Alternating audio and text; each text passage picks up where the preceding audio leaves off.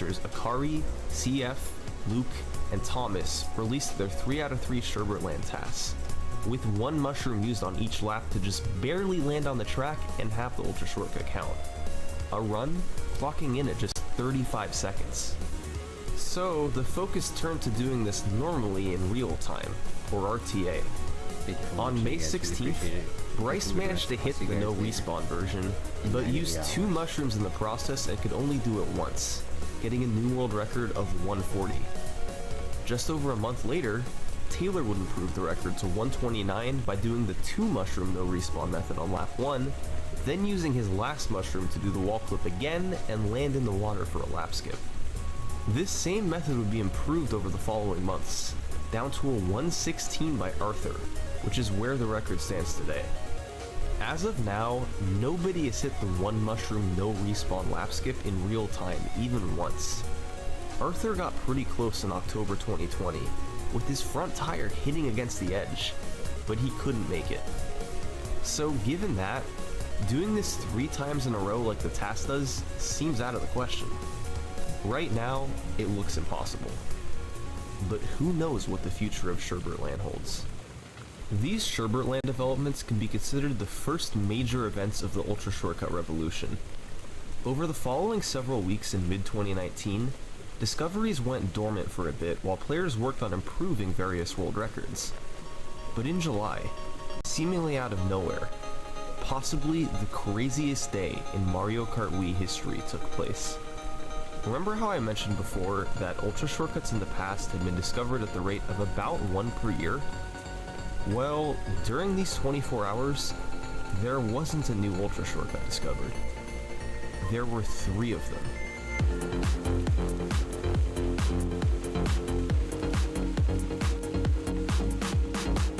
Call it a ridiculous coincidence. Call it a culmination of years of effort from the community. Whatever it was, the end result was incredible. On July 11th and 12th, new ultra shortcuts were revealed on N64 Bowser's Castle, Shy Guy Beach, and Koopa Cape. Bowser's Castle was first, being revealed on July 11th, and it looked quite similar to the one on Sherbert-Land. This shortcut was first theorized by a tasser known as CF, and successfully tasked by Luke with help from a handful of others. It began by doing a humanly impossible trick known as rapid fire hop abuse. The game needs your bike to be on the ground for at least 2 frames to update its rotational angle. By alternating pressing and releasing the hop button every frame, or 30 times per second, you can ensure that your bike is only on the ground for 1 frame at a time, so your bike's rotational angle will never update.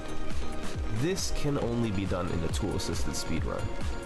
Then, once you get near this wall, you can release the rapid fire hop abuse, causing the game to quickly update your rotational angle and slam your front wheel into the ground. You'll briefly fly into the air, allowing you to get over the wall next to the finish line. By then doing a wall clip, you'll fly high in the air and down into the lava. This ultra shortcut works just like the one on Sherbert-Land. These checkpoints extend out a bit into the lava, so it's possible to land in them even without making it to the road. So once again, you can land out of bounds, respawn on the course, then go back to hit the last key checkpoint and finish the lap. But ultimately, even though the shortcut was similar in structure to Sherbert-Land, the rapid fire hop abuse made it TAS only. It was impossible to do this humanly. The second shortcut, on the other hand, was humanly viable, but it has quite the background. This same day the N64 Bowser's Castle Ultra Shortcut was discovered, a player named Breakson posted this gif of wall clipping off a bomb. Right away, CF realized the massive potential this had.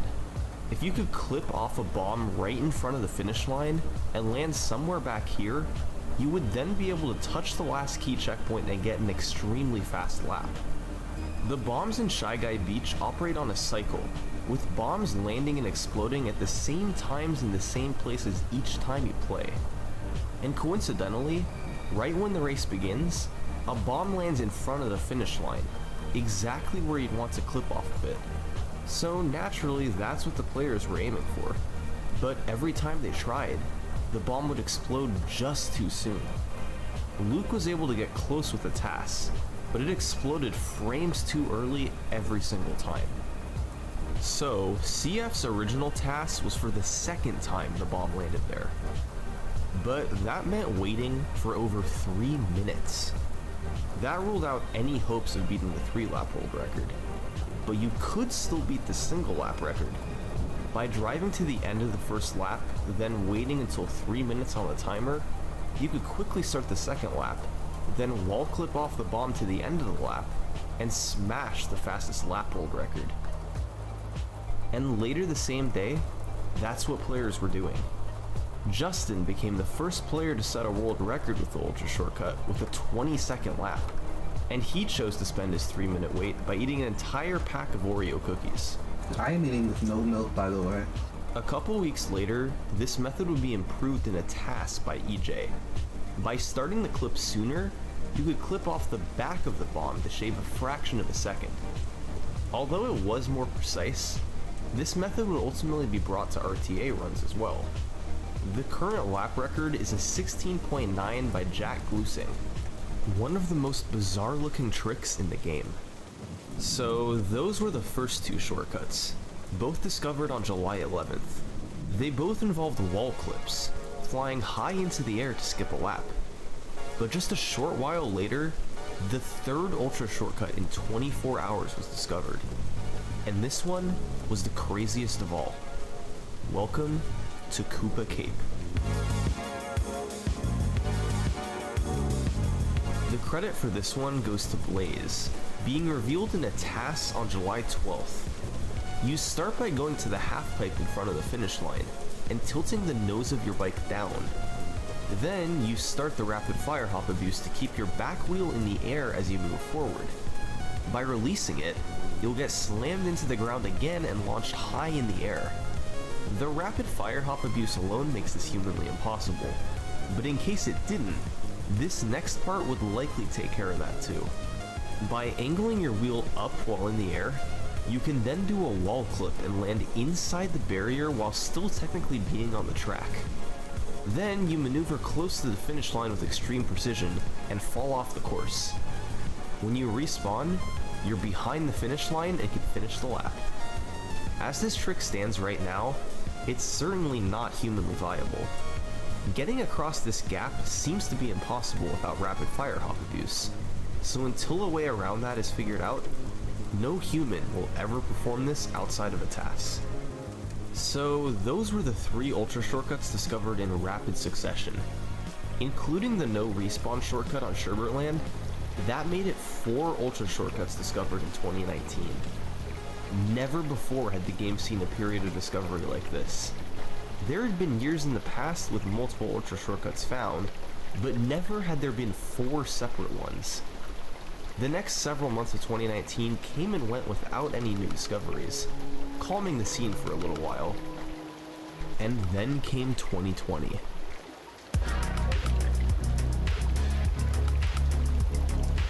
"2019 may have been an incredible year for Mario Kart Wii, but 2020 really was the year of the Ultra Shortcut.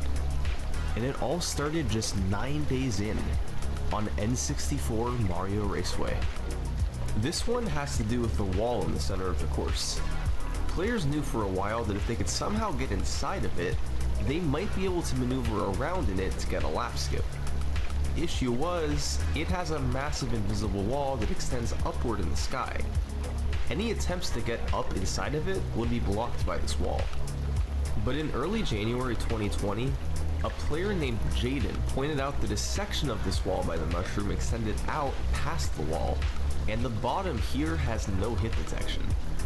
So if you could somehow go through this section of the invisible wall, you could land inside to set up a lap skip.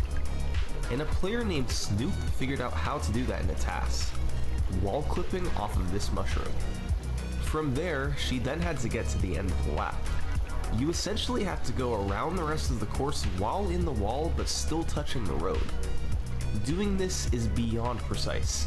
You have an incredibly tight space to work with. There's a point midway through where you have to turn more than 90 degrees to the left, and a player named Charlie figured out that to turn that far, You have to go extremely slowly and do a standstill mini turbo while in the air. This tedious movement continued for a while, but Snoop eventually got to the end of the lap. She then backed across the finish line, used a mushroom, and fell off the track, then respawned and drove to the end for a 19-second lap. This incredibly precise portion of the shortcut was developed by Jello Puff. You have to go from this box right in front of the finish line to this box back here, without touching this box between, or the lap won't count. It requires a perfect angle, but it can be done. This obviously can only be used for lap runs, since the setup takes far too long, and the best known task is a 16-second lap, published by EJ but with contributions from a plethora of players. But here's the crazy part. Technically nothing here is humanly impossible. There's no rapid fire hop abuse, and that wall clip at the start can be done. Even the movement inside the wall, as insanely precise as it is, technically none of those moves are strictly humanly impossible. So, will it ever be done? Conventional speedrunning logic says that anything theoretically possible will be done eventually, but it's hard to say if that applies here. Most in the Mario Kart Wii community don't see it as a humanly possible trick, even though none of the moves themselves are technically impossible. Right now, it just seems a little bit out of reach. The next shortcut, on the other hand, is absolutely out of reach. This is Dry Ruins.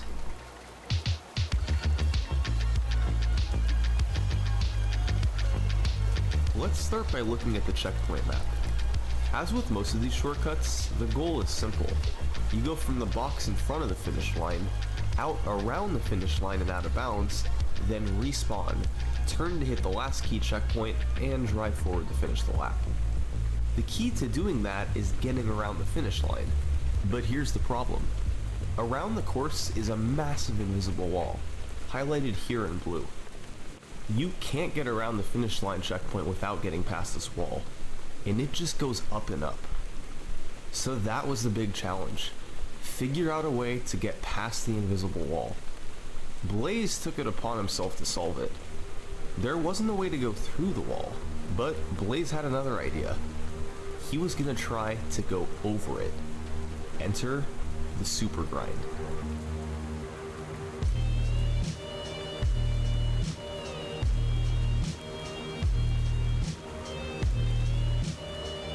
A super grind is a form of rapid fire hop abuse. You do the normal hop inputs on every other frame, but add in alternating between neutral and a direction on the control stick.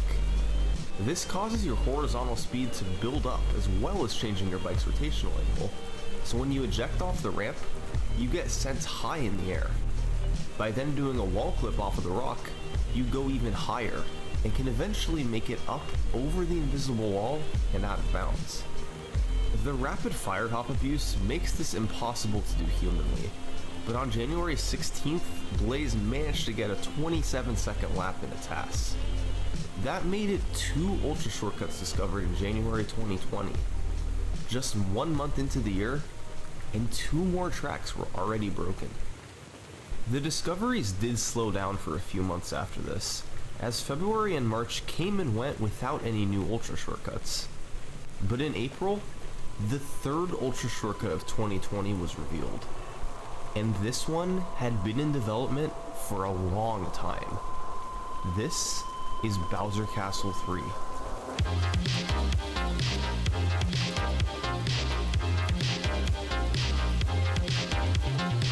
To start, we have to go back to July 2019, when Justin came up with a rough idea for an ultra shortcut that would barely save any time.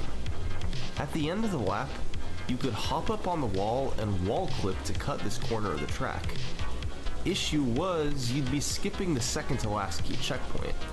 Your tracker would be at 5, then wouldn't update to 6, and since region 7 isn't loaded, the lap wouldn't count. But luckily, Justin had a way around that, skipping the first key checkpoint too. This might seem counterintuitive, but think about how the checkpoint system works. By skipping region 1, the game thinks you're still in region 0, meaning the last region is loaded too. So, skipping Region 6 is inconsequential since the only other region loaded is Region 7, and the counter updates once you get there, allowing for a successful lap. This same idea of skipping the first checkpoint to allow for a later skip was already used on Maple Treeway, so it wasn't a new concept. Justin's idea for skipping the first checkpoint involved wall clipping off the finish line pole, but that ultimately wouldn't end up working. The angle you would need to approach the pole wasn't viable for a wall clip, so that idea was ruled out. The next day, Benny theorized another method. It was actually possible to wall clip off of certain blocks. You can very precisely fall off the side of these blocks, then do a wall clip off of them to get launched far forward. And as Snoop figured out, this method was viable, but only if you use the Spear, the fastest bike in the game. Even with the second clip later, the lap was still slower than the non-shortcut record, since the Spear's poor drift cost too much time. The non-shortcut task to beat was 36.656. If someone could get a time under that, then this would officially be a new ultra shortcut. Estaloy 62 and Curio would later prove that the first skip was possible with the Flame Runner, the bike typically best for getting fast times. That opened the door to maybe turning it into an official ultra shortcut, but when Akari and Monster lowered the non-shortcut task down by half a second in October, that put a bit of a damper on things. But a few months later, a group of taskers came back. They felt that if they could just find a bit of time to save, they could make this ultra shortcut a reality. So they got to work. The time to beat was 35.936.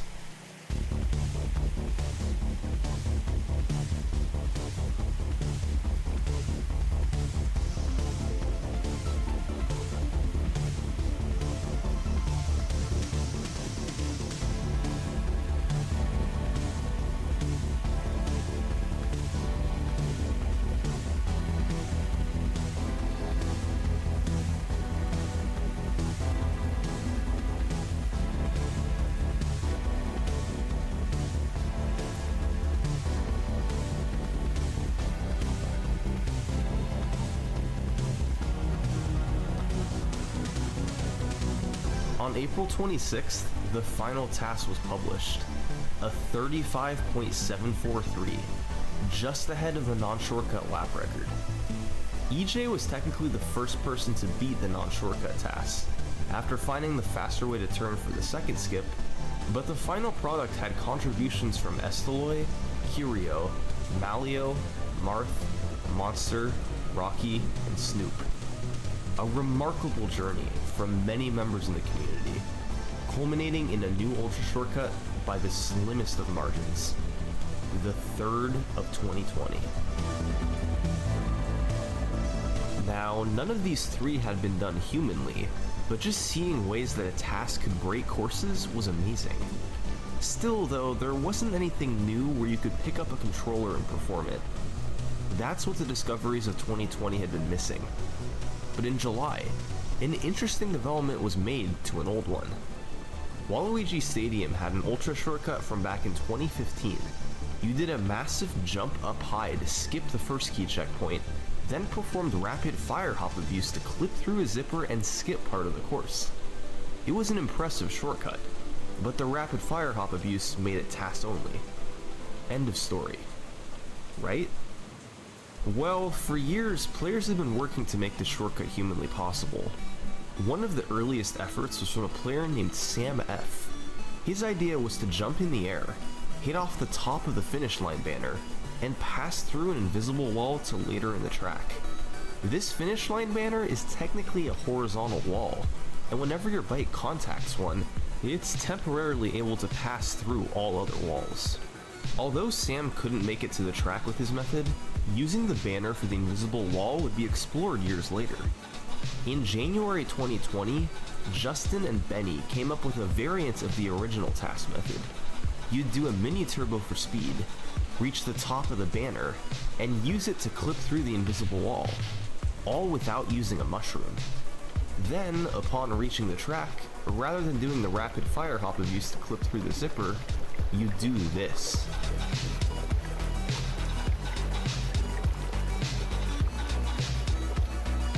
Believe it or not, this second part of the shortcut was viable.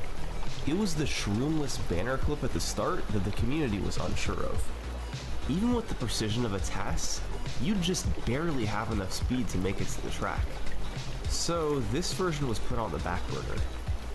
But then, half a year later, Jello Puff proved that Sam's original method was possible to do in real time.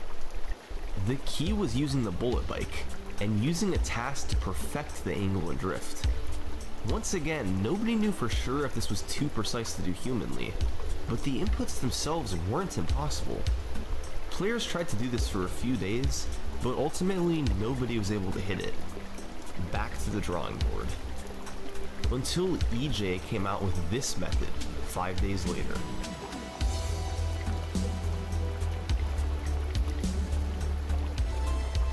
It was similar to Justin and Benny's method, but had much more leeway. You would use a mushroom to make it up to the banner, then clip to the left and have your front tire hit the dirt. By then hopping, your bike will bounce to the right, just enough to make it to the course. You could then turn around, hit the last key checkpoint, and finish the lap. Right away, people figured this would be humanly possible. The question was, who would pull it off first? Well, just 3 days later, that question was answered. The player's name was Logan, and he managed to time the hop perfectly and land out of bounds to get a 1:48 3-lap record. This was effectively the same as the TAS version, but he had to waste some time getting picked up rather than landing right back on the course. This record would eventually be lowered to 1:43 by not having to respawn, but there's still potential to take quite a bit of time off of it. It's possible to do this shortcut 3 times in a race, using 1 mushroom per lap. But given the difficulty of doing this just once, it's a bit of a long shot. There's also been attempts to hit Sam's original method, which would be faster, but nobody's been able to yet. If either of those 2 tricks are hit, Waluigi Stadium's record could still be crushed. But as it turns out, the improvements to old strategies weren't done. Let's take a look at Ghost Valley 2. This one is pretty small, but looks impressive. The original Ghost Valley 2 shortcut was discovered in 2009 and involved doing a wall clip off the finish line pole to skip further in the track. But 6 years later, this shortcut would be improved by, of course, none other than Blaze. After landing from the first wall clip, you could turn around and do a second one off of these blocks, skipping to the end of the lap. The checkpoint map shows how this works. By leaving from the finish line box, the game still thinks you're in region 0. So skipping to later in the track is no issue. As long as you go back to hit the last key checkpoint, the game thinks you drove the lap normally and counts it. The only issue with this shortcut was that it only saved a fraction of a second, since you used all your mushrooms and couldn't do a normal wall clip on the other laps. Even though the second part was humanly possible, doing it fast enough to save time was tough. For years, nobody was able to do it in the 3-lap record. But finally, in October 2020, Logan did it, beating the old record by just a 1/10 of a second. And to this day, nobody else has been able to pull off both wall clips in a world record speedrun. So that makes 5 ultra shortcuts or ultra shortcut improvements pulled off in 2020. These shortcuts have a wide range of human viability. Some are tricks humans can regularly perform, like Shy Guy Beach or Ghost Valley 2. Others will never be pulled off in their current state. Courses like Dry Ruins have tricks that make them impossible. One of those TAS-only shortcuts was N64 Bowser's Castle. I mentioned before how this trick involved rapid fire hop abuse to get over the wall. Alternating tapping the hop button on every other frame 30 times per second isn't humanly possible. So any trick that requires this can't be done outside of a TAS. But remember what I said before? The rapid fire hop abuse made it TAS only. It was impossible to do this humanly. Was impossible. Keyword was. In November 2020, Tasser CF came back to take another look at N64 Bowser's Castle, looking for a way to bypass the rapid fire hop abuse. And sure enough, he found a way to make the ultra shortcut humanly possible. This is the barrel roll. This was a trick discovered the same year the game came out, back in 2008, but wasn't fully explored until many years later.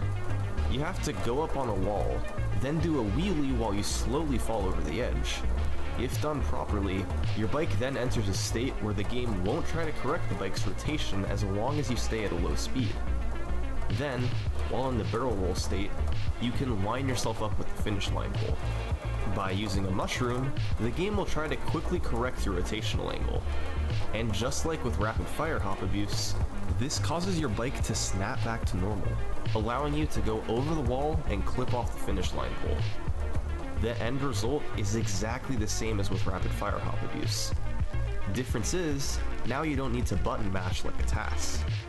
But doing this trick was still unbelievably precise. You needed to get the correct bounce, be lined up perfectly with the pole, then get a big enough clip to make it all the way to the checkpoint. 3 variables that, despite technically all being possible, needed a miracle to all line up in the same run. Who was crazy enough to try to get all of that? The answer, of course, was Logan. This was the same guy who first pulled off the Waluigi Stadium shortcut outside of the TAS, and who first got the double wall clip on Ghost Valley 2. He had also gotten dozens of other records over the course of a few years, so he certainly had the skill needed to do this. But this was one of the hardest tricks ever discovered in Mario Kart Wii. These were his attempts in the winter of 2020.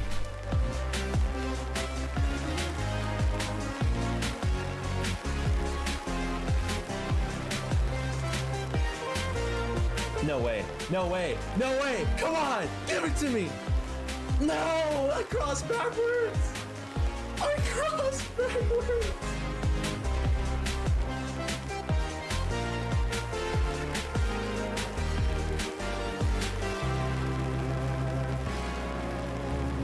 I don't think they care about shortcuts. I think we just did it. I think we just did it. Oh no! How? No! I thought that was it. What? No. Turn out on this. I need a new track. Never mind. Oh, come on, please, one time. Oh, come on.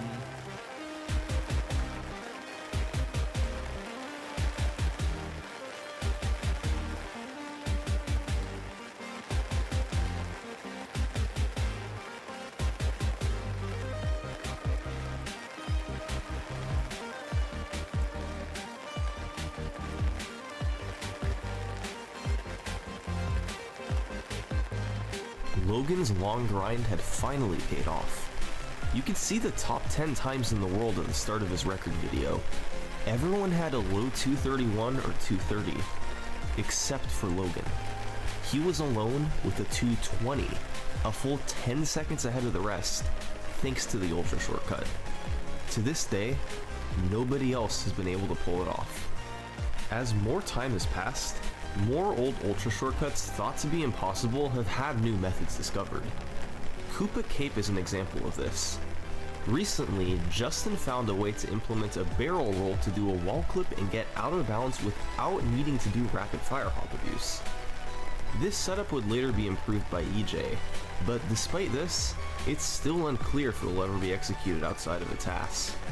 The precision needed is beyond nearly every other ultra shortcut in the game, and although players have tried, nobody has come close to hitting it yet. Now, there's still one more course we have to talk about, and you probably know which one it is. This is Rainbow Road. This shortcut's legacy is unrivaled. Rainbow Road's ultra shortcut is a trick that perfectly exemplifies the community's effort, and this story around it is simply incredible. It all started back in March 2016, when Tasser Estaloy62 posted a video to YouTube, Rainbow Road, New Ultra Shortcut. This video was a task where Estaloy went forward, then turned around in front of the railing. She then got some speed and hopped, barely balancing on the outside of the railing.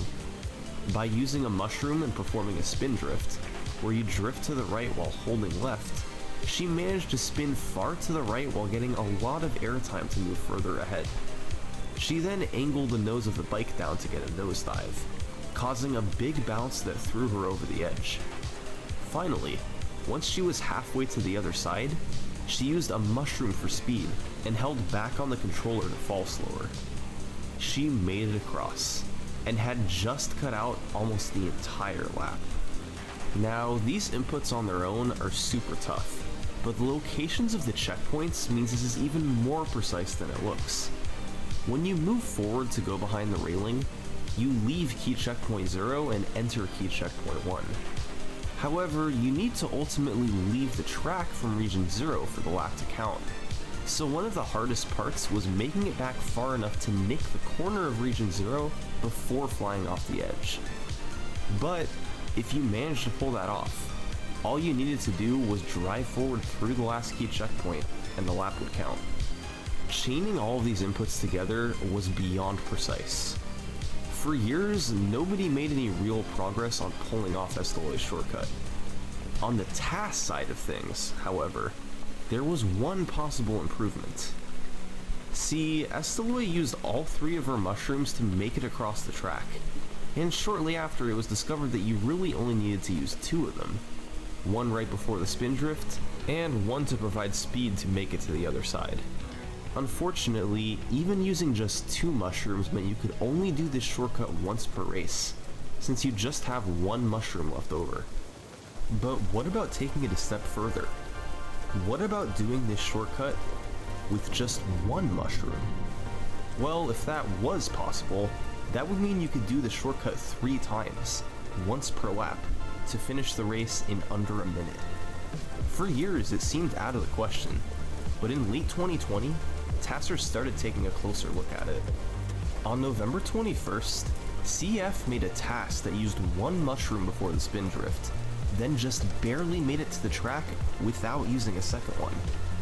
He did it, but the lap didn't count. The reason why was because he didn't go far enough back to enter region 0. This step was much harder than it looked.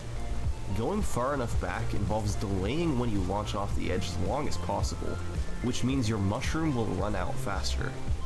CF used the Quacker to help him, since it gave better bounces at the cost of a slower speed, but still wasn't able to make it far enough back. What this run did do, however, was inspire Malio to start attempts of his own. Malio is a well-known tasser of Paper Mario, Mario Kart Wii, and various other games. In late December 2020, he turned his attention to Rainbow Road, trying to become the first player to create a 1 mushroom task of the Ultra Shortcut. He didn't know if it was possible, so all he could do was sit down with the task and try it over and over.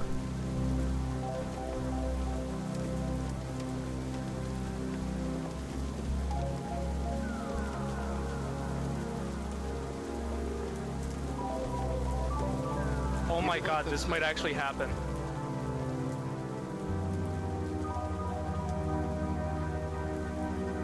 Holy...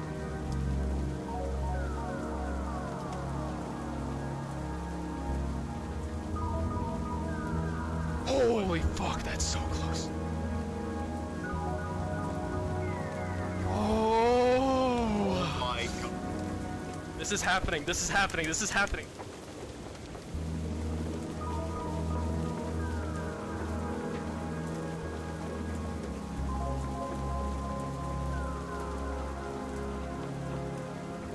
Hello, summoning salt, how are you? Alright, now I have to make it.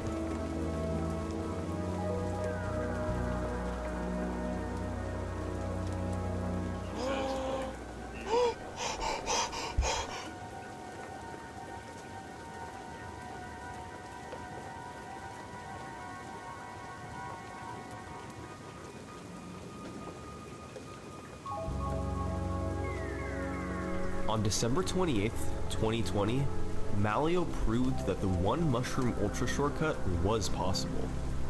Rainbow Road's ultra shortcut could now be done on each lap. The course is done. Mario Kart Wii did its best to make players drive normally, but thanks to the efforts of so many in the community, it was overcome.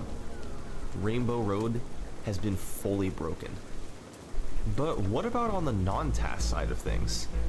This 3 out of 3 one mushroom method is considered 100% humanly impossible. Partly because of its precision, but partly because Malio briefly did rapid fire hop abuse as well.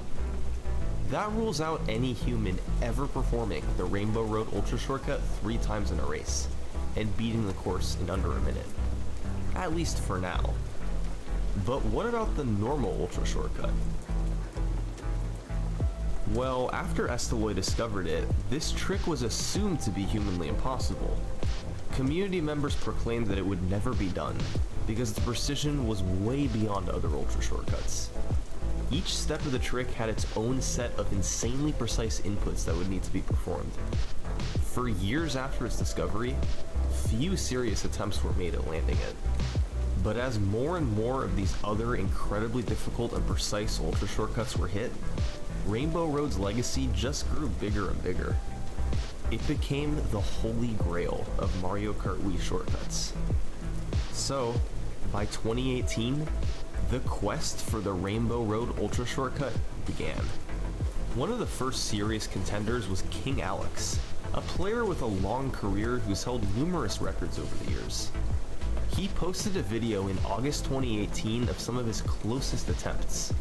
There were some nice runs, but they all either didn't have enough rotation or had too small of a bounce.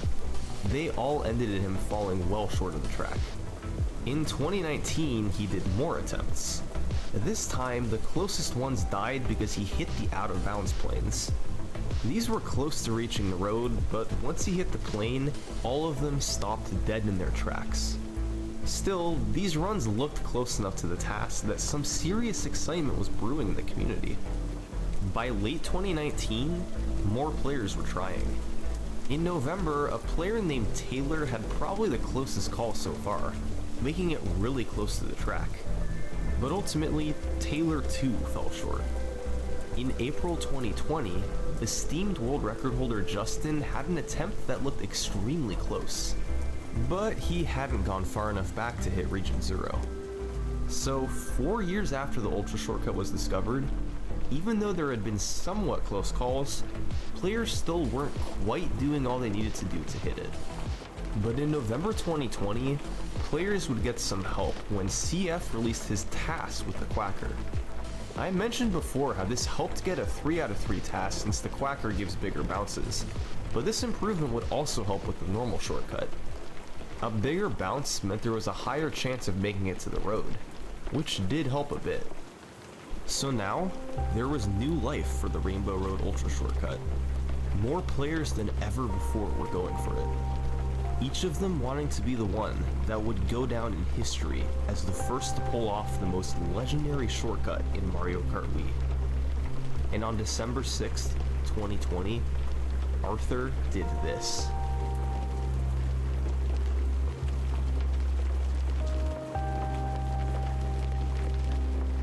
But the lap didn't count. He had just missed going back far enough to reach Region 0. A YouTuber named Windbag4 posted a demonstration that had a green line to represent where Arthur needed to go for the lap to count. As you can see, he barely missed nicking it, so the checkpoint didn't update. This tiny distance was how close Arthur came to making history. The very next day, a player named Core became the second person to cross the gap of Rainbow Road.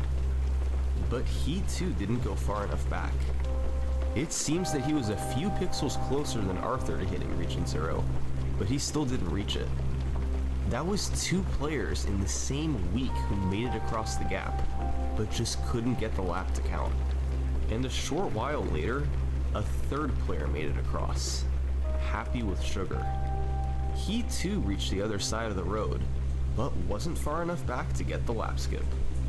And unlike Arthur and Core, Sugar would go on to repeat this feat 5 more times, leaving him with half a dozen skips that didn't count a lap. Yeah, y'all see that? It's number 6. It's not a lap count. Don't get too excited. That was the real hard part of this ultra shortcut. Making it across the gap was tough, but doing it from region 0? That was another story. Despite all of these close calls, none of them were able to get the lap to count.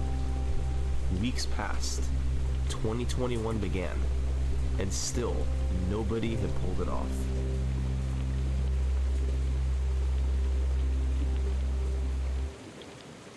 At this point, the Rainbow Road Ultra Shortcut had stood the test of time for 5 years. Thousands of attempts from dozens of different players. In my first Mario Kart Wii video, I made a sincere statement. The Rainbow Road Ultra Shortcut would one day be pulled off. The only question was, who was going to be the author? Well, turns out, I was pretty close.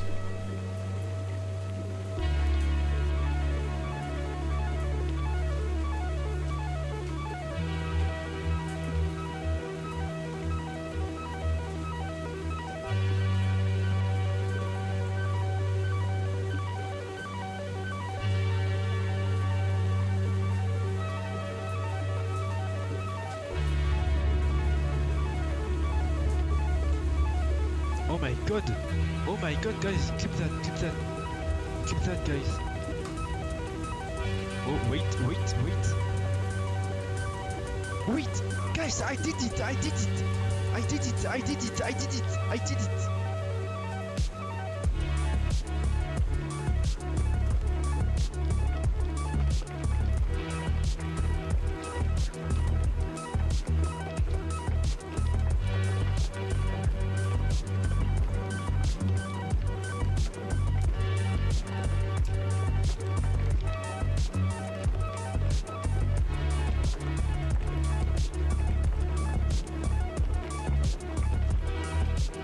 If you enjoyed, it would mean a lot to me if you could share the video with 1 to 2 other people. It goes a long way on YouTube. Also, the pages for those who helped me make this are in a pinned comment, so check them out if you're interested. Thanks.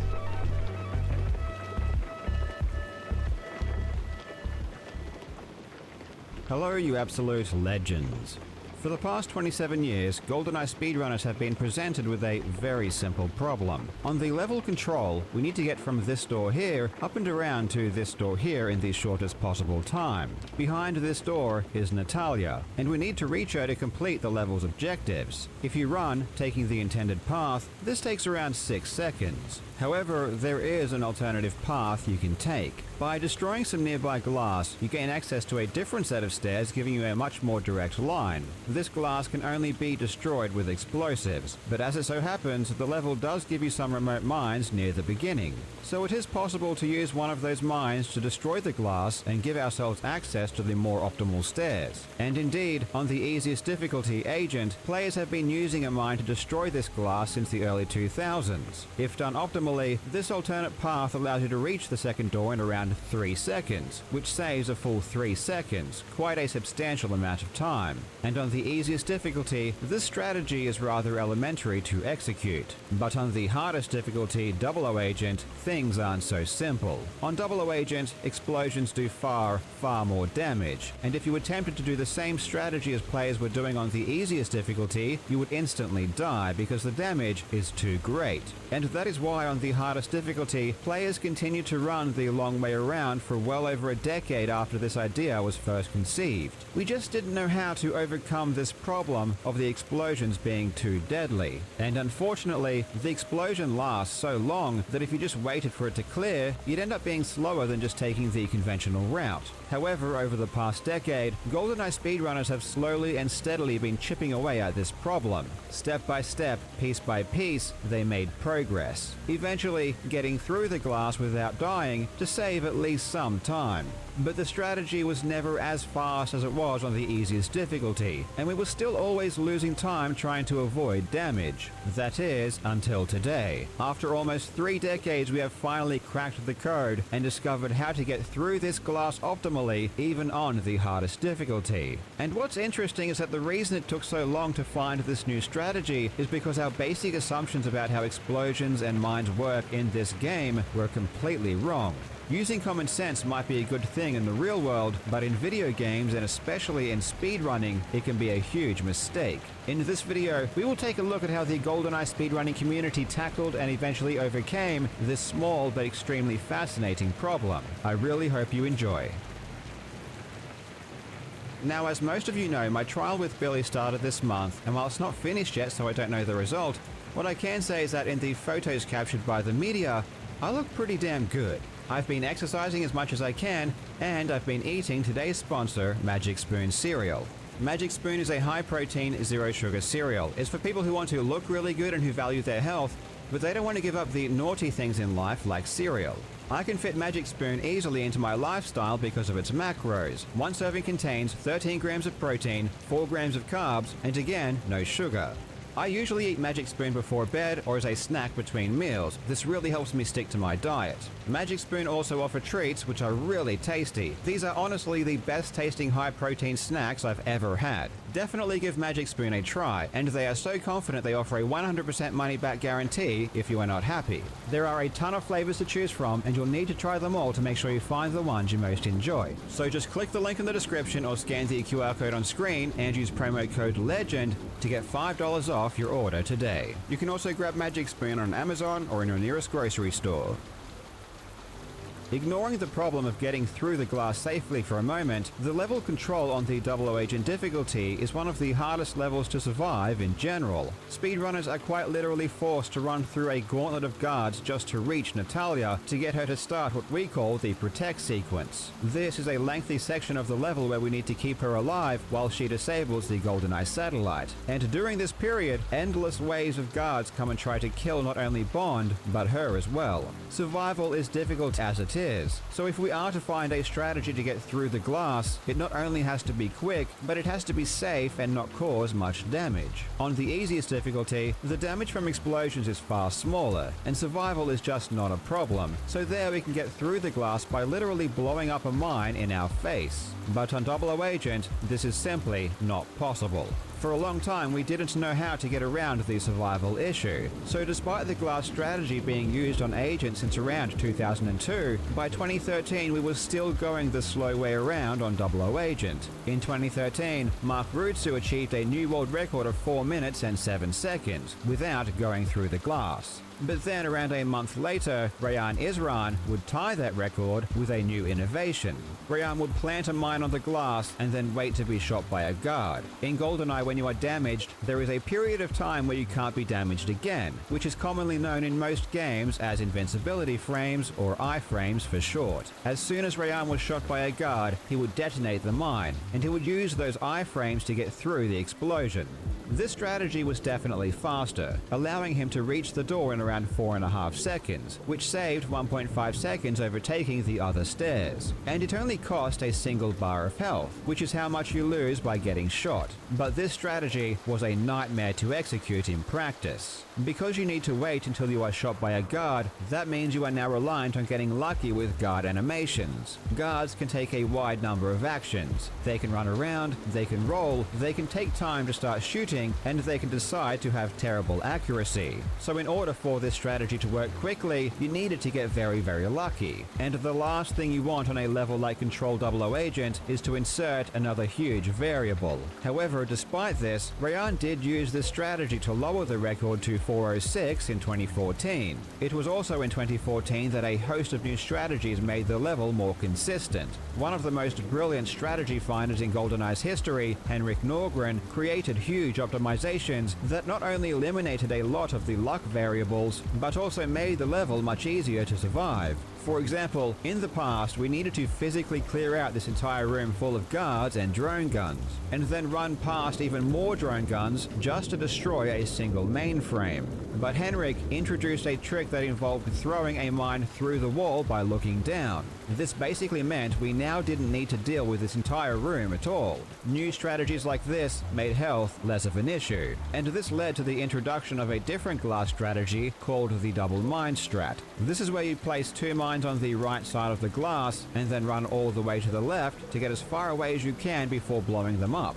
This was a strategy developed back in the early 2000s, which was used on the medium difficulty Secret Agent. On Secret Agent, you can't use the agent strategy because again, you would die, but this strategy was a reasonable alternative. That extra distance from the mines is just enough to survive, because the further you are away from the explosion center, the less damage you take. However, it wasn't used on 00 Agent because it effectively took away half of your health that you desperately needed for the rest of the level. But with the health-saving strategies that had recently been introduced, it was now feasible to use this strategy on 00 Agent and still survive the rest of the run.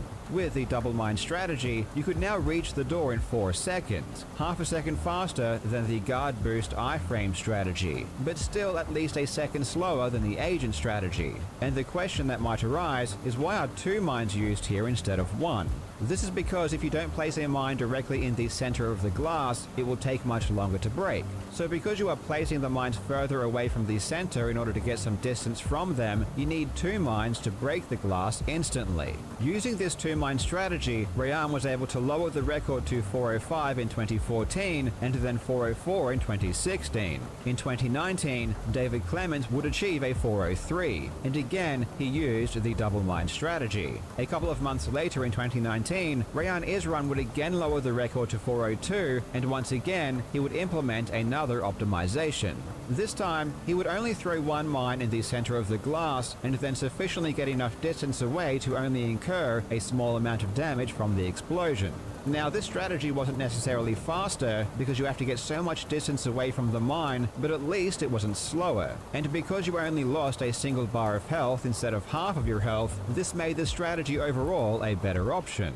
The caveat is that this strategy is exceptionally precise. The timing of the explosion and the distance you need to be from the mine in order to both not die and not be much slower is insanely tight. And to this date, no one else has been able to replicate this particular glass strategy in the same manner. And for the next 5 years, no progress had been made. Aside from Rayan, who used that very specific strategy, most people were still using the double mine strat. But either way, both strategies were still a full second slower than Agent. And here's the thing. There is one crucial thought process that makes both of these strategies slower than they need to be. The core concept of both the double mine strategy and Rayan's more recent innovation was the idea that we need to distance ourselves from the mines in order to not die. And this is a completely reasonable thought process, because we know that if we are further away from a mine when it detonates, you are damaged less. This is not only what our usual experience of the game is, but it's also what you would expect.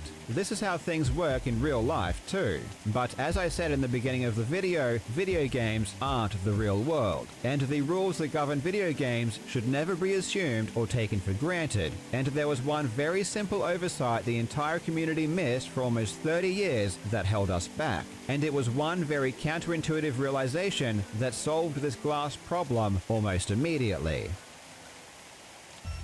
Right now, I'm staring at a remote mine, and I'm playing on the 00 Agent difficulty. If I detonate this mine, I'm killed instantly because I'm too close. We've already established this over the course of this video. Now I'm in the exact same situation again, but this time I've placed another mine to my left. Intuitively, you might assume 2 things if I were to detonate these mines. You might think that because there is a mine in my face, just like there was in the first example, that I would die. The second intuitive thought is that if the other mine is also in range to damage me, then if anything, I'd be extra dead, because now I'm also getting damaged by a second mine. But shockingly, if I detonate these mines, I'm only inflicted with a single bar of damage. This makes no logical sense. But in order to understand why this happens, we need to realize 2 rules of GoldenEye. First, you can only be damaged by a single object at any one time, meaning that if there are 2 explosions within range to damage you, only one will ever hit you. The other rule is that the way GoldenEye decides which explosion to hit you with has absolutely nothing to do with its distance from you. And what we didn't realize before, and have only just discovered, is exactly how the game prioritizes which explosion will count. Previously, we assumed either the closest explosion would hit you, or all of them within range, or it was random. But it's actually very specific. If I place 2 mines within range, it will always be the first mine that I placed that damages me. So if I place the first mine further away and the second mine in my face, it will still be the first mine that inflicts the damage. But here is where it gets weird, because if I were to take that exact same logic and apply it to the glass pane on control, placing the first mine further away and one in my face, it will always be the mine directly in my face that damages me, and I will always die. The logic appears to be the complete opposite, and this is because the logic the game applies depends upon what the mine is placed on. And for this, there are 2 main categories. One is the general terrain of the level, the basic structure, the walls, the floor, the roof, the basic outline that encompasses everything within.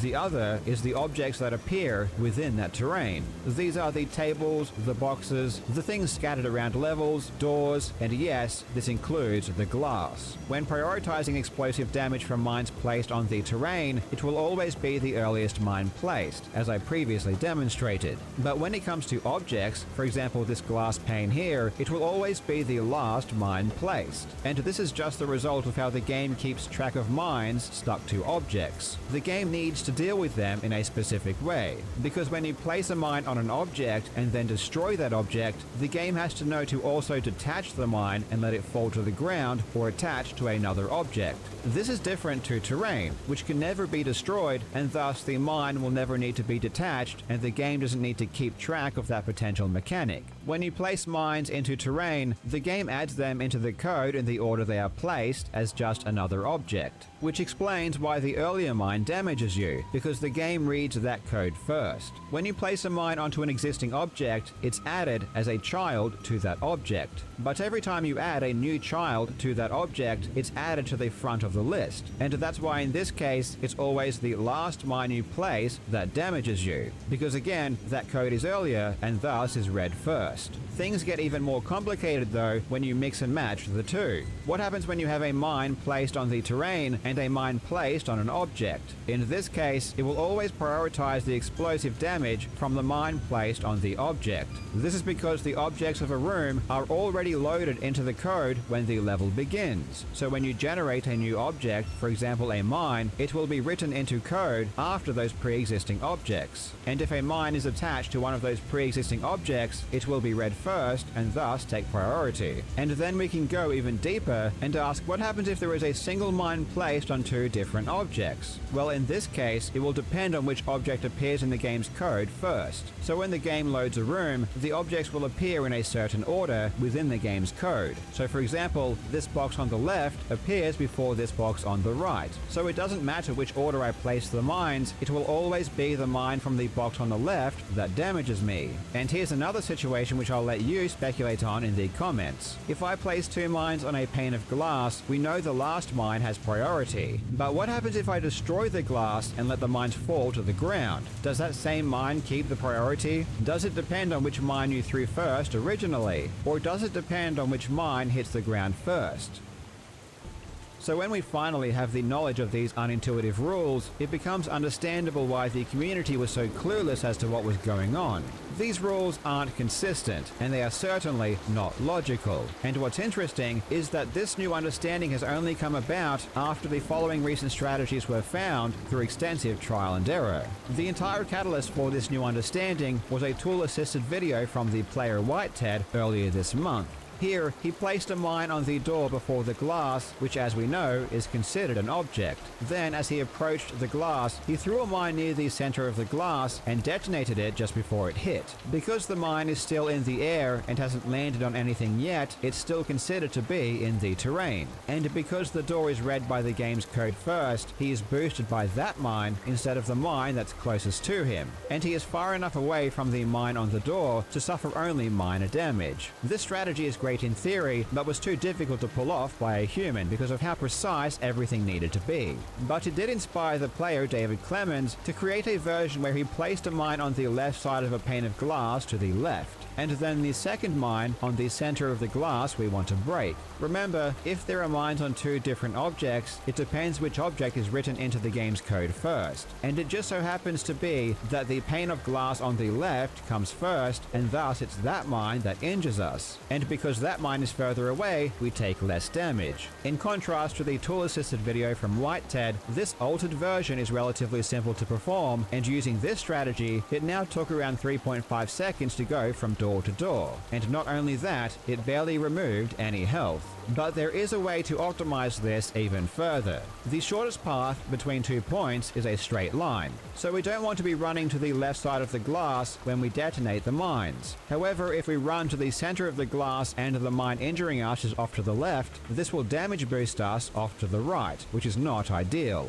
Thus, if we want a straight path through the glass to the stairs, and we want that mine to damage boost us forward in that same straight line, we must place the first mine either on the floor or the ceiling so that it detonates directly behind us. And when we throw the second mine, we must ensure that it's detonated in midair just before it hits the glass. If the second mine hits the glass, it would then take priority because it's now attached to an object, and this would kill us immediately when it explodes. This strategy obviously does require some skill, but if done correctly, it is comparable in speed to the existing agent strategy, and not only that, it barely removes any health. Now, finally, after nearly 3 decades, we have a strategy on 00 Agent that gets us from door to door in about 3 seconds, just as fast as on the Agent difficulty, and on top of that, with plenty of health to spare. We haven't seen a new world record with this strategy yet, but given that it's a full second faster than the previous world record strategy, it's easier to implement and barely cost any health. I have a suspicion that we might see something very soon.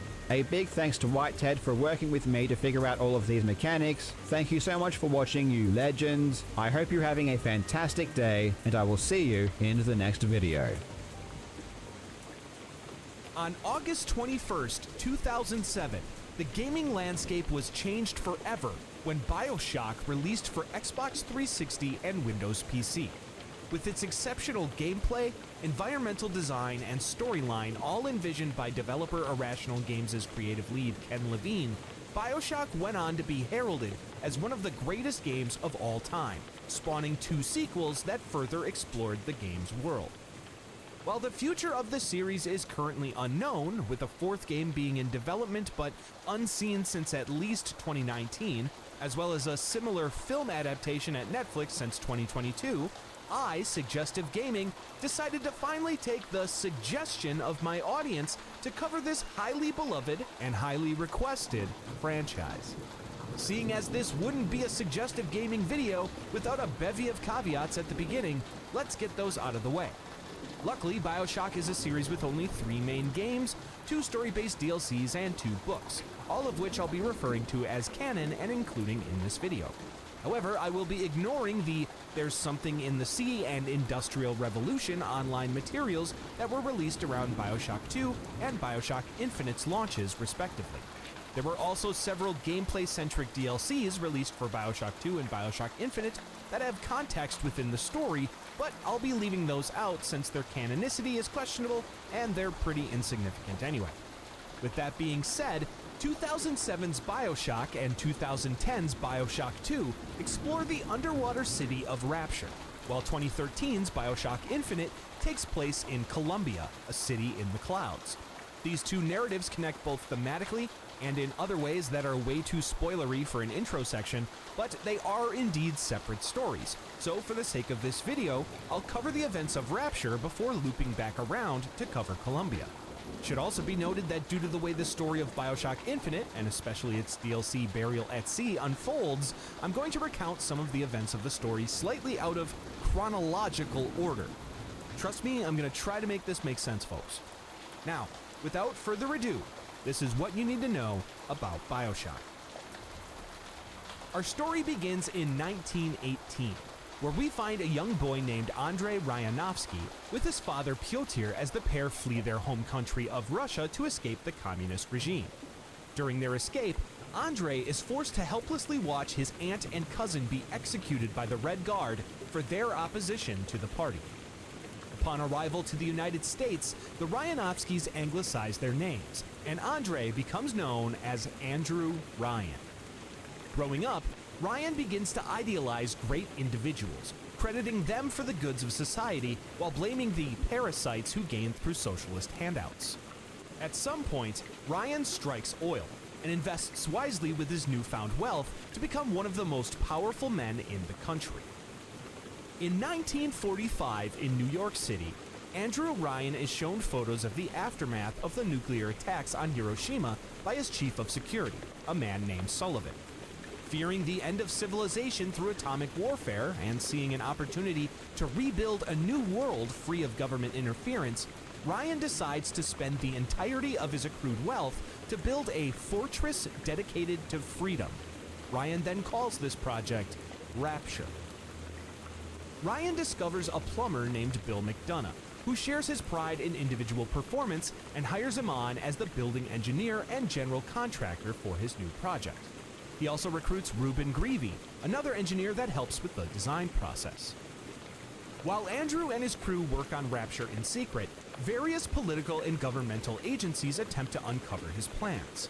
The FBI recruits a con man known only as Frank Gorland to look into the project, but he instead decides to work alone, knowing that whatever Ryan's involved in must require a massive bankroll. Gorland soon learns that Ryan's plans somehow involve building a city underwater in the North Atlantic. As Ryan continues to work on Rapture, an underwater city where his social experiment of the power of self-interest can be tested, he begins to recruit the exceptional individuals to fill it with.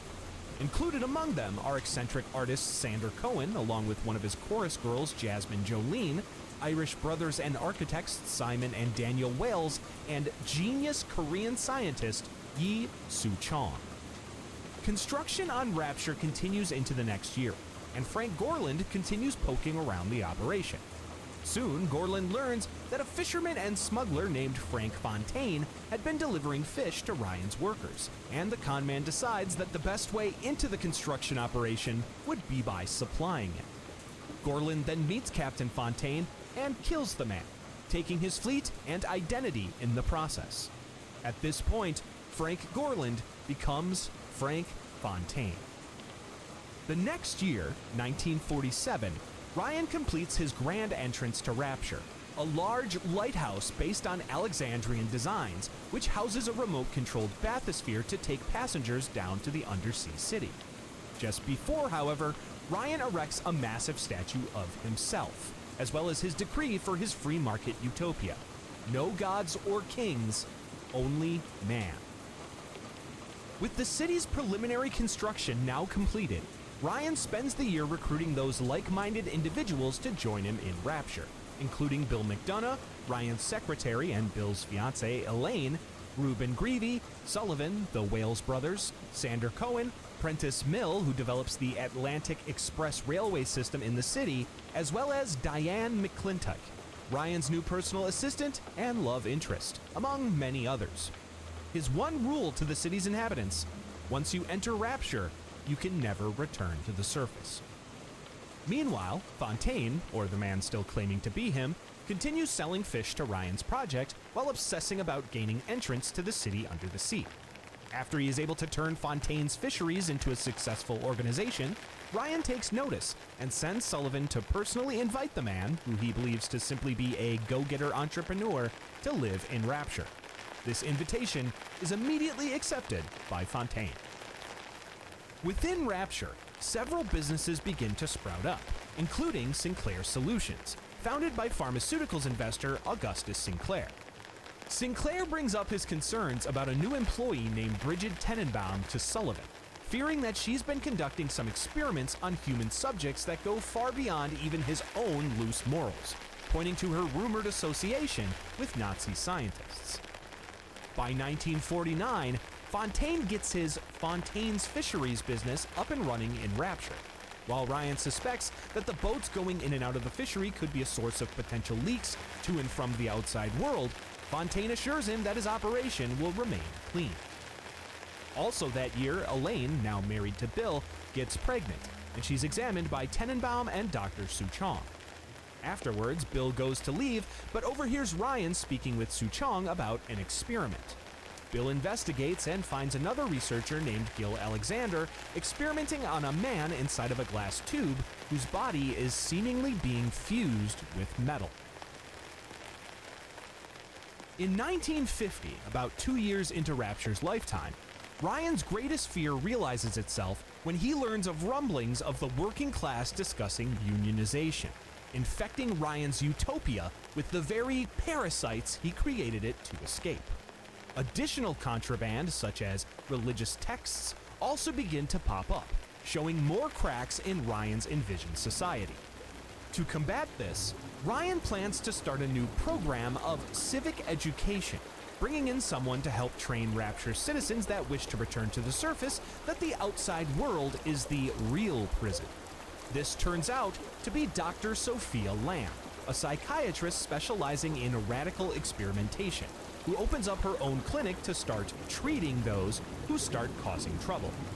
Around this time, Tenenbaum falls out of Ryan's favor, and one night she comes across a deck worker who had somehow miraculously regained use of his paralyzed hand. The worker claims that they had found a sea slug mixed in with their fishnets, and when it bit him, it somehow cured his paralysis. Tenenbaum then buys the specimen from the man.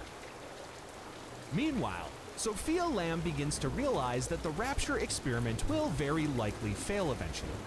She then begins to plot her own social experiment to take place in the event that Andrew Ryan falls and she is able to lead Rapture. The following year, Frank Fontaine calls Tenenbaum and Suchong to a meeting. Fontaine, as it turns out, has been behind the smuggled-in contraband as part of his efforts to sow the seeds of distrust in Ryan to eventually overthrow him and take control of Rapture. Fontaine recruits the scientists to work on research for him. Suchong is tasked to focus on his gene splicing experiments, while Tenenbaum is asked about her research into the sea slugs, which Ryan has no interest in funding. The scientists agree to work for Fontaine under Ryan's radar, with Suchong requesting not only money, but human specimens for his experiments, namely young children whose cells have more possibility for growth. In 1953, Tenenbaum discovers a genetic material inside of the sea slugs, and she calls it Adam. With Adam, Tenenbaum is able to create serums, called plasmids, that can rewrite a host's DNA, giving them new abilities. These abilities need constant re-energization, however, which is provided from a consumable substance that Tenenbaum appropriately names Eve. She also theorizes that while there's only a finite amount of Adam and Eve the slugs can produce on their own, if the parasitic slugs are implanted in human hosts, they could create Adam factories. By the next year, Fontaine opens Fontaine Futuristics to focus on the research and production of Adam and the plasmid serums that give their users extraordinary superhuman abilities, from controlling fire, ice, and electricity to becoming faster and stronger. Suchong works to get plasmid users control over their new powers, but soon learns that overdosing is a very real and very worrying possibility. Those that consume too much Adam cause their bodies and minds to mutate, leaving them as deformed, violent creatures which become known as splicers. Quickly, plasmids become wildly popular among Rapture's citizens, putting Fontaine in an extremely powerful economic position. This creates an extremely public power struggle between Fontaine Futuristics and Ryan Industries. In 1955, Sophia Lamb's followers, who had been growing in the shadows, create an explosive demonstration in a section of Rapture called Hephaestus as a political warning. This act of defiance brings Lamb's anti-Ryan sentiments into the spotlight, and Ryan is forced to take her seriously. That same year, a deep-sea diver known only as Johnny Topside accidentally discovers Rapture and is brought to Andrew Ryan's attention. Ryan finally grows frustrated and has Johnny Topside arrested, along with Sophia Lamb. Lamb is then taken to Persephone, a secret prison operated by Augustus Sinclair, where Ryan sends those who threaten Rapture's ideals. This doesn't faze the woman, however, as she knows her daughter will soon rise up, while she plans her own uprising from inside the undisclosed gulag. Sophia begins to work with the prison warden to recruit her fellow patients for experimentation, but unbeknownst to him and Sinclair, she also takes the opportunity to indoctrinate these subjects with her ideology, creating sleeper agents and preparing them for her signal to spring into action. As the threat of plasmid abuse and addiction grows in the underwater city, Ryan and his Rapture Council agree to throw aside their ideals temporarily to attempt to regulate their use and get the growing splicer problem under control. Coincidentally, Sander Cohen begins his own twisted experimentation with Adam around this time. Meanwhile, Fontaine continues to consolidate his power, attacking Ryan directly by using his growing wealth to open charity organizations. He establishes the Little Sisters Orphanage, ostensibly to care for Rapture's orphans, but in reality, to harvest Adam more efficiently. Fontaine and Tenenbaum implant sea slugs into young girls, transforming them into little sisters who can rapidly produce Adam. In the absence of her mother, Sophia, Eleanor Lamb is placed in the care of singer Grace Holloway. However, when Eleanor sees that her mother's property, Dionysus Park, has been trashed and bankrupted by reporter Stanley Poole, she attempts to confront the man. Out of fear, Stanley captures Eleanor and sells her to Fontaine's orphanage.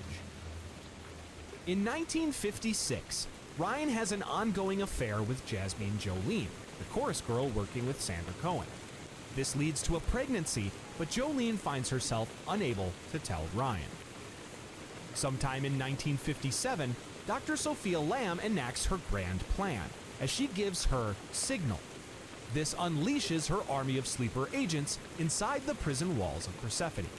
Sinclair and the warden flee in the ensuing riots, giving Sophia and her followers, known as Butterflies, control over Persephone. Continuing his war with Ryan, Fontaine begins to spread communist propaganda under the pseudonym of Atlas. The underprivileged begin to look to Atlas for hope as they begin to grow resentful of Andrew Ryan's massive wealth and control over Rapture. Knowing that the only way to gain control over Rapture would be by igniting a civil war, Fontaine has his men kill 3 of Ryan's constables in the city square as a public first shot.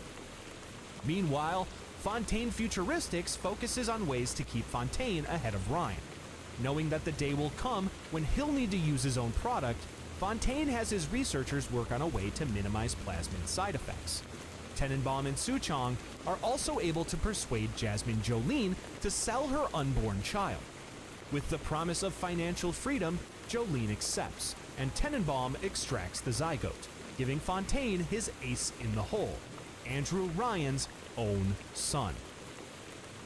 Fontaine instructs Suchong to experiment on the child, who is called Jack, starting with accelerated aging so the boy will grow to adulthood within a year's time.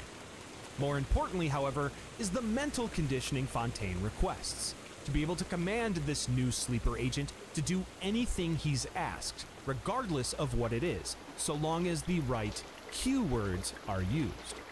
As Suchong begins to work on the boy, implanting him with false memories as he lays in an incubator of the doctor's design, Tenenbaum begins to sympathize with all the children they've been forced to experiment on by Fontaine, as Jack is taken to the surface to live his fabricated life while he awaits his new master's command. The powder keg of unrest finally blows when Andrew Ryan's heavily armed men raid Fontaine's businesses to investigate the smuggling operations.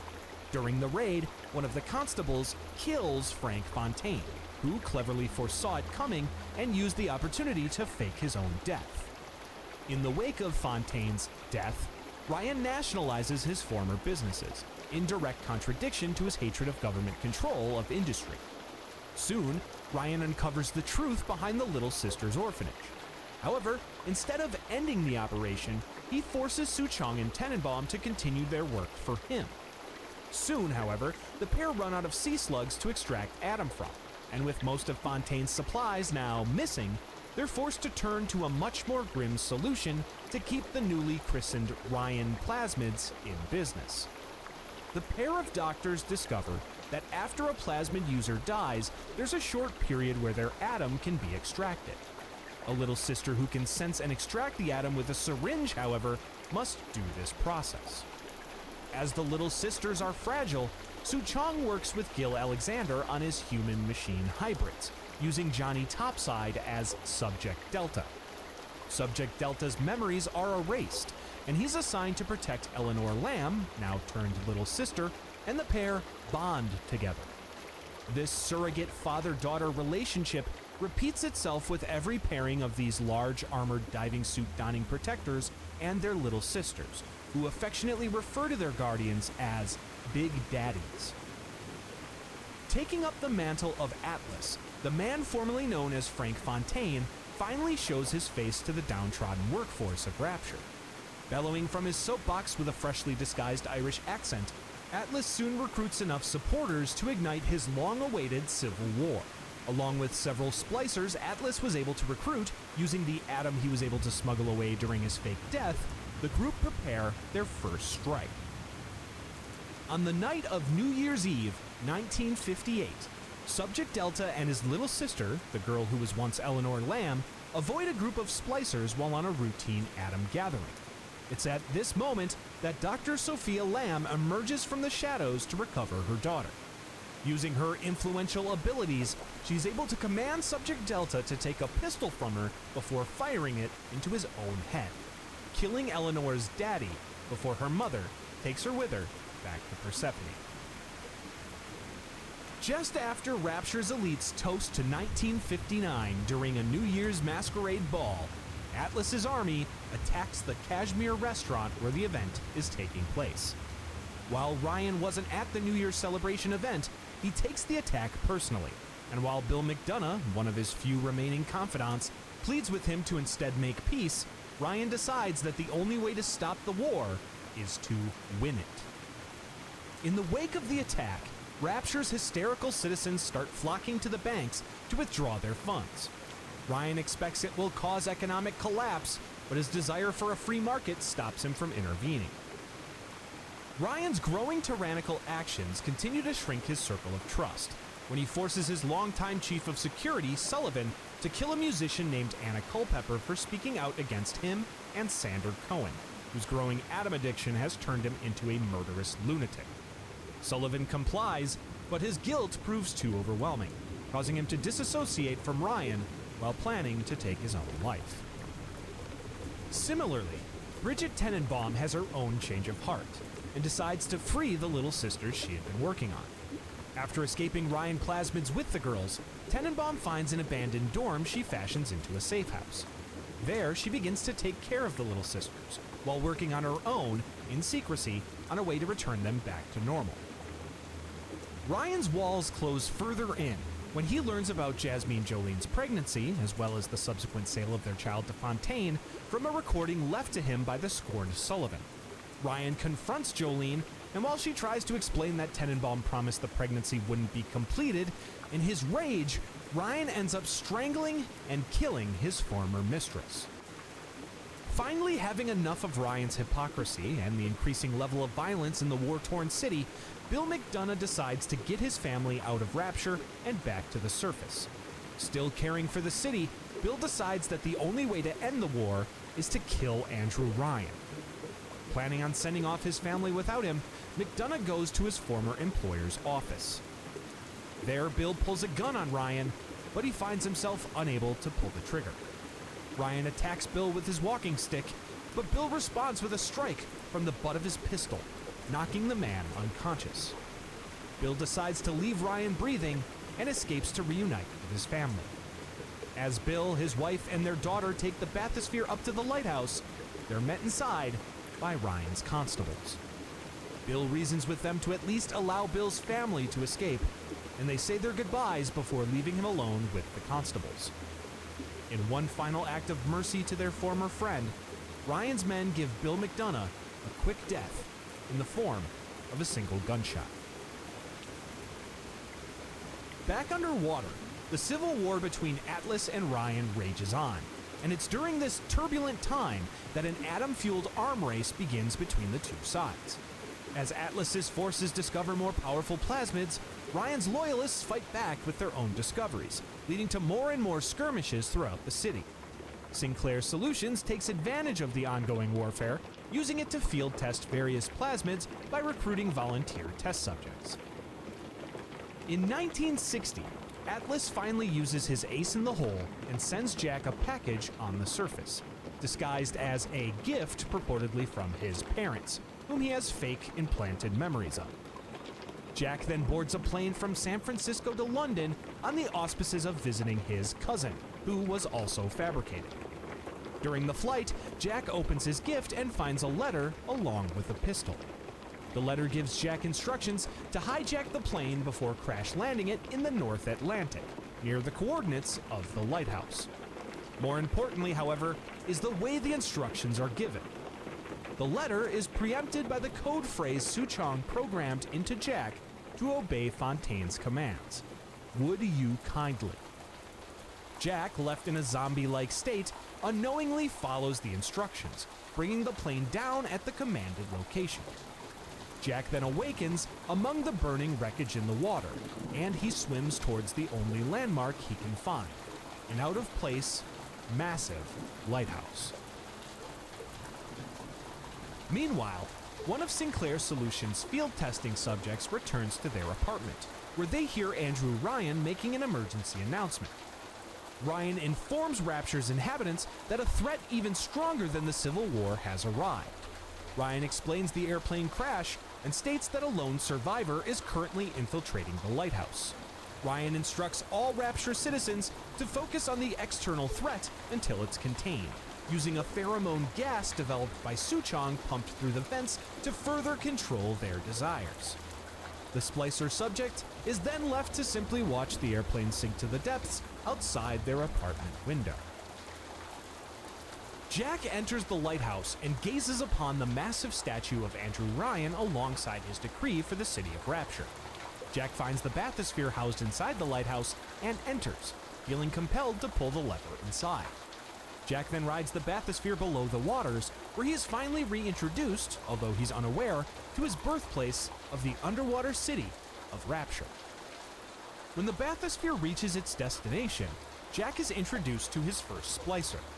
When it scurries off, Jack overhears a voice from a nearby shortwave radio, asking if he would kindly pick it up. Jack does so, and the man on the other end introduces himself as Atlas, maintaining his freedom fighter ruse while continuing to command his unknowing agent through Rapture. Soon, Jack discovers his first plasmid and injects himself with it, giving him the atom-based powers needed to fight off the splicer threat. Atlas asks for Jack's help to find his family in the Neptune's Bounty section of Rapture. On his way, Jack comes across a little sister and watches as her big daddy arrives to viciously protect her from a splicer. Soon, Ryan discovers them and locks down the entrance to Neptune's Bounty, believing Jack to be some kind of government agent sent to disrupt Rapture. Jack searches for another way to the port to rendezvous with Atlas, and after fighting through a deranged plastic surgeon named Steinman, he witnesses a splicer kill a big daddy. As the splicer attempts to harvest the atom from its bonded little sister, however, Tenenbaum arrives and shoots him dead. Atlas mocks Tenenbaum over the radio, blaming her for creating the little sisters in the first place, but the doctor pleads with Jack to use a plasmid she successfully developed, which can return the little sisters to their original state.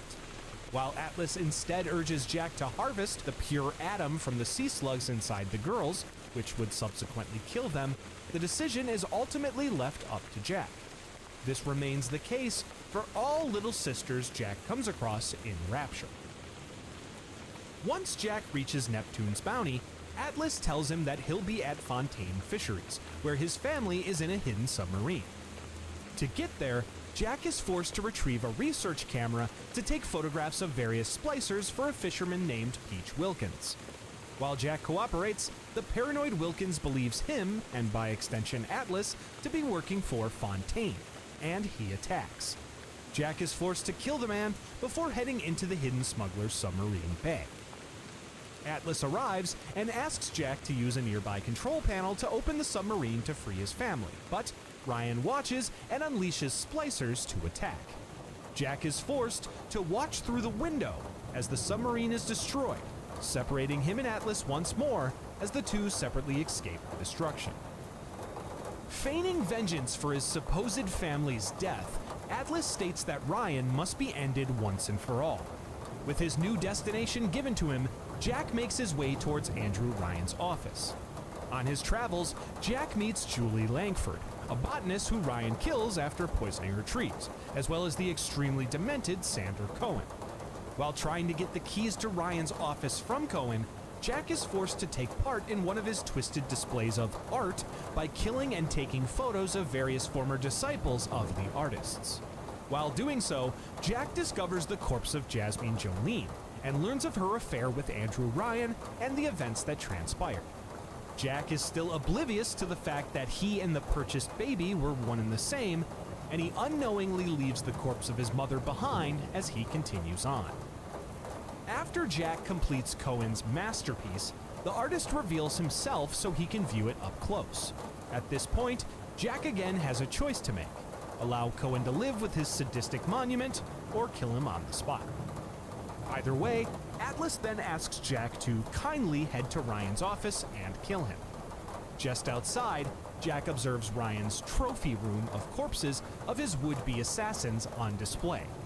Among them is Bill McDonough, his eternal resting place on his former mentor's wall.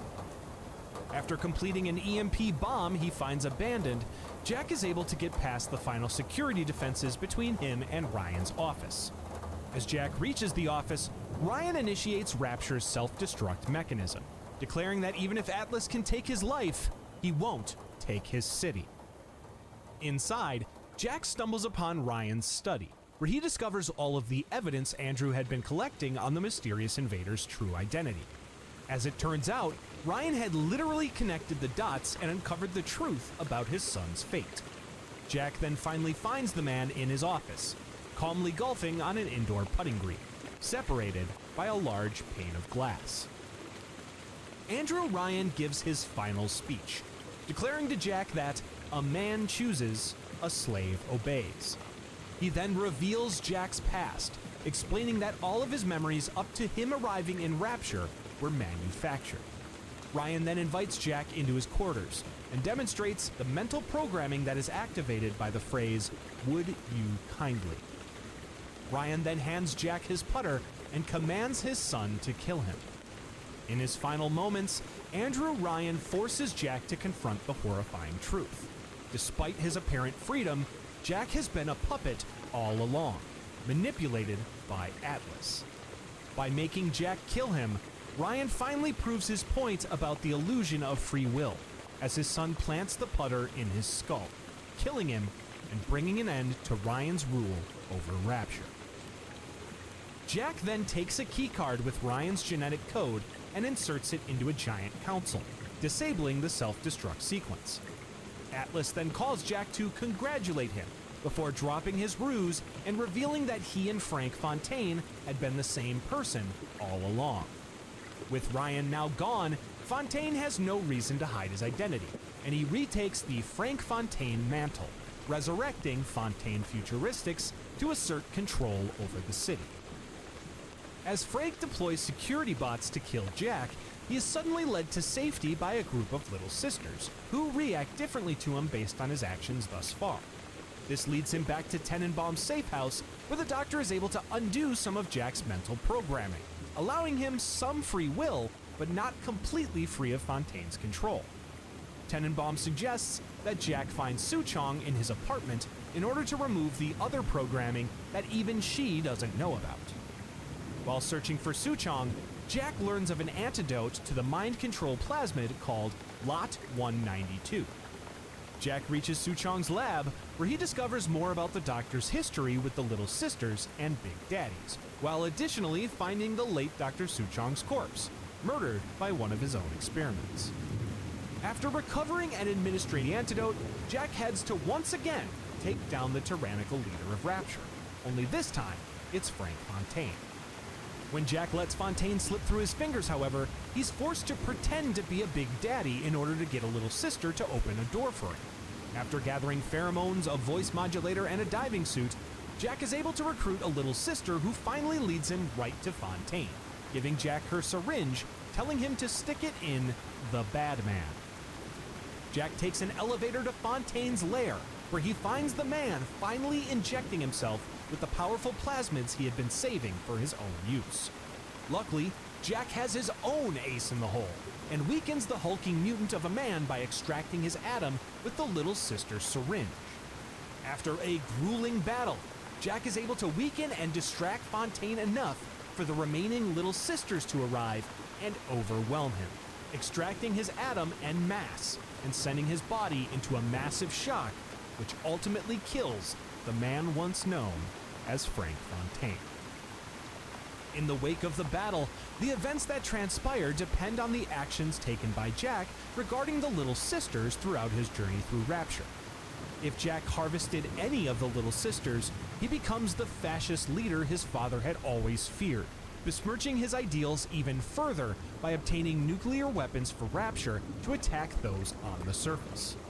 If Jack instead had saved them all, he elects to abandon Rapture, as well as all of the pain he suffered there, and brings the girls to the surface in Fontaine's submarine. On the surface, Jack gives the girls what he never had, their own lives. Decades later, he dies peacefully, surrounded by the adopted women that he once rescued from the depths. In the power vacuum left in the wake of Andrew Ryan and Frank Fontaine's deaths, Dr. Sophia Lamb emerges from Persephone to take whatever control is left of Rapture, instilling a completely opposite ideological viewpoint of a unified Rapture family working for the collective good. She starts recruiting splicers into this family while working with Dr. Gil Alexander on a project to collect and implant massive doses of Atom, hoping to imbue the subject with the collective genius of those the Atom was harvested from. When this experiment goes horribly wrong and severely mutates both the body and mind of its first subject, Dr. Gil Alexander himself, Sophia determines that there must be a better method. She then determines that the only person who could handle the amount of Atom needed to create the utopian of her dreams would have to be someone whose body was adapted to the substance, someone like a little sister. Needing more and more Atom for this experiment, but finding that the little sisters once used for the task are growing too old for the gathering, Sophia comes up with a plan to increase her supply. Using Alexander's methods, these girls are given their own conditioning and diving suits, as well as a new title, Big Sisters. Lamb then sends the Big Sisters to the surface to covertly abduct and return with candidates for a new generation of Little Sisters. In 1968, a decade after his death, Subject Delta is revived inside of a Vita chamber, a Sinclair and Suchong developed resurrection machine that Jack may have used during his journey if he found himself unlucky. When he awakens inside of Rapture, Delta immediately begins to search for Eleanor. He receives a call from Tenenbaum, who had assisted Eleanor in reviving him, and she has him meet her at a train station. While Delta is forced to deal with the Big Sisters, as well as splicers sent by Sophia Lamb, his diving suit and powerful conditioning protect him from the dangers of the Big Sisters, as well as the ocean around the collapsing Rapture architecture. Delta soon finds Tenenbaum at the train station, who informs the Big Daddy about his origins and purpose. Tenenbaum tells him that she has returned to Rapture to save the little girls Lamb is trying to use for her plot. As Lamb sics more splicers on the train station, Tenenbaum is forced to rush off with the girls she rescued while Delta fights them off. Afterward, Tenenbaum says her goodbyes to Delta, telling him to search for Eleanor in Fontaine Futuristics with the help of Augustus Sinclair. Sinclair calls Delta and leads him to the frozen-over railways to Fontaine Futuristics, informing him of an incinerate plasmid in the nearby amusement park that will let him thaw it. After collecting Atom from another little sister he protects and having his own choice of rescuing or harvesting her, Delta is able to obtain the incinerate plasmid. After killing a big sister hoping to take his atom, Delta gets back to the frozen path and melts the ice blocking the train to board it with Sinclair. Their trip is stopped short by Lamb, who initiates a city-wide lockdown. Sinclair then tells Delta to find the local governor, Grace Holloway, to get an override key. When he finds Holloway, Eleanor's former caretaker, who Delta had previously assaulted to protect his little sister, Delta grabs the key and is given the choice to either kill or spare the vengeful governor.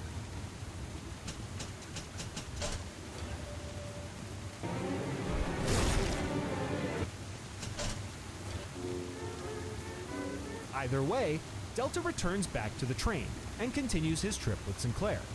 However, they're soon stopped once again, this time by Rapture architect Simon Wales, now a preacher in Lamb's family. Father Wales fires a torpedo at the train, knocking Delta off, separating him from Sinclair, and causing an explosion that begins to flood the area. Delta heads to a pumping station to drain the water in Dionysus Park, where the pair can secure another train car. Delta fights through and kills the splicer Father Wales before draining the park and rushing there to regroup with Sinclair. However, there's one more blockage that pops up. The train car that Sinclair finds is locked down. Delta is then called by former reporter Stanley Poole, who offers him a deal to shut down the security protocol in exchange for clearing the park of the Little Sisters that have arrived to gather the atom after the water was drained. After completing this task by rescuing or harvesting the Little Sisters in the area, Poole informs Delta of his history as Johnny Topside and how he became a Big Daddy. Through his bond with Eleanor, he also discovers Stanley's abduction and sale of the girl. After deciding Stanley's fate, life or death once again, Delta returns to the now activated train car and finally arrives at Fontaine Futuristics. Inside, Delta finds recordings from Gil Alexander in his last moments of lucidity before his massive doses of Adam completely mutated him. In the messages, Alexander leaves instructions for how to deal with his mutated self. Delta also has to deal with this currently mutated version of Gil, who refers to himself as Alex the Great and communicates via the security systems. Surviving Alex the Great's defenses, Delta finds the laboratory where the giant mutated doctor is now residing in a massive incubator. Once again, Delta can choose whether to leave him alive or put the giant mutated scientist out of his misery. Using a key with Gil's genetic code, Delta is finally able to enter Persephone, where he quickly finds Eleanor locked in a quarantine cell with her mother sitting beside her. Delta fights off Big Sister sent by Sophia to stop him before he is finally able to enter the cell to rejoin his little sister.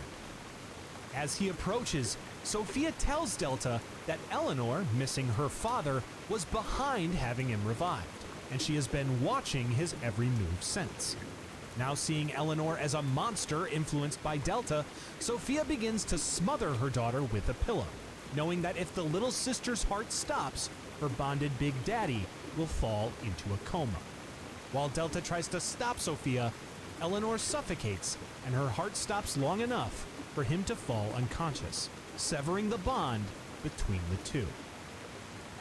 When Delta awakens, he finds himself strapped to a bed, and Eleanor sends a little sister to assist him. The little sister injects Delta with a plasmid that allows him to control her, seeing Rapture through one of their eyes. Using his host's small stature, Delta is able to sneak into Lamb's office to release the cell locks before collecting Big Sister armor and weaponry for Eleanor. After delivering the equipment, Eleanor dons it and escapes her cell, returning to Delta's actual body to free him. Sophia watches and realizes that the surface is no place for monsters like them, intending on blowing up Persephone to bury them all together under the sea. The pair rush to Sinclair's escape lifeboat, finding Augustus suspiciously missing. After Sophia activates another security lockdown, Delta finds what happened to Sinclair when Lamb introduces him in his new form, a Big Daddy whose mind is controlled by Lamb. While Sinclair tries to fight her influence, he knows that his only escape is for Delta to put him out of his misery.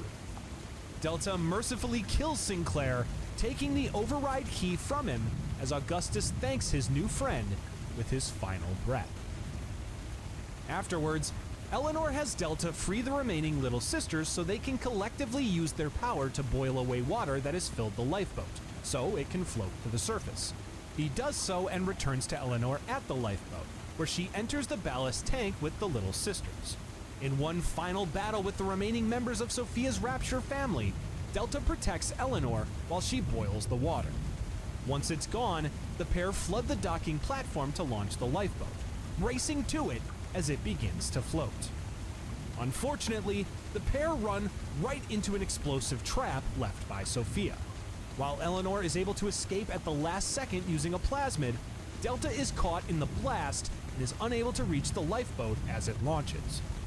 Delta is blown into the ocean and grabs onto the lifeboat's exterior, watching Sophia and Eleanor inside through a window. It's at this point several different outcomes can occur based on the actions Delta took after his revival. If Delta's good actions inspired Eleanor to show her mother mercy, she saves her from drowning and takes her to the surface. Otherwise, she simply allows her mother to die. Similarly, Delta's fate is determined by his own decisions. While he's left mortally wounded by the explosion, if Delta had harvested the little sisters he encountered along his journey, then Eleanor either steals his atom and becomes a powerful, vengeful monster emerging into the surface world, or Delta decides to sacrifice himself and not allow her to take his atom, giving the young woman a chance to make her own path forward. If he had instead rescued the little sisters he encountered, Eleanor extracts his memories and essence through his atom, allowing them to be together forevermore. One of the rescued little sisters then hands Eleanor a doll she had made of Subject Delta, which she then drops into the water, leaving the underwater city of Rapture behind for good. At some point during Subject Delta's journey, another Big Daddy, Subject Sigma, approaches Minerva's Den, a lockdown section of Rapture that once housed its most advanced technological achievements, including a highly intelligent supercomputer called the Thinker. As Sigma approaches, however, he is stopped by Reed Wall, one of the Thinker's co-inventors, who triggers an explosion to protect his invention. When Sigma awakens on the ocean floor, he receives a radio signal from Charles Milton Porter, the Thinker's other co-inventor. Porter tells Sigma that he was awoken by Tenenbaum, who can help them get the Thinker out of Rapture. Following Porter's instructions to rescue his invention from his former partner, who has now gone mad from splicing, Sigma makes his way into the old Rapture Central Computing headquarters to find Porter's office. Once inside, Porter has Sigma take a key card that will get him to the computer core where he can print a hard copy of the Thinker's machine code. After reprogramming a signal beacon that will allow them safe exit in Porter's bathysphere, Sigma arrives at the Thinker's computer core. As he gets closer, Sigma begins to get signs that something isn't right with Porter. Wall tells Sigma that Porter was taken by Ryan's secret police years ago, and the Big Daddy soon finds a recording from CM Porter himself confirming that fact. In the recording, Porter notes that he's heard of those Ryan takes becoming Big Daddies, but he focuses on the task at hand, the Rapture Departure Protocol, which is a plan he programs into the Thinker to escape Rapture and live on no matter what happens to Porter himself. Inside the core, Sigma uses the code printer. Finally finished with his mission, Sigma awaits the printout, until Wall arrives and shuts the Thinker down, stopping the print. Wall taunts Sigma before running off, leaving the building collapsing in his wake. Tenenbaum finally calls Sigma herself, telling him that he must stop Wall and bring the Thinker back online in order to keep Minerva's Den from falling to pieces. After a rough battle, Sigma kills Reed Wall, taking the Administrator punch card from his body so he can reactivate the Thinker. After Sigma inserts the card, the Thinker scans his genetic code, recognizing him as Big Daddy Alpha Series subject Sigma.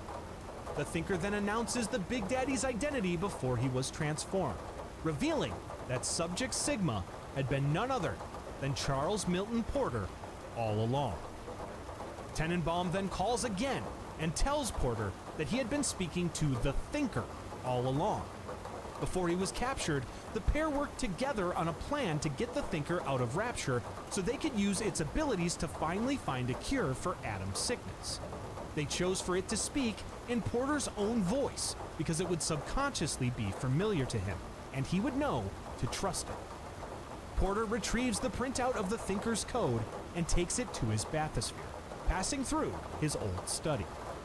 There, Porter finds an old recording of himself trying to recreate his late wife Pearl's personality through the Thinker so he could speak with her once again. Porter then joins Tenenbaum in the bathysphere, and the pair ascend to the surface, where they have much work to do. Sometime much later, we find Charles Milton Porter, now restored back to his former self with the Thinker's help, and he visits the cemetery on the surface where his wife was buried. He leaves her a letter as he finally says his goodbyes and walks away towards an unknown future. This brings us to the end of Rapture's storyline, at least as it was left all the way back in 2010. As we all know, however, there's still a lot more story to cover, while our next story takes us not only to a new city, but also a new time. Now, let us go from the depths of the ocean below to the clouds in the skies above. Our story begins in the 1890s, shortly after the events of the Wounded Knee Massacre in South Dakota, where we find United States Army soldier Booker DeWitt. While DeWitt participated in the event and is seen as a hero among his fellow soldiers, he is quickly overwhelmed by the guilt of his actions. DeWitt soon comes across a preacher named Whitting, who offers to wash away his sins in the waters of baptism. While the personal significance of this decision is lost on the guilt-ridden Booker DeWitt, even he couldn't possibly imagine the ramifications of the choice he is given. At this exact moment, two parallel timelines emerge, one where Booker declines the baptism and one where he accepts it. In the timeline where Booker accepts the baptism, he devotes his life to Christianity, abandoning the Booker DeWitt name and rechristening himself Zachary Hale Comstock. He soon meets a physicist named Rosalind Lutece, who had discovered quantum particles that could be suspended in space-time at a fixed height. Named after their discoverer, Comstock works with Rosalind to use these Lutece particles to build a floating city that he had supposedly seen in a prophecy.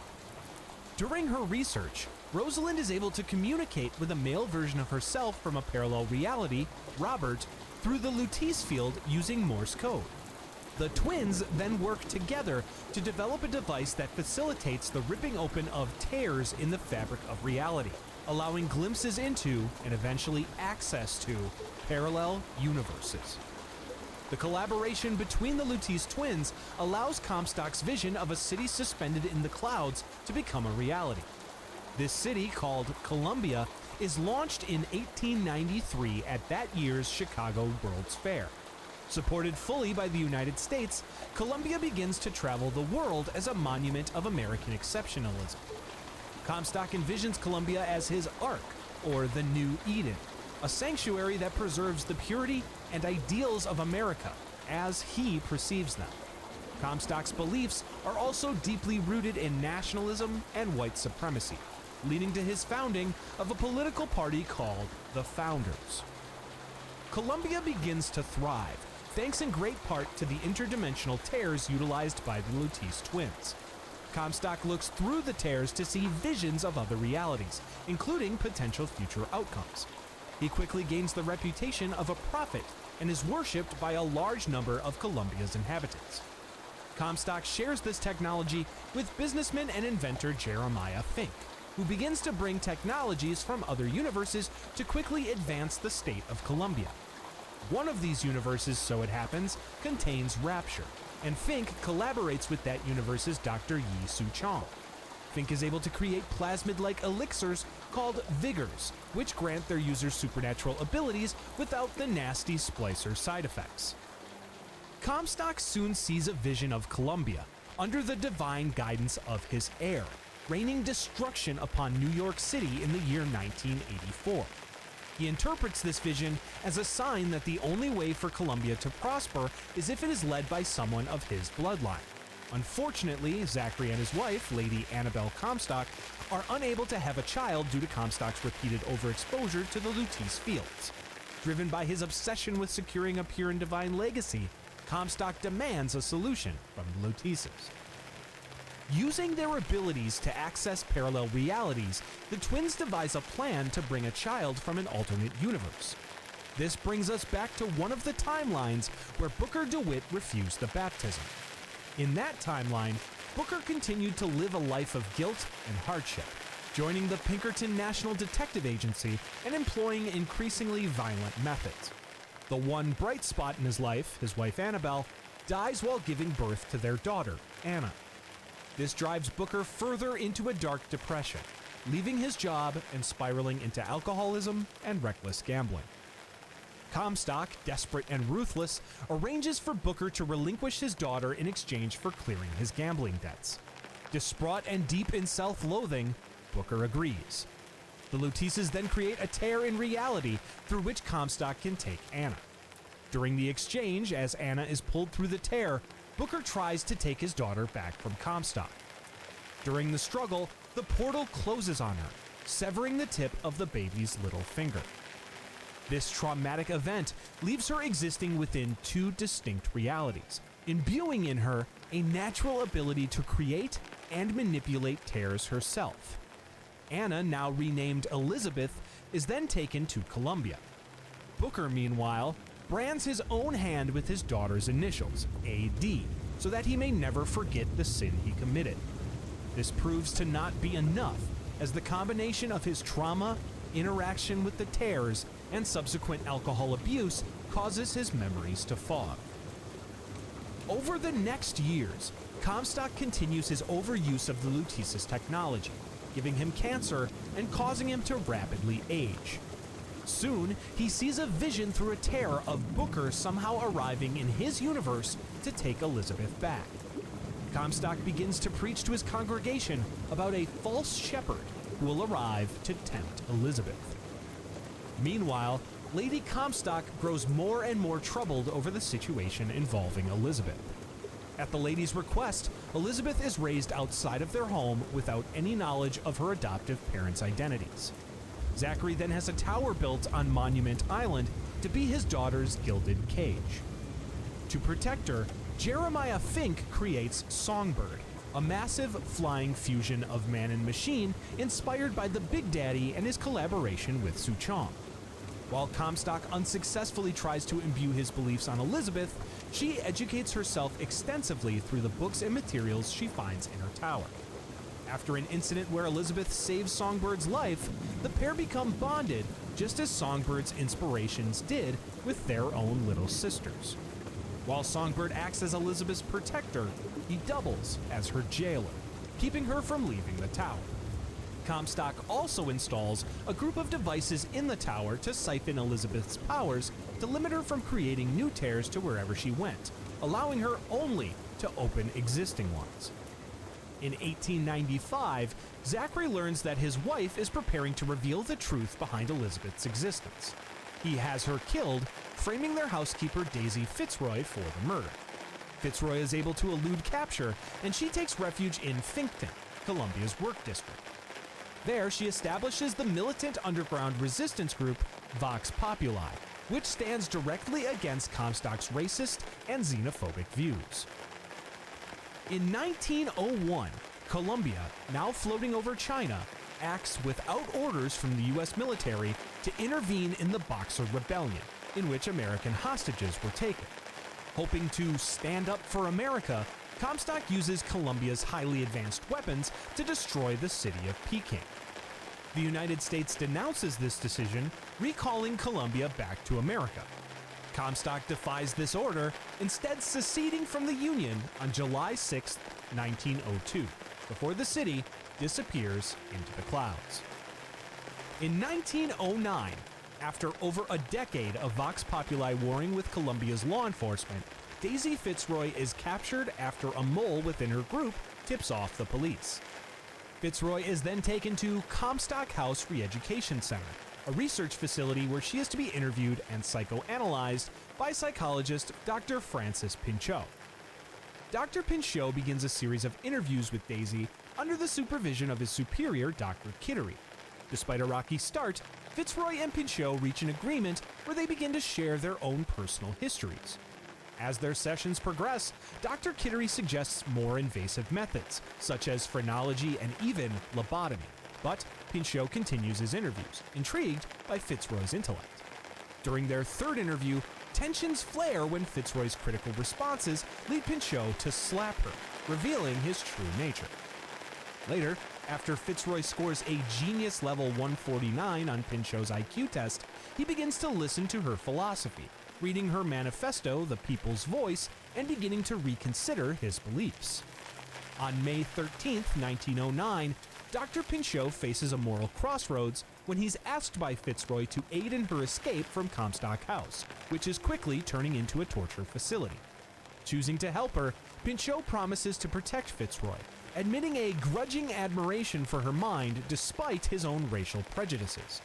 However, as Fitzroy's rescue unfolds, she shockingly betrays Pinchot, shooting him dead despite his assistance and change of heart.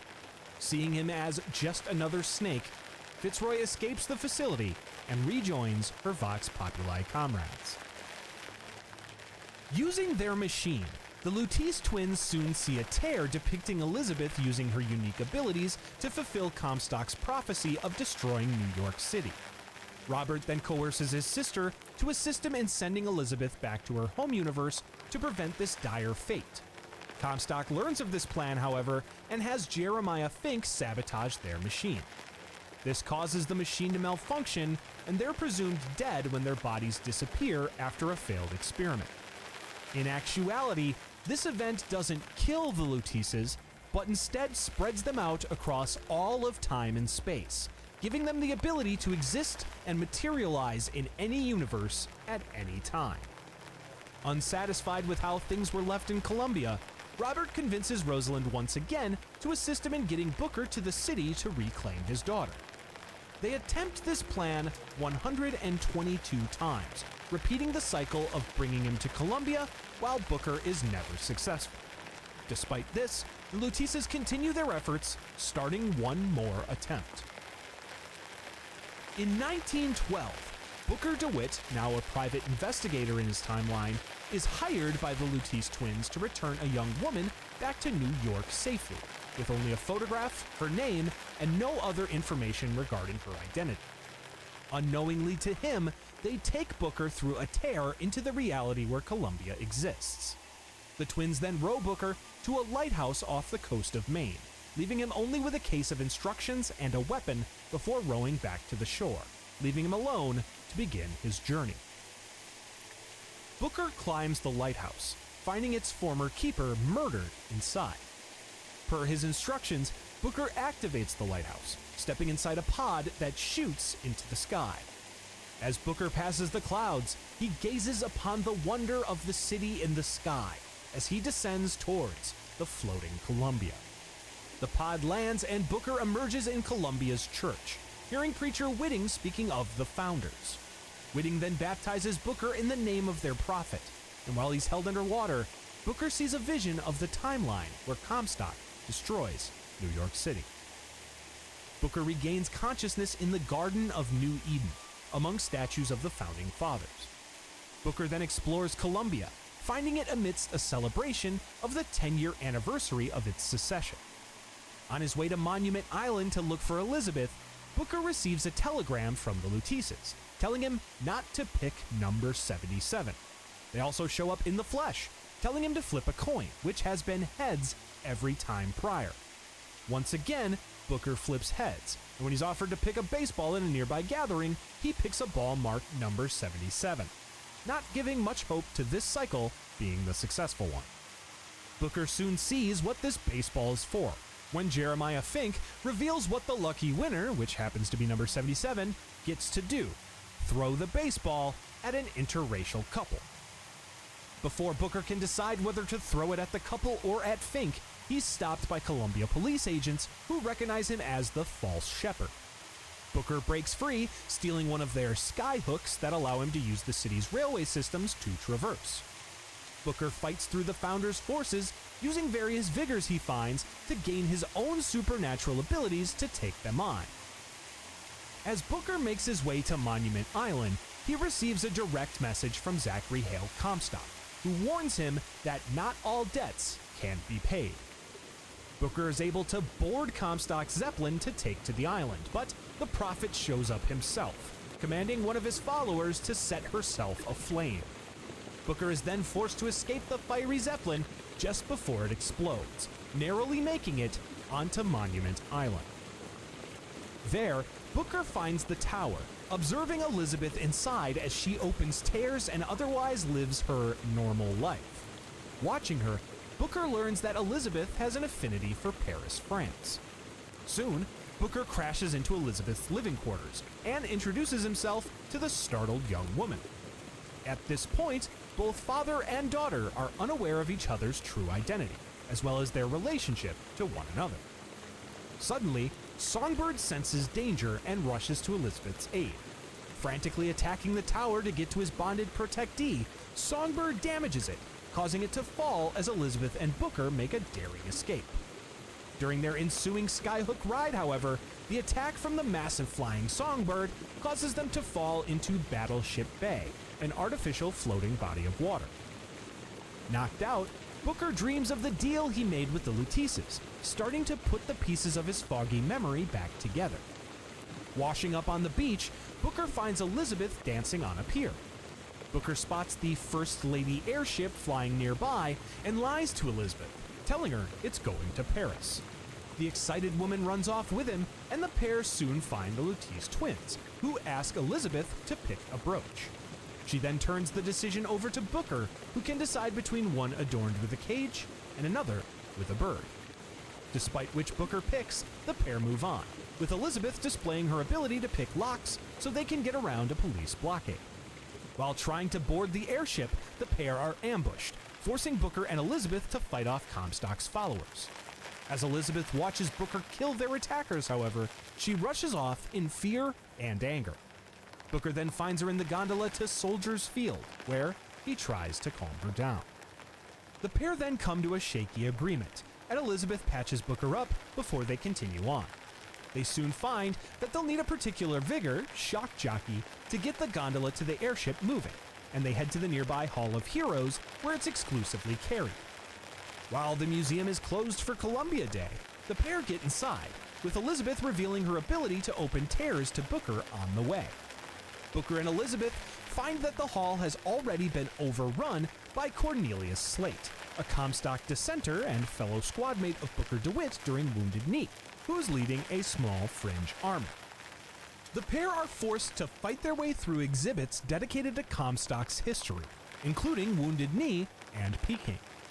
During their exploration, the pair see an exhibit that suggests that Elizabeth is Comstock's daughter, the Lamb.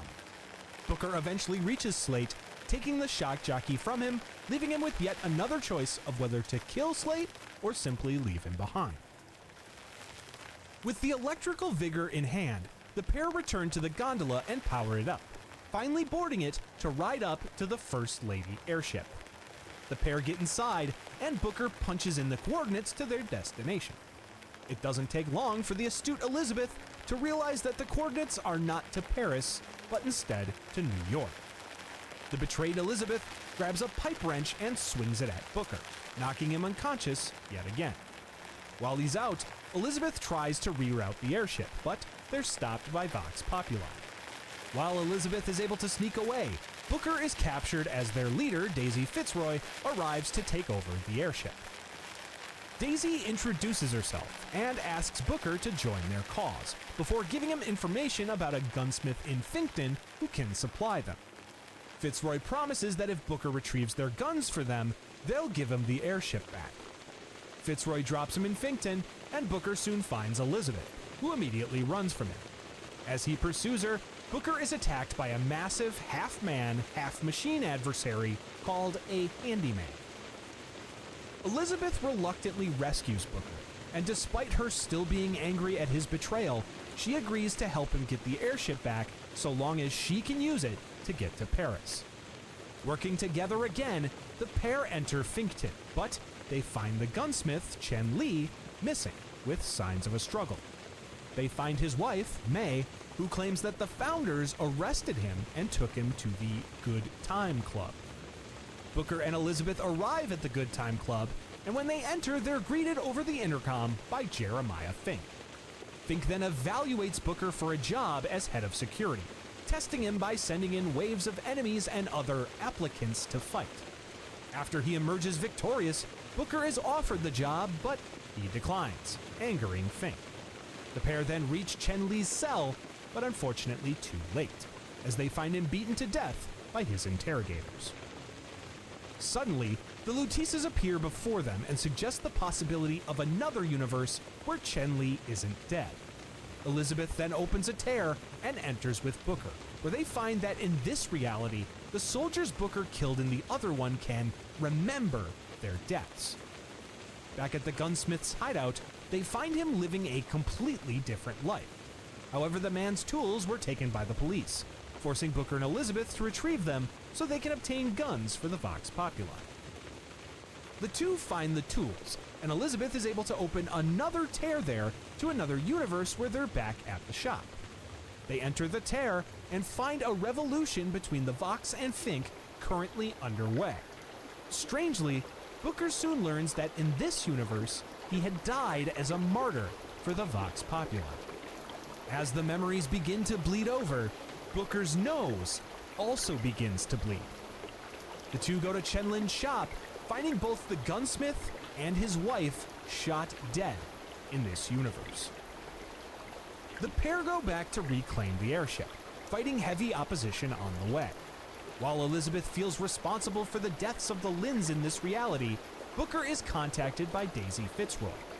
This universe's Fitzroy is angered by Booker's arrival, as she sees it as an affront to the sacrifice her Booker DeWitt made for the cause. The pair soon see Fitzroy just as she shoots Jeremiah Fink dead on the other side of a pane of glass. After wiping her face with his blood, Fitzroy commands the Vox to kill the imposters. Fighting through the revolutionary forces as well now, Booker and Elizabeth see Daisy inside of the locked glass room, now holding a gun to Fisk's young son's head. Booker boosts Elizabeth up to a vent so she can enter the room, while he distracts Daisy. Fitzroy claims that in order to get rid of the weed, she has to pull it out from the root, forcing Elizabeth to stab the leader of the Vox Populi, saving the young Fink, but killing Daisy Fitzroy. A shaken Elizabeth runs off to the First Lady airship, locking herself in her mother's bedroom while Booker plots a course. Shortly after the ship begins to move, Elizabeth emerges from the bedroom with a freshly cut shorter hairstyle and a change of clothes she found in Lady Comstock's wardrobe. Elizabeth asks Booker how he washes away the bad things he's done, and he simply responds that you don't. You just learn to live with it. As the pair decide whether to go to Paris or to New York, Songbird catches wind of their location and hones in on them. While they try to escape, Songbird brings the airship crashing down. Booker and Elizabeth emerge from the wreckage to find the Luteces, who suggest that they can subdue the Songbird by finding an instrument and melody to play from its creator, Comstock. The pair head to Comstock House, finding a train station on the way overrun by Vox Populi, with the scalps of several important founders on display.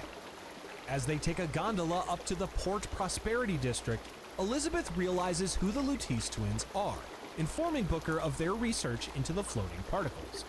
Once they reach their destination, Songbird soon tracks them down, forcing them to hide from him. As they press on, Elizabeth forces Booker to promise that if he can't stop Comstock and Songbird, he'll at least make sure they can't take her back, by any means necessary. The pair arrive at the house, and its security systems believe Elizabeth to be Lady Comstock due to her dress, despite the lady's inconvenient death years prior. Finding that they need her mother's fingerprints, Elizabeth decides to pay her respects and visit Lady Comstock's grave. Luckily, Zachary kept his wife's body in an airtight container, preventing her decomposition. As they attempt to open her coffin, however, Comstock stops them and unleashes another machine that begins to siphon Elizabeth's powers to open a tear, bringing forth some sort of ghostly apparition of Lady Comstock out of it. Booker and Elizabeth are then forced to fight the ghost of her mother, who has the ability to raise the dead. After the battle, the pair follow footsteps left behind by the Spectre to 3 different tears. Through these tears and recordings nearby, the two learn that Elizabeth was not born of Zachary and Lady Comstock, although the latter accused Rosalind Lutece of having an affair and birthing the child. While Elizabeth doesn't learn her true origins yet, she knows that Comstock and Annabelle are not her parents. With this knowledge, she forgives her mother for abandoning her, knowing they're both just victims of Comstock. The siren of Lady Comstock is then let free, and she blasts open the door to Comstock's house, finally welcoming Elizabeth into their home. As the pair reach the ride up to Comstock House, Songbird arrives and attacks, throwing Booker into the station and knocking him out once again. Booker dreams of the Luteces telling him to bring them the girl and wipe away the debt, and Booker awakens to find Elizabeth trying to stop Songbird from attacking him. Elizabeth agrees to go back home with Songbird to save Booker, and Songbird grabs her before flying off, leaving Booker alive to chase after them. Booker soon finds himself in the middle of a snowfall, realizing it is now somehow 6 months later. He sees closing tears and enters Comstock House to find a monument to Elizabeth. Through the tears, Booker hears memories of Dr. P. Pettifog at Comstock House, who implanted Elizabeth with a device to control her mind and siphon her powers to keep her on a tight leash. He also hears how Comstock broke Elizabeth down, convincing her that Booker had abandoned her after leading her astray. Despite the disturbing revelations from the tears and other recordings, Booker finds the Security Council and unlocks Elizabeth's holding cell. On his way to her, he encounters the Luteces once again. When he finally reaches Elizabeth's cell, he finds that she has somehow aged into an old woman. This future Elizabeth helps Booker to a ledge where he can see New York City being attacked by Columbia in 1984. Elizabeth explains that she had realized too late that she was causing the future the Luteces were trying to avoid. She gives Booker a message for her younger self, advising her to not become me. This future Elizabeth then sends Booker back through a tear, where he reaches the operating theater where the younger Elizabeth is being held. DeWitt fights to the controls that operate the machines holding Elizabeth down and shuts them off. Now freed, the woman is able to open a tear to a rural field, where a tornado is currently raging through. The doctors are swallowed by the tornado as Elizabeth closes it on them, leaving her alone. Booker races to Elizabeth and saves her, removing the apparatus from her while giving her the letter from her older self. Now knowing that Comstock turns her into the monster that destroys New York, she vows not to leave Columbia until she can stop it, even if it means killing him. Booker tells Elizabeth that he can't let her kill Comstock, because he's going to do it first. The pair then find Comstock's flagship, the Hand of the Prophet, and they surmise that he must be on board. Fighting through the Founder's greatest defenses, Booker and Elizabeth take an airship to the flagship. The pair fight to the top deck, finding a model of Elizabeth's tower, learning of the siphons installed to limit her abilities. Elizabeth then enters Comstock's chambers, and Booker follows closely behind. Elizabeth walks up to her father, standing beside a baptismal font.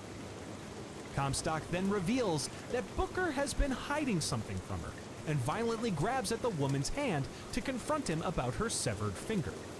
Booker then grabs Comstock to protect Elizabeth, slamming his head into the font. Comstock simply says it is finished before Booker drowns him in the baptismal water. Booker denies knowing about Elizabeth's finger, but his nose starts to bleed. Elizabeth cryptically tells him that he does know, he just doesn't remember. Booker, still denying everything, declares that they've got to bring down the tower to destroy the siphons so Elizabeth can open a tear to the truth. As Booker pilots the giant Zeppelin back to the tower, Vox Populi ships arrive and attempt to board. Elizabeth realizes at that moment that part of the note she left herself, a cage, wasn't referring to the word, but rather to a sequence of music notes. She then breaks open one of the devices that alerts Songbird to retrieve a whistler instrument, which she plays the melody on just as Songbird arrives, pacifying it and allowing her to command it. With Songbird's help, Booker and Elizabeth fight off the Vox Populi forces in a massive battle. Afterwards, Elizabeth and Booker look upon her tower from the deck of the ship. She hands him the whistler, and he plays the melody, commanding Songbird to bring down the tower. In the ensuing blast, Booker drops the whistler, losing his control over Songbird, causing the beast to dash towards them, ready to attack. With an overwhelming amount of power now available to her, Elizabeth creates a new tear, taking them to a familiar city deep in the depths of the sea. Songbird crashes into a pane of glass separating the city from the surrounding waters, and the pressure of the sea around him kills Elizabeth's protector, as the two say their goodbyes through the glass. Booker soon finds that he's in an underwater city called Rapture, and the pair take a bathysphere back up to the surface, where they see the lighthouse entrance.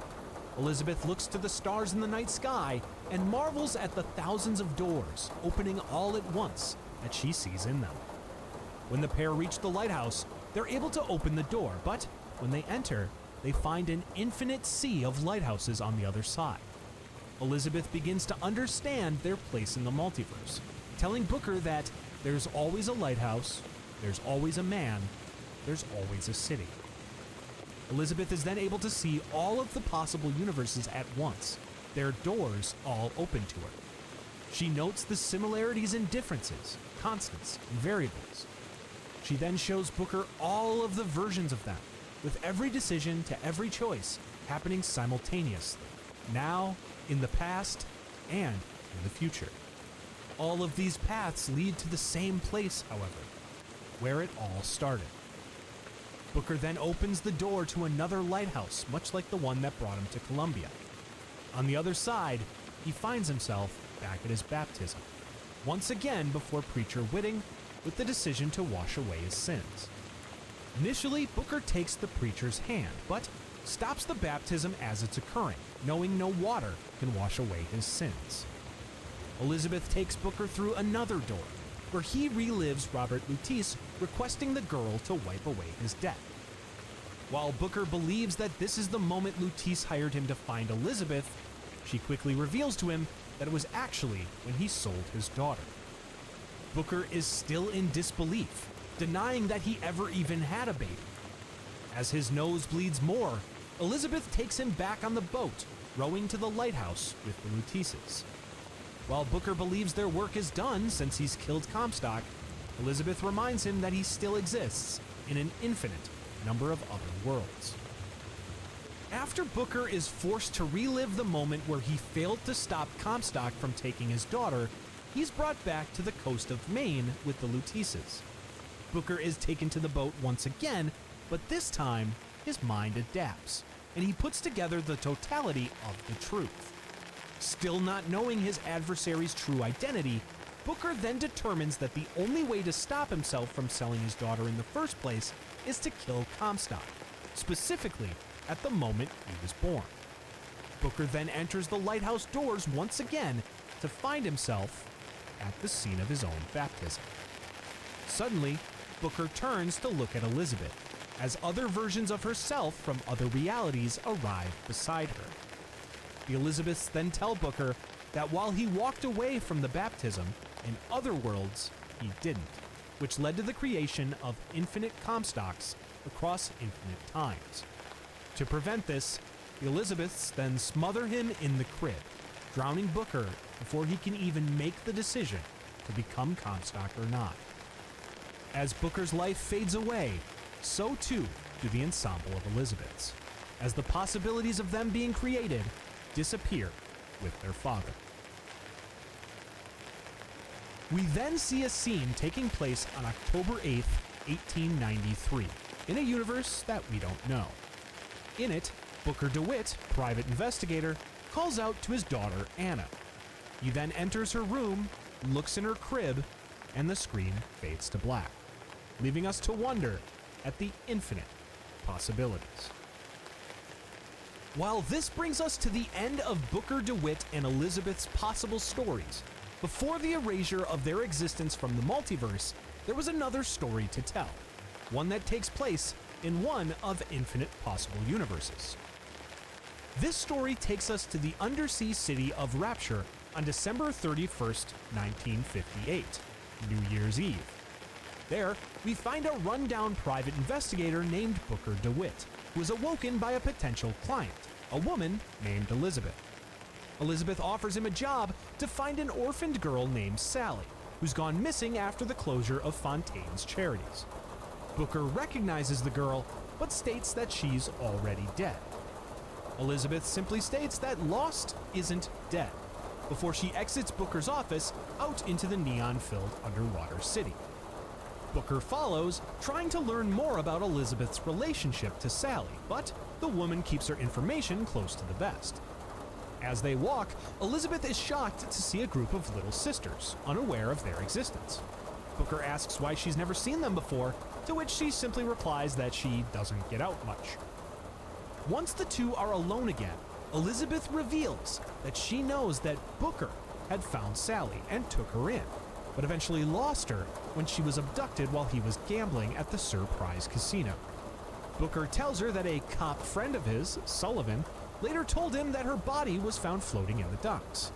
Elizabeth then asks if Booker ever saw the body for himself, revealing that Sally very likely could have been sold, with her death being faked for convenience. Elizabeth takes Booker to her source, Sander Cohen, who's residing at his club, appropriately named Cohen. They soon learn that a private event is currently underway, and only those artisans who have been given invitation masks can enter. The pair then begin to search the stores that are sponsoring the event to try to obtain a mask. Eventually, the pair are able to steal one of the masks and gain entry to Cohen's club. Inside the man's lavish establishment, they find the artist in another one of his sick processes of creation, electrocuting two dancing partners to death after failing to inspire his muse. They ask Cohen what he knows about Sally, but he only agrees to answer if they dance for his inspiration. Booker and Elizabeth reluctantly agree and begin to dance together for Sander. During their dance, the two determine that the only two people who would have the funds to participate in selling children would be Ryan or Sue Chong. But Booker claims that if Sue Chong had Sally, he would know it, since he had tortured the doctor for 15 hours questioning it. Suddenly, Cohen grows furious and electrocutes Elizabeth and Booker, knocking them unconscious. When Booker awakens, he finds himself with Elizabeth, and Cohen sets them free to search for Sally, warning them that they might not like what they find.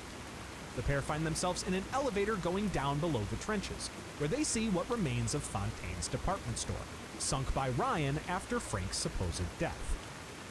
Cohen leaves them with one final hint that they'll find Sally in the housewares department, and the pair enter the dilapidated building. After finding what Elizabeth knows as a skyhook, but Booker calls an air grabber, something she points out as constants and variables, the pair fight their way to the housewares department. Unfortunately, the pair soon find that they're blocked by needing particular plasmids, which in this universe have experimental drinkable forms thanks to the tears between Rapture and Columbia, and definitely not because it was easier and cheaper to just reuse the same animations from the base game in the DLC. Eventually, they obtain them and take a tram to reach their destination. There, the pair begin to search for Sally in the vents the little sisters use. Elizabeth gets the idea to raise the heat levels to smoke her out. After closing the vents and leaving only one exhaust open, Booker and Elizabeth still find no sign of the girl. They're forced to turn up the heat, and she eventually pokes her head out of the vent. Booker then grabs her, seeing her current little sister form. Suddenly, Elizabeth shouts to warn Booker, and he turns around to see Sally's Big Daddy, firing a drill at him. Booker dodges the attack and eliminates the Big Daddy, returning to the vent to rescue Sally afterwards. While Sally doesn't recognize Booker in her current state, she does recognize the head of her favorite doll, Sarah, which he presents to her. As Booker tries to forcefully pull Sally from the vent, his memories of Comstock fighting to obtain Elizabeth seep back into his mind. Only this time, the baby's head is caught in the portal's closure. Booker then remembers his lifetime as Comstock, and Elizabeth reveals that in this universe, after the baby girl had died as he tried to obtain her, he consulted the Luteces to take him to a universe where he could forget. This led him to Rapture, but he only created another similar situation by putting Sally in danger. Booker then tries to apologize to Elizabeth for all that he's done, but she simply replies that he's about to be. Sally's Big Daddy then returns to its feet and impales Booker with its massive drill. Booker looks into Elizabeth's eyes, and she simply watches as the life disappears from his. Elizabeth then finds herself in Paris, France, finally visiting her long-awaited ideal vacation location. Soon, though, her dreams turn nightmarish when she spots Sally, who is constantly just out of her reach, running towards a red balloon. Soon, bad turns to worse as Elizabeth sees Paris in flames. Still running through a labyrinth of the city's streets, Elizabeth finds herself at the door to Booker DeWitt's office. When she enters, she finds the furnace controls on the other side, and Elizabeth soon finds herself amongst the little sister version of Sally, who she then sees burning within a furnace. Elizabeth then comes to, seeing the corpse of Comstock beside her. Surrounding them are Atlas and his men, who are currently trying to grab Sally from the vent as well. As Atlas tells his men to dispose of Elizabeth, she sees a vision of Booker, telling her to claim that she can get Atlas back to Rapture. She does so, and Atlas asks how she intends to do that, which Booker tells her is Suchong. Following his directions, Elizabeth claims to be the Doctor's lab assistant, offering their help getting them back to Rapture in exchange for Sally. Atlas lets Elizabeth live, throwing her a shortwave radio before his men knock her out again. When Elizabeth awakens, she finds herself in the toy department of Fontaine's department store. She spots the radio and begins to hear a call from Booker, who taunts her for using Sally as bait to take revenge on Comstock. Booker asks Elizabeth if she's feeling like herself, and she suddenly realizes that she can no longer see what's beyond the doors. When she brushes aside some rubble, Elizabeth is shocked to see her own dead body, killed by the same Big Daddy that did Comstock in. A confused Elizabeth's nose then begins to bleed, and when she looks at her little finger, she sees that it's now restored. Elizabeth then finds herself in the rowboat with the Luteces, and they take her to the lighthouse to Rapture. Knowing that she can't just leave Sally to rot so she can simply get revenge on Comstock, Elizabeth enters the lighthouse. She then returns to the universe in which she died, against the twins' warning that it might cause her very multiversal being to collapse. Left without any of her supernatural abilities due to this quantum superposition, Elizabeth is forced to sneak around nearby splicers, using an air grabber as defense while she looks for Suchong.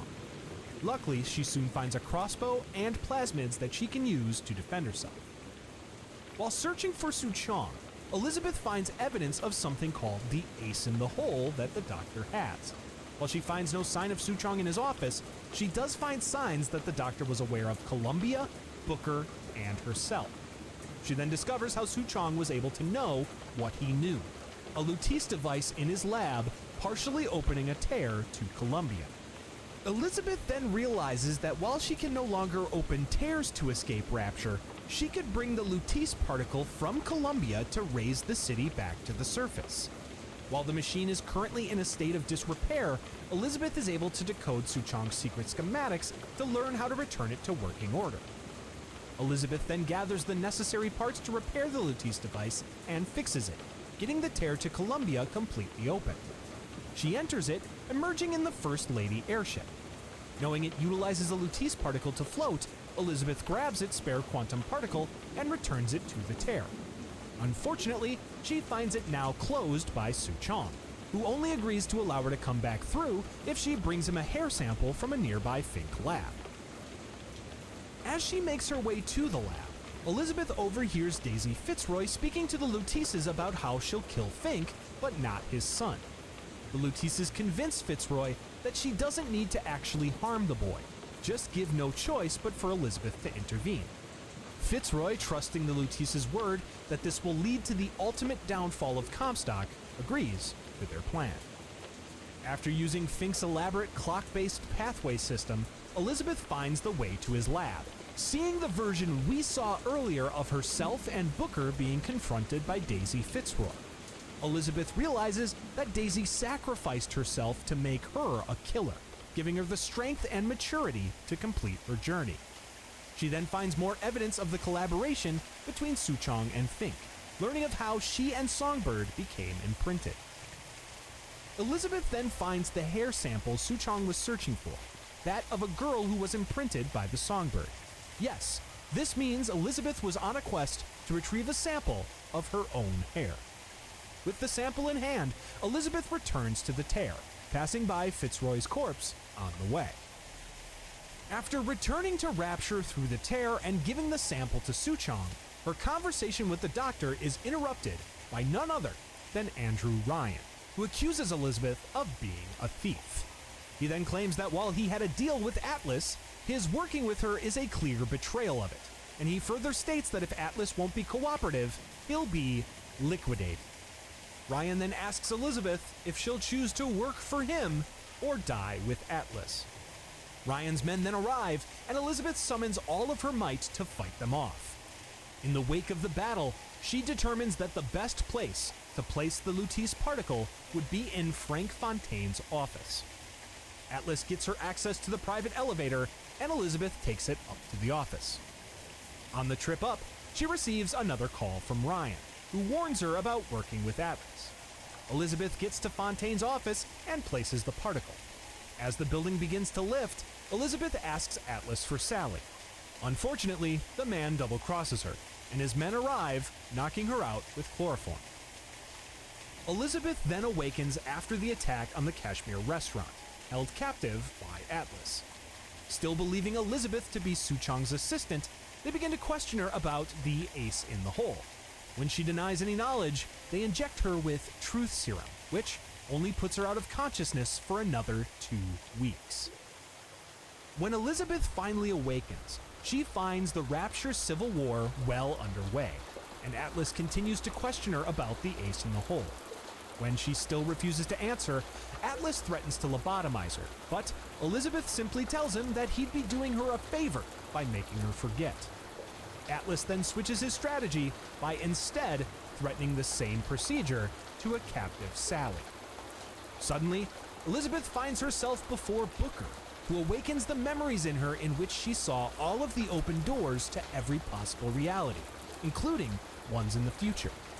He then leads her to a room with the ace, which is in Suchong's clinic. Elizabeth comes to and tells Atlas where the ace is, and offers to retrieve it for him in exchange for Sally's release once and for all. Inside Suchong's lab, Elizabeth finds an injured Big Daddy, and when she attempts to repair it, 2 nearby little sisters inject their bonded atom into him to restore him to full health. This Big Daddy, as it turns out, is the one that ends up killing Dr. Yi Suchong. Next to his corpse, Elizabeth finds the ace, a message encoded in Suchong's secret code. Elizabeth returns to Atlas and hands the ace over to him, and he proceeds to smash her over the face with a wrench. When he goes to read the message, however, he finds that he is unable to. Atlas demands the translation from Elizabeth, and as she sees the events that are about to unfold involving Jack arriving at Rapture, she tells Atlas that it says, "Would you kindly?" This sets in motion the events that Jack carries out, including every possible outcome of his story, most notably the reality where he rescues the little sisters now including Sally. Content that she's redeemed herself and caused the rescue of Sally and all of the other little sisters in Rapture, this Elizabeth dies peacefully, bringing us to the end of the stories of both Rapture and Columbia in one fell swoop. This is the last we've seen of the world of BioShock so far, but who knows? Maybe one day we'll find another man, another lighthouse, and another city in one of the infinite universes we've yet to explore. Hey everybody, thank you for joining me on this journey through the skies of Columbia and the depths of Rapture. If you've made it this far, don't forget to like, comment, and subscribe for more deep dives into your favorite games. Special thanks to all the folks on screen for their support. They click those links in the description, and you should too. This has been Suggestive Gaming, and now you're in the know. When Nintendo Switch Sports was revealed, I remember being completely bewildered. It felt like we had traveled back in time to an era that I never thought Nintendo would want to relive. These days, the motion control fad is a distant memory. Virtual reality games have been able to explore them to a much further extent, but those early days of experimentation are long gone. For a while, most had shunned motion controls for feeling unnecessary or just not being as reliable or practical as a traditional controller. But regardless of that, the Wii and its flagship motion-based games sold unbelievably well, and everyone and their grandmother wanted in. For the longest time, I just considered motion controls a strange phenomenon that targeted non-gamers and families. But the more I thought about the impact the Wii left on the world, the more I rediscovered my appreciation for it. My favorite console of the 6th generation was the GameCube, despite how poorly it performed against its competitors. The primary reason for this was its high-quality library that delivered unique experiences you couldn't find anywhere else. The Wii was able to accomplish the same feat in an entirely different way, and it was all thanks to its unorthodox controller. It was risky for Nintendo to leave their comfort zone and escape the status quo with the Wii, and they made mistakes along the way, but their trailblazing left a deep impact. Satoru Iwata always felt that video games should just be fun for everyone. The Wii instilled that philosophy into its most successful games, and it ended up demolishing its competition. It invited new ways for us to interact with our games, and introduced millions of people to the interactive medium. I've both loved and hated the Wii at different points in my life, but I felt it would be worthwhile to rediscover when and why this happened. I wanted to understand why the Wii found tremendous success and acclaim. I wanted to reacquaint myself with the wonder of those motion controls, and see how they enabled creative new ways to experience video games. On the flip side, I also wanted to figure out why it isn't always fondly remembered. I wanted to recall those missteps Nintendo made with the console, and determine the true legacy it left behind. I'm Liam Triforce, and this is a Nintendo Wii retrospective. A quick thank you to Likewise for sponsoring this video. Likewise recently launched Likewise TV, which aims to solve the dilemma we face with the overabundance of streaming services available to us. Likewise TV serves as a hub for this content by conveniently informing you of the different platforms your favorite stuff is available on. There's no need to keep track of what you're watching across multiple platforms either, because your watch list or custom lists on Likewise TV can serve as the only ones you'll ever need. Each show has a label on it indicating where to watch, and you can also look into other options for watching on the show's info page. You can be watching within a click or two. Say for example I want to watch Gurren Lagann. It's on Netflix here in Canada and I'm subscribed to Netflix, so I click on Watch Now and boom, I'm watching. If you feel like checking out Likewise TV for yourself, you can click the link I've provided in the description to follow me there. I've created a few lists of some of my favorite stuff, and a nice hub for all of the stuff I used to watch on the Canadian TV block Bionics. Once again, thank you Likewise. We gave you DS, a new Game Boy, and new games to play on them.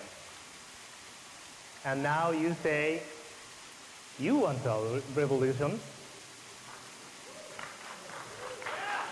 Well, we've got one.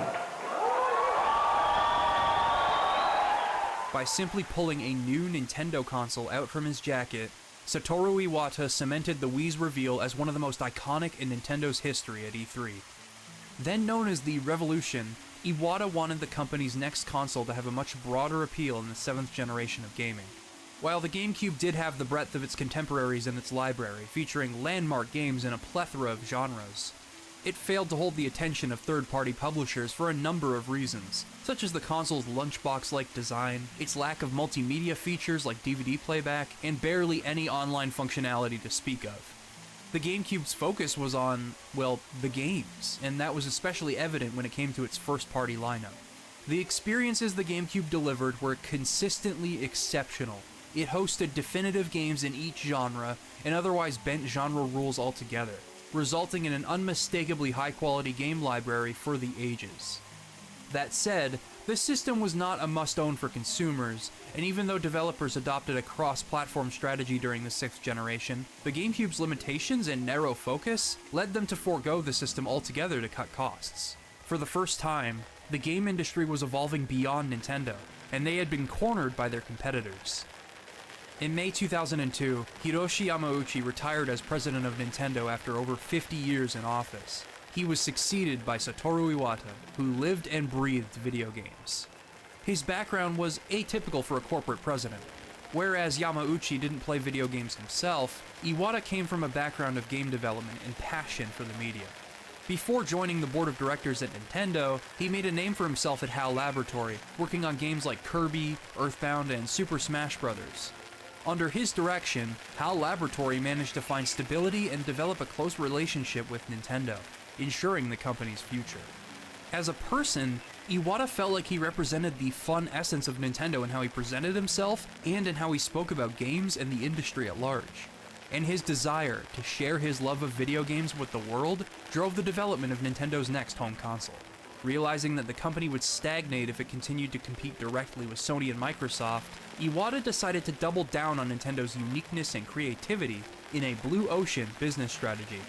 Iwata wanted the company to sail uncharted waters and create an entirely new demographic, rendering the competition irrelevant to their success. He wanted the console to appeal to non-gamers, parents, grandparents, basically anyone that wouldn't typically be targeted by a video game company. After several prototypes, the Wii and its controller, the Wii Remote, were born. It might seem ridiculous now to think that people were lining up around the block to buy the Wii at launch, but believe me when I say that almost everyone wanted a taste of those motion controls. They seemed like such a novel concept at the time. Finally, the future had arrived. Our movements in the real world could be translated into every game we play, and when you consider that the console was built on that, it was exciting. How could Zelda take advantage of this? What would first-person shooters be like? What about racing games? Fighting games?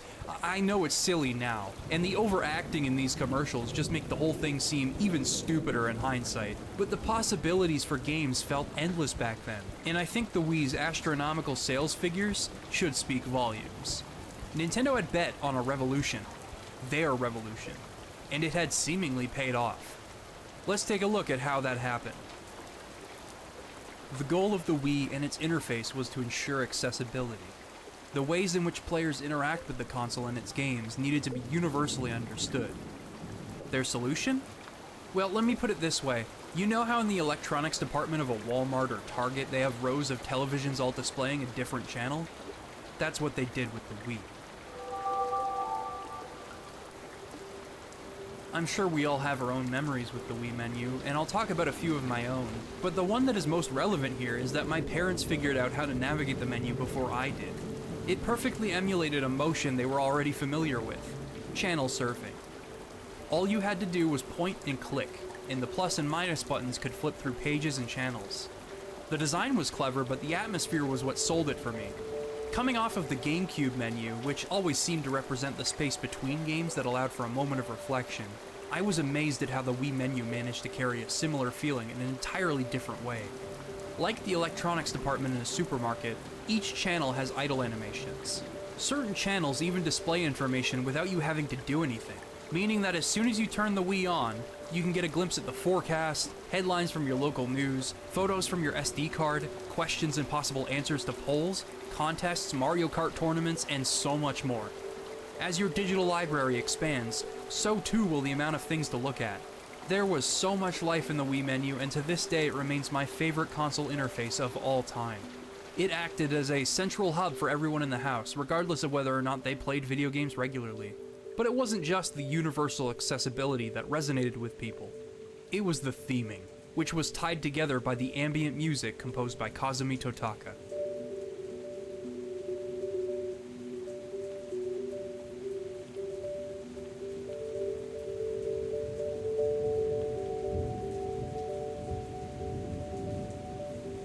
The rapid and seemingly random nature of the notes in this song are also soft and calming, and it unifies the Wii menu's incessant amount of information beautifully.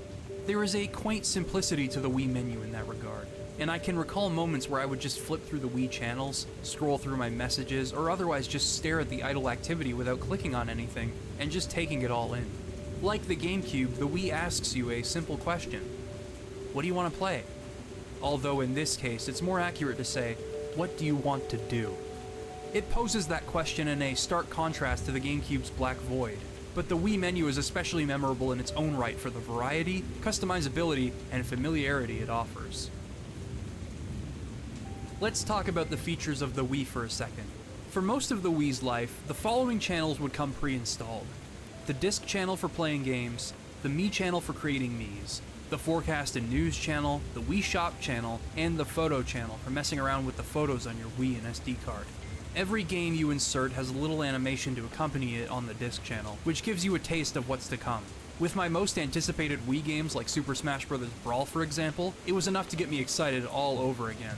I was seconds away from finally playing a game I'd waited years for, and the channel animation would be electrifying.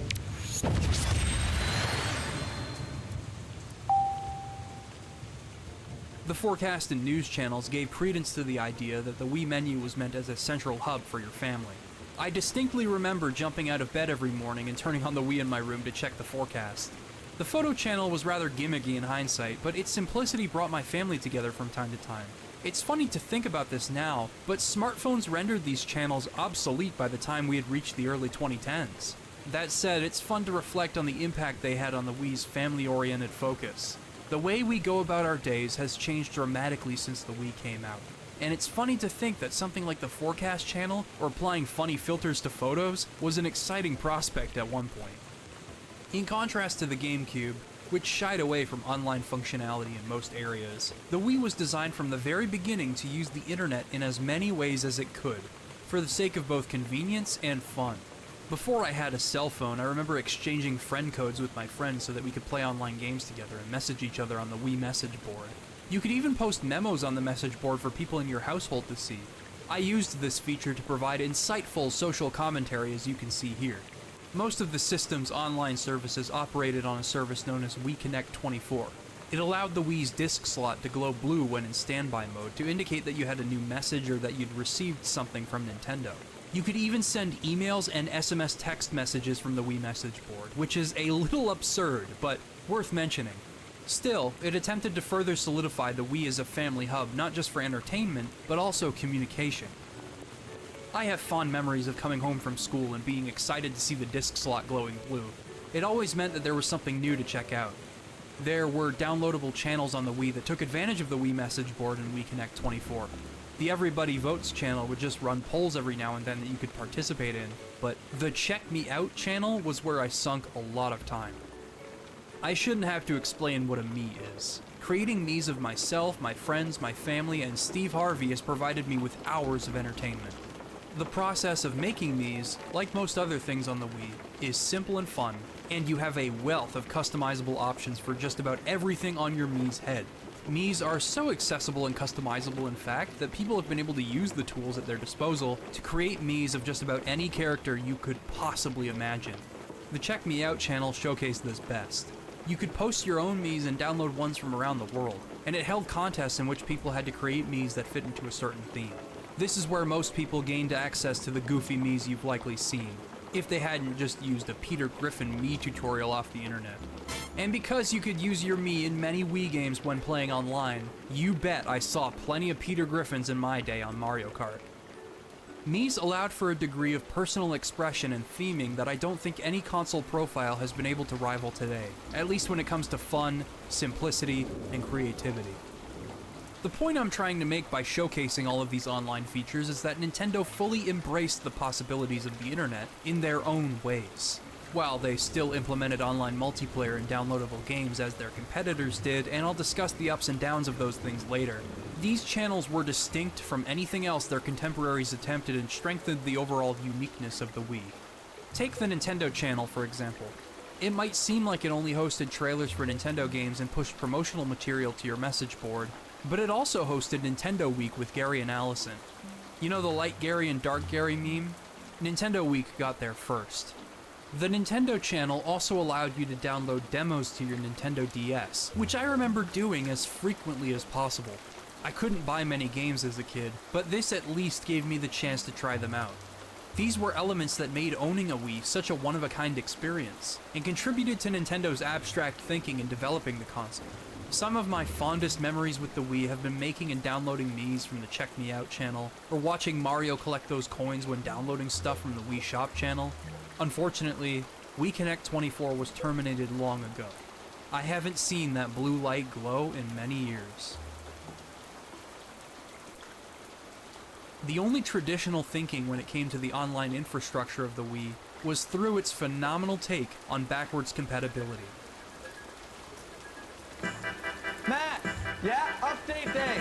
What? New Wii titles. What? I'm in the bathroom.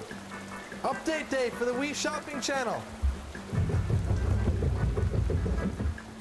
It's funny because normally they do it at midnight, but it's like 11.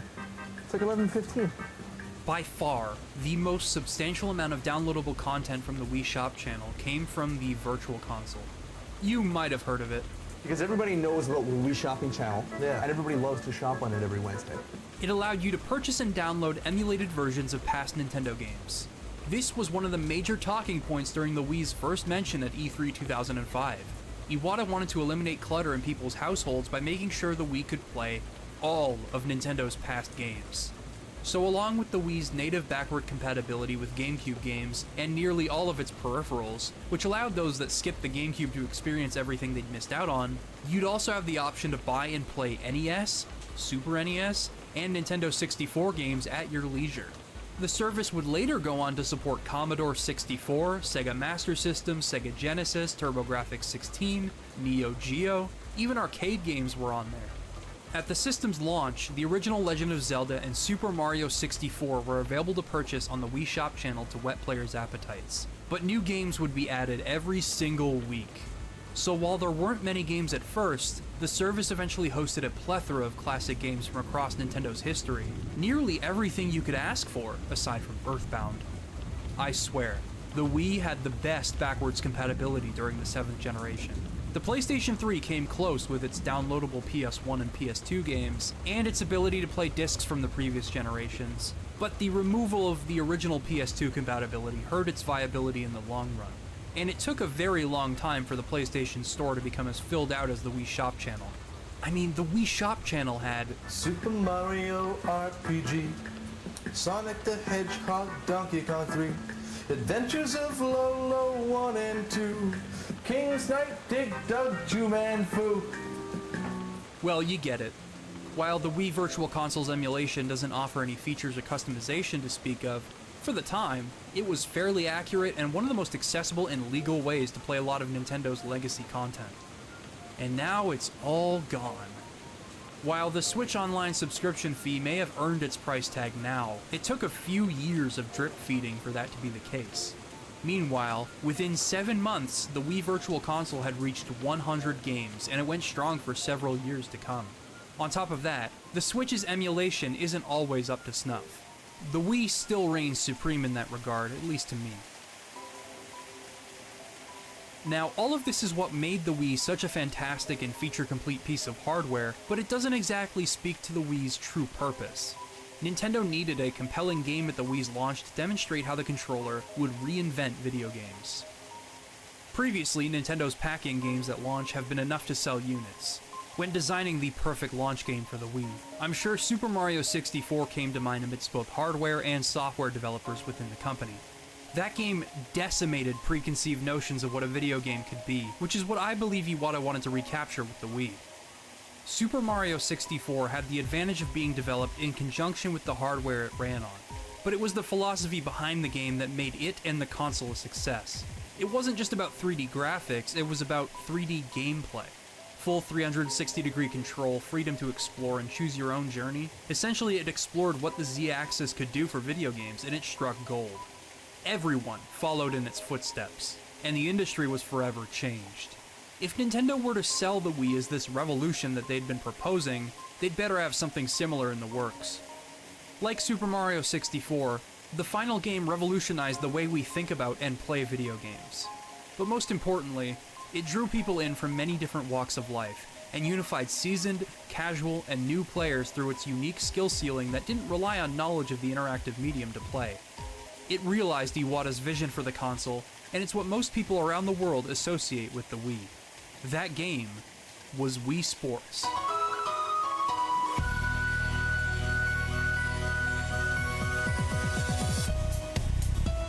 It's both nostalgic and surreal to be revisiting this game after all these years, but I've always wanted to know if it truly holds up.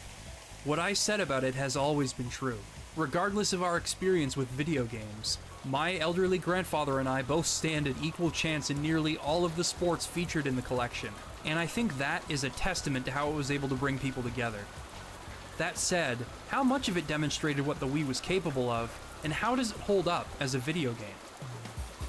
As you probably already know, Wii Sports is controlled almost entirely through motion-based inputs. You mimic the action of each sport's real-life counterpart, and that's that. Each sport is made as accessible as possible in subtle ways, and the controls are intentionally simple but highly nuanced. Some sports hold up better today than others, but the overall package is brilliant. Let's run through them one by one. In tennis, the direction, angle, and timing of your swings will steer the ball and control its speed, and your character will move toward the ball automatically. That's all you need to know in order to play the game. The depth in this sport comes from mastering those three elements in your swings to outsmart your opponent. The longer you wait to hit the ball, the faster it travels. The smarter your angles, the more you can trick your opponent by adding spin. Let's look at some gameplay and observe how mastery of your swings can affect a match. My serve here was rather slow because I didn't hit the ball at the height of the toss. I hit it as it was coming down. Force doesn't equate to speed in Wii Sports Tennis, despite how badly you might want to violently swing your Wii Remote. It's all about timing. This is far easier to understand and implement than measuring the velocity of each swing. And you can probably see how timing affects speed across a lot of my gameplay here. Here my brother attempted to lob the ball upwards, but because he was at the back of the court and his timing was poor, I was able to return the shot with ease. Conversely, I angled my Wii Remote slightly downward from the net here, which confused the heck out of my brother and set me up for an awesome return. Realistically, the controls in this sport could have been mapped to buttons and analog sticks, but they are so much more intuitive with the Wii Remote. It's no wonder it was such a hit. Thanks to the surprising amount of depth behind its simplistic controls, I feel Wii Sports Tennis has stood the test of time. There are a couple of other sports on the disc that excel in intuitive and rich control schemes. First, there's golf. While I don't think I'd be willing to play this over Mario Golf today, it's pretty effective at demonstrating the Wii's ability to measure the force behind your swings. To send the ball toward the hole, you'll need to be precise with the velocity of your swings. This also means each club will have a different learning curve, and you'll need to experiment in order to learn how much force should be applied. The course map will guide you, and the meter will effectively communicate how you can adjust your swings. As is the case with every game of golf, you need to factor in the terrain when you swing the Wii Remote.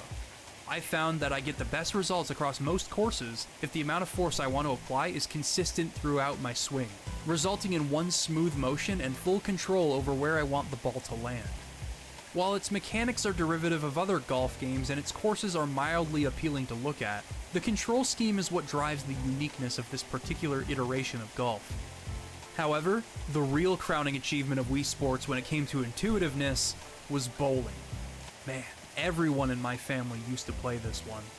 The controls seem pretty simple at first. All you need to do is hold the B button, let go, and bowl as you would in real life. Your character will even move forward for you as you wind up. The nuance of this sport comes from the ways in which you can position yourself and add spin to your throws. Due to the difficulty of actually performing these spins in real life, it is once again timing based. The closer your Mii's arm is to the ground when you let go, the more spin you'll add to your throw. Not needlessly complicated and extremely accessible, but the skill ceiling is much higher than it appears. All that needs to be done to tie it together is a physics simulation for the pins, and oh boy, does Wii Sports Bowling deliver on that front. Knocking pins into each other and landing trick shots is euphoric. There is a surprising amount of attention to detail in Wii Sports Bowling, and while I can't make a definitive statement on whether or not it is the best bowling simulator, it is certainly the most fun I've had with one, primarily due to the controls. They are simple yet endlessly rewarding, and for a while it rendered actual bowling alleys obsolete within our household. That is a testament to the balance this sport struck between accessibility and skill. It is by far my favorite of the Wii Sports package. Although it boils down to the luck of the draw when it comes to fielding and running, baseball feels incredibly natural and satisfying to play. When pitching, different kinds of throws come out depending on which buttons you're holding down, and the ball will almost always target the strike zone, unless you choose not to with a splitter. Also, the force of your throw will affect the speed the ball travels as it would in real baseball. Pitching in Wii Sports is much easier than it is in real life, and yet it still manages to feel like the real thing, and give players a great degree of control over where the ball goes. Batting is all about the timing of the swing and the position of your bat, just like real life. The game is usually lenient with allowing the bat to connect, but trying to find that sweet spot between the outfielders, or timing it just right to send it into the crowd, is where the depth of this sport lies. Of course, it isn't a robust simulation or anything, as it's all about hitting and pitching, and in that regard I still prefer Mario Baseball, but the strong focus on those two elements once again shine a light on that remarkable Wii Sports balance between immediate and instinctual controls, and the high level of skill and mastery they allow for. Your proficiency in each sport is measured by a skill ranking, and in nearly every sport you can climb the ranks and take on one of the pros. I have fond memories of my brother and I climbing the ranks in tennis and taking on the champion Elisa. I even wrote a memo on the Wii message board after we won. Beautiful. This balance between skill and ease of use has shot Wii Sports into the stratosphere, and it's the reason the game is still fondly remembered. However, Nintendo, being the ambitious bunch that they are, went a little crazy when attempting to showcase the capabilities of their motion controls. This is boxing, and it's the only game in the collection that requires the nunchuck attachment. While boxing can work really well with enough patience, it requires a level of accuracy and technique that isn't effectively communicated, nor is it entirely reliable due to the limitations of the Wii Remote. So let me explain the controls. You start by holding the Wii Remote and nunchuck upright like so. This is how you'll be throwing out jabs. You can block your face and your stomach by holding the controllers close together and positioning them in front of each respective body part. You can also tilt them to the left or right to dodge. This works pretty well most of the time. It's everything else that isn't as reliable. Throwing out a hook means swinging the Wii Remote or nunchuck in from the left or right, but it doesn't always work. I'm not kidding, it says the same thing on Strategy Wiki. Also, to perform an uppercut, you have to be very specific. You have to punch up from around your waist, but it can be a bit finicky. And in order for any of these punches to register accurately to your movements, you have to be precise. But even then, this isn't a guarantee.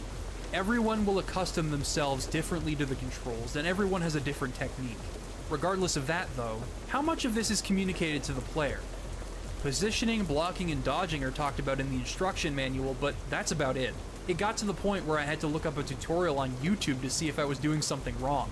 But as it turns out, even this guy's punches weren't registering sometimes, despite him having mastered the sport to an extent. I mean, I eventually picked up on the controls and I eventually worked my way up to Matt, and to that end, Wii Sports Boxing can be pretty enjoyable. But this is easily the hardest game to master on Wii Sports and by far the most unreliable. This is due to the inherent limitations of the Wii Remote, its ability to track finer movements, and to that end accommodate for the techniques of all players, had its limitations, which should foreshadow the problems that the Wii faced throughout its life. But we'll get to that in time. Despite its hiccups, Wii Sports left an immeasurable impact. The game brought people together, regardless of their experience with video games. I can't speak for anyone else, but based on my own experience and the memories others have shared, I'm sure the game succeeded in captivating the world. It might seem silly to consider Wii Sports one of the best games ever made, but as I've come to appreciate how elegantly it was able to reinvent the way we play video games, and the shocking amount of skill you could develop in it, I think that is a fair assessment to make. Wii Sports changed the way the world viewed video games, and it was a stellar way for the Wii to begin its life. Wii Sports wasn't the only game to reinvent the way we play. A few months after the Wii launched, we received the minigame collection Wii Play.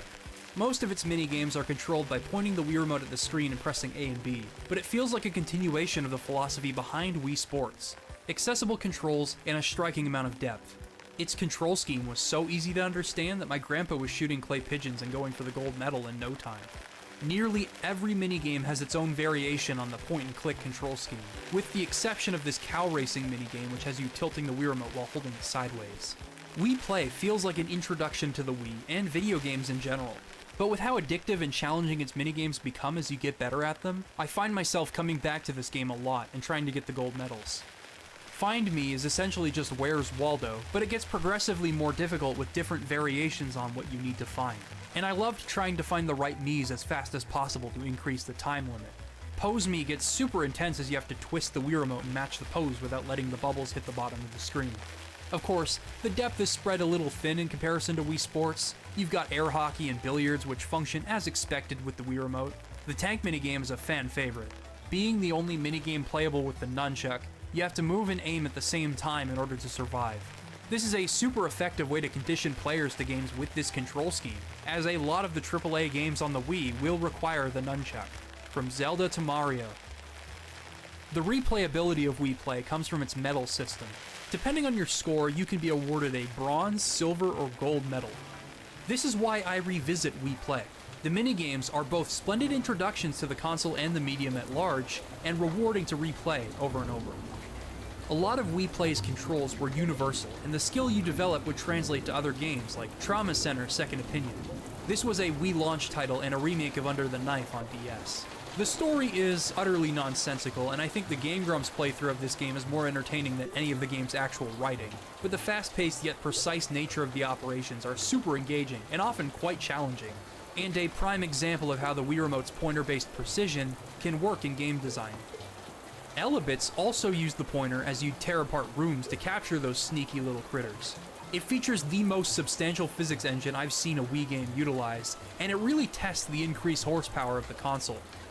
Excite Truck was also a launch game, and like the cow racing minigame, it let you steer your truck by tilting the Wii Remote as you would the steering wheel of a car. You could also flip it around while flying through the air to do tricks, which increased your star rating. Excite Truck was unique in that you didn't actually win races by coming in first, although that certainly helped.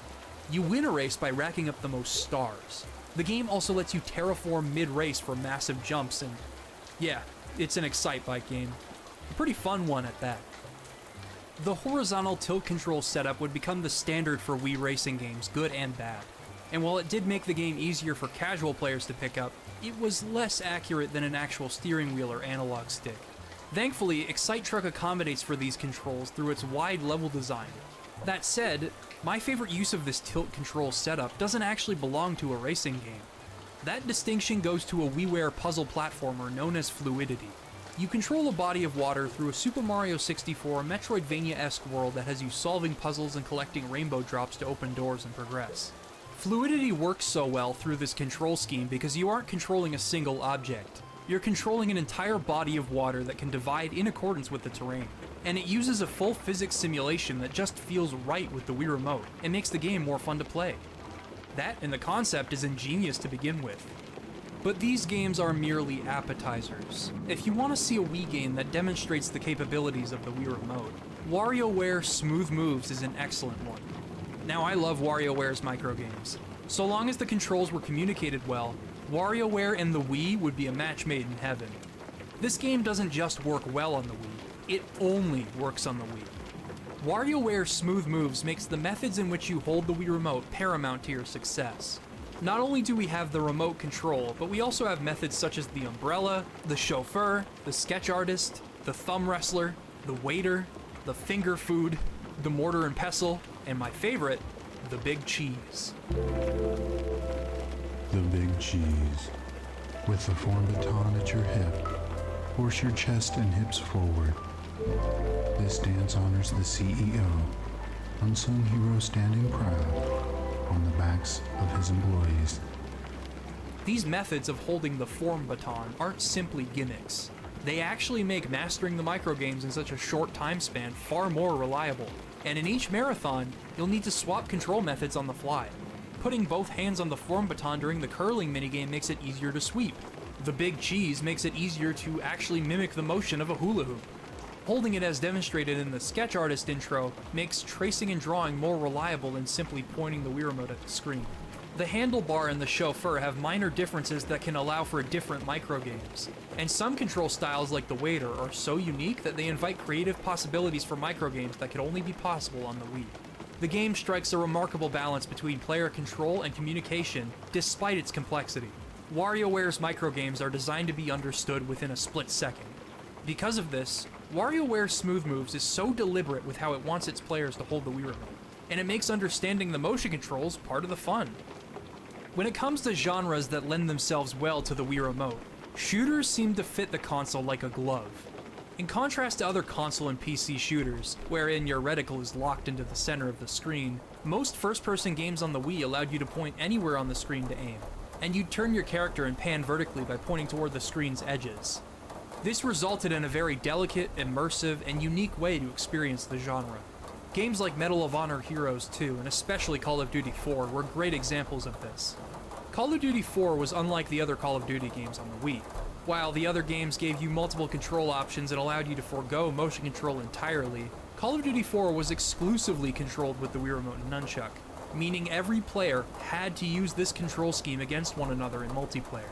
This results in a very careful and anxious version of Call of Duty that you can't experience anywhere else. I mean, the campaign is awful in this version as it wasn't designed for this control scheme, but the multiplayer is incredible and highly customizable. Along with adjusting your dead zones and UI, you can bind specific actions to any button or a motion-controlled input if you'd like. If you want to throw a grenade with the nunchuck, you can. If you want to melee by swinging the Wii Remote, you can.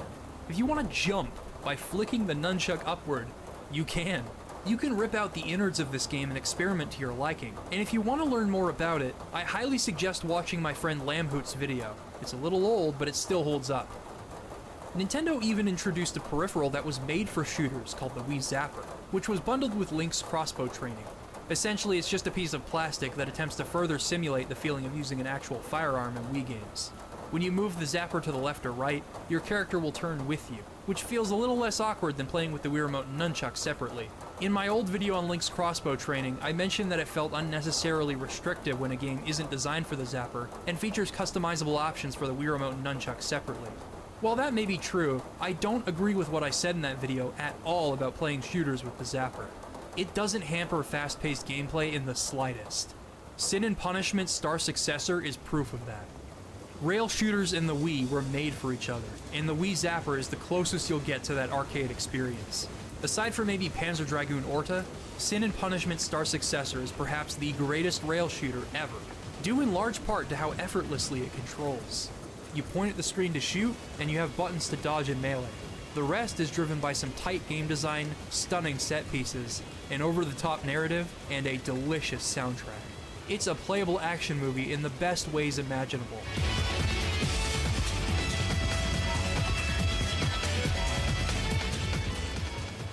My favorite shooter on the Wii, however, isn't primarily a shooter. It's a first-person action game hailing from one of my favorite video game series of all time. It's Metroid Prime 3 Corruption. Despite borrowing the framework from early Wii shooters, Metroid Prime 3's controls are unique in that they merge the lock-on combat from the earlier Prime games with the ability to aim within the dead zone of your screen. This means that you can strafe around enemies and aim while locked on, which many enemies and bosses take advantage of in clever ways. This results in the same Metroid Prime gameplay that we've all come to love being translated gracefully to the Wii, with the added luxury of the accuracy that the Wii Remote affords you, regardless of whether you're locked on or not. It is a seamless blend of both styles that maintains the fast pace of Metroid Prime and implements the finer accuracy of the Wii Remote, along with unique actions like disarming enemies with the grapple beam by using the nunchuck. The controls in Metroid Prime 3 were so good that Retro Studios actually went and implemented them into the first two games, bundling them together as the Metroid Prime trilogy. Even though they've been retroactively implemented, the GameCube Prime games play like a dream with Prime 3's control scheme. I would recommend this collection, but it was released in a very limited quantity and copies nowadays are extremely expensive. The trilogy is available on the Wii U eShop, but only until it closes in March 2023. Nintendo, please do something with these games. People will have no way of giving you money for them after that date. And with Prime 4 coming out, eventually, you guys better make it happen. These games are too good to remain abandoned. Speaking of which, Nintendo actually implemented motion controls into other GameCube games both through their port of The Legend of Zelda Twilight Princess and under their new Play Control line. Aiming in Twilight Princess felt much smoother thanks to, you guessed it, being able to point at the screen, and although swinging the sword with the Wii Remote and parrying with the nunchuck felt pretty cool, they were merely replacements for what were buttons on the GameCube. Still, it managed to organically and immersively integrate the Wii Remote's concepts into an existing game, and in some areas, improve them. Not all of them, but some of them for sure. And Nintendo making this game a launch title for the Wii definitely helped them ship units initially, as many people skipped the GameCube. When it comes to new play control, the new versions of Mario Power Tennis and Donkey Kong Jungle Beat weren't anything special, but the Pikmin games managed to feel even better than they did on GameCube. All they really did was allow you to point at where you wanted to throw your Pikmin instead of using an analog stick, but this was enough to make it feel definitive. Certain games took a very minimalist approach to motion controls. Most other games, however, used motion controls as nothing more than replacements for button commands. Sometimes this would feel horribly gimmicky, other times it would feel oddly satisfying. Let's go back to Wii Sports Tennis for a second. The game could realistically be played with a traditional controller, but it is far more intuitive due to the fact that actions are mapped to Wii Remote gestures. The inputs mimic the actions of real-life tennis, and that's what makes the sport work so well. I find that gimmicky Wii controls can provide you with that kind of feedback without intruding on a game's design. Mad World is the perfect game to demonstrate this. Mad World was Platinum's first game, and it proved that the Wii didn't necessarily have to shy away from having mature games. Well, I use the term mature with this game loosely. It is absurd, irreverent, and supremely and cartoonishly gory. With an art style inspired by the film and graphic novel Sin City, Mad World oozes style and delights in its violence. The object of each level is to rack up as many points as possible. The faster you achieve that goal, the sooner you can fight the area boss. The more creative you are with your kills and the more pain you inflict on your victims before killing them, the higher your point rewards will be. Stick a signpost through their head, jam them through a tire, and impale them on a rose bush to finish them off. There are challenges and multiple opportunities to increase your score across each level, all accompanied by some repulsive commentary from the voice actors behind Bender and Bob the Builder. No, I'm not kidding. I mean, the commentary isn't always hilarious. There are some moments that'll make you groan, but I suppose that's what you get when you work with the writers behind Happy Tree Friends and the more recent Sonic games. It was probably funnier back in '09. Nobody needs to kill! Yeah, but Jack could still defile the bodies. What do you mean? You know, take trophies and shit. Check out my necklace of human ears. Check out my stream of projectile vomit. Anyway, setting aside the questionable writing, Mad World just might be one of my favorite Wii games. Sure, it might get repetitive after a while and its shock value wears thin by the end, but its scoring system is truly unique and the game is a treat to play thanks to the creativity it invites. The motion controls replace button commands such as the chainsaw, backflip dodge, and using objects to maim and kill enemies, but it's viscerally satisfying to mimic the actions taking place on screen. As you can imagine, this sparked a bit of controversy. Not as much as Manhunt 2 due to this game's less realistic violence and decidedly comical tone, but still enough worth noting. Mad World was even banned from release in Germany due to its violence. Nintendo should be ashamed of themselves for letting this filth release on their platform. Seriously though, the action I perform in Wii Sports Bowling is the same as the one used to rip this dude's heart out. I can't help but laugh in retrospect. Mad World is a fun game, and showcases how sound presentation and clever game design can come together and make gimmicky motion controls that serve as button replacements fit right in with the overall experience.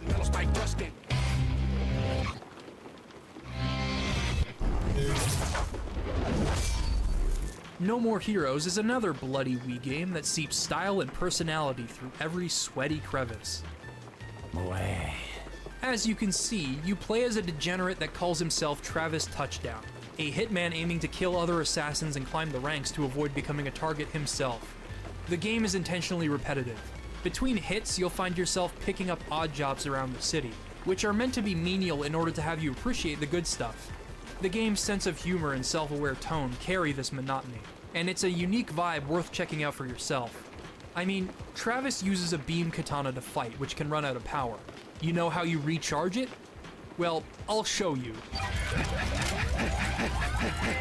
Everyone playing this game has to jerk off their Wii Remote in order to recharge their katana. Every time. This game fully embraced how ridiculous the Wii can make you look. The controls don't try to be too ambitious, but they serve their purpose well. You can attack from a high or low position depending on how you hold the Wii Remote, and the other actions are QuickTime events. Like Mad World, the presentation is enough to make this feel right at home. The boss fights are all marvelously distinct. The game is consistently entertaining, and the amount of fun to be had all around make trudging through the side content well worth it. Thankfully, this game and its sequel have been re-released on the Nintendo Switch in HD, fully playable with motion controls if you'd like. Both of these games shattered the notion that the Wii had to exclusively remain a family-oriented console, but I think their low sales should speak to the impact they ultimately had. The audience they were targeting was not interested in the Wii, which brings me to my next point. Nintendo's core gaming audience that stuck with them through previous generations felt alienated by the Wii. While we've been able to evaluate great examples of motion control, we've also touched upon some that were gimmicky. Despite what I've said about Mad World and No More Heroes and how their motion controls can heighten the fun, they are undeniably corny, and especially with some of the games I'm about to showcase, a button is objectively the better option. Super Mario Galaxy. This game was one of the heavy hitters for the Wii, and it isn't just regarded as one of the console's best, it's also regarded as one of the best games ever made. This game did away with the sandbox approach to level design used in 64 and Sunshine, instead creating linear missions with oodles of variety and fun in store. The central gravity mechanic reinvents the way players evaluate platforming challenges, and the game utilizes it to the fullest extent. This game is a miracle of game design, with a surprisingly touching story for a Mario game, a ton of heart, and a soundtrack that still manages to rock me to my core. What a wonderful game this is. And yes, it'll get its own retrospective someday. All of the 3D Marios will. These games are so good that you might be wondering why I bring them up as an example. Even their pointer-based interactions like collecting star bits, launching Mario across these sticky things, or pushing him through hazards in a bubble, are so inventive that it's hard for me to get upset about their inclusion. I understand if perhaps these break your immersion a bit, but I had fun with them. There are two elements of this game's motion controls that I take issue with. The first is very minor. The spin. When you shake the Wii Remote, Mario will do a spin attack, which can be used to stall yourself in midair, break crystals, use launch stars, and hit enemies. This action feels natural and requires little movement, but you perform it an awful lot, and it clearly could have been mapped to a button on any other controller and deliver a more immediate response. The other element is the game's use of these rolling ball levels. You tilt the Wii Remote to steer the ball around the course. You can play these levels, but I think you'd be hard-pressed to find anyone that wouldn't agree that these are some of the worst levels in the game, or that Super Mario Galaxy doesn't exactly benefit from having them. Let these two things be an introduction to the gimmicky nature that motion controls often took on. Another game that uses a motion-based button swap is Wario Land Shake It, but I don't want to undermine its quality. This game is great, and somewhat of a forgotten gem in the Wii's colossal library. The traditionally animated cutscenes and hand-drawn character sprites and art design make it a joy to look at, and the platforming and puzzle solving Wario Land is known for are both accounted for here. The gimmick of the game, however, has you shaking the Wii Remote every single time you want to empty a bag of coins or shake an enemy. It gets old fast. Donkey Kong Country Returns is a triumph in 2D platforming and one of the best games on the Wii, but every single time you want to roll through enemies and keep your speed going, you have to shake the Wii Remote. It gets old really fast. But by far, my least favorite example of this implementation is in Mario Super Sluggers. These Mario baseball games contain my favorite simulations of the sport, but this one on the Wii decides to replace a lot of the GameCube's button commands with motion-based inputs. Other than that, the gameplay is nearly identical. While this gets tiring rather quickly on its own, if someone skips the transition between hitting and running or hitting a foul and you were previously shaking the Wii Remote to run, there's a good chance that you will accidentally pitch or swing immediately after. As you could guess, this gets old super fast. Now here's the thing. If introducing motion control to a game could potentially innovate on the medium as a whole, I am all for it. Games like Metroid Prime 3 and multiple shooters on the Wii proved that there was still room for exploring how we control games of that ilk.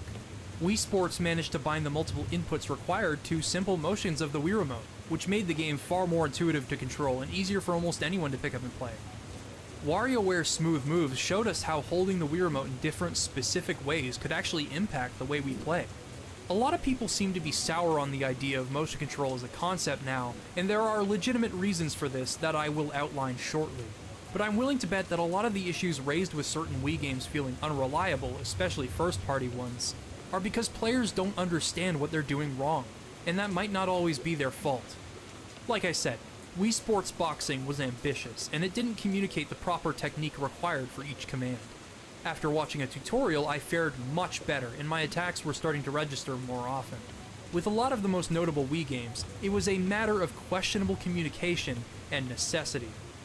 Not every game could create a sound case for why they required motion controls, nor could they communicate every detail of what technique was required of the player. Motion controls were often egregiously implemented into games that clearly don't benefit from them. Of course, we have the games I mentioned earlier, but there were other games that took things way too far. Super Monkey Ball Banana Blitz. Those of you that have been watching me for a while now know that I love Super Monkey Ball, but I would not include this game in that discussion. While the level design reverts back to the original inspiration for the series through its labyrinthine-esque pathways, it goes on to ask an absurd amount of accuracy from an input method much less responsive than an analog stick. It's an okay game, but it isn't nearly as fun to play or control as the GameCube originals. Soul Calibur Legends wasn't a good game to begin with, as it was a mediocre action-adventure hack-and-slash game from inception, but imagine trying to perform combos on a controller with limitations in tracking and positioning. Dodging and blocking is mapped to nunchuck gestures, while different strikes come from different swings of the Wii Remote. It feels awkward. Then there are bottom-of-the-barrel examples like Sonic and the Secret Rings, which mandated clunky motion controls for every action in the game, and the plethora of shovelware that barely registers your Wii Remote waggles as inputs half the time. But I also don't think early Wii games had enough time to work out the tech behind the Wii Remote. It was a very complicated situation, and it eventually hurt the Wii's image. And then they put Guilty Gear on the Wii.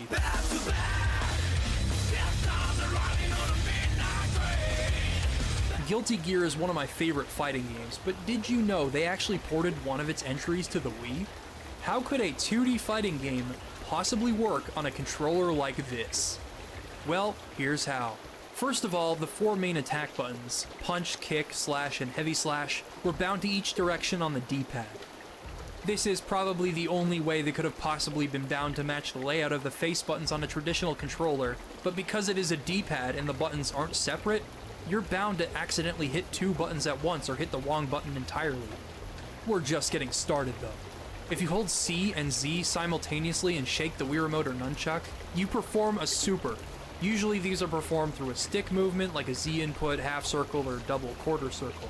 You can still perform them that way with the analog stick, but the fact that you can instantly perform a Potemkin Buster with a shake of the remote is wild. In that regard, it feels like Accent Core on the Wii has its own meta. These complicated inputs that take a little bit of time to master are suddenly being outperformed by these Wiimote warriors.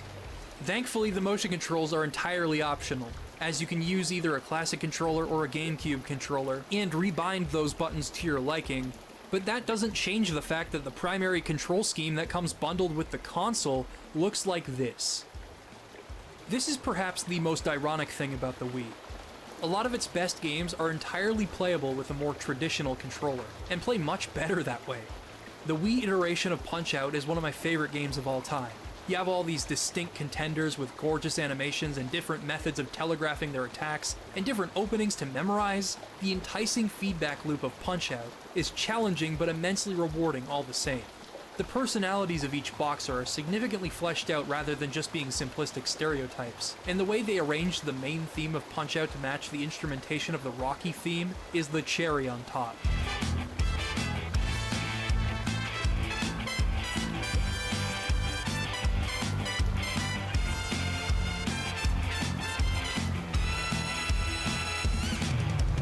Unsurprisingly, the game plays best with a control scheme that mimics the layout of the controller the original game was designed for.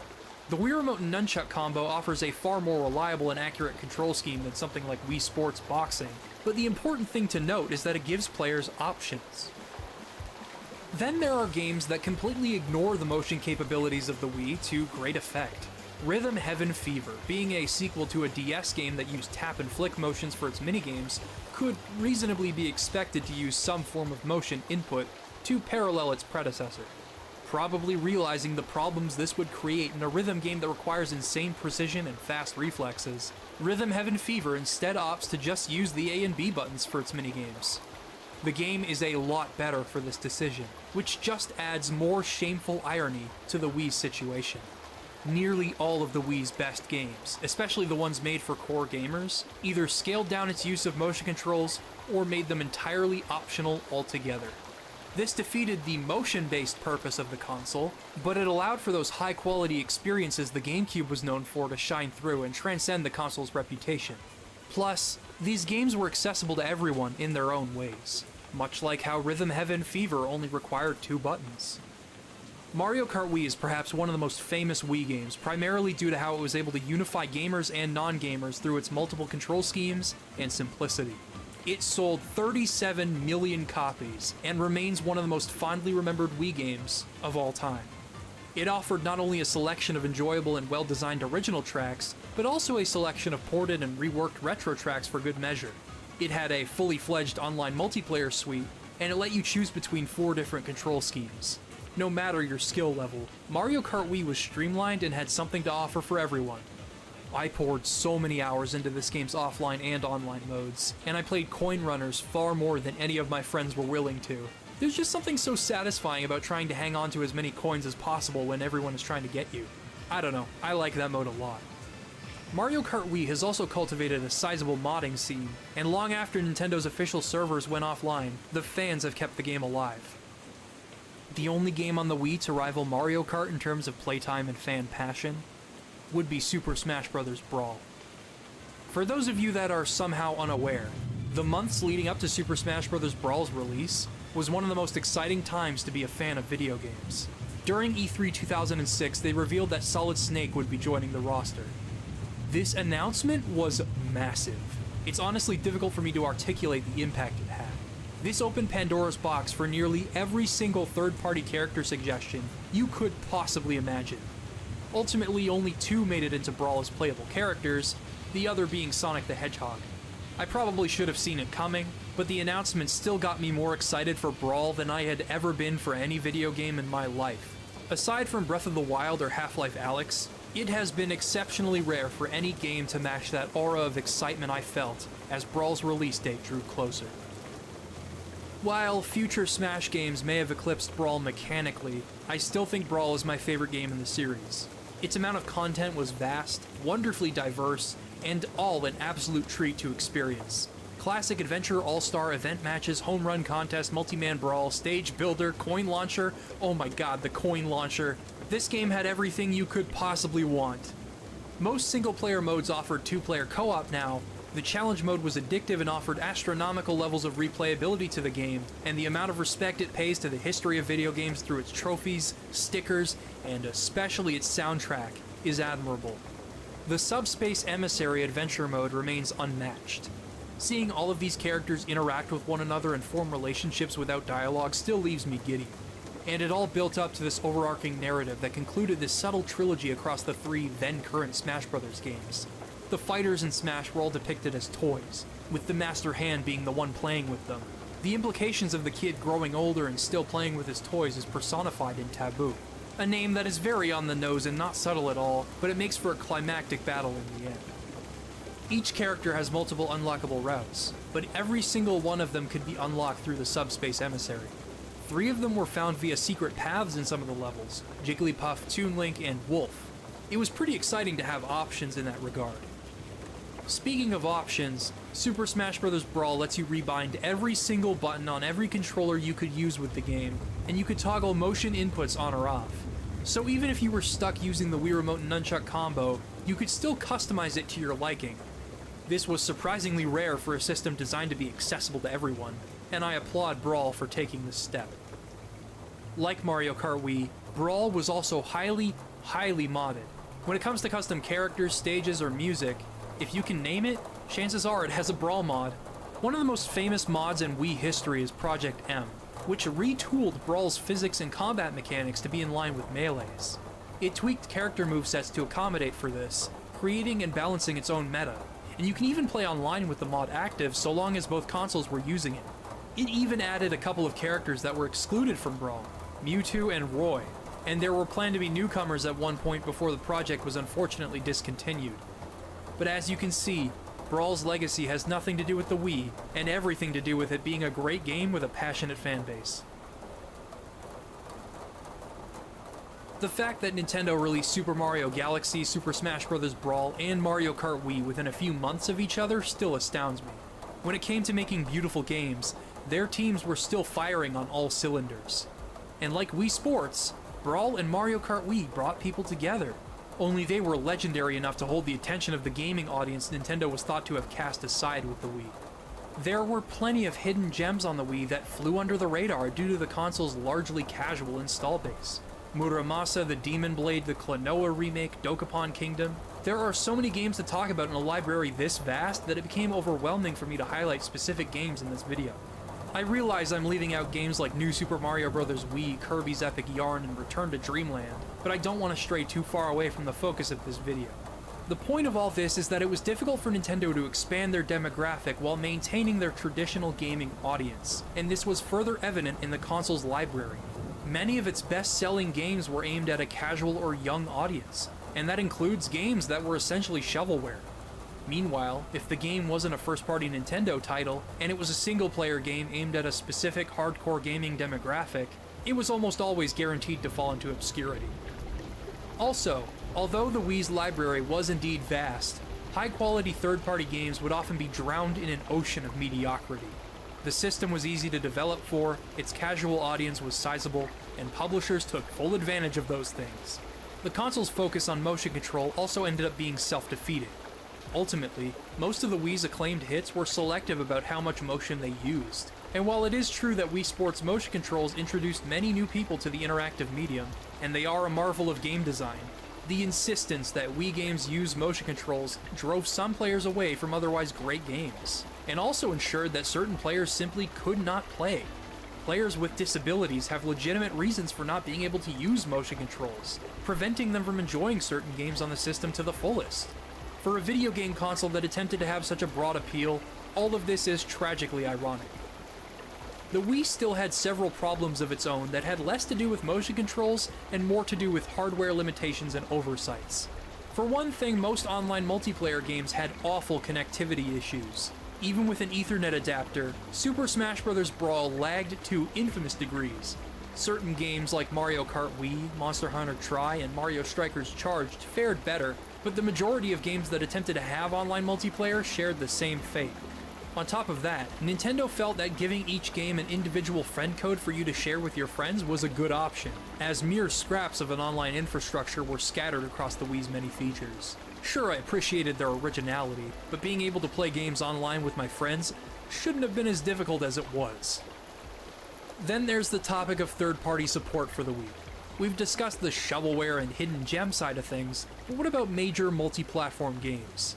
The Wii was obviously technically incapable of running a game like Mass Effect or Red Dead Redemption, being a small step up from the GameCube. But certain developers did attempt to bring their multiplats over. Call of Duty surprisingly fared pretty well on the Wii, as did games like Sonic and Sega All-Stars Racing. Games that cross-released with the PS2 also fared well, as you'd expect, due to the Wii's architecture being 6th generation in many ways. Other ports lacked certain features. LEGO Star Wars didn't have online multiplayer, and the Toy Box mode in Toy Story 3, the video game, was completely butchered. Then there are games that ended up being completely different from their other versions because the Wii couldn't run them, but the publishers still wanted a Wii version out the door. Star Wars, The Force Unleashed, and Sonic Unleashed first come to mind here. This was often confusing for parents that wanted to buy these games that were being promoted, only for their kids to discover that they are nothing like the games they'd been seeing trailers for. Companies would try to communicate this, but it was still pretty rough. Nintendo set themselves back a generation technologically with the Wii, and the effects of that were felt through the Wii U's life and into the Switch era. And then there were the issues with WiiWare games. Although I loved the Wii Shop channel, the WiiWare program wasn't handled flawlessly. WiiWare enabled both AAA and independent developers to release their games digitally on the store, and it hosted several great games. So many great games that, if they weren't made available on another platform, are now lost to time. That said, WiiWare had some problematic restrictions. Nintendo refused to budge on the 40 megabyte file size limit, despite the fact that you could expand the console's storage with an SD card. This led to the Wii versions of Super Meat Boy and Sonic 4 Episode 2 being cancelled. On top of that, the service allegedly had even worse restrictions imposed on developers wanting to release their games. According to the developers behind Retro City Rampage and Baldur's Gate Enhanced Edition, Nintendo required a certification process that could last up to 9 months, and the games had to sell at least 6,000 copies before any payment would be received from Nintendo. This was apparently done to ensure that low-quality games don't flood the service, but it ended up being a hindrance to most developers. And also, kind of scummy. I'm sure the situation is complicated, but not really a fan. Despite criticism of the Wii mounting, Nintendo doubled down on their focus, resulting in one of the most embarrassing E3 conferences in history. Nintendo's E3 2008 conference lives in infamy. It leans so heavily into the Wii's success with the casual market that the company would end up shooting themselves in the foot. The Wii balance board and other Wii peripherals had a huge focus, as did Wii Music. For this video, I decided to buy the game just to investigate whether or not it was as stupid as the presentation made it seem. I figured you would have the option to compose your own MIDI music just like Mario Paint, and then play along at your own tempo, and you wouldn't be forced to just thrash around to existing songs. But no, Wii Music barely qualifies as a game. You indeed simply thrash around to public domain music. It is the digital equivalent of a baby's rattle. There's a music quiz minigame here too, I guess? I am baffled by the notion that Nintendo thought Wii Music would be the right note to end on at that year's conference. Well, in all fairness, they did find time to address one piece of criticism, and they did so in a major way. I've always felt as though the Wii Remote had limitations that restricted what developers could accomplish with it. Does anyone here remember Red Steel? It was a mediocre first-person shooter that ran terribly and was buggy in strange ways. My console crashed after attempting to return to the Wii menu, and my cursor would often jitter until I figured out what was causing the problem. As it turned out, the jittering of my reticle was caused by my Wii Remote volume being turned on. If the source code ever gets released for this game, I would love for programmers to take a look at it, because that sounds like some horrifying and hilarious spaghetti code. Anyway, the game got ambitious with its swordplay.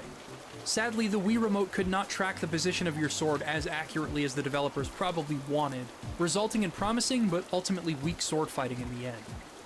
To enable full 360-degree movement within the Wii Remote, Nintendo came up with the Wii Motion Plus. This peripheral was incredible, and it was implemented best in 3 games, the first being Wii Sports Resort.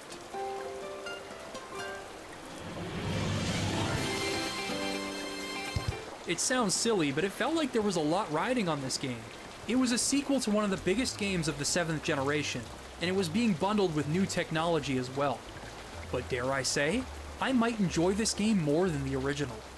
It isn't as focused as the original 5 sports, and not all of its sports are winners, but its cohesion in its theming and setting of Woohoo Island, and its improved controls, make it infinitely more enjoyable to experience for me. Wii Sports Resort has 12 sports to choose from instead of 5, and there are variations of each sport to tackle as well. Some returning sports like bowling featured sub-games like the 100-pin bowl, which I spent a lot of my time on.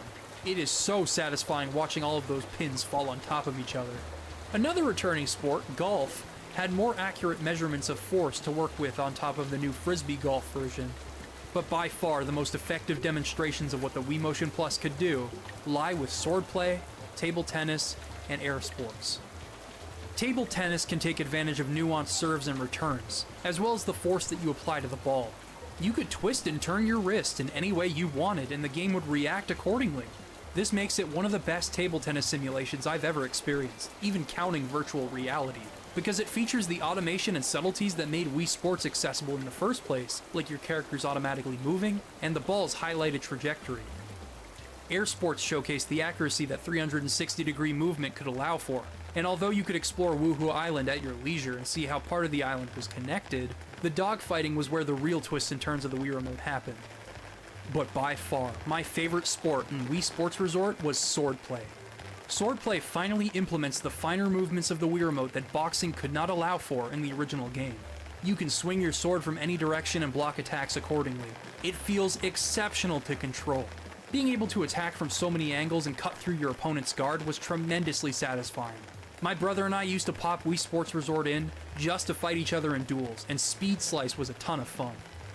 Speaking of swordplay, the next game to use the Wii Motion Plus well is one of the coolest games I've ever played, and surprisingly, it's a sequel to a game we talked about earlier. It's Red Steel 2. You play as the last remaining member of the fictional Kusagari clan, and you have a revolver and a katana at your disposal. The mix of Western and Eastern elements are evident right down to the weapons you wield. While the revolver functions as you'd expect and the first-person animations hit all the right notes with me, the katana is where things get wild. Thanks to the Wii Motion Plus, both every minute position from which you swing your sword and the force behind each swing are almost always translated into the game. While you can get away with swinging your sword lightly or shooting from afar on the most common grunts, wide swings are required to destroy armor, and enemies can parry specific swings, so you'll need to stay on your toes. You can also parry yourself should you feel the need to stagger your opponent, and it feels just right. As you collect gold from exploring, racking up combos through kills, and completing side missions along the main path, you'll be able to unlock new skills. Early in the game, you'll obtain the uppercut, which allows you to jump up and slash enemies in midair, or juggle them with your revolver like a badass, or this awesome counter finisher that allows you to immediately thrust your sword behind you and into an enemy's chest. Honestly, I haven't finished this game because I had to record multiple games for this video, but while recording it, I had a hard time putting it down. It's not a perfect game, its missions and enemies do get repetitive after a while, but I would love to see a Red Steel 3 in virtual reality at some point. There's so much they could do with this concept, and the game is proof that the Wii was often ahead of the curve in game design. The Wii Motion Plus's high-fidelity motion tracking was revolutionary, and served to foreshadow the upcoming VR revolution we'd feel in the mid to late 2010s. There's just one problem with it. The Wii Motion Plus is what the Wii Remote should have been in the first place. By the time the Wii Motion Plus could be taken advantage of by other games, it was far too late. The Wii had entered its twilight years. Sales were on the decline as the casual market migrated to smartphones. Although I tend to cite the Wii as an example of Nintendo being ahead of the curve, they were also behind it as well. Smartphones rendered the forecast channel, news channel, and the Wii message board obsolete. While the nature of the smartphone gaming market led to that same demographic Nintendo once captivated, abandoning the Wii in a flash. As it turned out, most of them were buying the console for Wii Sports or Wii Fit and leaving it at that. That and the increase in graphical fidelity and more demanding games left the Wii far behind its contemporaries. This was a conscious choice by Nintendo in the beginning, and it worked out back then, but it hurt the console's longevity. The last Wii Motion Plus game I wanted to talk about means a lot to me. I won't discuss it in too much detail, but it was Nintendo's last bastion for the Wii. Their final work of art that would showcase everything that the Wii's unique interface could enable. The Legend of Zelda: Skyward Sword. I made a 2-hour-long retrospective on the game that you can check out if you want, and I'll keep things brief here. Skyward Sword made the Wii Motion Plus's added accuracy an integral part of combat and puzzle solving. Rather than focusing on items or varied sword techniques, the combat of Skyward Sword wants you to focus on where your slashes are coming out from. The designers created a large amount of scenarios for this philosophy to flourish, and it makes for some of the most fun I've had with combat in a Zelda game. It's also a pretty great game, albeit an undeniably flawed one. With that said, the trappings we've discussed from prior Wii games still plagued it. Many actions in Skyward Sword felt ham-fisted, and I have to question the necessity of certain motion gestures when an analog stick would have sufficed. Flying the loft wing, maneuvering the beetle, swimming, diving. Does every single action in this game truly benefit from motion controls? I would say no. Some do, like being able to physically draw back the bow as you would in real life, a concept adapted from Wii Sports Resort, but many fans were not exactly receptive to the implementation of motion controls in Skyward Sword. I at least agree with questioning the necessity of these controls, but they do function as they're supposed to. Like I've said before, there's a chance these people were simply doing something wrong in this game, but this brings us back to another point I made. It is impossible to account for the way in which every person moves, which means that a percentage of people are inevitably not going to be able to acclimate themselves to the controls. And if you're left-handed or have a disability, you just kind of have to put up with them if you want to play. This ironically defeats the purpose of the Wii, and it's a touchy subject today. Making them mandatory in a mainline Zelda game is going to be controversial no matter how you slice it, and the sad truth in the matter is that the game's sales were impacted by this decision. But I believe if they were optional from the beginning, this game's legacy might have shaken out differently, especially with how many people are finding themselves enjoying the game through Skyward Sword HD and its button controls. The Wii eventually faded out and left behind a complicated legacy. A few more great games released toward the end of the Wii's life, like the aforementioned Kirby games and Sonic Colors. The game was a huge deal as it ushered in a new, promising age for the Blue Blur. Trimming the fat of the boost formula introduced in Sonic Unleashed, Sonic Colors was all about the speed and the platforming. Although these elements would often disconnect from one another in certain levels, it was a fresh start for Sonic, and that momentum continued through Sonic Generations. Aside from that, the Wii's last years were mostly crowded with the usual shovelware. The Wii's experimentation with motion control, and the response to the options available in some games and lack thereof in others, would leave its mark on the future of video games. Gyro aiming would be adopted in console games as it gave players more control than an analog stick, and improved reaction times. And it is completely optional in nearly every game. Required motion controls have been relegated to casual party games on Nintendo Switch, which represents Nintendo's willingness to dip their toes back into those waters. These games feel much more welcome now, as it isn't the primary focus of the console, instead having its own dedicated audience alongside the mainstream. It gave consumers options, and that's the biggest takeaway from the Wii's rise and fall. Motion controls only partially invited accessibility, but making them mandatory limited players' options. Options drive accessibility. While motion controls allowed Wii Sports and other games of its kind to succeed, other games found far more success with multiple demographics thanks to their broad appeal, and most importantly, their wide assortment of control options. While the Wii's motion controls may not have been a focus for future Nintendo consoles, the philosophies that brought it to life remain with the company in some fashion.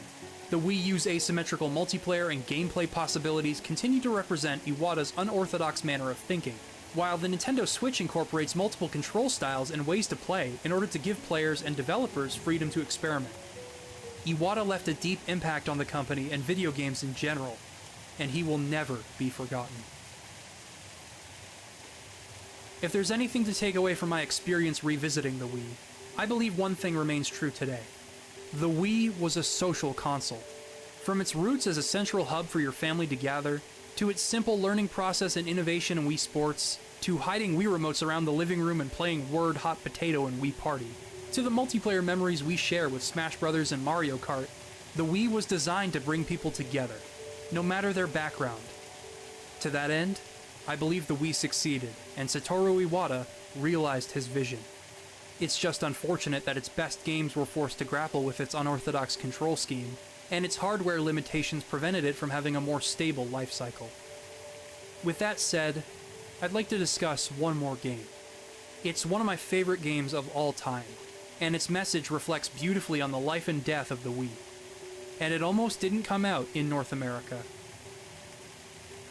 Late in the Wii's life, Nintendo didn't feel the need to localize certain Japanese games due to how niche they would be in the West, and how poorly they'd fare given the Wii's demographic. Operation Rainfall was a campaign that attempted to make these localizations happen.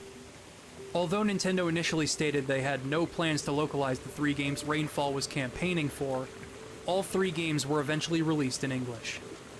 These 3 games were Pandora's Tower, The Last Story, and the game I wanted to talk about today, Xenoblade Chronicles.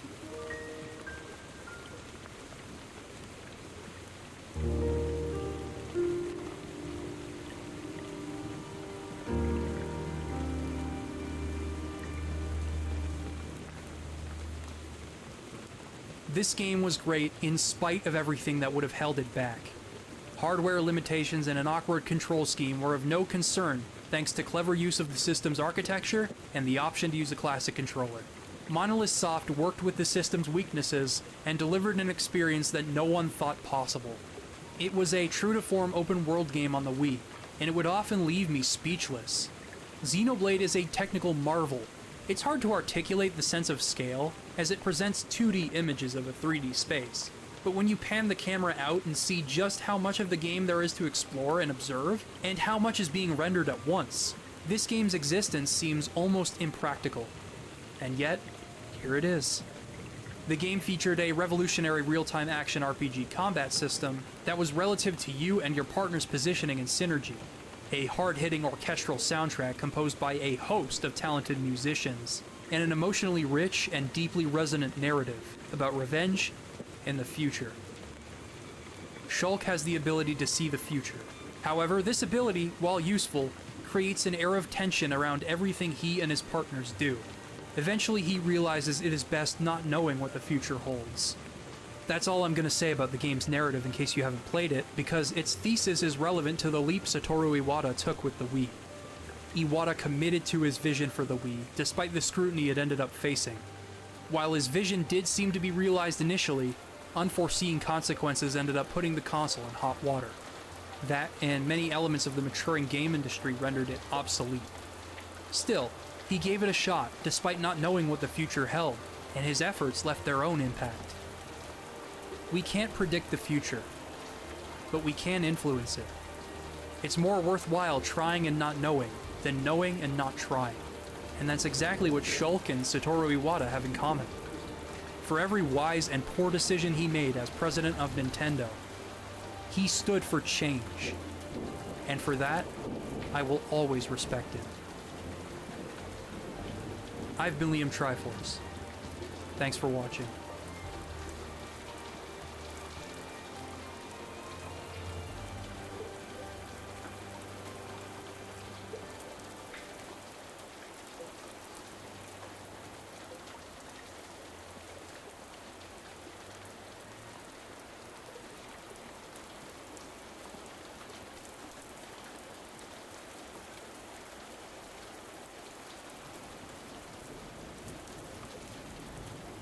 There was a long time where on Rocket Sloth all we covered was interesting things from Halo, and we've spent years researching the forgotten and cut content that's hidden away in the files of released games or secret builds that were never supposed to see the light of day. And more recently, with the rise of game preservationists, Halo modding teams, and even 343's dig site team, more lost content than ever before can be accessed. And every single Halo game had some level of content that for the first time ever can finally be accessed. And with that exciting prospect, we decided to come out of Halo retirement for this video and put together the ultimate 5 hours of cut, deleted, and lost content from the entire Halo franchise. This is going to be a big video. First half of the video will be on the Bungie era. We'll look at cut campaign, story beats, and multiplayer first for the entire Bungie era, then circle back to Combat Evolved again to look at cut weapons and vehicles, continuing through the entire Bungie era. And in the back part of the video, we'll be looking at Halo 4, Halo 5, and Halo Infinite, along with some other projects that came up in between. Feel free to use chapters down below. That being said, we gotta go back to the beginning with Halo Combat Evolved. Now, the story for Halo actually starts all the way back in 1997. Right after the release of Myth, The Fallen Lords, and development of Myth 2 was underway, two Bungie employees, Marcus Leto and Jason Jones, were working on a side project known as Armor. This game was originally supposed to be a multiplayer-only RTS type game that was Myth-inspired, but in a sci-fi setting, and we'll talk about this version of this game a little bit later on, but this was before the game was even named officially yet. The game would go through a couple of different iterations of names, and while the game was progressing into a third-person shooter after some time, it was still nameless all the way up until 1999. With presentations coming up and private showings to press behind closed doors, Bungie was in desperate need of a name for the overall franchise, so Bungie actually ended up hiring a branding company to help them come up with a name. And through the course of many interviews of previous Bungie employees throughout the years, various potential names for the series have been revealed that that company had originally come up with. Some of the names include the Santa Machine, the Crystal Palace, Solipsis, Hard Vacuum, Star Shield, Star Maker, Age of Aquarius, Red Queen, and Red Shift. However, one name would end up standing out against the rest. Covenant. Yeah, this was the name that seemed to be the top contender for a while. And they're even working on different logos, potentially, with the name Covenant. However, during this time, one of the artists, Paul Russell, thought that the name was stupid, so he came up with a couple of different names, one of them being Project Halo. And while most people didn't like it at first, after seeing the name on a whiteboard for a while, the name began to kind of resonate with more and more people at Bungie, and mixing that with the idea of a logo that would kind of have these ancient glyphs, but also kind of portrayed this sci-fi future future with a redesign done by Lorraine McLeese, the leadership at Bungie ended up choosing Halo, while the whole time Paul Russell actually thought that most people hated the name. Halo could have had a very different name had it been called like the Covenant or one of these other weird names, or even more names that have been suggested were contenders over the years. But I think Halo ended up being the right call, as it was short and identifiable. It would end up creating a lasting impression in the gaming industry. One of my personal favorite headcanon moments in Halo Combat Evolved is the fact that when Master Chief escapes from the Pillar of Autumn, when he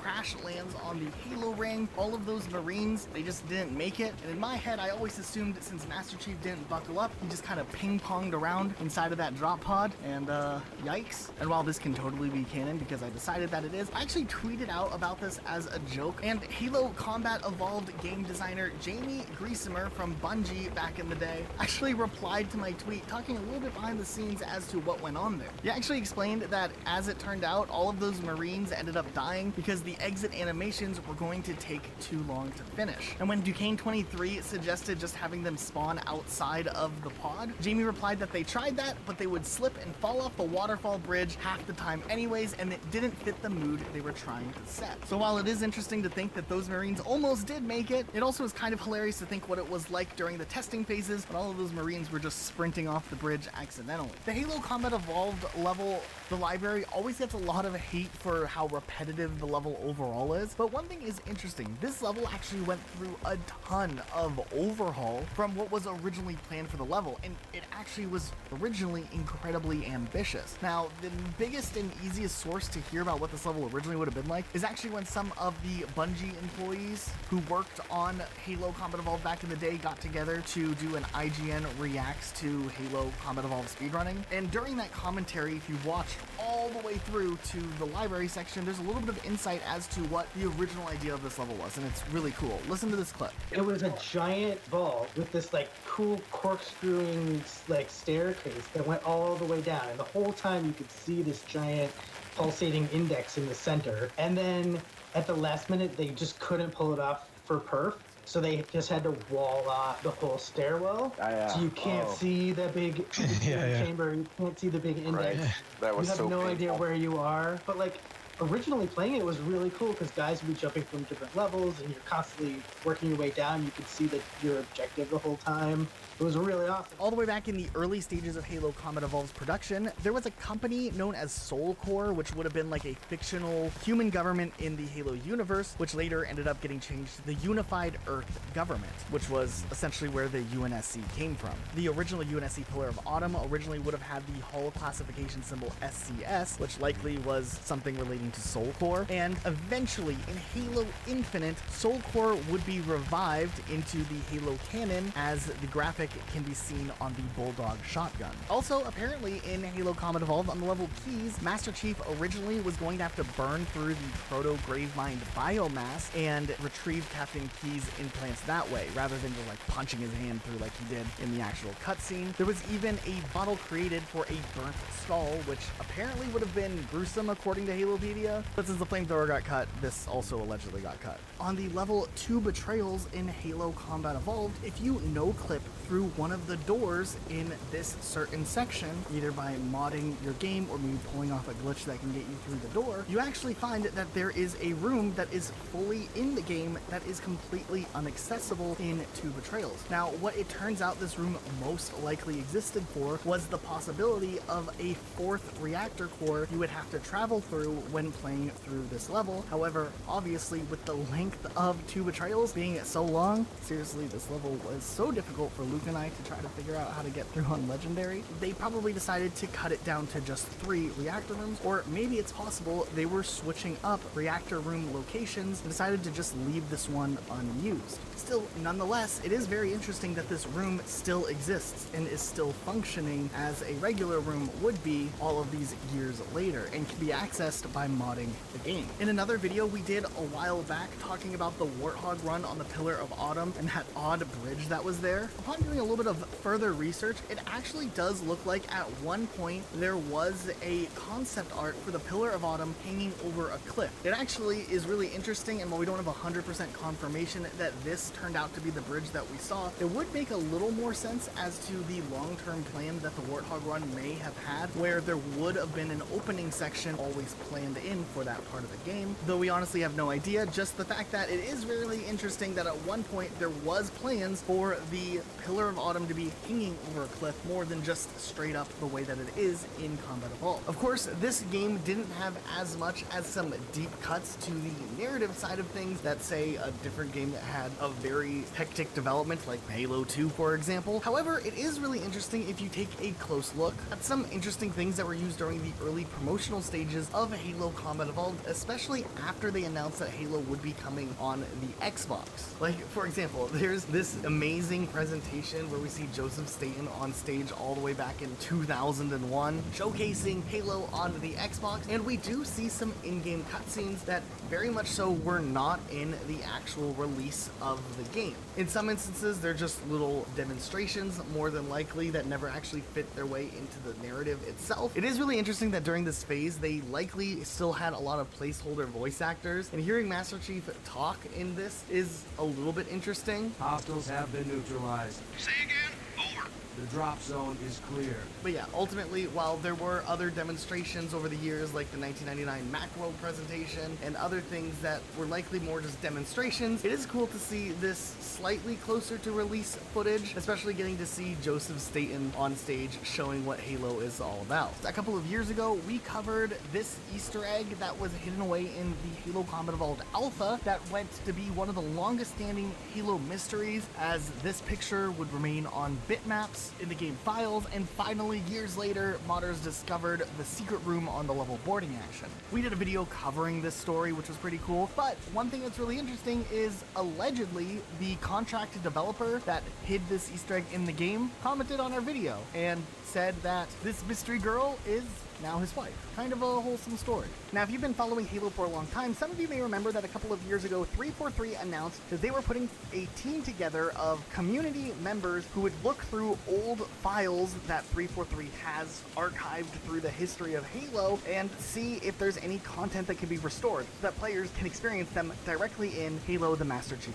Collection. And over the last couple of years, there's been a lot of discoveries that have been found, and also discoveries that people knew about but didn't know that there would be files still existing out there that could allow for some of these experiences to be recreated so that players can go back and play them themselves. Now, we went through and we looked at every single thing that DigSite has uncovered over the years and also recorded and included them for this video. So there's also a lot of DigSite talk that will be coming up here as well. Like, for instance, back in 2003, Halo Combat Evolved would release on PC, which was a port developed by Gearbox. Now, what's interesting is during the development of this game, there were multiple milestone builds, which is essentially where the developers kind of export the progress that they have made as like a saving point to show off how far along the game is coming in development. And the DigSite team were able to go into these files and find a bunch of interesting cut content from the PC version of Halo Combat Evolved that never actually made its way to launch. Some of you might remember Halo Combat Evolved PC did introduce a couple of PC exclusive maps and features, but it looks like there were plans to make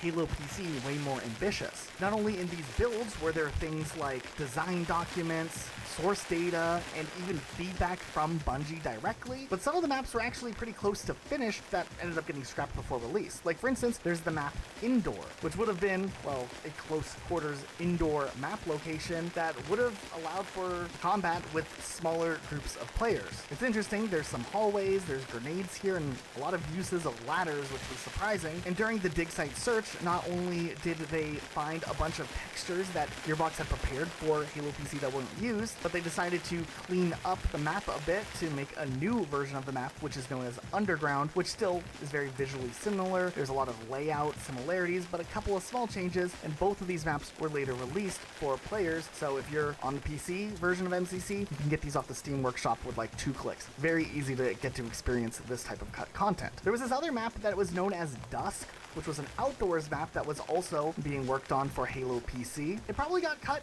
relatively early on. The dig site team even noted that the scaling seemed a bit off, and we noticed that the skybox like abruptly stops right here with the clouds. The dig site team did work to rework this map and release it in a different form, in the form of a map now called Abyss. They even utilized the E3 2000 skybox to, you know, add a little bit of stylish flair, because we never actually got to play a game with that skybox that was shown off at the original E3 2000 presentation of Halo. There was also this massive map location called Ruin Pain, which actually dates all the way back to original Halo Combat Evolved development, not just Halo PC in this case. But apparently this map, while it is very large in this instance, was apparently originally smaller and would have been more built for smaller player models, which is what Bungie had tested around with back before they chose to make like the Master Chief the main type of player model. They were just using like regular Marines for size. So when they ported this map over, they decided to like scale everything up to 1.5 times size, which does make some of the places seem a little bit larger than maybe what would be necessarily seen for a Halo map, but it makes sense why they did choose to scale it up. We also found this big area that has this giant pit randomly here and a little platform you can go and get a power weapon or something. And there's war dogs you can drive around on if you don't get splattered. It could be kind of fun to drive around this map a bit. Going back to the Halo PC build, there was a map called Swamp Thing, and this was once again by Gearbox Software, and this obviously took a lot of inspiration from the end of the level 343 Guilty Spark from the campaign. But I mean, look at this. We get a cool little foggy swamp area. The surprising thing is, though, this is a giant map. It's not just a little tiny map location. This thing spans out there, and you can get lost in the fog very, very easily, so I understand why this ended up getting cut. Apparently, though, this location was also seen in a different form of the campaign earlier on in development, before they made Guilty Spark play out the way that it did. There was a version of this location that had Master Chief killing a Covenant Prophet, which essentially were special elites that had special little hats on, but they ended up cutting that. Oh, and there was supposed to be some killer monster in the center of the map where you'd have to like try to avoid it in the swamps or whatever. Very Empire Strikes Back themed here. And then another level dedicated to the aftermath of that, where the Covenant starts accelerating its military forces against human resistance after the death of said prophet. We actually can find that there were plans for a lot of different levels from Halo Combat Evolved that made it to various stages of development. Marcus Leto had even said that back in the early days of development, there had to have been plans for maybe 40 levels before that would later get trimmed down to a more manageable 25 levels or so, which then would get trimmed down even more so to the 10 that we actually had. We know that the level Halo, which is the second level in Halo Combat Evolved, would have had a couple of different variations during different parts of development. There's a document that quotes things like key plot points and would have had something happening near the natural formation tunnel. There were plans for a level called A40, which would have had players attacking a Covenant excavation site, and this is allegedly where we would have seen a version of the Engineers, or Heragox, show up in Halo Combat Evolved, but we'll talk about more of those later on in the cut enemy section of this video. Not too much else is known about this, but it could have featured a light bridge and some Forerunner tunnels as well. It seems like at some point during development, the level Truth and Reconciliation would have had an alternate ending to the mission, where players detonate something known as a dummy captain bomb to destroy the ship itself, rather than just escaping in the spirits that we actually see in the campaign level. Some of you might remember that in Halo Combat Evolved, after the level The Silent Cartographer, players just immediately are transported from a nice little island to a indoor structure being flown in by a pelican, and then after that, you're in this big snowy area, and it definitely is a pretty big jump in biomes, but there were plans for a level that would have been in between, known as Alpha Base. This would have provided mostly more exposition on story elements, and it could have been placed here, but there's also some reason to believe it might have also been placed after Truth and Reconciliation instead, before Silent Cartographer, and would have just been more plot focused than necessarily like environmentally focused, which later would be incorporated in Fireteam Raven. There was a developer update all the way back during Halo Combat Evolved's development by developer Matt Soul. This is dating back to December of 2000, and he was discussing a level that involved a volcano and something with heavy machinery. Now, as it turns out, it's likely that this was an early build of Assault on the Control Room, which would have originally been based in a volcano instead of the snowy cliffside that we are used to seeing it in. Allegedly on this level, there would have been some sort of machinery used by the Covenant trying to break into the control room itself, maybe an early version of the Scarab, but with a different name back then. And with the most recent post from DigSite, we actually now have a little bit of a map showing what potentially the December 2000 version of Assault on the control room would have looked like. At some point in the original plans for the Combat Evolved campaign, there was supposed to be a level that would take place after the library before Two Betrayals, where you would have to activate the ring's orbital defenses and call down particle beam strikes. We don't know much about what this looks like, but in the most recent DigSite post, we do at least have an overview of the map from the Bungie era, and it looks kind of windy, I guess. There was another level called C30, which was also in that key plot points document leak, which would have centered around having to do something to activate the ring's orbital defenses. There was also another little section that would have brought together more stuff from Two Betrayals, where players would have to escape from the Sentinels, and would have potentially been like the big finale to the game before the Maw was incorporated in, and there might be early elements of a Warthog run from this deleted level. And there was also this idea of a mission that would have had Cortana calling all surviving Marines to retake the Pillar of Autumn, and was described as an everyone against everyone type level, which later would be incorporated into the level Last Stand from Fireteam Raven by 343 Industries. Also, when it comes to older stuff from Halo Combat Evolved back during the 1999 era, there was a skybox that had a Halo ring but was partially broken, much like the version of the Halo ring we would see later on in like Halo 3, and just kind of like an interesting thing. Maybe at some point we were on a broken piece of the Halo ring back in the early era. Also, in multiple pre-build versions of Halo Combat Evolved, when you got to the final level of the Maw, Master Chief originally was to escape in a life pod, more mirroring the beginning of Pillar of Autumn from Halo 1, and later on, though, they changed it where he escapes in a longsword. The DigSite team also revealed concept art for an early box art for Halo Combat Evolved that had flawless cowboy action as text on the screen, and then just the Halo logo before Microsoft insinuated that they needed to include the text Combat Evolved. This art was done by designer Paul Russell. Then if you're a Halo historian, you may remember that there was the original Halo presentation from Macworld 1999, which showed off a very, very different looking Halo, one that was very RTS inspired. And later on, Halo would evolve and change into the first-person shooter game that it is now, but no one ever really forgot about this version of Halo. Even more interestingly enough, later on, there was a Bungie commentary about a build closer to this from back in the day, where they looked at the older build of Halo and played around with that version of the game instead. The DigSite team were able to go and uncover as many files as they could to recreate an experience that still played like Halo Combat Evolved, but was inspired by that original 1999 build, which is pretty cool in the form of a campaign level that Luke and I went on and played. Not only were there cut weapons in this experience, which we'll talk about all the cut weapons later on in this video, but you get to revisit a lot of those locations from that 1999 game, and you even get to go indoors and see some of the locations that were used for these early ideas for Halo Combat Evolved, like the old control room or what these elites originally used to look like, and they are terrifying. There's enemy wraiths just like everywhere, which, yeah, they did show up in Combat Evolved, but like you don't see them at this scale, like where there's just a lot of stuff coming at you all at once. Like there was a lot of enemies just everywhere, and I thought that was pretty cool just to have these wraiths kind of in the middle of everything with these banshees also attacking you. It kind of gave us a good playground to get to use the weapons that we had on us. The assault rifle that had the little explosive noob tube was actually really effective and kind of fun to get to use in these situations. Also, it was cool that they pulled audio files of unused dialogue from Marines and crafted them together in a way that added, you know, more of a story to this little narrative. And this Marine also, man, he is just gutted. Look at all the blood.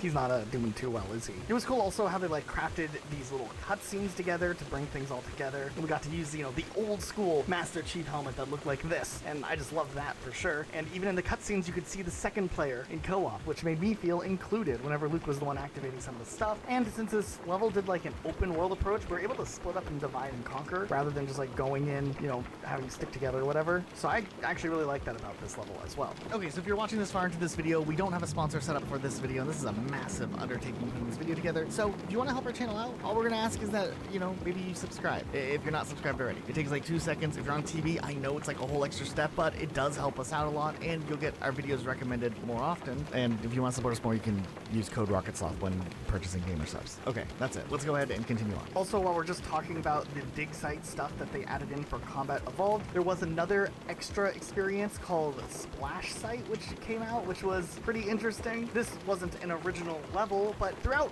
various Halo games, and we'll talk about this more, there have been plans for water-related missions, and Halo Combat Evolved even was one of those games, with physics being created for the water specifically. However, this ended up getting cut before the release of any Halo game, and the dig site team was able to recreate the boats that were in the files and allow at least players to get an experience as to what driving a boat in Halo could have felt like. They just reused an existing big team battle map and then flooded it, but hey, you get to drive around in the boats and see what they're like, and it was really cool. The controls are very, very goofy, and when you crash into someone, it can really mess you up for a long time. Momentum's hard to control. It feels pretty much exactly like what you would expect a Halo Combat Evolved boat to feel like. If you've ever dealt with Halo Combat Evolved physics, like you get splattered by a warthog going half a mile an hour, it kind of feels like that, except in boat form, with water physics and stuff. We also know of a couple other Halo Combat Evolved multiplayer levels that the dig site team did not have a chance to work on yet, or haven't restored, that we at least know historically did exist at some time or another. There was a map called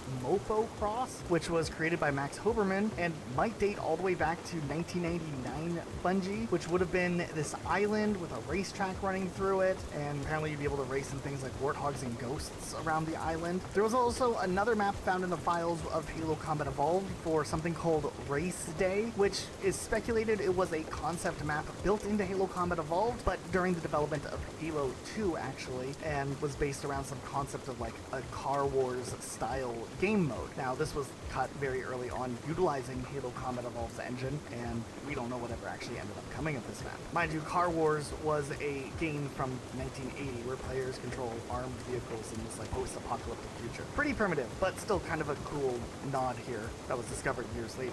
If you guys remember all the way back, or at least seeing videos of all the way back to when Halo was first revealed, you guys would understand and remember that Halo originally started out as a project that was going to be an RTS. There's a lot of very limited footage that's out there, and fans had archived what had been released way early on years ago. However, former Bungie developer Marcus Leto released footage from a working build of the original RTS version of Halo.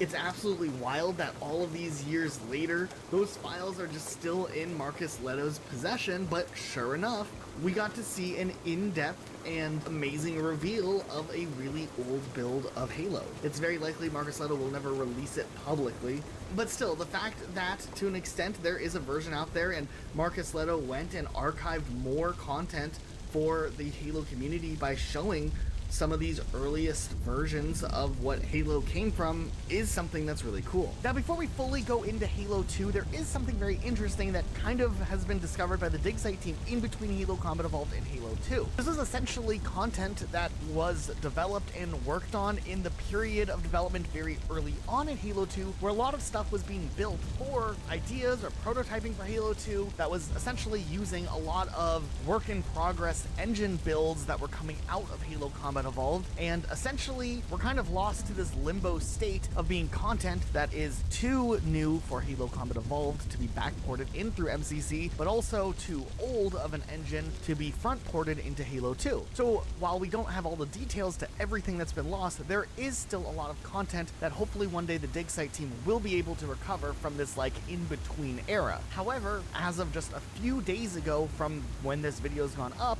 the dig site team did reveal a whole lot of new stuff about the Halo games, and specifically Halo 2, which we'll get to in a little bit. Now, going into Halo 2, there's actually a lot of different aspects that we've been able to pull from as sources for figuring out what was cut and unused in this specific game. There's been a lot of community projects like Halo 2 Uncut, which Vengeful Vadim had a huge part in, which essentially uses information in the game's code and interviews over the years to try to restore a playable version of Halo 2 in the way that the game maybe was intended to be played early on. It added some really interesting features, and we'll talk a little bit more about that, but then there was also stuff that the dig site team was able to pull up for Halo 2. There's things that we've heard about from behind the scenes commentary and interviews from over the years, and there's just a lot with Halo 2. Halo 2 was notorious for being put together in a very short time timeline, and things really coming down to the wire, and a lot of content being just chopped up, cut up, and left behind. It was really clear what a lot of the team at Bungie really wanted to do with Halo as a franchise. They really wanted to expand the lore and story and build antagonists, making the story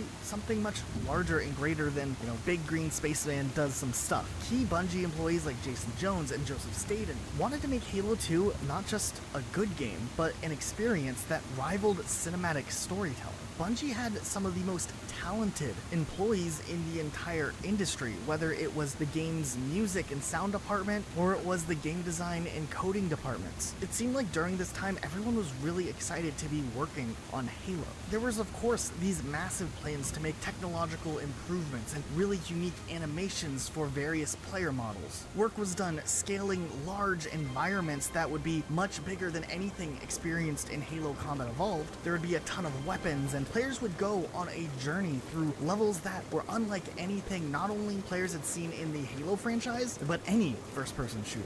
And during the early years, it was a mix of this active development and pre-production kind of happening simultaneously. But E3 2003 was coming up, and it was a very important deal if you were a game developer back then. You see, back in the early 2000s, E3 was a huge deal for video games. Essentially, this would sometimes be the only or the most exposure a lot of games would get to show off what games to get excited for. But Microsoft had a lot riding on 2003's E3. The first Xbox really did struggle to get a foothold early on in the console race, especially against Sony's PlayStation 2. And Halo was easily the #1 reason people were interested in the Xbox to begin with. So with the next-gen consoles not hitting consumers until 2005's Xbox 360, Xbox really needed to show off something in 2003 so people would continue to support the Xbox through the holiday season. And of course, in 2004, when Halo 2 would release, that would be the game to carry the console through till the end of its life. So, when 2003 rolled around, it would be putting it pretty lightly to say that there was some pressure on Bungie to showcase,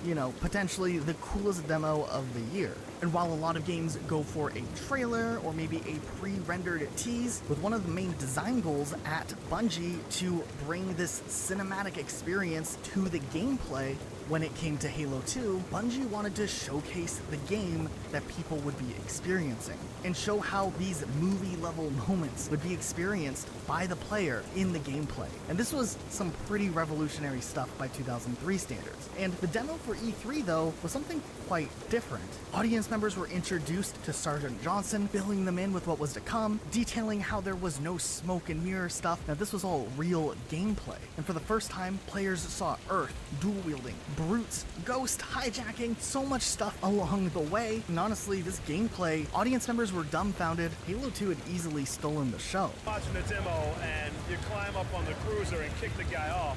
I lost it. Master Chief jumped up the ghost, kicked the enemy down and got on it. It was over. It was game over after that. So in just over a little bit of a year, with the iconic gameplay that people got to see at E3, when Halo 2 finally would hit store shelves and players could experience the campaign for themselves, the level that many people saw in that demo essentially wasn't anywhere in the game. What happened in the course of just a little over a year where something that looked as polished as this somehow didn't end up making the cut? Well, let's go back to August of 2003. After the massive success of E3, the Bungie developers would return from E3 with a huge sense of accomplishment for what they were working on, right? Well, not exactly. Through the months leading up to the big E3 demo, a lot of the team had focused their efforts on polishing that demo so people would have the best impression as to what Halo 2 would become. But with E3 behind them, the next milestone that the team would be looking at was essentially the game going gold. And it was likely around this time where they started taking inventory as to how far along they actually were with Halo 2 to get this game finished on time. With all the hard work and effort that they put into making that E3 demo, it actually turned out that it wasn't something that could realistically be implemented into the build of the game. And essentially, they worked on that demo for so long, in a sense, it had kind of become its own separate entity, and it wasn't even something that they could go back into and work on if they wanted to. They actually ended up having to scrap the demo altogether, and that became something in itself that turned into kind of a big mystery to a lot of Halo fans, just because this demo vanished all of a sudden. And it actually wasn't until 343 did a playthrough on stream revealing that the demo was actually pretty awesome and pretty well preserved. And I hope that one day we can play it, but I'm pretty sure 343 doesn't watch Luke and I's videos, so I don't think that'll ever happen for us, but rest in peace us. But despite the decision that Bungie made to just completely move away from that demo and realize that a lot of that stuff would not be something they would be able to just easily put into a final build of Halo 2 without the expense of some major resources and plans that they had for Halo 2, it seemed like during this time there was some pretty massive concern internally as to how on earth they would be able to start putting those final pieces together to make Halo 2 the experience that they all dreamed of. With just 15 months for the game to launch, there wasn't even a roadmap or an actual functioning version of the game just yet. And to quote Bungie, they even said themselves at that point, the game wasn't even fun yet, and that was a pretty big deal. They really had to take a hard look at the game and realize they were nowhere close to even being near where they should have been for that level of development, and time was rapidly running out. And to add to all of that, Microsoft themselves were planning on launching Xbox Live, which would be a huge connected online experience, and they needed Halo 2. Matter of fact, at this time, a portion of Bungie's team would be involved in building the framework for networking and playlist curation and friends list found in many of the games and services that to this day most of us experience when we're playing video games. Over the course of the next couple of months, Bungie would start going over a lot of the ideas that they had in plans and start putting together some sort of organization to try to get things in order, but at this point it was really clear already. They were way in over their heads. With having such a huge vision for the game, that graphics engine that Bungie had worked on and written for Halo 2 during those first months of development turned out to be unsuited for the hardware capabilities of the Xbox. And some of the levels that were designed and planned out didn't play well with the engine and wouldn't even play well as a Halo game. It seemed like things were really falling apart with the stuff that they had been working on through the whole period of development that they had had up until this point. And then on top of that, Bungie was also really ambitious with the multiplayer side of things. They wanted to create a multiplayer experience just as visually pleasing as the campaign, which would mean that considerations would have to be made for allocating resources for the multiplayer, which in turn could affect how campaign would play as well. And of course, Halo Combat Evolved was successful because of its campaign, but it became a historic monumental game because of the combination of good gameplay along with an experience you could have with your friends. Multiplayer needed to not just live up to Combat Evolved, but it needed to pass it up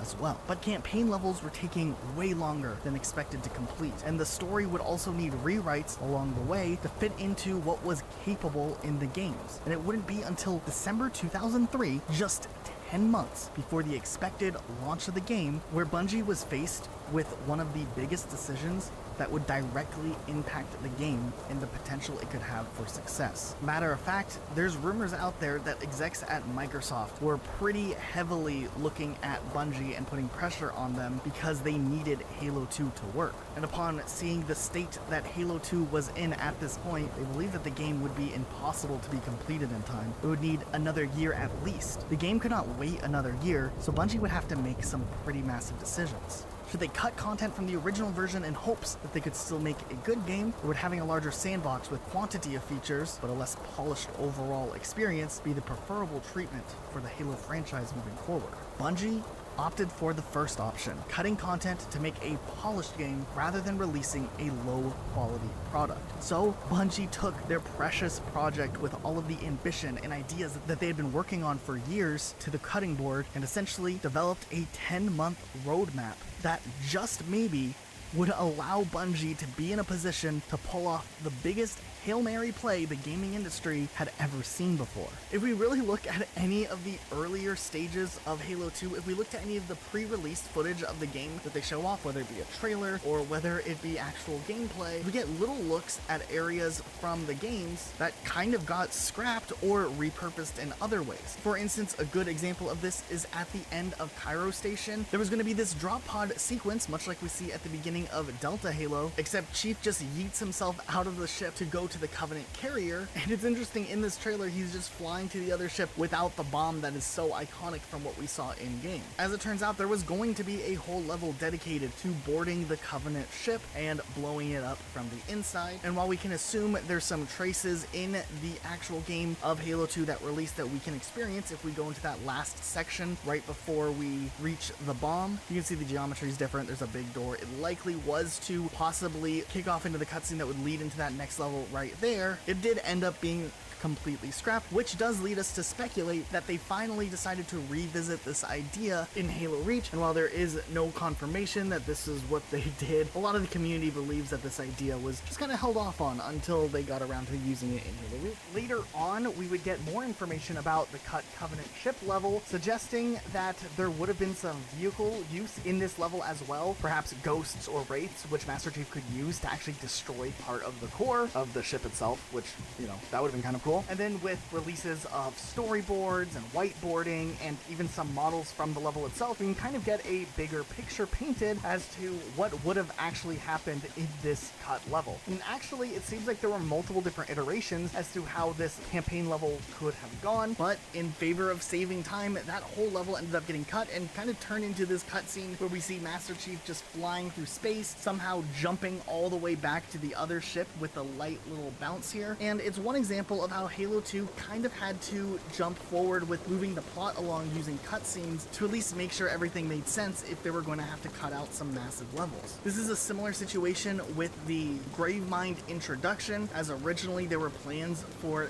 the Gravemind to kind of introduce himself in the form of the regular Flood, just talking from all directions. There was supposed to be another level kind of in between Quarantine Zone and Gravemind. It also kind of pays an excuse as to why that cutscene and dialogue is one of the longest dialogue-focused, exposition-filled cutscenes we see in all of Halo. This lost level, known as Earth City, has been a big mystery for a very, very long time, and the level ultimately ended up getting cut due to hardware limitations. And one thing that's really interesting about this, besides the fact you can see from the original OG 2003 demo, it looks very different, but 343 actually went into the social stream of this early alpha and beta build just a couple of years ago, and we got a little bit more of an in-depth look at what this level originally looked like. And of course, the streets of Metropolis were drastically different in the final version of the game, but you can see right away that some of the versions of New Mombasa that we see in the multiplayer maps, especially on the map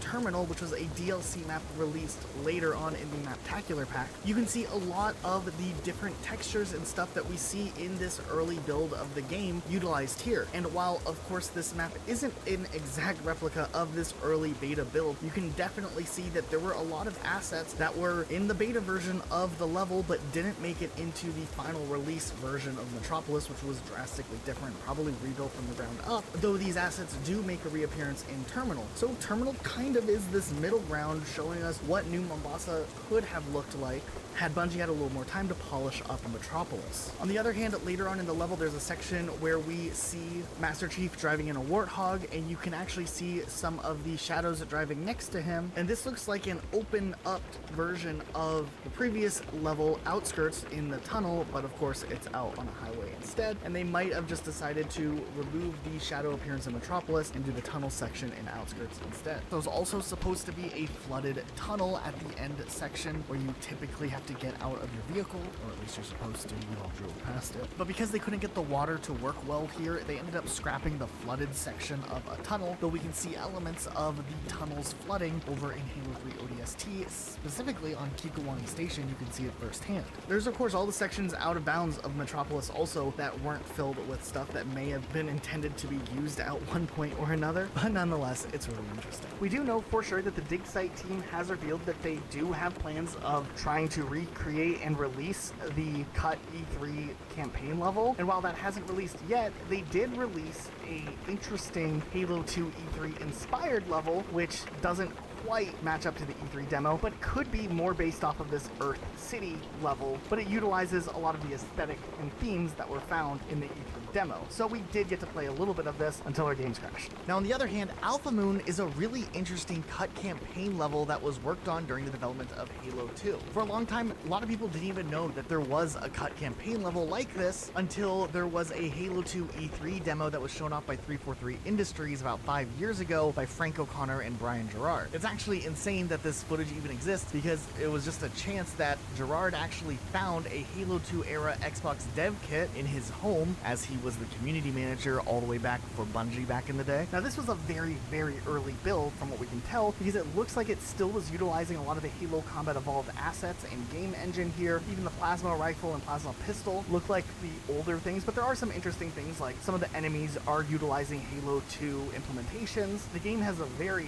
low frame rate, and later on other parts of this level would be uncovered when some level geometry from a prototype build of this level was found by former Bungie designer David Candland, who had worked on the Halo 2 cut theater mode. Another thing we'll have to talk about here. It looks like there would have been this really cool weapon known as some sort of Weevil cannon. This was probably one of the earliest campaign levels worked on and maybe almost finished, you know, quote unquote finished, or in a later state than other levels, as this level early on in the code may have been used for some sort of demo, and it seems like there's some documentation suggesting that it might have been attached to a competition, but info about this is still very, very vague. Storyboards confirmed a lot of stuff, like this level was in fact the level that ended up turning into the Oracle in the final version of the game. We probably would have faced off against the Heretic leader here instead, and actually this time in the storyboard, instead of the Arbiter actually being the one to kill the Heretic leader, their fight would be interrupted by Guilty Spark, but it would later be revealed that Tartarus used the fact that the Heretic's guard was down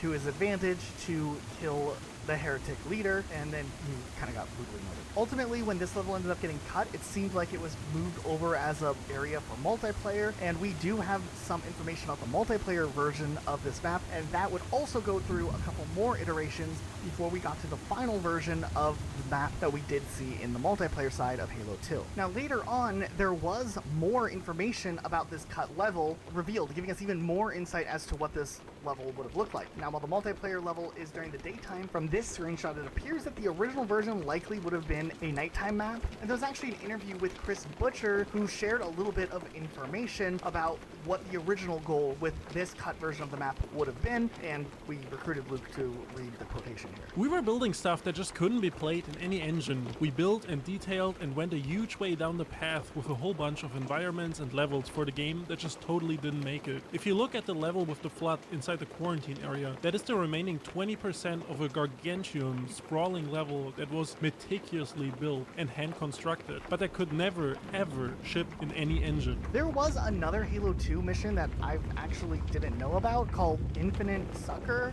Sucker? I don't know how to say this word. Luke, ask Google and then play the voice of Google.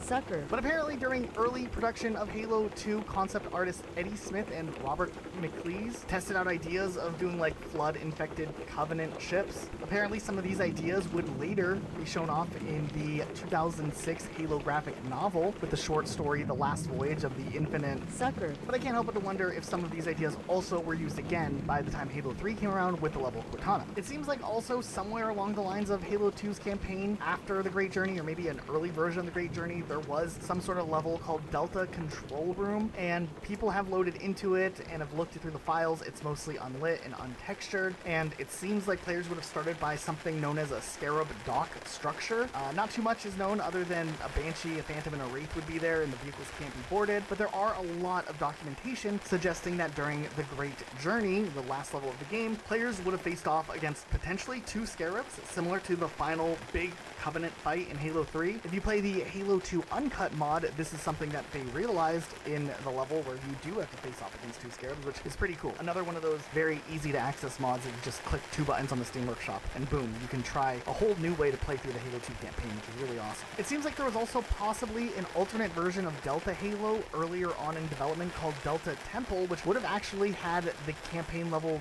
be featured at night instead of during like the middle of the day like we actually see in Halo 2. And there are some cut scripts that suggest there would would have been stealth mechanics, like even having it where some of the Covenant patrols are changing shifts, which Master Chief takes advantage of. I don't know, this kind of sounds like some cool Splinter Cell type thing going on here for Halo. There was apparently dialogue that even would be used if the player did the whole first section of the level without going loud, which is a pretty cool feature overall. And once again, more stuff would later be revealed about this level when we actually got to see storyboard stuff leaked from Halo 2. Now, Halo Combat Evolved, it ended in a really awesome Warthog run, and Halo 3 followed through with an even grander Warthog run. Don't at me, the Halo 3 Warthog run is my favorite Warthog run or vehicle run in all of Halo. But apparently, Halo 2's ending was supposed to finish on a Warthog run as well, which would have made a lot more sense because it did seem odd that Master Chief wasn't playable in the last level of the game, and it just does this little cutaway during the Arbiter's cutscene over to Master Chief. But apparently this level was cut very late in development, and there's even voice dialogue that still exists from this level that never saw an actual release that players have been able to find over the years. And matter of fact, General Kidd even did a video where he played on a modified version that recreated the Warthog run from Halo 2 to get a better idea of what this run would have looked like. And it's so awesome to see. It really makes us wish that this did in fact make its way into the game, because it just would have made Halo 2's finale maybe just that much more intense and that much more epic. And who doesn't love a good Warthog run every now and again? If you play the Halo 2 Uncut mod, the Warthog run had been restored, and you can actually drive the Warthog through this. It's pretty epic. You dodge enemies, you fight your way through, and it does give a little bit more of a climactic ending to Master Chief's side of the story. Also, we have this image of an early build of the Forerunner Dreadnought, which obviously changed appearance by the retail build of Halo 2. There are also a ton of different ideas for the Brute Honor Guards that were prototyped and conceptualized at different phases, which the dig site team revealed. We even have this render of how some of the pieces of Honor Guard armor could look on an Elite, which look actually pretty cool. So now as we get into that in-between content that came out kind of early on in Halo 2's development, DigSite did reveal a lot of content and assets and gave some stuff up for modders to try to work with that could potentially work in either Combat Evolved or Halo 2 with enough work. But dating all the way back to 2002 and 2003, there were some milestone development builds that were demoed to the gaming press in 2002 to 2003 behind closed doors. There was this prototype mission, which goes by the internal name of M1 Defensive, which was supposed to be a demo that showcased Halo 2's new AI systems. It was not at all at the time a full campaign experience, but those journalists back in the day who got to play Halo 2 early, likely one of the pieces of content they got to experience was this. The DigSite team did reveal design documents for this level, which goes through like some of the main themes that players would experience if this was built out to be a full campaign experience. The main premise of the level is this, which I had Luke narrate just to kind of mix things up a bit. The Covenant are cannibalizing a Forerunner. Forces are sent to snatch the crown jewel from beneath the Covenant's nose, and they employ a prototype shield ship to defend against orbital strikes. The player is charged with assisting the task force, and that primarily involves defending the ship against local threats. Some of the themes on this level would have been to disrupt and destroy attacking forces before they can damage your ship. There are supposed to be visual themes of cybernetic environments with the mix of natural terrain and Forerunner technology. There was supposed to be this like presence of time-sensitive matters without actually having a timer, where you have to defend a ship, and every time your ship gets damaged, you're supposed to have this sense of urgency, even if there isn't like a specific timer or wipe mechanic built in. This almost reads as like one of the early forms of what like a firefight holdout would be, with Banshees attacking and airstrikes and stuff. And it seems like while at first you're trying to just defend against waves of enemies, eventually you would get to the point where you've survived long enough and you would push back in a retreat format, which would end the level. It looks like General 101, one of the DigSite members, was able to get this map up and running in MCC despite the engine difficulties, and now it's just up to the modding community to recreate this level to what the design document initially laid out. Another campaign level that ended up getting cut in this Milestone 1 was known as Exploration, which from the DigSite's interpretation seems to be mostly a test bed for what some of the features that would show up in the campaign would have looked like. For instance, there are some gameplay features that ended up in Cairo Station, like low gravity, airlocks, and moving level geometry. It seems like there were even intentions to to have stuff like stealth be a mechanic that was tested out here as well, and much like with the previous level, the dig site team posted the notes of this specific level so that modders could maybe restore this level if they choose to. There were plans for interior locations that also would have been a pretty big role at this, and there are diagrams from the Bungie era days working on Halo 2 which kind of detail some of the plans for how they were going to pull this all together. They went as far as having concept art for some of the ideas of how this base could have worked, especially some inside cave locations which could have been really cool. Maybe some of these ideas were reused later on in Halo Reach the package when you're in the ice cave, but I mean that's just my speculation. Nonetheless, it is really cool how we can kind of get an idea for what some of this might have looked like. A third campaign level that ended up getting cut during this early build of Halo 2 is another mission internally known as Assault from the same milestone. We do have a level description, which I'll recruit Luke to read once again. The players drop behind enemy lines to prepare the way for a human assault. They must wipe out the perimeter defenses, capture the main entrance to the installation, and then secure it by wiping out all resistance. It seems like this level really would have focused more on those stealth mechanics that were being worked on. It also seems like how you employed your tactics early on in the level would maybe dictate some of the Covenant's actions. There were different tags for different levels of alerts that I guess the Covenant could have also. And once again, we have a little bit of a walkthrough illustration from the Bungie era that kind of shows some of the areas of where this would play out. This level may have used the shadow, which we see at the end of Metropolis, in a different way, patrolling some of the outer areas of the lowlands. And we do have some cool sketches of Covenant vehicles that could have also made appearances on this specific campaign level. A lot of really cool stuff so far for these cut levels. There was a lot of storyboarding and early 3D modeling done for some of the scenes that never actually were fleshed out into the final release of Halo 2 that would have given a lot of exposition to the overall universe and lore, which Halo 2 really emphasized over Halo Combat Evolved. Firstly, there was supposed to be a very interesting action fight sequence during the control room section where the elites and the brutes and Sergeant Johnson kind of face off. It was scrapped because the animation would have taken too long, but it would have been really cool just because we would have seen the elites and the brutes fighting in a more hand-to-hand type combat, which would have been a really unique thing to get to see, something that we don't get to see a lot of across Halo. Now, of course, some of the animations that are shown in this very early stage before it was scrapped are very unfinished and a little goofy to watch, but it's part of what makes this amazing. And even Sergeant Johnson was just this base Marine model, which makes it almost so much better. But yeah, in this commentary, they talk a little bit about how animating all of that would have just been too involved for the amount of time that they had, though some elements did still remain within the actual cutscene. There's also supposed to be a much larger presence of the brutes taking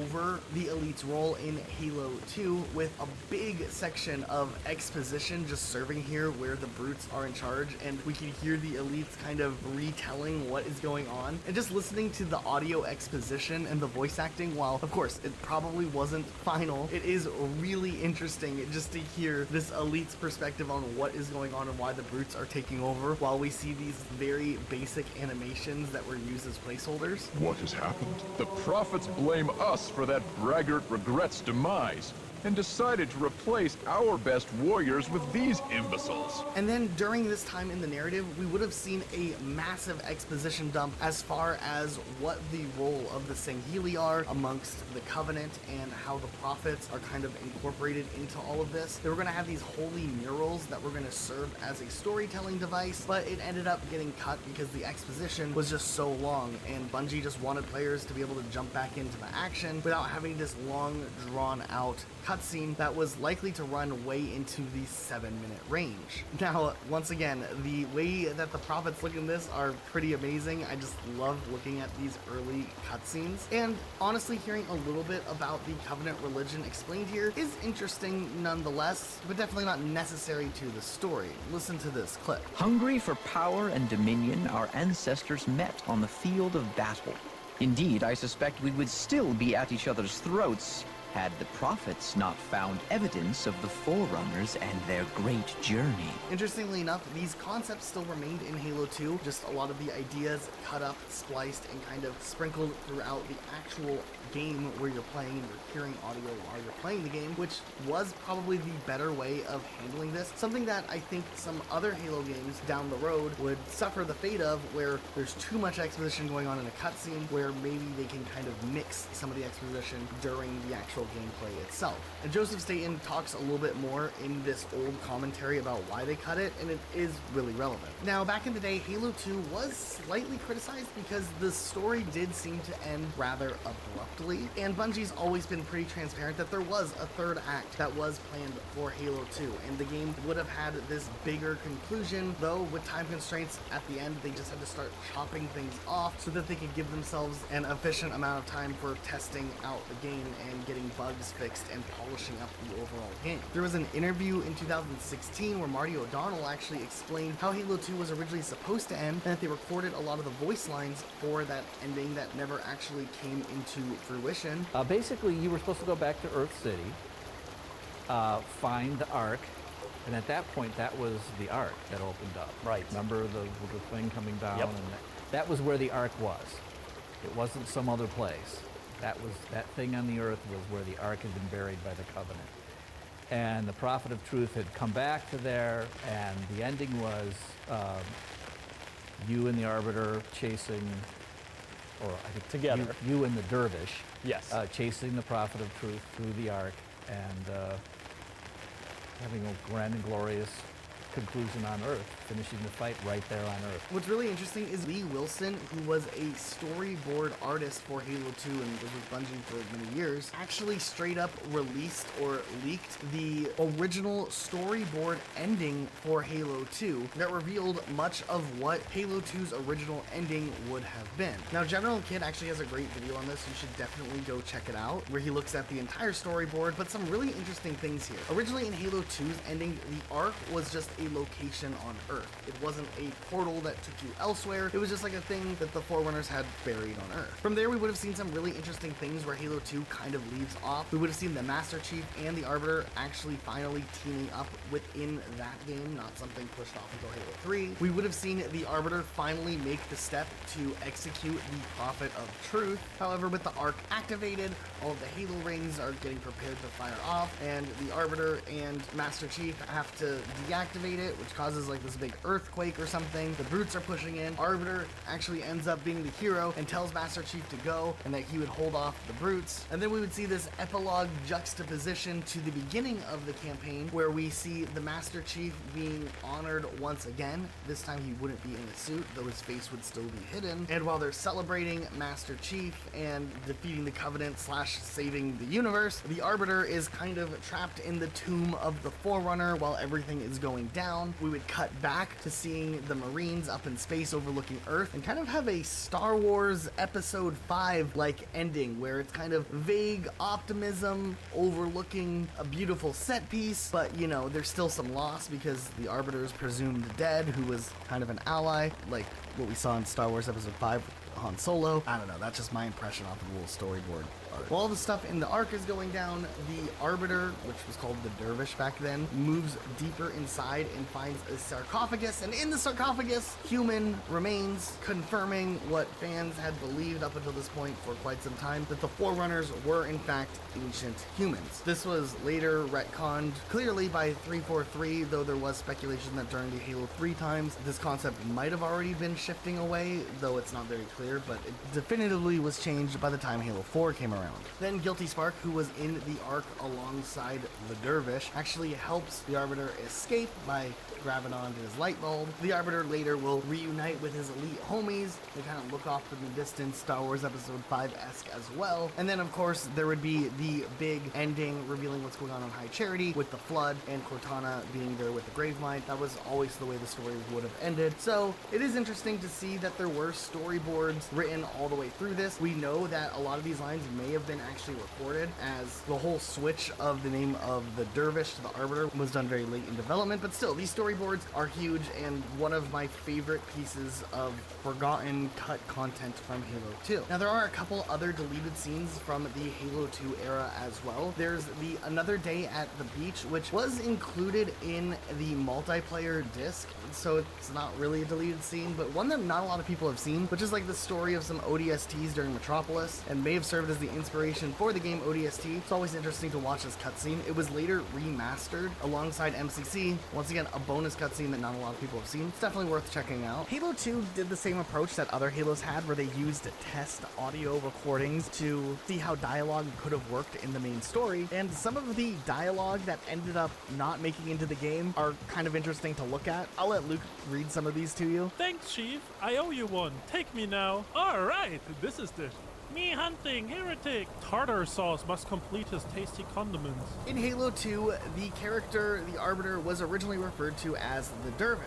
Through 97% of the game's development, according to Jamie Griesemer, the Arbiter was referred to as the Dervish. But it wasn't until a last-minute legal call from Microsoft's geopolitical experts that wanted to avoid controversy, as the name Dervish comes from a role within the religion of Islam. Microsoft encouraged Bungie to change the character's name, and Bungie obliged. Now, there's documentation in this Vice article that has quotes from various developers who worked on Halo 2, specifically this line from Marty O'Donnell, who said that they had to go and cut every single instance of a character saying the name Dervish, and then try to match it with the character saying Arbiter instead. He even goes on to say that he thinks that some of the manuals were even printed with the name Dervish in them. It's very likely that the manuals were pulled by Microsoft, though they could exist out there somewhere. Some could have either slipped by into retail copies, or maybe not all of the manuals with the incorrect name in them were destroyed. And then secondly, the audio files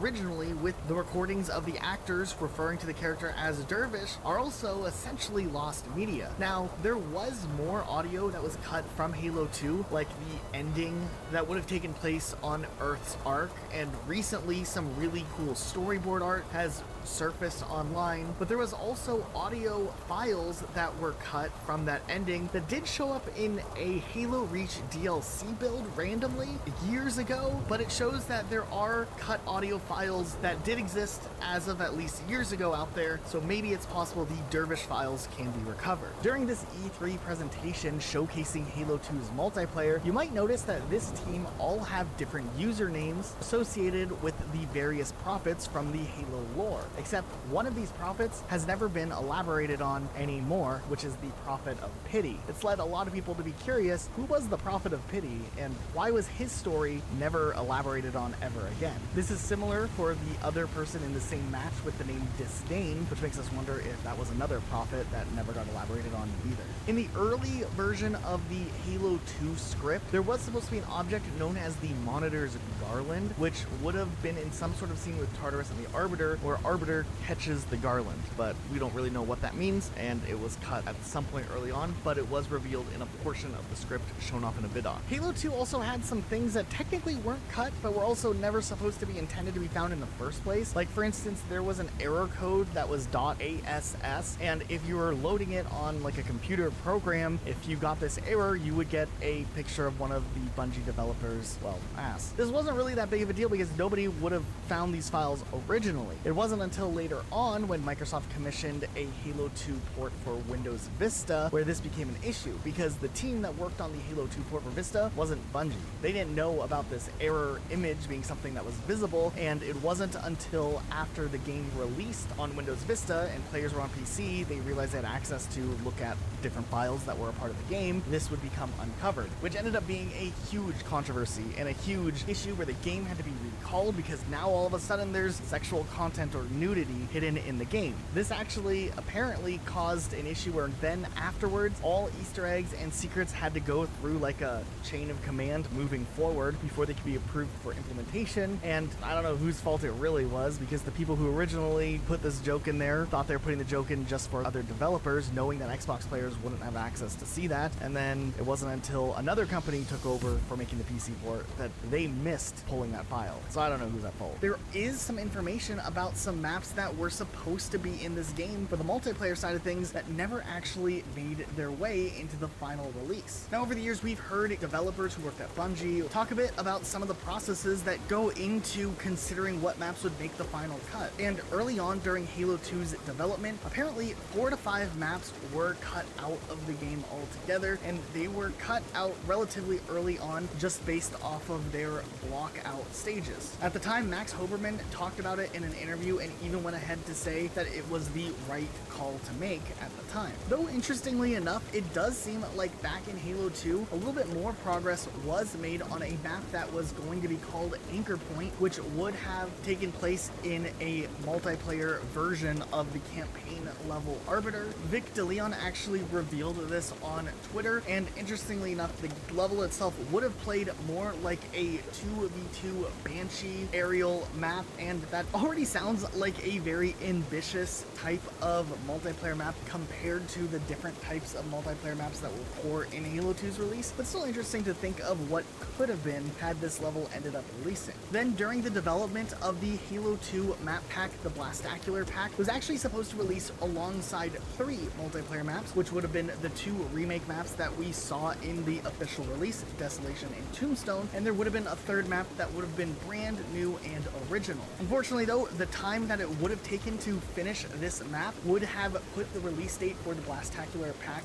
back a bit, and it would have interfered with the timing of the Halo 3 beta release. So the 3rd map ended up getting scrapped altogether, though Max Hoberman has actually talked about that map and said that it had a lot of potential and it was coming along fairly well. There's little information still known about this map, and we haven't seen an official reveal or anything like that, though it was allegedly supposed to be asymmetrical, similar to that of Zanzibar, and would have had some different things in it as well, like possibly a light bridge which could be turned on or off by the various players on the field. This 3rd map was a massive mystery in the cut content community for Halo. People really wanted to know what this map would have been, but finally, after a long time of this being a mystery, the dig site team revealed what the 3rd Maptacular map would have been, and it would have been called Permafrost, which interestingly enough was a multiplayer map that was being worked on by Certain Affinity during the end of the Halo 2 support cycle. Now, we know that Certain Affinity came in to do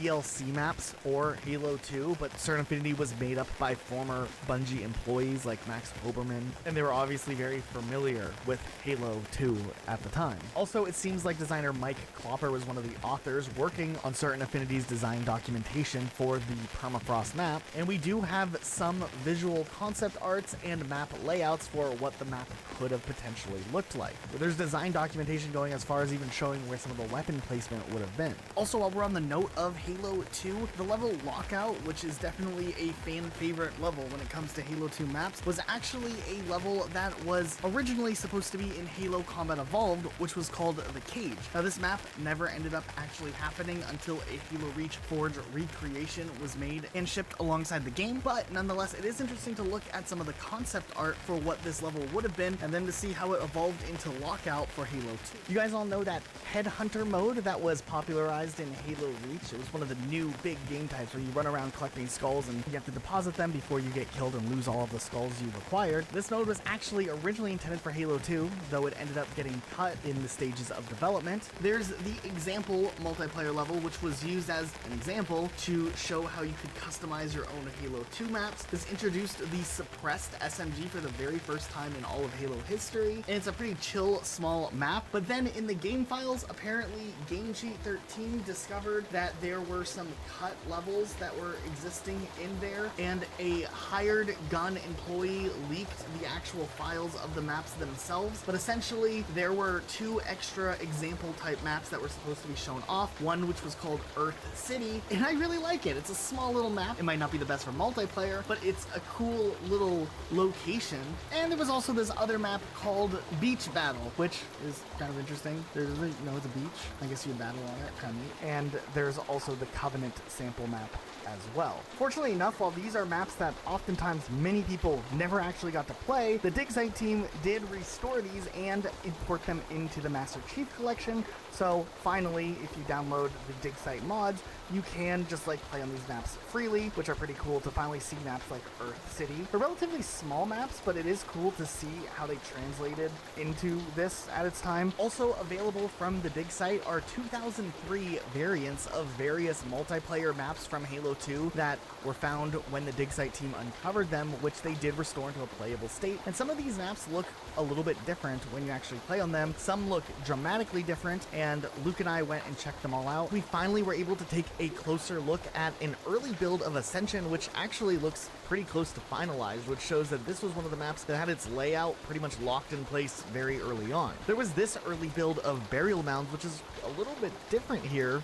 obviously, and this one actually had teleporters. There's this old version of Headlong, which is pretty close to the final version, except there's this like indoor section that wraps around way further than the actual Headlong goes. But this version of Headlong, of course, is way different than the earliest version of Headlong, which looks substantially different. There's this early version of Lockout, which is actually interesting to take a closer look at because the layout is a little bit different. There isn't a bridge wrapping around the bottom section here, and there isn't a wraparound behind this building, and there's this ladder up here to get up on top of this section. The early version of Waterworks actually was built probably sometime after Halo CE and reused Blood Gulch textures. There was this multiplayer level from Halo 2 Vista called Artery, which is kind of rainy but also really dark, so it's easy to kind of get confused with where you are. Backwoods was actually a really interesting large map that probably got cut early on, but look at these giant hills. I wonder if a literal game of King of the Hill was planned for this. Another Halo 2 Vista map known as Convergence was found by the Dig Site team, and this was actually a decently large map. Interestingly enough, there's some orangey red looking grab lifts. The Dig Site team actually found another alternate version of Convergence, so it looks like this map had potential, but even with revisions, they couldn't get it ready for release. I'm honestly surprised how many Vista maps were being worked on just to have them all cut other than the two we actually got at release. Dig Site team also restored this soccer arena map, which is kind of cool. We tried to go explore the borders and found this invisible hill that takes you up the side. Kind of neat. Now, a lot of us already know that in Halo 2, Coagulation was the remake of Blood Gulch, and it had this like extra level on the base for Banshees, but there was a version of Blood Gulch that dated all the way back from the original Combat Evolved build and that in-between Halo 1 and 2 build, which the Dig Site team has now revealed, which shows just a very similar version of the Combat Evolved Blood Gulch, but in Halo 2. There was another multiplayer map in these early builds known as Evergreen, which kind of looks like Containment according to Dig Site, which I can kind of see, I guess, here, but it also ended up being shelved. And then one of my favorite multiplayer maps to see here was a map known as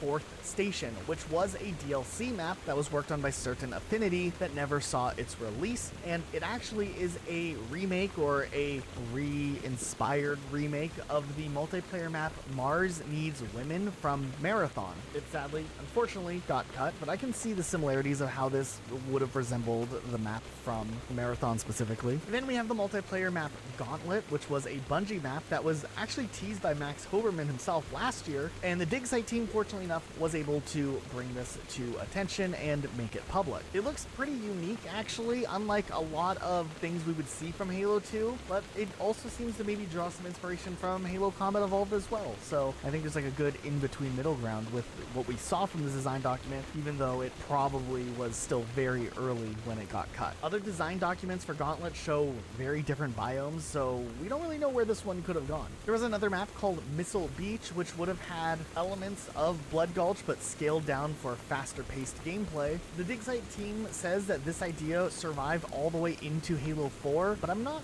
too sure which Halo 4 map it resembles. If we figured it out, we'll show the gameplay of it on the screen, though, while I'm talking here. Then there was another map known as Solitude, which the Dig Site team spent quite a lot of time trying to get visual polish done here, and they said that this map kind of has a lot of elements of maps like Ascension, Lockout, and Halo 3's Guardian. Originally, the design documents suggested that this map was supposed to be a hybrid of Lockout and Midship, where it had the symmetry of Midship, but the figure 8 design that was popular in Lockout. Then there were also at some point plans for a Sunken Temple map, which probably would have used the location from the campaign level Delta Halo when you're underwater. And then some of you may remember that in Halo PC, Gearbox created a map known as Timberland, and there were apparently plans maybe to have this map work with Halo 2. Then there was another map known as Destructo, which would have been a testbed for multiplayer environmental destruction, according to DigSite. And they stated that some of the physics systems come from Halo 2 for this, but the systems also work in the MCC version of Halo Combat Evolved, which means this was probably one of those earlier maps. And Luke and I ran around in it a bit, and we kind of had fun trying to make our way down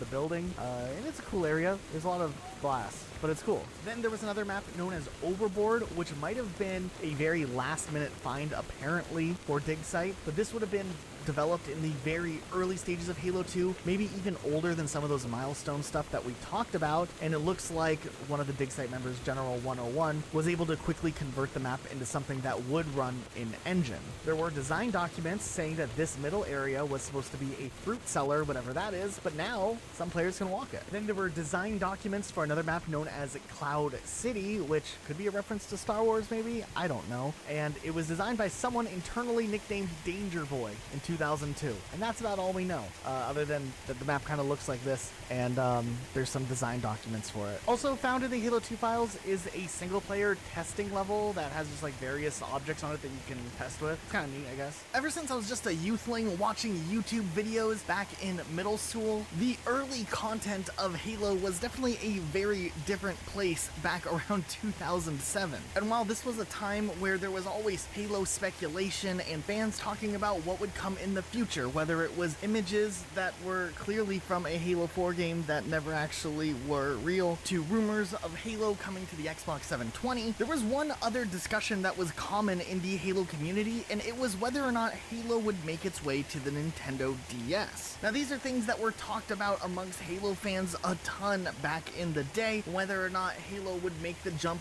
to a portable console. And then one day, out of the blue, a video surfaced online from IGN showcasing a pitch for Halo DS with a little bit of multiplayer footage shown on the Halo 2 and Halo 3 multiplayer level Zanzibar, and honestly, people were shook with that video. I mean, not only did this actually look new and different, but it seemingly was a playable demo of a Halo game, and the person in the video actually suggested that this was developed by a AAA developer and not some garage studio, and the buzz around this video actually really started to blow up. Now, if my memory serves me right, around the time that this was released online, it did appear that this prototype was already discarded and it was a canceled project, or not something that was in any active production. The guy in the video was Matt Casamassina from IGN, and just months later, we actually got an official acknowledgement from Bungie themselves about this Halo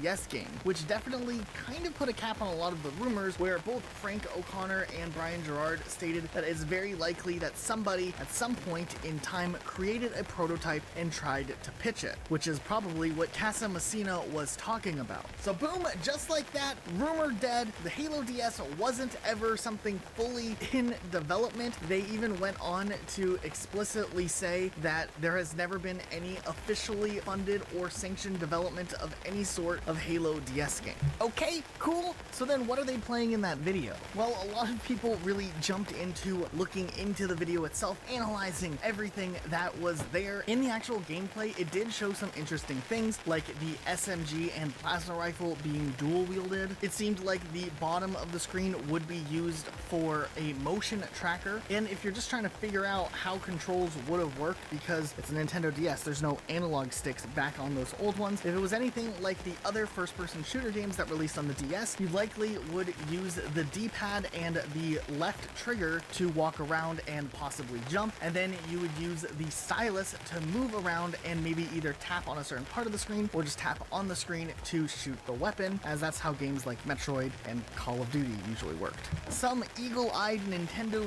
DS aficionados were able to recognize that some of the elements in the HUD and some of the sound effects that were used for the weapons looked and sounded eerily like another video game that already was released on the Nintendo DS, DS, GoldenEye Rogue Agent, which was also a first-person shooter set in the James Bond universe. Now mind you, this DS game wasn't a remake of the classic GoldenEye that everyone knows from the Nintendo 64 game. It was a separate game about some different agent, not James Bond, who had a golden eye. Honestly, I was very disappointed by this game as a kid. So it then begs the question if that original DS version of GoldenEye were the grounds for what ended up being a pitch to Microsoft and Bungie for a potential Halo DS game. Now, it does seem very interesting to see some sort of working multiplayer here where we can see two players connected wirelessly over a DS on whatever this demo cartridge must have been. And obviously, it does have those classic DS graphics, but mind you, back in the mid to late 2000s, DS first-person shooter games were kind of an accepted thing. I mean, Nintendo released Metroid, which actually worked really well, and there was all those Call of Duty games that were releasing on the DS. They had to have been making money because they kept releasing more and more of them, but nonetheless, that is where Halo ended up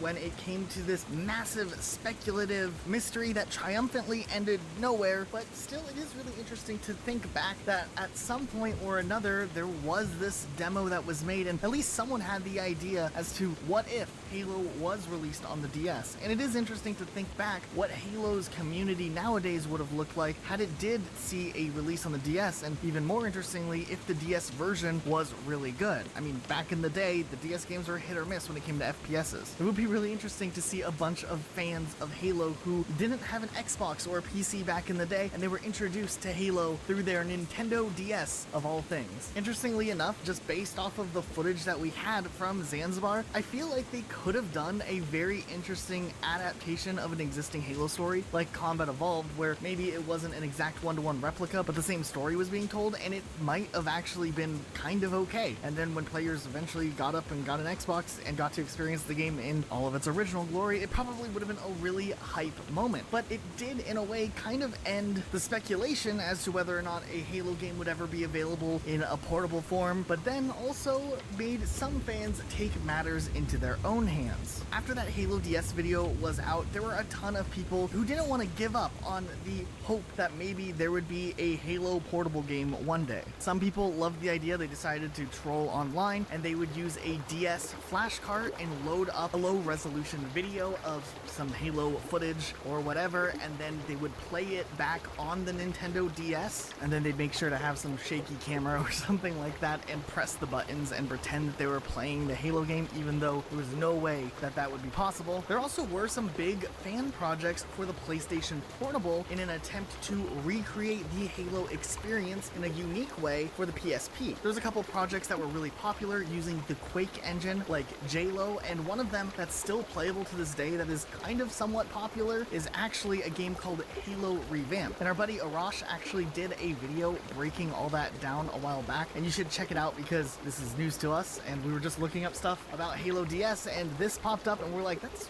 really interesting. And mind you, it's not official by any means, but it is really cool to see a first-person shooter game that has an iconic set piece, iconic weapons, and levels like Halo kind of put in a different form, or having to work within different limitations. It's something that we think is really cool to see. This is actually later ported to the 3DS, so with some mod tools, players have been able to actually finally have Halo on a DS on the go, though it's not anything official, but hey, that's something interesting. But the biggest thing that changed the Halo game when it comes to portability is definitely when the Master Chief Collection finally came to Steam. With Steam, you can actually stream your gameplay directly from your computer to a mobile device. So some people have already managed to get Halo working on various little mobile devices and other things that are connected to Steam. Some people who have modded their Nintendo Switches to be able to run a version of Raspberry Pi have also been able to link that through Steam and play Halo on a Nintendo device, which is awesome. And while for the time being, when it comes to officially released products by Microsoft, we're oddly enough still stuck with Halo Spartan Assault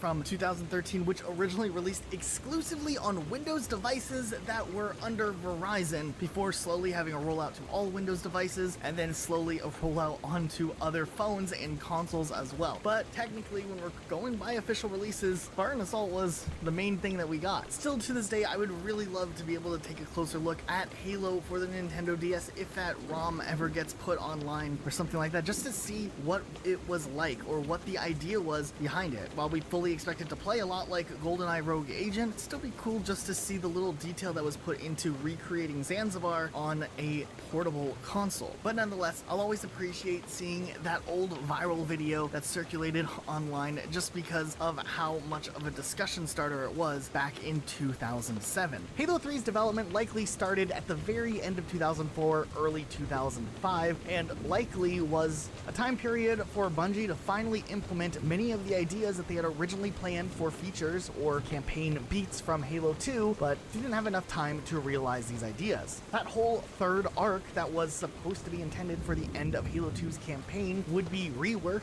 and expanded upon to last the entirety of the story that would be told in Halo 3. While the original story for Halo 2 would have had everybody going to battle it out on Earth where the Ark would be hidden, Halo 3 changed the storyline from the Halo 2 storyline slightly to make the thing that was hidden on Earth a portal to the Ark rather than the Ark itself being a device hidden away on Earth. This allowed for more Earth and urban locations to be explored in the campaign, which weren't as abundant originally in Halo 2, with only there being 2 Earth levels in retail release. And by having the Ark be this full Forerunner structure, much like a Halo ring, it could also provide a new environment for players to go and explore. If you were a part of the larger Halo community a while back, some of you may remember a big mystery that came up around Halo 3 regarding a cut campaign level. The interest in this level actually sparked when YouTuber Rejected Shotgun, who's known in the Halo community for making some really awesome mods, was playing around in the code of Halo 3 and found that on the multiplayer level Epitaph, the big hologram model here has a lot of lines of code associated with it, referring to it being a Guardian that possibly could have had plans to be an enemy that you would encounter sometime in Halo 3. There were strings of code that were alluding to different types of attack animations that would play out, and over the years there had been design documents suggesting that the multiplayer level from Halo 3 Guardian would have been a campaign section, likely after the campaign level, the Ark. While it wasn't really a big secret that the Guardian multiplayer level was the real only surviving part of the campaign, people didn't realize that this Guardian structure found on Epitaph likely would have been an enemy encounter from the cut Guardian level. But back when this was all going down, Luke and I actually speculated originally that the Guardian might have been an enemy that you would face off against even earlier than just on the forest level that ended up getting cut. We think there might have been plans at some point towards the end of the campaign level, the Ark, the Guardian would have been potentially an enemy you faced off against, because not only do we find strings in the code suggesting that this room on the Ark was actually labeled with Guardian tags, but also a lot of the architecture and designs in the area kind of in a weird way resemble that of the Guardian hologram that we see on Epitaph. Now back at this time, Rejected Shotgun actually went ahead and added different shading effects onto the Guardian to make it look like a real enemy you would face off against. And while from our investigations, what we could find was that likely at the end of the arc, the Guardian would summon maybe in a cutscene or in a playable like animation cutscene type thing, and then kind of fly off for a bit, and then Master Chief would chase after the Guardian to the forest, and that's where more stuff would happen in the story. And it's kind of interesting because we have this weird moment in the actual game release where they're all there and all of the Sentinels are flying a certain direction, and the rest of the group's like, yeah, no, let's not worry about that right now. We have other stuff to do. But maybe in this early version of Halo 3, they did go after those Sentinels, but they kept that part of the story there for at least the cutscene. We even ended up talking with designer Dan Miller, who worked at Bungie back in the day on Halo 3 and ODST and Reach, and he's known for making some iconic campaign levels like Crow's Nest, Halo, Harry Plaza, NMPD HQ, Coastal Highway, New Alexandria, and The Package. And honestly, he was just down to chat about some Halo stuff, was willing to answer pretty much any question we had, and just seemed like a really chill dude altogether, and we really appreciated that because not only was he totally cool with us sharing all this information on our channel, it was just really cool to uncover some things that were planned for Halo 3 that never ended up actually making it into the game. So we started things off just mostly asking about the cut Guardian, and we got a lot of really interesting information that changes our overall perspective of how the Guardian would have been implemented gameplay-wise into Halo 3. Now, he acknowledged that the Guardian was going to be based on the Ark, and then kind of talked a little bit about how these early stages of the Guardian, which, mind you, were cut relatively early in game development. This wasn't some sort of last-ditch thing that was cut in the end stages of the game. Something cut relatively early on would have actually been a introduction to a enemy class that likely would have filled out and expanded upon the Forerunner class of enemies that already were in Halo 2. To be explicit in what he said specifically, he said kind of if you thought about Sentinels being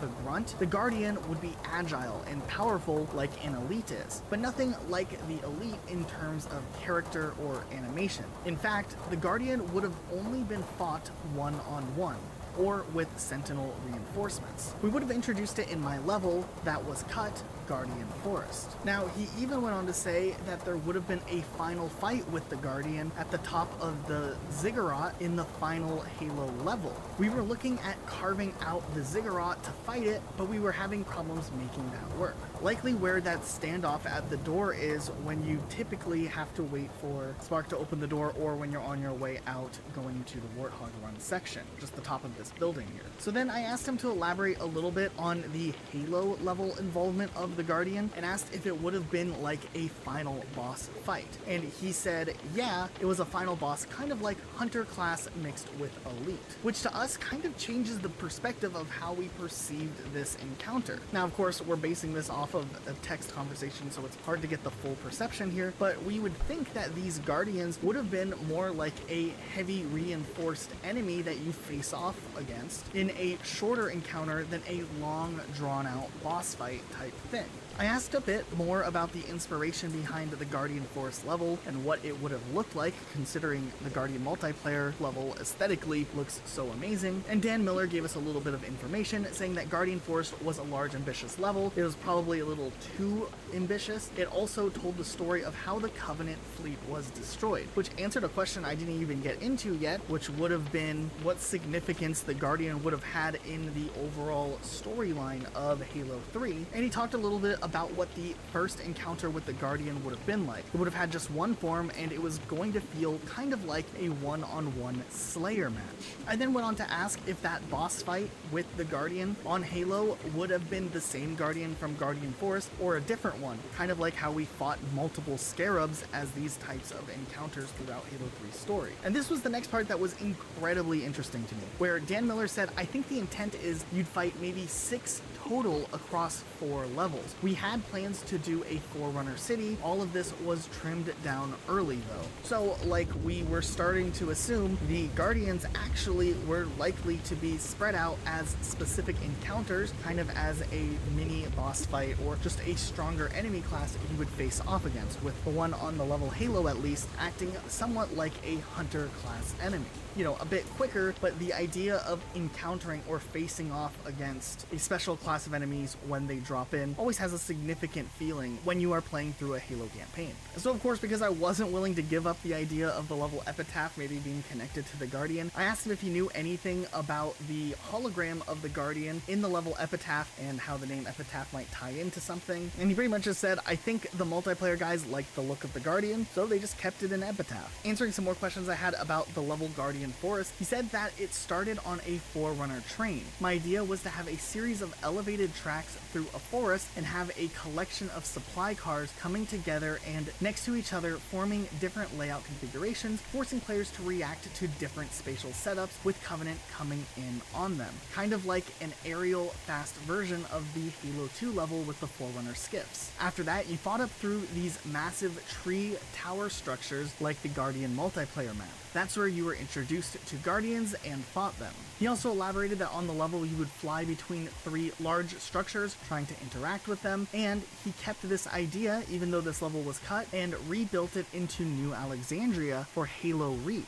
At the end, however, once you activated the 3 structures, it would activate a mega sentinel that would arise from the forest about the size of the city, which would then go up and attack the Covenant fleet, which of course is hugely massive if you think about just how cool this would have been if this ended up making its way into the story. Now, of course, this obviously and very clearly sounds like a super ambitious level, and it's understandable why we ended up not getting to see it in the final release of the game, though it is so cool to kind of get a peek behind behind the scenes and see what would have come from this type of level. The fact that this Mega Sentinel thing would have gone up and destroyed a Covenant fleet is incredibly awesome, but also the other thing that we found really interesting is the fact you would have multiple encounters with Guardians throughout the last 4 levels of the campaign. And nonetheless, this was so cool to get all of this insider information. We're extremely appreciative of Dan Miller for helping us out with this topic, and the fact that we can even share this information is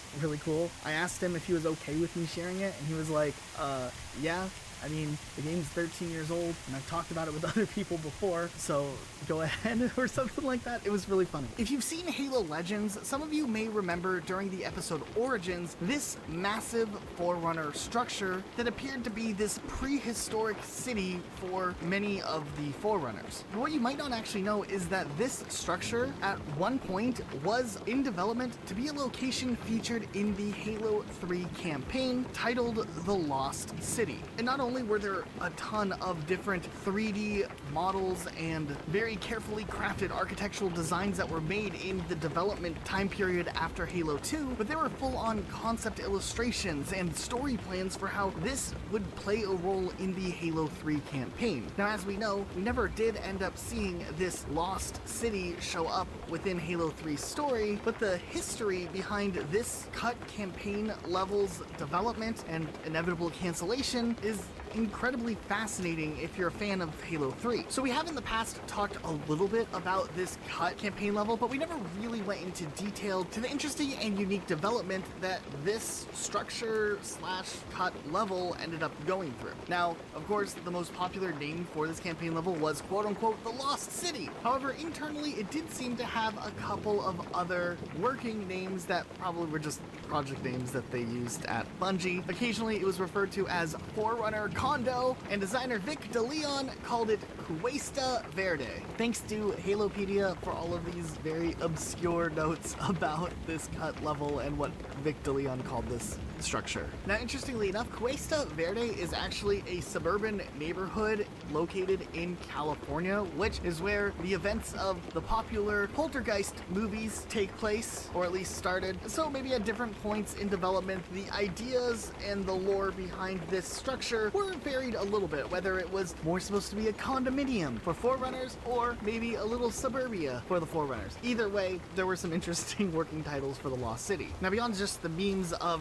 a Forerunner condominium, this amazing design idea actually has a little bit of significance within the Halo universe. Paul Russell, who was an environmental artist for Combat Evolved, Halo 2, 3, ODST, and Reach, and is often said to be the guy who came up with the concept of calling the series title Halo, and was a huge influence in the Forerunner architecture design throughout the Halo franchise. The idea to do a massive Forerunner city would have been one of the most ambitious Forerunner structures seen in franchise history. And this idea to build one super mega city that existed within the structures of a single building came out of the idea of wanting to build a city that could go past modern conceptions of what a city is like. Instead of having multiple buildings and structures, this would be one giant, highly crafted design, which of course would be Halo's introduction in a sense to a bit more of who the Forerunners really were. There would be implications to what their culture was like, and through this design we would also see what the Forerunners' values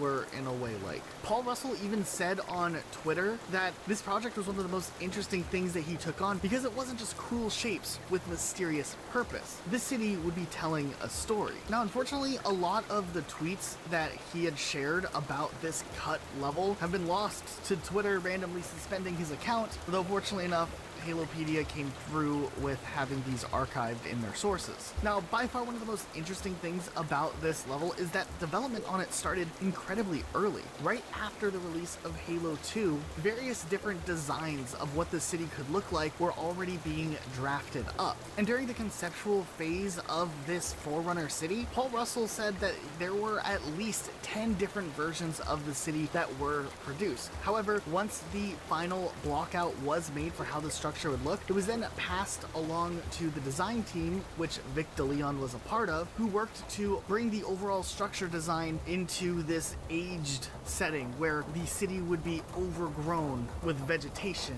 and plants. He also worked on lighting and other details during this time, and there are images that have been released showing to an extent what this city would have looked like in the Halo 3 level, which probably would have featured Master Chief visiting this abandoned city millennia after the Forerunners actually walked the city. As development on this city continued, other team members at Bungie started getting assigned to the project as well. One of them, Dan Miller, who's helped us out so many times on clarifying development mysteries around the Bungie universe, and it really seemed like this level was starting to come together, at least in the very early stages of Halo 3. Now mind you, these images that we just looked at came from a build of the Halo engine that was much more evolved than the Halo 2 engine, but not quite the engine we saw in Halo 3 from around 2005, showing that there was a lot of detail of what this level would look like, though it still was early enough where inevitably this level did end up getting cut. However, as the earliest stages of this level were being formed, it seemed like there was a fiction being developed around the Lost City that, canonically speaking, the city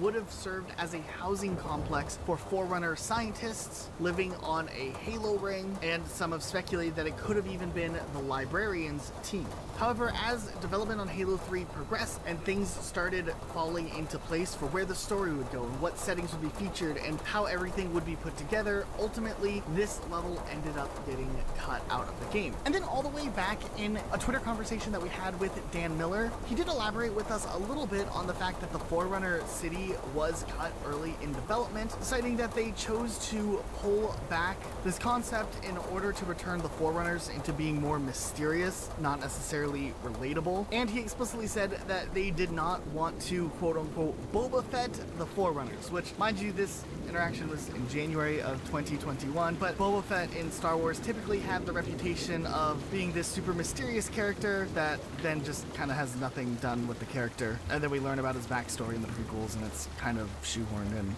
It's a whole thing. Now, interestingly enough, some elements of this cut Forerunner city still exist in the official release of Halo 3. Matter of fact, if you go into some of the text strings within the game's files, you can find some interesting wording and listings suggesting a little bit more about this cut level. Now, ever since mod tools were released, within some of the files of that, there is a level referred to as 100 for City, which likely is some leftover stuff from where this mission would have originally played out in the campaign. However, it seems like when this level was scrapped, any concepts or ideas that were salvaged and used in the actual campaign were likely transferred over to the campaign level, the Covenant. Mind you, the Covenant, which in the files is known as 100 Citadel, sharing the same numeric tag at the beginning of the file name, is worth noting. However, also there's another cut level called 090 Alpine, which has concept art for it, which highly resembles the early part of the level, the Covenant, and also a little bit of the end of the level. Now, we did talk about this Guardian Forest, another cut Halo 3 level, which has the tag designation as 080 Forest, and we do know that there was a Hornet flying section that was scrapped and later reused and reincorporated in the level The Covenant. So it's very likely that Forerunner City, Alpine, which was kind of the setting for the Covenant, and Guardian Forest all had elements brought together and combined into the massive level that the Covenant is, and that's why the designation in the level listing is 100 Citadel and not 100 for City. It just jumps from 070 straight to 100 Citadel, which is the campaign level, the Covenant. So the fact that we don't see a 080 or a 090 and we have this text string for an alternate 100 kind of makes it a lot clearer that all of these elements were combined together to form this one campaign level that is, to a lot of people, one of the best campaign levels in all of Halo. And then after that, the only other text strings that you would see would be 110, which is HC.map, which is High Charity for the campaign level Cortana, and then 120 is called Halo, which is obviously for the campaign level Halo, and then there's 130 for the epilogue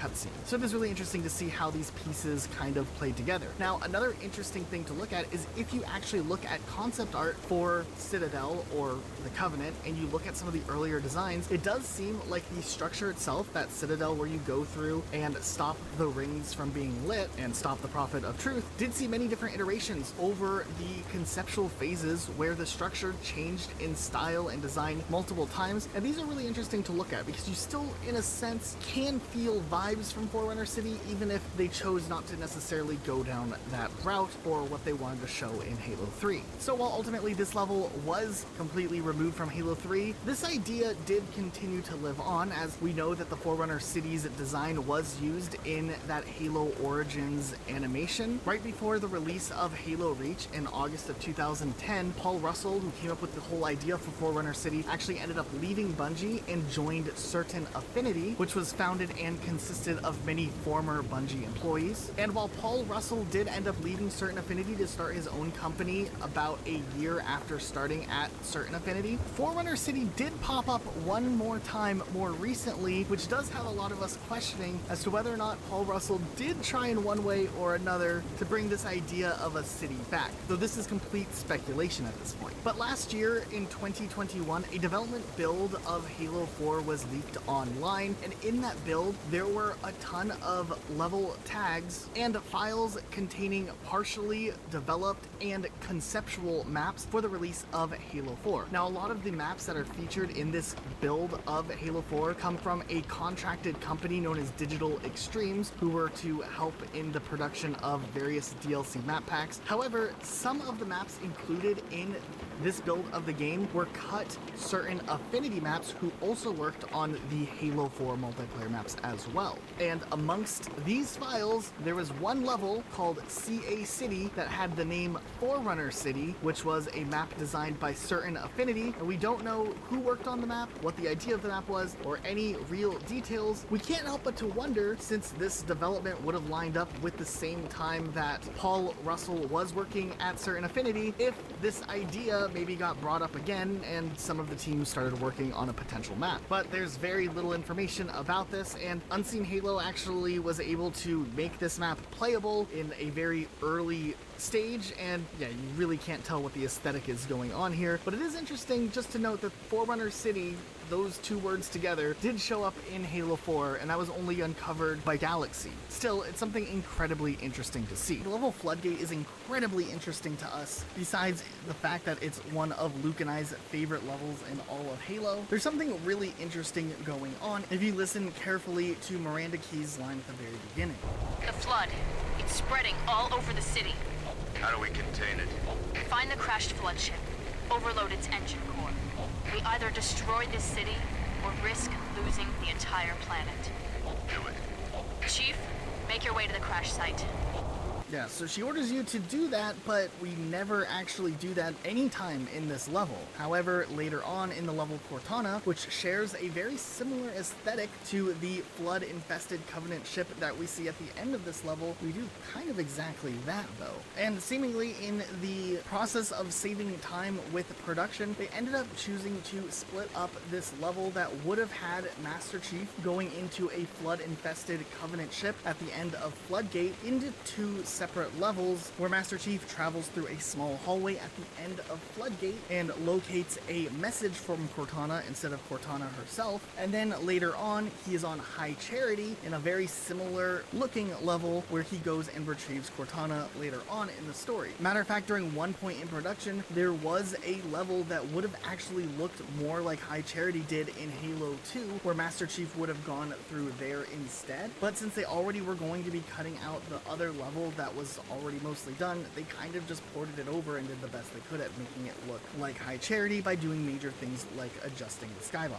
Going over to the Ark, this one's really interesting because while this one could just be a room used for the cutscene, it is really, really large, which makes us question as to whether or not maybe there was a plan for a double use of this room. But essentially, if you load up on the level the Ark and you go into theater mode and glitch through a rock here, you you can see this giant room that's just chilling right here. Who would have thought on the other side of the rock that you could easily see this, and there are really interesting glitches out there to get in there as a regular Spartan. And while we're pretty confident that this is just the cutscene room from the opening part of the arc, it is really interesting that it is so detailed and wide open. It does make us think that maybe this could have been a section that, yes, while it was originally and always intended to be a cutscene, could have maybe been something that was cut that we would have been able to walk around in, as well as have a cutscene in too. I know this one's kind of a little more of a stretch, but it still is really interesting that it's just right there on the arc. We also know when it comes to the Halo 3 story that there was potentially a cut section of the level on High Charity where you would have gone to the mausoleum room where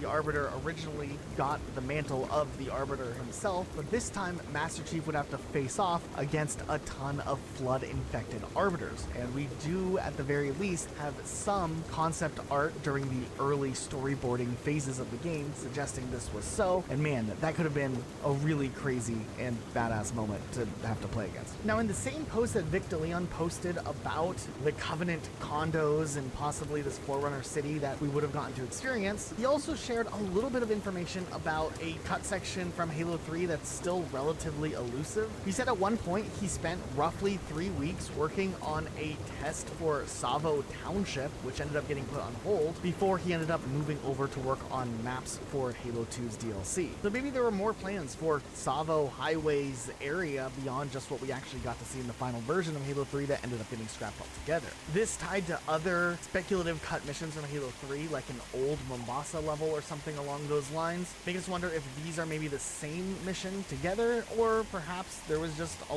lot of the city that we were going to experience in some way or another. But I don't know. That's a big crater. You were there, Chief. Think most of them made it out alive? Left! Left side! Left! Left side! More of them! Coming right! More of them coming right! Damn it! Stay down! Damn it! Stay down! Do not stop firing!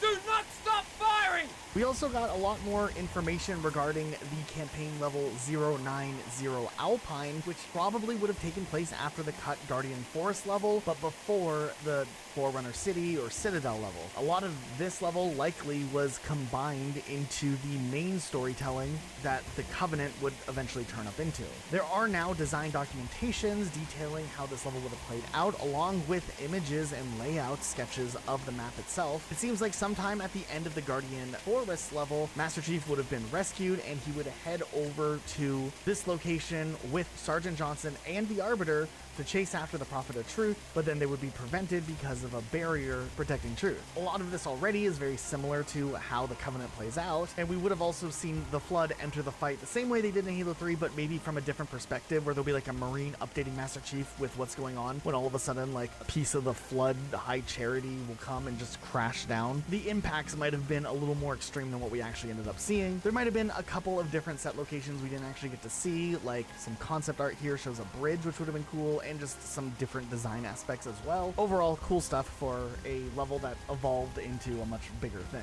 Also, it appears that at some point the Assassin Skull was supposed to be included in Halo 3, but this ended up getting cut for an unknown reason, and likely is the reason why there is an extra skull on Cortana that randomly makes players who have weapon carryover on spawn in on Halo with a Spartan Lizard. When it comes to Halo 3, it seems like the story was much more direct and planned out, where not a lot of major plot points ended up getting scrapped out of the story. More than likely, by the time a lot of the cutscenes were being made, they'd already had a general grasp on what campaign levels would actually be in the game. There are a couple of little extra things, though, that didn't quite make their way into the final release of the game, though were still accessible in the game files. And fortunately, Game Cheat, who is a Halo preservationist and YouTuber who's done an amazing job at just documenting this stuff and allowing it to be on his channel so people can go back and watch it, has done an amazing job just documenting everything here. Actually, if you guys could go to his channel, there's a link in the description down below, and subscribe. Okay, so going into Halo 3, there is one extended cutscene on Crow's Nest that was used as a lip sync test. Pretty basic, but interesting to look at nonetheless. There was also this interesting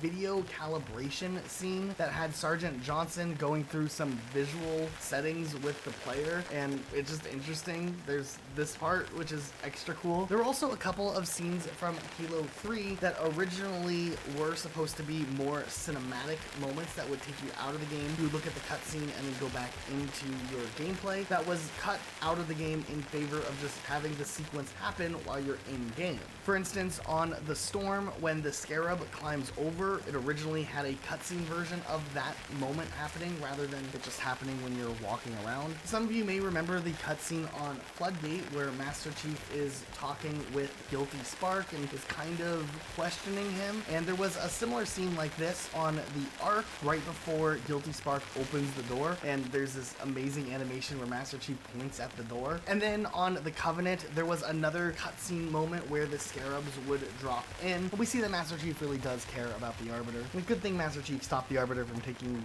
one step further, because obviously the scarab would have squished him otherwise. And then on the final level, right before you enter the area that resembles Two Betrayals or Assault on the Control Room from Halo Combat Evolved, there was a little cutscene acknowledging that Sergeant Johnson was there as well. It was going to back the Chief up, and with some dialogue, which is interesting to hear. Johnson? Police has retreated through the portal, Cortana. And you were supposed to go with them. Sorry, man, but this time we all go home. There was also a lot of audio recordings that ended up getting cut and remained within the files of Halo 3. Game Cheats uploaded all of the cut audio onto his channel, but there are some select ones that we wanted to take a look at that are interesting and a little bit relevant to the overall story. We also have this line where we hear Miranda Keyes talk a little bit about the potential of glassing Voy and how Chief has to hurry up and retrieve Cortana. Hurry, Chief.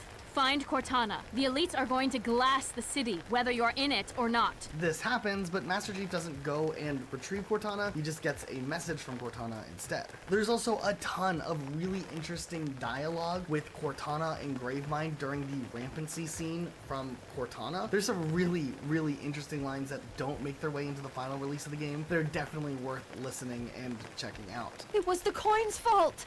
Don't blame me. Blame the eagle. This is UNSC AI serial number CTN 0452-9. Ollie Ollie oxen free. All out in the free. We're all free. Not too fast. Dr. Halsey taught me to sing a song. If you'd like to hear it, I can sing it for you. It won't be a stylish marriage. I can't afford a carriage, but you'll look sweet upon the seat of a bicycle built for two. I have seen your future, and I have learned. There will be no more sadness, no more anger, no more envy. I have won. Oh, and your poet Elliot had it all wrong. Oh yeah, and then on the last level, Halo, there's a Sergeant Johnson alternate death scene with singing and asking for his gun back. I'm pretty sure this is probably more of like a joke, but hey, it's in the files. Don't let her go. Don't ever let her go. Some enchanted evening, you will meet a cyborg. You'll meet a cyborg across a crowded... Chief, most important, give me back my damn pistol. Send me out with a bang. Stubborn. I wonder who he got that from. If you watch this next clip, Miranda Keyes' death is actually pretty dramatically different than what we got in the final release of Halo 3. Bring it, boy.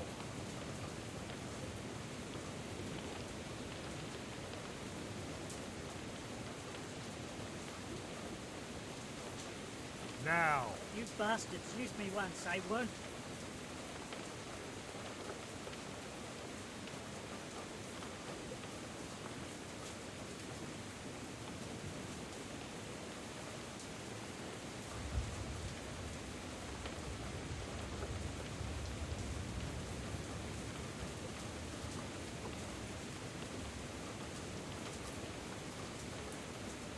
Won't let you. Ah! Not yet, child.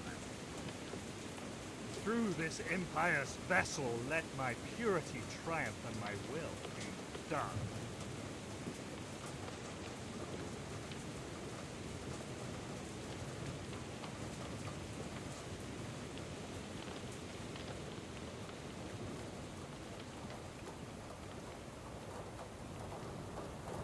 Do you not feel it? My sublimation is at hand. I and becoming. He's insane. He will annihilate us all. He must be stopped.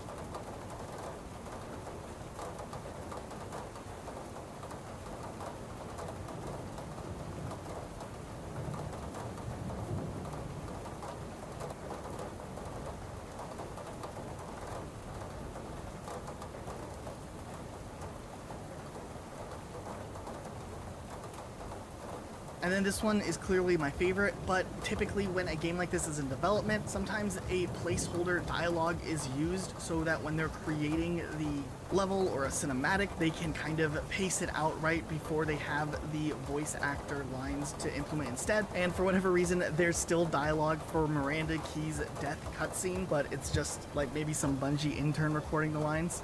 I mean, I don't know if the guy actually was an intern, but he sounds like he was having a lot of fun with it. Can't start your own party? I admit, I need your help. But that secret dies with all the rest. When the Master Chief Collection finally released on PC, players were able to see more information about the Halo 3 files that a lot of us never even knew about, including some leftover map info files which would have shown off some other maps during maybe the fighting process of the game. The maps were cut, but some of the info still remains. Now, the dig site team did go back and reveal some of these locations, but there's still some locations we don't know anything about. Another map listed as Dam, but the word Dam itself, and then there's Beachhead. Then there also was this test map that is called Warthog Inc., which we've seen pop up in Vidocs, and we can see it accessible in the Delta build as still a map placeholder, though whenever it's tried to actually be loaded into, this build doesn't actually let it work. Not much is actually known about Warthog Inc. and whether or not this was going to be an actual map in the game or was used as a testing ground, though it does seem like at some point there were considerations for Warthog Inc. maybe to be considered as a full multiplayer release, but maybe just ended up being cut and used as a testing map prior to them. Later on, Galaxy was finally able to restore this map into a playable state after messing with it for a long time, so we can finally run around and see, at least to some extent, what this level would have looked like had it made its way into the final version of Halo 3. At the same time, the map Pump House had some more stuff revealed about it more recently. It's also possible that Dam, with the N, would have been maybe the Dam area from Sierra 117, which was intended for a multiplayer map at some point. We've also seen some design documents suggesting that there were other maps from previous Halo games intended to possibly be included in the new version of Halo 3. These maps would have been Hingham High, Blood Gulch, and Lockout, which were all considered. We did eventually get somewhat of a remake of Lockout in the form of Blackout, which was a little bit more spread out and had a slightly different layout, and Hingham High did see somewhat of a return. If you look closely at the map Longshore, it kind of is the same layout as what you would see in Hingham High / Tombstone from Halo 2, but obviously there's like a huge building section right down the middle now, and there's like indoor part, but you can kind of see a lot of the skeletal remains of what once was possibly Hingham High. We also know that at some point or another there were plans for a remake of the Combat Evolved map Battle Creek, which was also in Halo 2 and was considered at some point, at least in Halo 3's production. The map wasn't textured, but it did have a UV checking texture, which, as according to Halopedia, means that it utilized the skybox from the Warthog Run section at the end of the last level of Halo. This would have also set the location of this map on Installation 08, so it is very likely that this map would have been Battle Creek, but in like the Warthog Run section, which would have been insane actually. There was another map known as Desecration, which would have perhaps used like the flood-infested Covenant interiors as a part for the actual map layout. It seems to have a very vertical layout to it though, as opposed to like the more spread out layouts that we saw in Halo 3. There's also a map perhaps called Landslide, which would have been a big team battle map, very similar to what we saw with Valhalla, but instead it would have been more of a different shape to it, more like a horseshoe, something we would maybe see if this was like a Sidewinder remake, which of course we did get in the form of Avalanche, but it was snowy themed. It also appears that there was a map known as Anxiety, which was worked on probably as a DLC map for Halo 3, maybe something that would have launched with Halo 3 ODST as the Mythic 2 map pack did. This one's a little bit more interesting though, because originally, way back in the day, there was a Halo PC map that was made by the community known as Anxiety, the same name as the map here, which was created by the modders Mother Goat and Jason Keith. Now, this map was pretty popular back in the day, but as it turns out, Jason Keith would actually be hired to allegedly work for Bungie as a remote contract worker, and apparently during this time he worked on trying to incorporate Anxiety into Halo 3. And interestingly enough, it actually looks like the map made it pretty far along before it ultimately ended up getting cut and it never saw a release. But it's still cool that nowadays this map is being uncovered and it has more attention than it's had in the past. There was a multiplayer map known as Pump House, which was shown off on Twitter by Max Hoberman himself, which I guess inspired the dig site team to try to get this map up and running. But it seems like an area that utilized some assets from the campaign level Crow's Nest, and there's like this really small battling area, but kind of a cool 2v2 map maybe. We do have design concept art documents associated with that as well that the dig site team released. There was another cut map known as Blam Mountain, which not too many people apparently knew it existed before the dig site team revealed it, and it has a lot of similarities to High Ground, being asymmetrical but maybe a little bit larger scale. But it would have some vertical elements where you could like drop the flag off of cliffs or whatnot, and like other players could catch the flag and then run it to the end. Then you might remember back in Halo 2 we talked about the multiplayer level Shaft. It was the one that looked like this. However, there was a version of Shaft that made it over to Halo 3, though the map is quite a bit different in the Halo 3 version. There's a lot of different pathways, kind of a different layout, and there were apparently AI sentinels at one point that could have been set to be allies with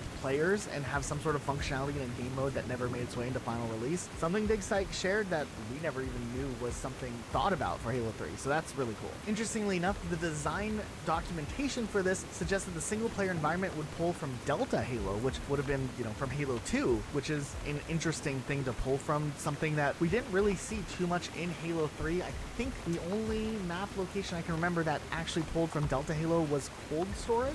Maybe I'm missing like one other one, but yeah, really, really cool if we would have seen more of Halo 2 represented in Halo 3. Oh, also there was like concept art for some Mega Sentinel, which looks like this, which is terrifying, but kind of awesome. Now, do you guys remember that crazy E3 reveal trailer for Halo 3? Yeah, well, as it turns out, this scenario was originally built into Halo 3's engine to some extent, and the Dig Site team has been working at trying to restore this specific scenario so that players can, run around on the environment that was created for that trailer. Apparently, at some point down the road, the Dig Site team might be able to post this so that players will be able to experience this specific part from Halo 3's history. About a year ago, Max Hoberman went to Twitter and actually shared quite a bit of details of early versions of the Snowbound map from multiplayer. He actually showed off what Snowbound looked like in some of the earliest primitive era of the map's development. Later on, the Dig Site team would elaborate on this a bit, suggesting that there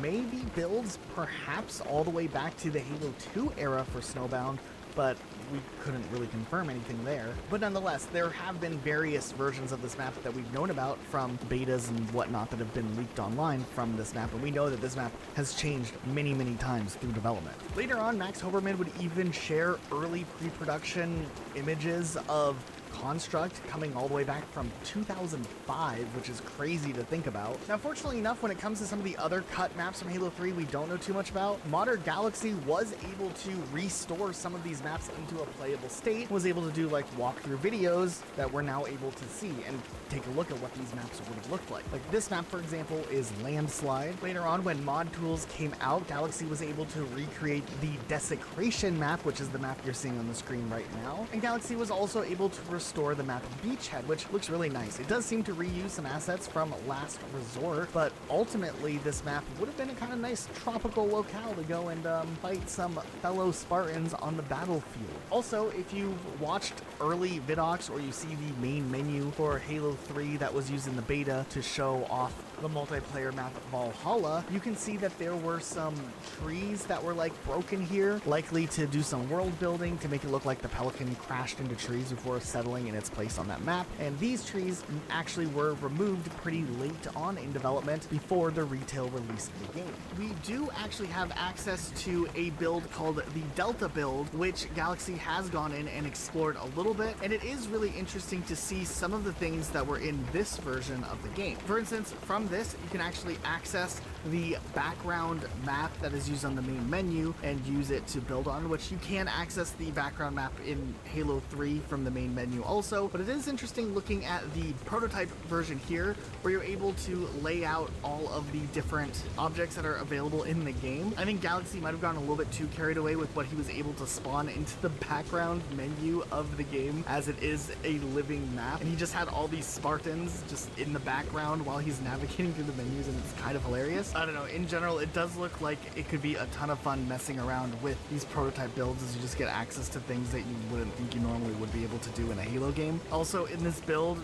if you may remember, this also happening in the beta for Halo 3, but if you glitched through the visor of a Spartan, you could see this creepy looking face that was really just one of the developers plastered on there, knowing that people would find a way to look through the visor. It was taken out of actual Halo 3's release, but it is kind of interesting to look at all these years later. An interesting thing that recently happened was a leak of an earlier alpha build of Halo 3 leaked online, known as the Pimps at Sea build. The name there has a whole nother long story behind it, but one thing that's really interesting is that if you play on it and you take a look at the elites, at this point in the build, the elites were still using the original Halo 2 version of these guys before the updated design that would be later introduced for Halo 3. I don't know, as a younger fan, Halo 2 and 3 always felt so distant to each other in some way as far as like how the games felt, so seeing these little bridge connections are really cool. Halo 3 ODST was an interesting game that originally started as a much smaller DLC type project for Halo 3 that later would be expanded into its own standalone release. The first trailer for this game actually revealed the name of the game to be called Halo 3 Recon, as not only would the campaign feature a character with the Recon helmet, but also the much sought after Recon armor would be available for players to unlock for the first time if they could complete specific challenges in both Halo 3 Recon and Halo 3. However, with the game shifting into a much more narrative-focused full-length campaign, the game would be renamed to Halo 3 ODST to better match the storyline following a group of course, ODSTs. Similar to some of the ideas that were implemented into Halo 3, ODST was also another opportunity to take inspiration directly from some story elements that they couldn't take for Halo 2 and apply them into this specific story, such as the famous ODST drop itself. This game would also introduce engineers, which were a cut class from Halo Combat Evolved that would be considered for Halo 2 and Halo 3, but were never realized until finally ODST came around, introducing these to the series. But there was much more going on with just Halo 3 ODST. This next one to us is really fascinating because, of course, it takes place on Mombasa streets, which already piques our interest. But when you look at the map of Mombasa streets, you can see there's a lot of areas on the map that are these dark areas that are essentially areas you're not supposed to access when playing through the game. Now, it's very obvious that with each section having a mirrored section, the city was likely completely constructed first before they actually mapped out the path that players would typically experience when playing the rookie levels. And at the end of the day, they chose to block off some of these dark zones, as you never actually go there when playing through Mombasa streets, though if you glitch out of the map, and these glitches actually aren't that hard because elevator jumping is really easy to do, you can actually have full reign to go and explore these dark areas that never really had any purpose for the Mombasa streets level of the game. Also, this one is a little bit more speculative, but I wanted to include it just because I'm pretty confident that this might have served a purpose at one point in the development on the level Data Hive. If you jump up into this vent, you actually can walk up in the vents for a very, very long time and just travel all the way up into just until you hit a random wall. It's pretty neat. There's not a whole lot of purpose here, but it's interesting these vents are just big enough for the ODSTs to fully be able to maneuver inside, and I'd like to think that during the development stages, there was at one point maybe a section where you would walk through the vent and then drop down into another floor or a different level, and they chose to scrap it, but they kept the idea incorporated in one way or another by having it as a spawn point for the buggers, and while it worked as a great spawn point for the buggers, it made it all creepy and you hear them rattling around in the vents. The fact that they still left it accessible and you're still able to walk in it and walk all the way up to the top also makes it a really interesting overlooked spot, which I'd really like to believe maybe would have been used in the game originally, but it got cut out. But I could be completely wrong on it, but I still wanted to talk about it and just clarify that that's my speculative idea on an earlier version of Data Hive. Also on Data Hive, if you've ever looked at the map itself, it seems like there was potentially a larger section to this area that we could have explored. Like the map goes on in all of these side routes, which are really interesting. There was apparently plans to have players face off against some sort of big enemy in Data Hive, like maybe a bugger hive queen. There's not a lot of details as to how far this went, but it seems like they could have been setting it up. It's very plausible with the fact that we do see this massive hive already constructed in the Data Hive area. So I don't know how that would have played out, but it could have been a really cool addition for ODST. Also, there was plans at one point to once again do something with a boat section for Halo 3 ODST, but this never came into fruition. There is a lot of flooding that happens on multiple different sections, so it could have worked. We don't know exactly where it would have gone. It could have worked easily on the area after you go into the Oni building because it's like an island area, or maybe we would have done something in the flooded sections of Kikowani. But once again, this is all gone, so just speculation. There were actually more skulls that were supposed to be in Halo 3 ODST. There was a skull that would have been a third-person skull, which would have shifted players into playing in a third-person view, and there was also supposed to be a director's cut skull, which was to activate developer commentary while playing through ODST, which I think would have been something incredibly awesome. One thing that's really interesting is when they were designing the game, they really wanted New Mombasa to have this atmosphere of it being dark and a rainy place. But as it would turn out, making a real-time rain system work in New Mombasa on the Halo 3 engine, given the time that they had for release, wasn't really something that would be possible.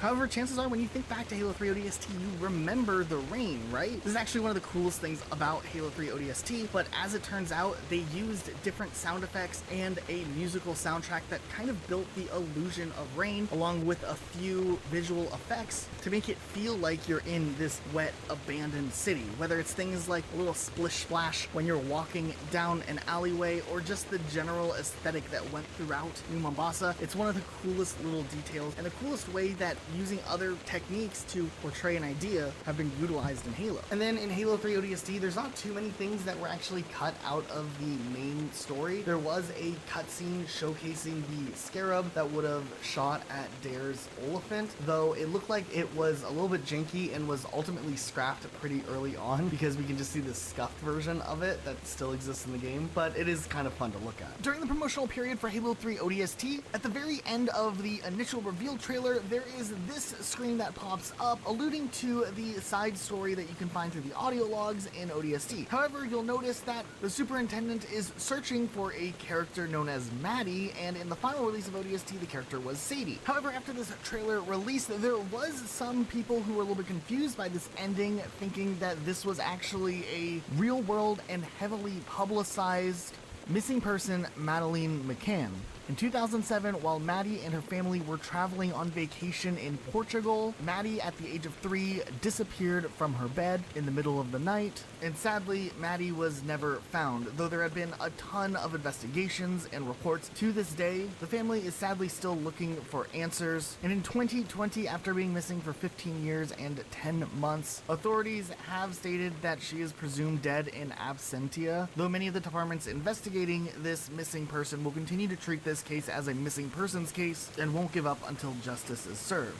But one of the big takeaways about this sad story is a lot of criticisms directed at the press and the massive coverage that this story got. As with the heavy coverage with this story, the family of Maddie were actually harassed quite a bit, and is one of the biggest first instances of mass false information being spread on Twitter, and also a lot of conspiracy theories spread by tabloid press. So cycling back over to Halo 3 ODST, when there was this confusion drawn with Halo 3 ODST's reveal trailer being just shortly after after this event happened in the real world, it's really no massive surprise that by the time the game actually released, Bungie and Microsoft decided to change the character's name to Sadie and rework the story into the game, as they didn't want any real-world connections to this tragic event being associated with Halo. If you were on the internet during the mid-2000s into the late 2000s, you may have remembered talks, very limited talks, but still talks, about a Halo game known as Halo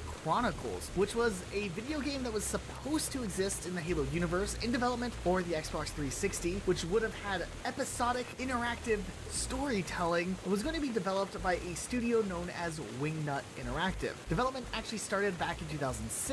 It was going to be a partnership with Microsoft and Peter Jackson, and Wingnut Interactive never actually made any games either. They were just known for working on Peter Jackson's projects. Allegedly, there was supposed to be limited interactions with branching choices and different endings, and all we know is that it was announced in September of 2006 at Microsoft's X06 convention. Actually, that same Vice article we talked about earlier even pointed out that Joseph Staten and designer Mike Wu were in New Zealand working with Jackson on a part of the Chronicles story. Paul Russell even talked a little bit about the project on Twitter as well, saying that the story would have had a human miner who's a slave of a covenant. He then becomes the first Forerunner Spartan, and he leads a rebellion, and he forms himself into a javelin where he Captain Marvels himself through Covenant ships like they're butter. I don't know what this is, but it sounds kind of awesome and weird. There was some concept art for some ships, and it was being considered that it would be released once a month in a more episodic type serial. Gameplay designer Paul Bertone even went on to elaborate on more about this game, stating that Joseph Staten, came up with the concept of being the bullet. They wanted the player to have this emotional and gameplay journey from just being a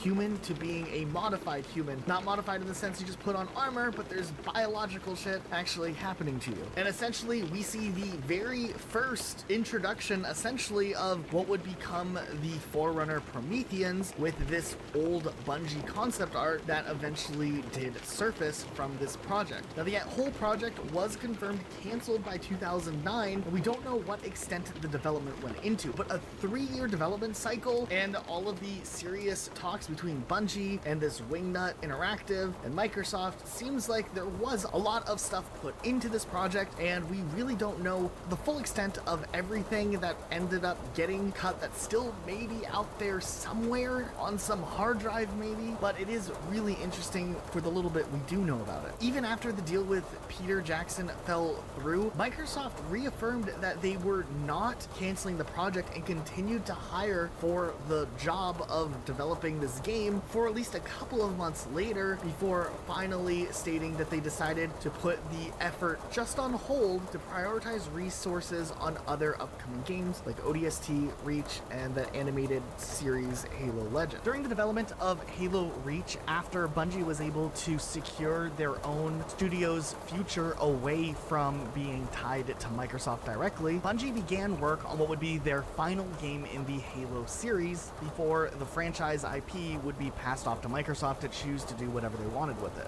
During the earliest stages of the next Halo game's development, Bungie considered a lot of different ideas, even making another Master Chief story, which would essentially be Halo 4. However, they felt that with Halo 3's story feeling complete and not wanting to unpack the baggage of having to revisit character stories and different plot beats, they decided that going the prequel route would give them the most freedom in telling whatever story they felt the most inclined to do so, and thus the early stages of Halo Reach would be born. Halo Reach overall was interesting with its campaign because while we did get to see Scarab battles in Halo 2, Halo 3, and Halo 3 ODST, Halo Reach didn't have any direct encounters with the Scarab where you're able to board it like you could in those previous games. But that wasn't always the case for the plan with Halo Reach. Matter of fact, there were multiple cases where there were the idea of having players being able to hijack a Scarab and not only take out the enemies inside, but actually pilot and drive the Scarab itself, which would have been absolutely absolutely insane. I mean, Halo Reach was crazy enough in having an Easter egg where you could fly a Pelican for the first time, or a Phantom, but imagine if we actually got to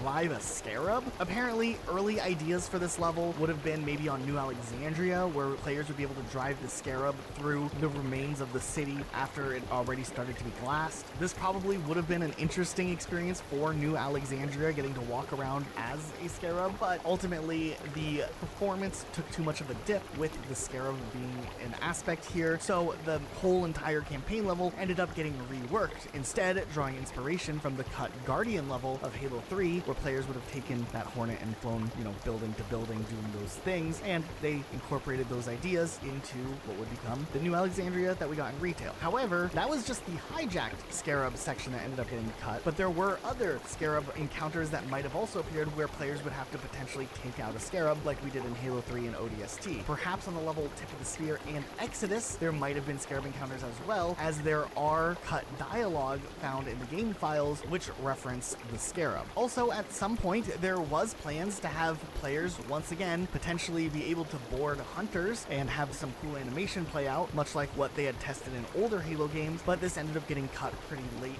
on in development, and years later, Master Chief Collection would get an update that finally restored this feature. But that wasn't it. Apparently, there were plans for animations of assassinations for the Gutas, those like weird looking things on Nightfall that were supposed to have a bigger role, but ended up getting scaled down dramatically. But when the Guta's role ended up getting scaled back, having a dedicated assassination animation to go with them wasn't really in the cards. Also, before we go too far off topic about those Gutas again, the Gutas, like we said, were supposed to have a bigger role across Halo Reach, and they could have been really interesting. Gutas were at one point even planned to be an enemy that you could battle against in the firefight mode, but once again, they got scaled back. That never happened. But also buggers, who do appear in a couple of short sections in Halo Reach, could have potentially shown up in firefight as well, but I think with how little the buggers actually did exist in Halo Reach, they decided just not to go ahead and use those. There were a lot of other plans though. The Covenant was supposed to have tried to ride the Gutas, and that could have been like this little funny event that would have happened. I really wish personally we got to ride the Gutas, but I guess I can dream. But there is audio associated with June talking about the Covenant trying to ride the Gutas, which sounds like this. Cat, you pick any of that up? Affirmative, Recon Bravo. It's an indigenous creature called Guta. Covies are trying to use them as draft animals. Not with much success. Odd.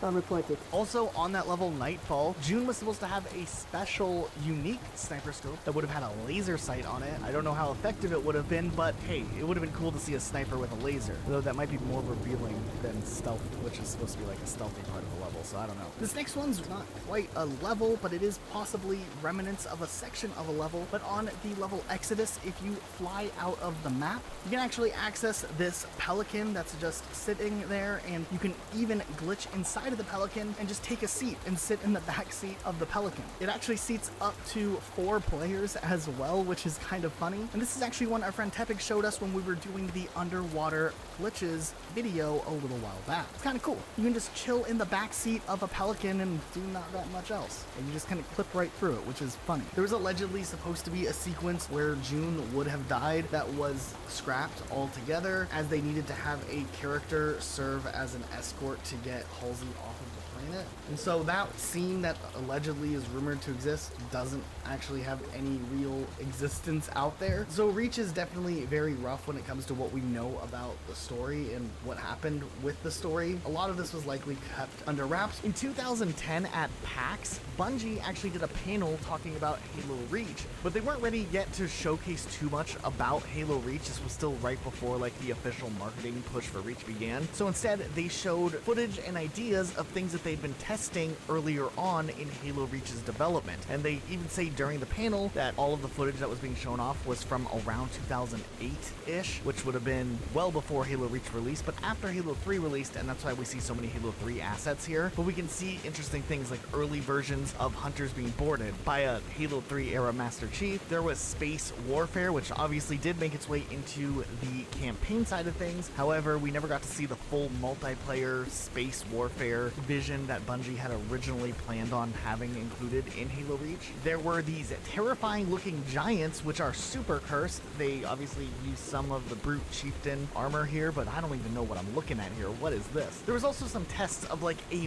massive scale battle where Master Chief is in the city and a scarab drops in from the sky and just all this stuff is going down, and it looks awesome. Something we never got to see in the form of any Halo game, where we're battling it out through a city, almost like another Lost City level that maybe would have been similar to what we would have gotten in Halo 2 with Master Chief, or maybe it was a plan to do something like this in Halo Reach with Noble Team, but nonetheless, we never got to see this realized beyond just what they shown off at PAX 2010. There was also these huge like warthog driving sections where they were just driving around in these big open spaces, which looked really cool as well. Really, really cool stuff. If we want, we can back things up even further into Halo Reach's development and find that there were placeholder audio for a different storytelling version that would have happened on Winter Contingency, as opposed to the June being shot down in the Falcon. Falcon, moving to assist. Banshees, heads up, Charlie 1. Get some altitude, now! Charlie 1, taking fire. Hold on. Noble 1, what hit? Mayday. Mayday, Charlie 1, going down. Noble leader, requesting evac 42.8. Noble 3, respond. Cat, George, Emil, take the remaining Falcon to the relay outpost and contact Colin. He needs to know the Covenant are here. Copy that, Commander. 6, you and I are going to locate June. Noble 3 to Noble leader. June, what's your status? Falcon's down, boss. Pilot's dead. Requesting evac. We gotta find him before the Covenant does. Noble 3 to Noble leader. Talk to me, June. Covenant closing on my position, taking heavy fire. Hang in there, we're coming to you. Noble 6, we need to find that downed Falcon. Follow me, Noble 6. Good to see you, Noble. Likewise. Let's take down these tangos and get out of here. We've located Noble 3. Request immediate evac. My coordinates. Solid copy, Commander. Falcon Charlie 2 inbound your position. Way back early on in Reach's early story development, there were plans for Noble Team to be much bigger than the 6-member team that we ended up getting in the final release of the game. There were quite a few extra members of Noble Team that would have had various roles, and in the audio that we will listen to, it will be placeholder voice actors that Bungie used to get a feel for how the dialogue would work, and we will hear parts from the level Arrival and parts through Winter Contingency. There has been concept art of a lot of these extra characters that didn't make their way into the final release of the game, which are always interesting to look at, but I find it very interesting some of the changes to the team's lineup. Like, you'll hear someone tell Noble 7 to secure something, and I'm like, who's Noble 7? In this version of early Halo Reach, Noble 2 is actually Tom, Noble 1 is Kat, and Carter is still the leader of the team, but he's referred to as Noble 0 or Noble Leader. Noble 3 is Rosenda, and we might have actually played as Noble 8 originally in one of the earlier scripts, because they refer to the new person joining the team, saying that the old Noble 8 was someone named Danny, who was leaving big shoes to fill. There's some character named Sarah, maybe she was the Noble 6 at the time or something, I'm not 100% sure. And it seems like Rosenda would have maybe been one of the main characters in this first level, taking on the role of Kat in the final retail version. We know Kat is like the one that does all the technical stuff with the wiring and all of that, patching comms through and whatnot, but from the audio it sounds like it's going to be Rosenda instead. Another contender for who Noble 6 could have been, it could have very well been Tom, who in the final retail version of the game was the Noble 6 that our player takes over and replaces. Tom never actually shows up in the game itself, but he is the Spartan that's shown in the crazy awesome Deliver the Hope commercial trailer that they did to promote Halo Reach, where we see Kat running with a bomb, there's like an explosion, Tom decides to pick up the bomb and deliver the package, the Covenant sacrificing himself. Probably in an attempt to condense the Noble team to be much smaller, Tom ended up taking on the role of that Danny character, and instead his role was moved over to where it ended up being. Nonetheless, let's take a listen to this audio. You guys can tell us. Noble 7, I need you to get the station back online now. It'll take weeks to get this array up and running again. I could splice into what's left of the main overland bundle. Might be a little janky, but you'll have a direct line to Holland. Spartan 259, Carter. During the op, I'll be Noble Leader, and this is Tom. I'm Noble 2. Welcome aboard. And this is Emil. Noble 4. 8 hasn't exactly been our lucky number. Danny was a good soldier, good friend of ours. You have some big shoes to fill. Oh Lord, Rosenda, you were right. Looks like we are going to be back to 7 in no time. Over the years, Marcus Leto has tweeted out some pre-production Halo Reach stuff that is very interesting. They're like design documents and like notes that he had taken himself. For example, there's this document called Big Picture Items We Need, and it's a list of a bunch of like level ideas and stuff that could be touched on in the game. And a lot of this stuff actually made it in the game, like the city setting or the massive Covenant ships. Also, the part of boarding another ship was early on in these notes right here, with the flying section actually before it also being planned out this early on. But there's also some stuff on this document that did not make it into the game and that got cut sometime during the development. And if we look at this other picture he also shared with us, we can see that there was a bunch of different levels actually planned out early on. Starting off, the first level was a training level, and I mean, this could mean tutorial, but the Halo Reach tutorial is kind of short. It's like at the beginning in the Pelican, and it's not really a level. Maybe they initially had some idea for something more grand planned, like the Call of Duty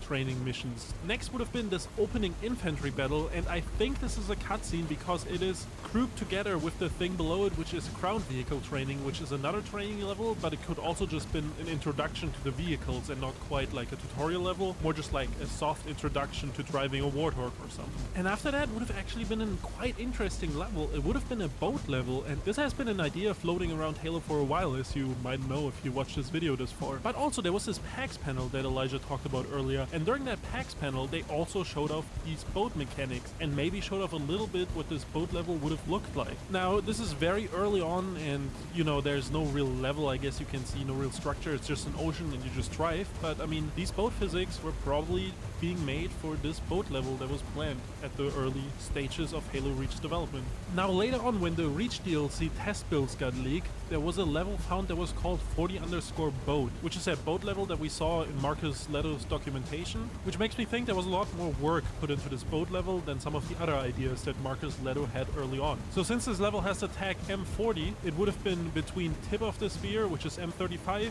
and Long Night of Solids, which is M45. And if we go back to this other document that had all the big picture details, we can actually learn some more details about the boat level as well. The level is described as a SEALs type approach, which immediately makes me think of that Modern Warfare 2 level where you approach the oil rig, so maybe it would have been something like that. Then there would have been a boat attack, which I mean, I think would be just other boats attacking you, or you attacking other boats, I don't know. If that is the case, I guess they must have considered Covenant boats as well. Now this would have also been at night, and you would have sunken a ship offshore at the finale of this level. And I wonder what kind of ship, if it's different from the boat attacks, you know, you're attacking a massive Covenant like cruise ship or something, I don't know. But overall this level sounded pretty interesting, and I would have liked seeing more of this. Then there would have been an air attack during the daylight, and you were supposed to have like a high ground, I think.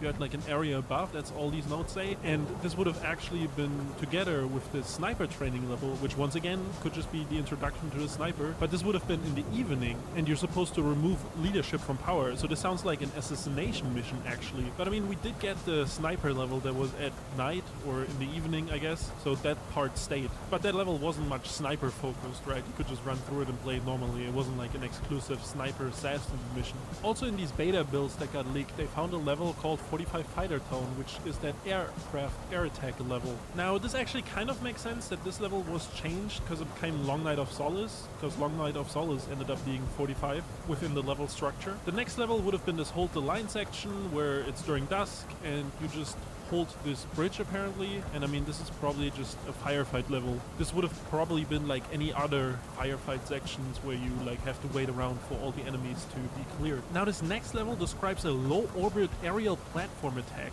during noon, which that sounds kind of interesting. What do they mean by aerial platform? Is this like a platform hovering in the sky, like the ship from the Avengers, you know, that big like flying cruise ship they have or whatever it is? Or would this have meant that we're in a saber or something like a saber and fighting in space? But it also says this would have included a dogfight around a Covenant ship and you take it down, which I think these parts at least got split up, because you do fight around the ship and you do board a Covenant ship later, but then also you take down a Covenant ship at the very end with the Gauss cannon. So I think these ideas lived on, they were just kind of, you know, moved around. Then in the next level, you would have actually infiltrated a city that's already taken over by the Covenant, and your whole plan was to take it back. Now this was called Storm the City, and it would have happened at dawn, but kind of sounds like a cool level for a concept. You know, we've never seen a Covenant occupied city. I always feel like they're just attacking it at that current time we're there. It's never like, already attacked and we'll just get there later.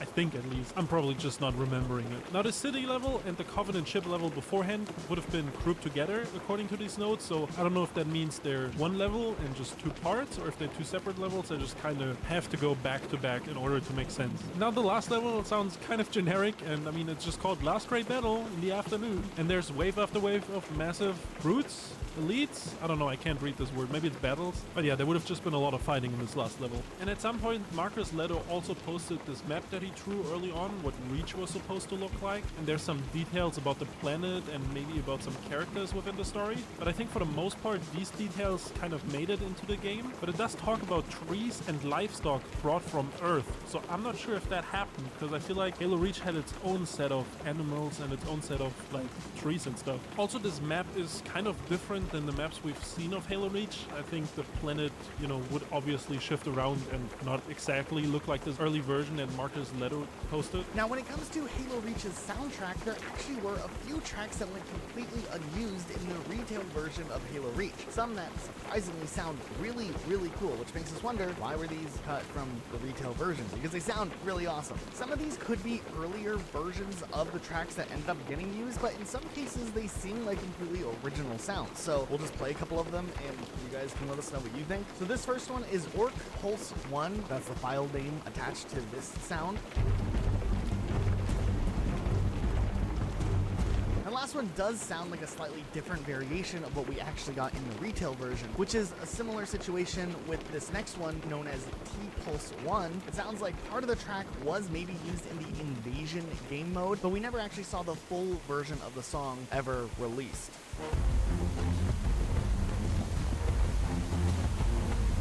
Then there's T-Pulse 6, which sounds epic overall. It sounds like some other tracks, but this variant specifically wasn't used.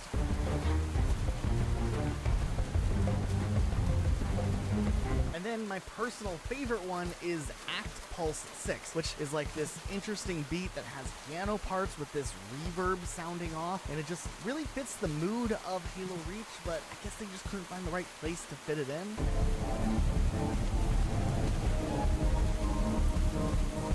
Then there's another file called Act Pulse 8, which is this track that just goes really hard and would have been really cool to get to battle with this playing in the background.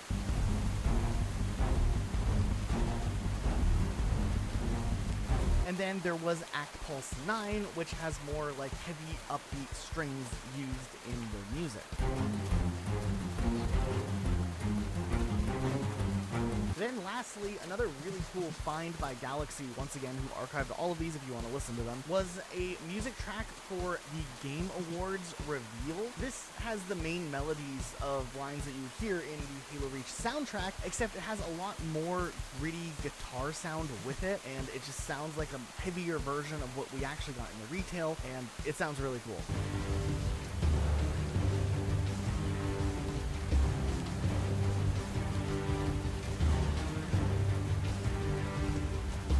Then over on the multiplayer side of things, there were actually plans and strings of text associated with crediting players for telefragging, which essentially is when like two players are in a teleporter at the same time. Whatever player enters the teleporter while another person's like standing in the other side and like spawns in on someone would get like a splatter kill associated with it. And that was something they were testing around with, but ultimately it ended up getting cut. Now, one of the coolest features of Halo Reach, of course, was the really awesome customization, where you could really bring your own Spartan design to life. And a while back, Galaxy uncovered that there were cut animations that would have shown players equipping different pieces of armor in the armor selection screen. It's actually really cool to see these animations finally, and I'm surprised they actually ended up removing this from the final build, because it does look pretty clean, but maybe it wasn't snappy enough and wasn't worth putting more resources into. Now, way back in the day, Microsoft actually had a pretty massive security risk with the way that they would handle their connected partner network system, which would allow for developers to log on,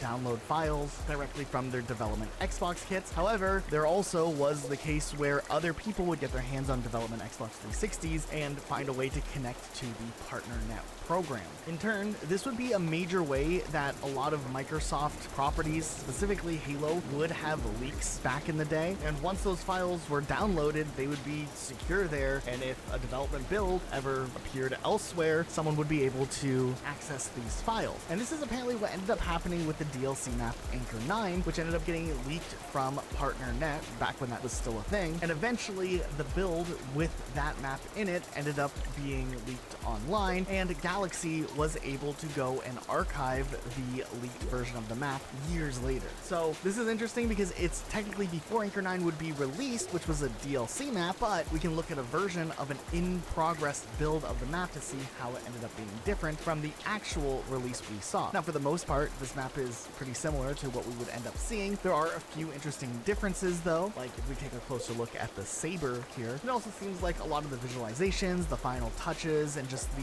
regular map decor is a lot more minimal than the actual release of Anchor 9. And then in Halo Reach, there is Farm, which this technically could also classify as Halo 3 cut content maybe. I wasn't sure where to put this one in the video. It was in development after Halo 3, but it was so early in Halo Reach's development that it was mostly just reusing geometry and assets from the Halo 3 map Standoff and from Sierra 117 in the campaign using Sierra 117 Skybox. But it's like a farm. It has like a little farmhouse and these little things. I wonder if some of these ideas for more rural locations could have shown up in Halo Reach, like at the very beginning of the game in the first level of the campaign, or maybe some of those locations out there in the wild when you're flying on tip of the spear in the turret seat. I wonder if some of these ideas were used there. But while this does have Standoff vibes, I don't think we ever would get to see this in like a true form with how much Halo Reach changed over time. There was also an APC vehicle that was considered to be used during development later on for Halo 3,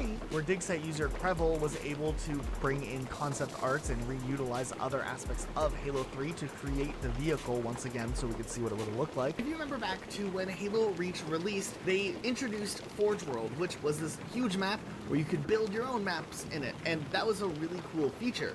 And they also showed off that a lot of classic Halo maps could be remade in Halo Reach, and that some of them would be remade and released as if they were main maps. We saw Halo Reach release with Forge World, but also a handful of other maps that were remade from Halo's past built into the game, like Asylum or Sanctuary. These weren't maps that you could delete. They were a part of Halo and they were in the multiplayer rotation. However, during Forge World's Vidoc, where they showed off what could be made in Forge World, while we see these maps show up, there's an extra map that didn't make it into the final release of the game, Lockout. Now, from this video, it's very clear that the Lockout map was at least close to being finished, and it looks like a standard one-to-one recreation of the map from Halo 2 and maybe Blackout from Halo 3 if you count that. And while fans expected it to be baked into the game the same way the other maps were, it never actually ended up surfacing. Matter of fact, this map that's been created by some Bungie developers who were working on Forge wasn't ever found even in an unofficial release, as in user uploaded content. Now, other people have gone on and recreated Lockout in Halo Reach multiple times back in the day, using Forge World tools, but this original version that was shown off in the trailer never did actually surface, so it is kind of a unique type of lost media. There has been efforts to find this map back in the day, and to our knowledge, no one's actually been able to find it. We actually did get at least a little bit of insight to some of the maps or possible placeholders that survived being in the game files upon the game's official release. While we don't have too much context, and a lot of this will have to be assumption based off of what little information there is known about this and what the rest of the Halo community has speculated, there was supposedly at one point a listing in a directory for a map called Arena, and not much is known about it other than this stock art that was used in the files for the map, and it kind of connects the picture to the name, which is M Arena. Then there was another one called M_Azimuth. We don't know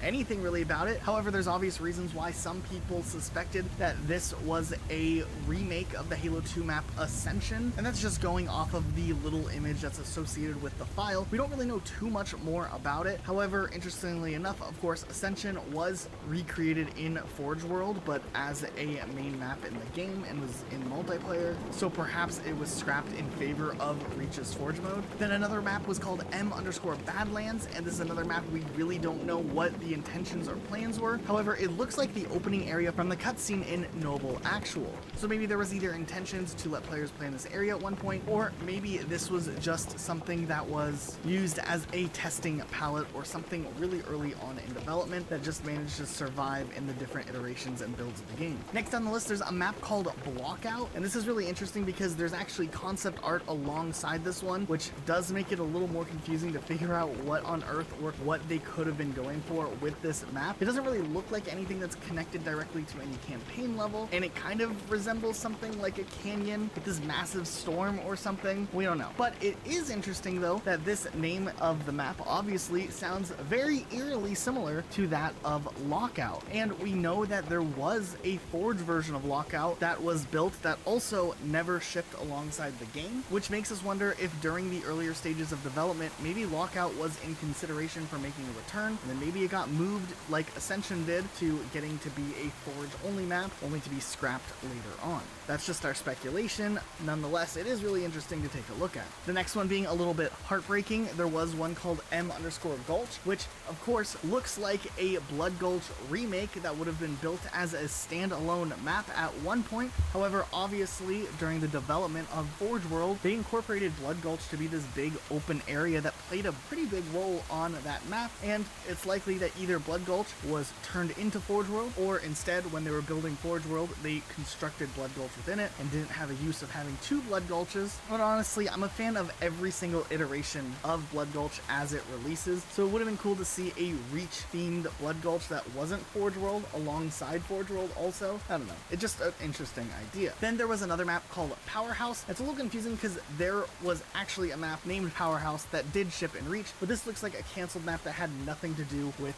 the other one. From the look that we can see of it, it looks like it may have been on top of a dam or just in a much bigger factory type setting. Then there was another file found in the directory called M_pump_station, and while we don't know too much about it other than this concept art that would have been involved with it, it does look like it is near some water, which does automatically make us think maybe with the mix of the Powerhouse map also being in this larger setting, there could be some connection there. Though honestly, that's complete speculation. Nobody really has a good idea as to what is in this concept art, and trying to put it together is a little bit difficult. Then interestingly enough, there was a file called M_stalagmite, and it looks like some sort of ice cave. Maybe it was a remake of Waterworks from Halo 2, or maybe it was the underground section from the Halo Reach level package, but it looks like there was some ice, and interestingly enough, the art associated with this file does look somewhat unfinished, so we really don't know too much more than just what you can see here. Who knows what it could have been. Then there was a file called M_Spartanland, and while that sounds like a really fun Spartan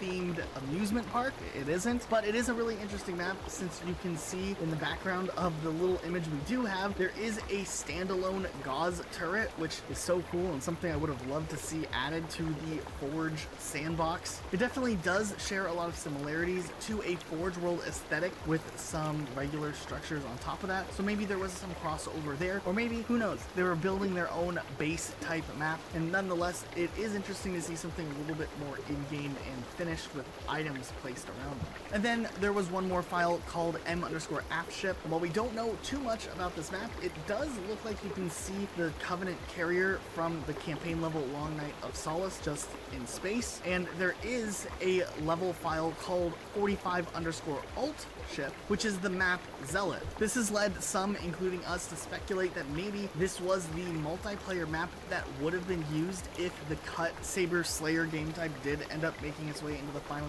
release of the game, but of course that ended up getting cut, so maybe there was no use for the map after all, or maybe it was just a completely different map. The archivist Galaxy also showed me some interesting cut stuff from Halo Reach that he has uncovered over time, like this cut Halo Reach map that he will be showing on his own YouTube channel at some point, but I don't know, there's something kind of cozy, Christmassy about this one. Reminds me of when we say Christmas in Halo Reach. He actually showed me some interesting images from an early version of Sword Base that he speculates is from maybe 2009 or 2010 early on, and there are some interesting differences, like a generator section and this dock section that was completely cut from the game. He hopes to one day be able to restore it, but it's just a lot of work to try to bring it back together. Way back in the day when Halo Halo Reach was still in development and Bungie was putting out promotional material for showing what Reach would look like, they used to do these really cool behind-the-scenes vidogs.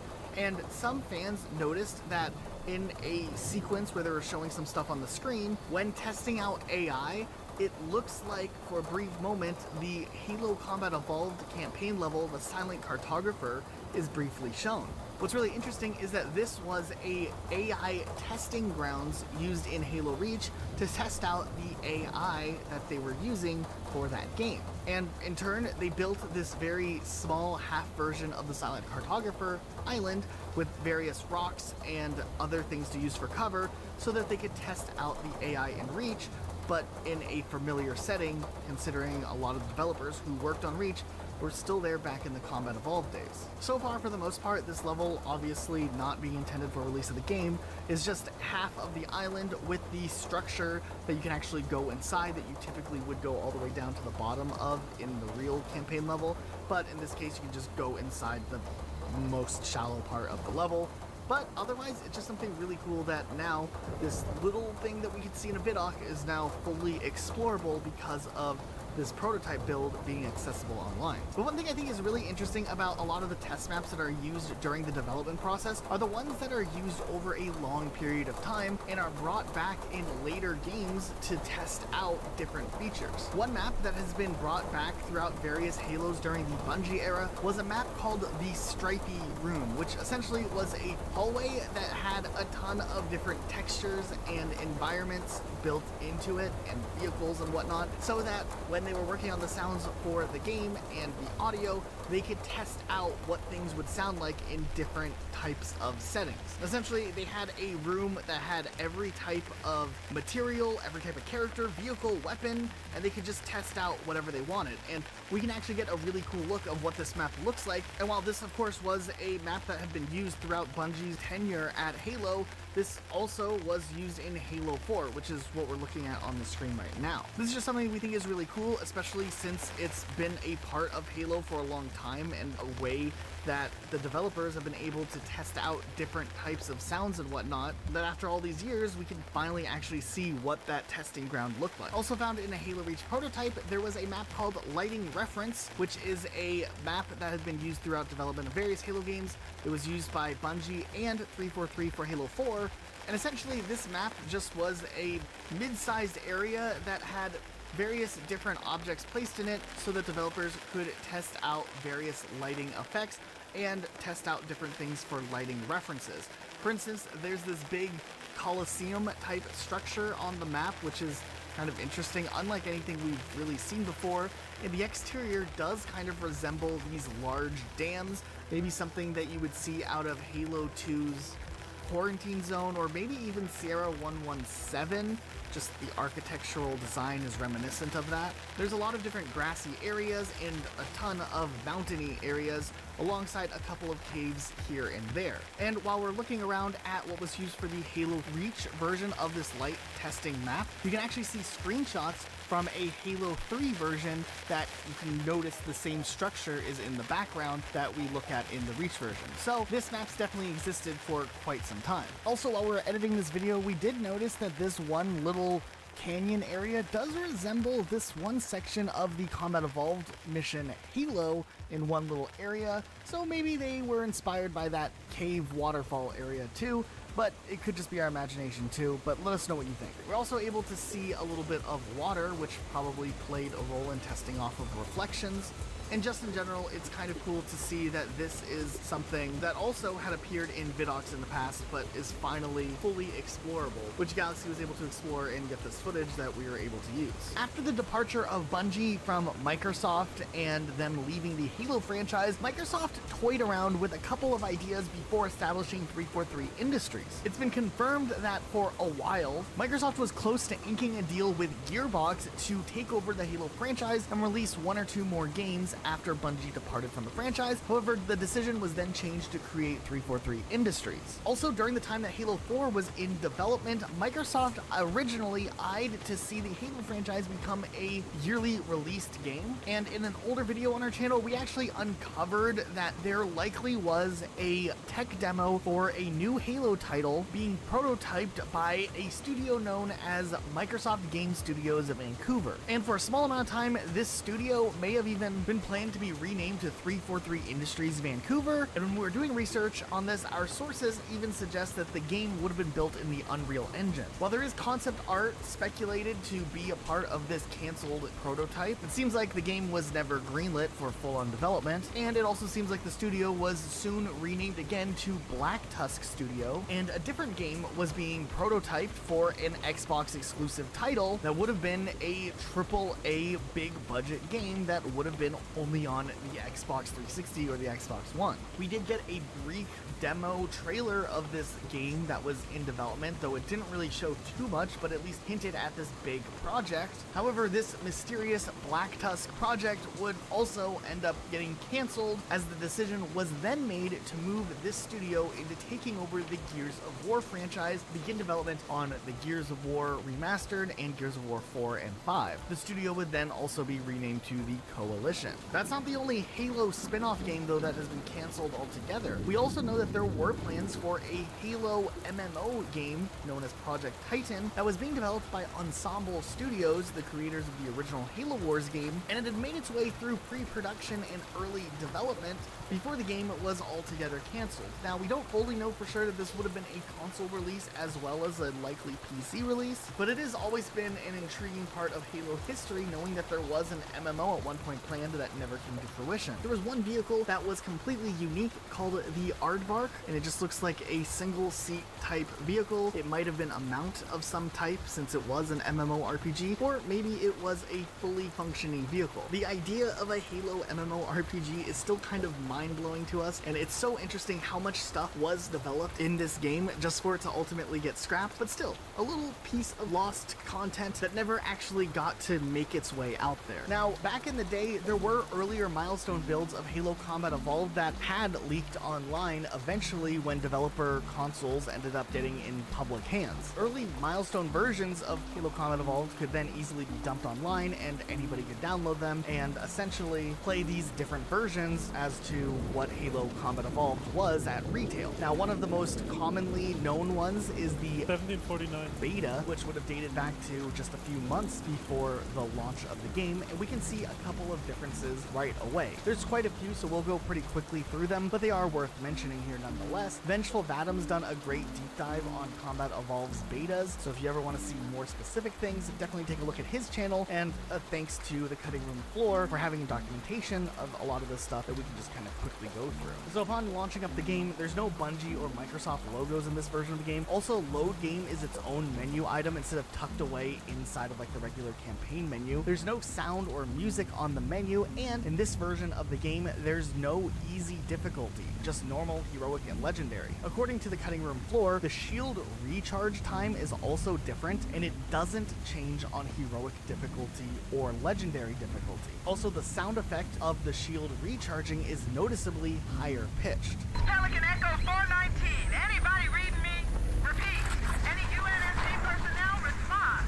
And also, saving and quitting mid-level doesn't work at this point in the build. If you play later on in the game, you might notice that some of the later levels have way more enemies. Oh my god, what is going on here? And a lot of the music across the entire build, and a lot of sounds as well, are just straight up missing. The FOV, which is the field of view, has been increased compared to the final release of the game, and the loading screens in this build are just like a standard, boring, red loading bar versus like the cool effect loading screen we got in the original Xbox version of Combat Evolved. Health packs in this game are completely different looking. They look like some sort of World War II relic instead of the sci-fi health pack we're used to seeing in Combat Evolved. Also, vehicles show up on the motion tracker as green dots, no matter if they're friendly or enemy vehicles. You might also notice that the plasma rifle has a different design in this build. It was a bit different. It didn't have the heat gauge thing on the side when the whole thing would like overheat and whatnot. Magnums had more ammo, meaning they were deadlier than ever before, maybe. And then this one is harder to verify, but I really think it's interesting. But there was a flamethrower for Combat Evolved that ended up getting cut in the beta stages. But if you killed an enemy with the flamethrower, they'll drop their weapon and run around a bit before falling over dead. A feature that would never return in any Halo game ever, even when the flamethrower was restored in the PC release of Combat Evolved made by Gearbox. Surprisingly, this can also affect player characters. Here I'm shooting a co-op Spartan with the flamethrower, and when I kill it, the biped will drop its weapons and start to move around in circles on its own without any inputs from the controller. Like the AI enemies, it'll fall over and die after the running cycle is over. On the other side of things, the Warthog engine pitch is lower than what we actually see in the final release of the game, giving it more of a little bit of a growl when you're hitting the accelerator. Also, when driving the Warthog, it creates sparks on the ground more frequently, and also the Warthog is a little bit more floaty to control compared to the final game. Combat Evolved really was kind of struggling with some of the physics of vehicles back in the day, I think. The Banshees still sound like screaming Banshees, but they do have a lower engine pitch sound, making them a little less whiny than we got in the retail version. There are no dots on the Banshee reticle to indicate that the Banshee bomb is recharging. Also, when you shoot the Scorpion secondary machine gun, the sounds actually are the same as that of an assault rifle. They hadn't added in an original sound for that just yet. And the Scorpion can be destroyed actually, which is interesting because in the final version of Combat Evolved, the Scorpion is actually invincible. Also, the dots on the Scorpion reticle show that its reloading don't appear here either. If you jump in a shade turret for whatever reason, you'll notice that it actually shoots a little bit quicker than the actual release of the game, and they have these cool little orange underglow lights, which are neat. Also, shade turrets are still referred to as gun turrets in this build. Also, according to the cutting room floor, the Wraith is actually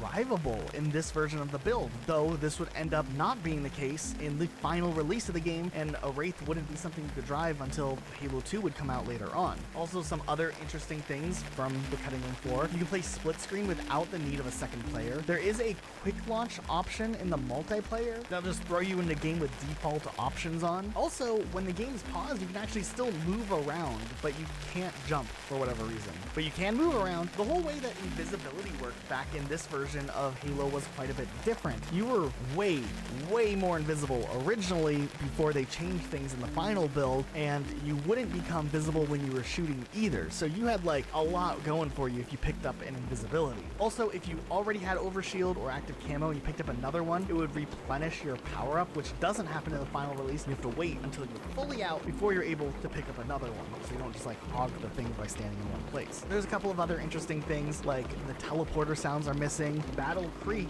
is referred to as Beaver Creek, which is the name that it would get in Halo 2. In Combat Evolved, when the final release came, they renamed that to Battle Creek. And the most heartbreaking and distressing one on this entire list is the iconic beeping sounds when you're about to start a game of multiplayer are not in this build of the game. I'm glad this wasn't the release we got, because if we didn't have those beepings, I don't know what we would do. I miss the beeping, like in Halo 3 when you'd be beeping about to start a custom game and then someone presses X to delay it over and over and over again until you finally kick them. Those were the glory days of Halo. I don't know what we're living in now. One thing that we've always found interesting when it comes to the Halo franchise, specifically Halo Combat Evolved, is that during the development stages of what would become this brand new intellectual property, a lot of things that are now staples of the series were very much so subject to change during the development time, as maybe Bungie didn't realize the impact of what Halo would become. For instance, many fans already know that when Halo Combat Evolved was in development, a lot of inspiration was drawn from the Aliens franchise, specifically the design that would go into what the Elites or the Sangheili would look like. What's really cool though is that the design had been overhauled multiple times, but in some promotional footage for the more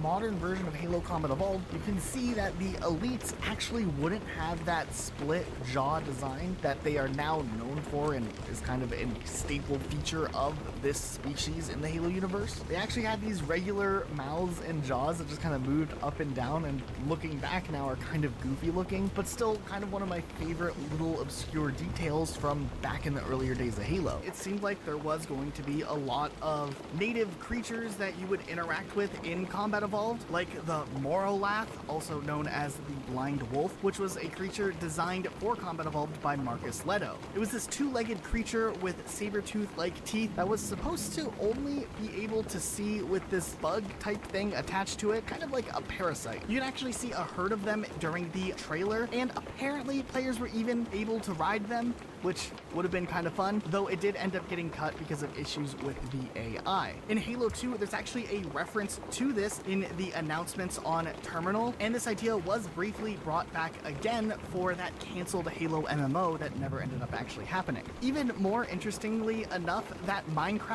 crossover thing that happened with Halo that we did a video on not too long ago, as it turns out, the horses are actually retextured versions of the Moralath. And in the 2015 Halo book, Hunters in the Dark, the Moralath were officially introduced into the canon of Halo, but with the new introduction, the design was adjusted a little bit, but it is really cool that these guys finally did make their way into the canon eventually. There was also this species that was called a three-leg. It kind of looks like this three-legged bugger. It's kind of freaky, but it was cut from the final game. It almost seemed like this creature wasn't supposed to actually be something that you fought and would be more of a passive class, more like the Moa in Halo Reach. The Thorn Beast, on the other hand, wasn't really a passive class. It was a big creature that would shoot thorns from its back and just snipe players. There's actually footage from it from the E3 2000 trailer, which was already when Halo was shaping up to be combat evolved, but was cut once again. This idea was resurrected again during Halo Wars development and was considered for the game, but ultimately ended up getting cut as well. But they are mentioned in the book Contact Harvest, so they are canon, which is kind of nice. There was also apparently something called the Doberman Gator, and while not much is known about this Doberman Gator, there is concept art out there that appears on the collector's edition DVD that shows this dog-like creature with an alligator head and tail. While the dig site team wasn't able to go back and restore every single creature that originally was planned for Halo Combat Evolved, they did make some big progress in restoring some of them. Like, for instance, we have the heel bug here, which is interesting. Usually developers try to clear up a memory when you're playing the game through the means of despawning dead enemies, for example. I mean, I always thought it was odd when a corpse would just fade out of existence, like in GoldenEye 64. At one point there were plans of incorporating this idea or usage of saving memory space by having an ambient life form come and fly away with corpses, which would have been what the keel bug would have done. And like the name implies, it's an insect, and it would have actually been a part of the Covenant too. Obviously, this was way too ambitious for the time and never made it out of the conceptual phase, but it still was a really interesting idea. Now, also, the bleached bone armor coating in Halo Infinite actually mentions the keel bug in its description. So maybe this is a nod to this original cut creature, and they're gonna make it canon just like some of the other creatures. There also were Volpards, which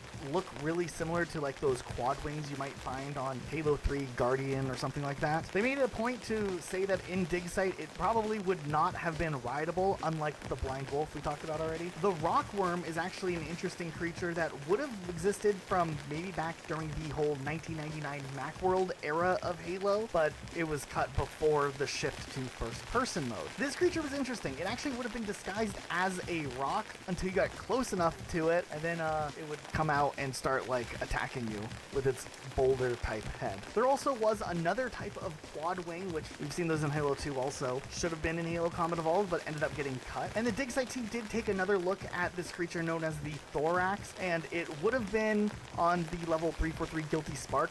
Maybe that's their leading theory, just because of its amphibious aesthetic that goes with it, but yeah, we don't know. Then there was also a creature known as the Eye Bug, which also dates back from the old 1999 Macworld build, and maybe would have been something to be utilized by the blind wolves as like prey or something when they had this like type of behavior intended to have like hunter-seeker behavior. Nonetheless, I do think the Eye Bug maybe led the way for like the type of Covenant drones, not the robot drones, but the regular drones that we would have seen later on in other Halo games, starting with Halo 2. There also was this species called a Tank Beast, which was another deleted Covenant enemy, and while there's not a lot of information about it, apparently these were 11 foot tall, and they had 3 legs with armor on their legs. We can't really see what the head would have looked like, though in one weird way or another, it kind of reminds us of a scarab. So maybe this shape ended up turning into something else like a scarab down the way. Okay, over in Marathon, which was one of Bungie's earlier games, there are these Hulks, which were these big, meaty creatures where you could figure out where they got their name from. So the Sharkoi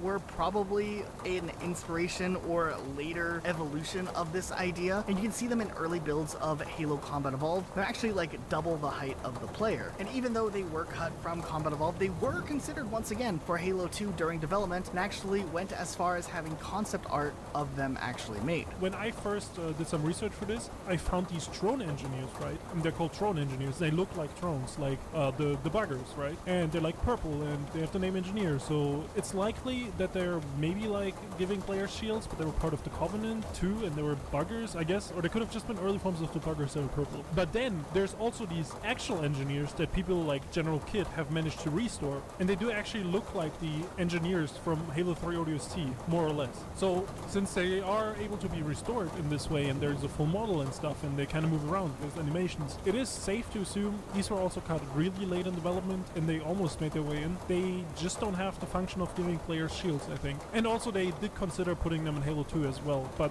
it took till Halo 3 ODST to actually get them in. Also, fun fact, these were actually included in the premiere guide for Halo CE, because they were cut so late. Now, before Combat Evolved released, we did see a little bit of what Halo was going to be in the late 90s and into 2000, and Marcus Leto even shared some video footage a couple of years ago of some cut content from this early version of Halo. Now, what's really interesting is in this footage, we can actually see some early versions of weapons that would make its way into Halo Combat Evolved, though with some changes along the way. And it is of course cool to see how these weapons would evolve from this early build into what we would see in the final version of the game. But there's also some weapons that didn't even make their way into the final release of the game, which are cool too. Like there was this chain gun, which is kind of like a minigun, which as we know would later be iterated into Halo 3. There's also this really cool looking machete. This thing just looked like it would have been a lot of fun. I'm surprised it never made its way into a Halo release in the game form, especially because if you look at the difficulties back in the day, this machete is clearly in the difficulty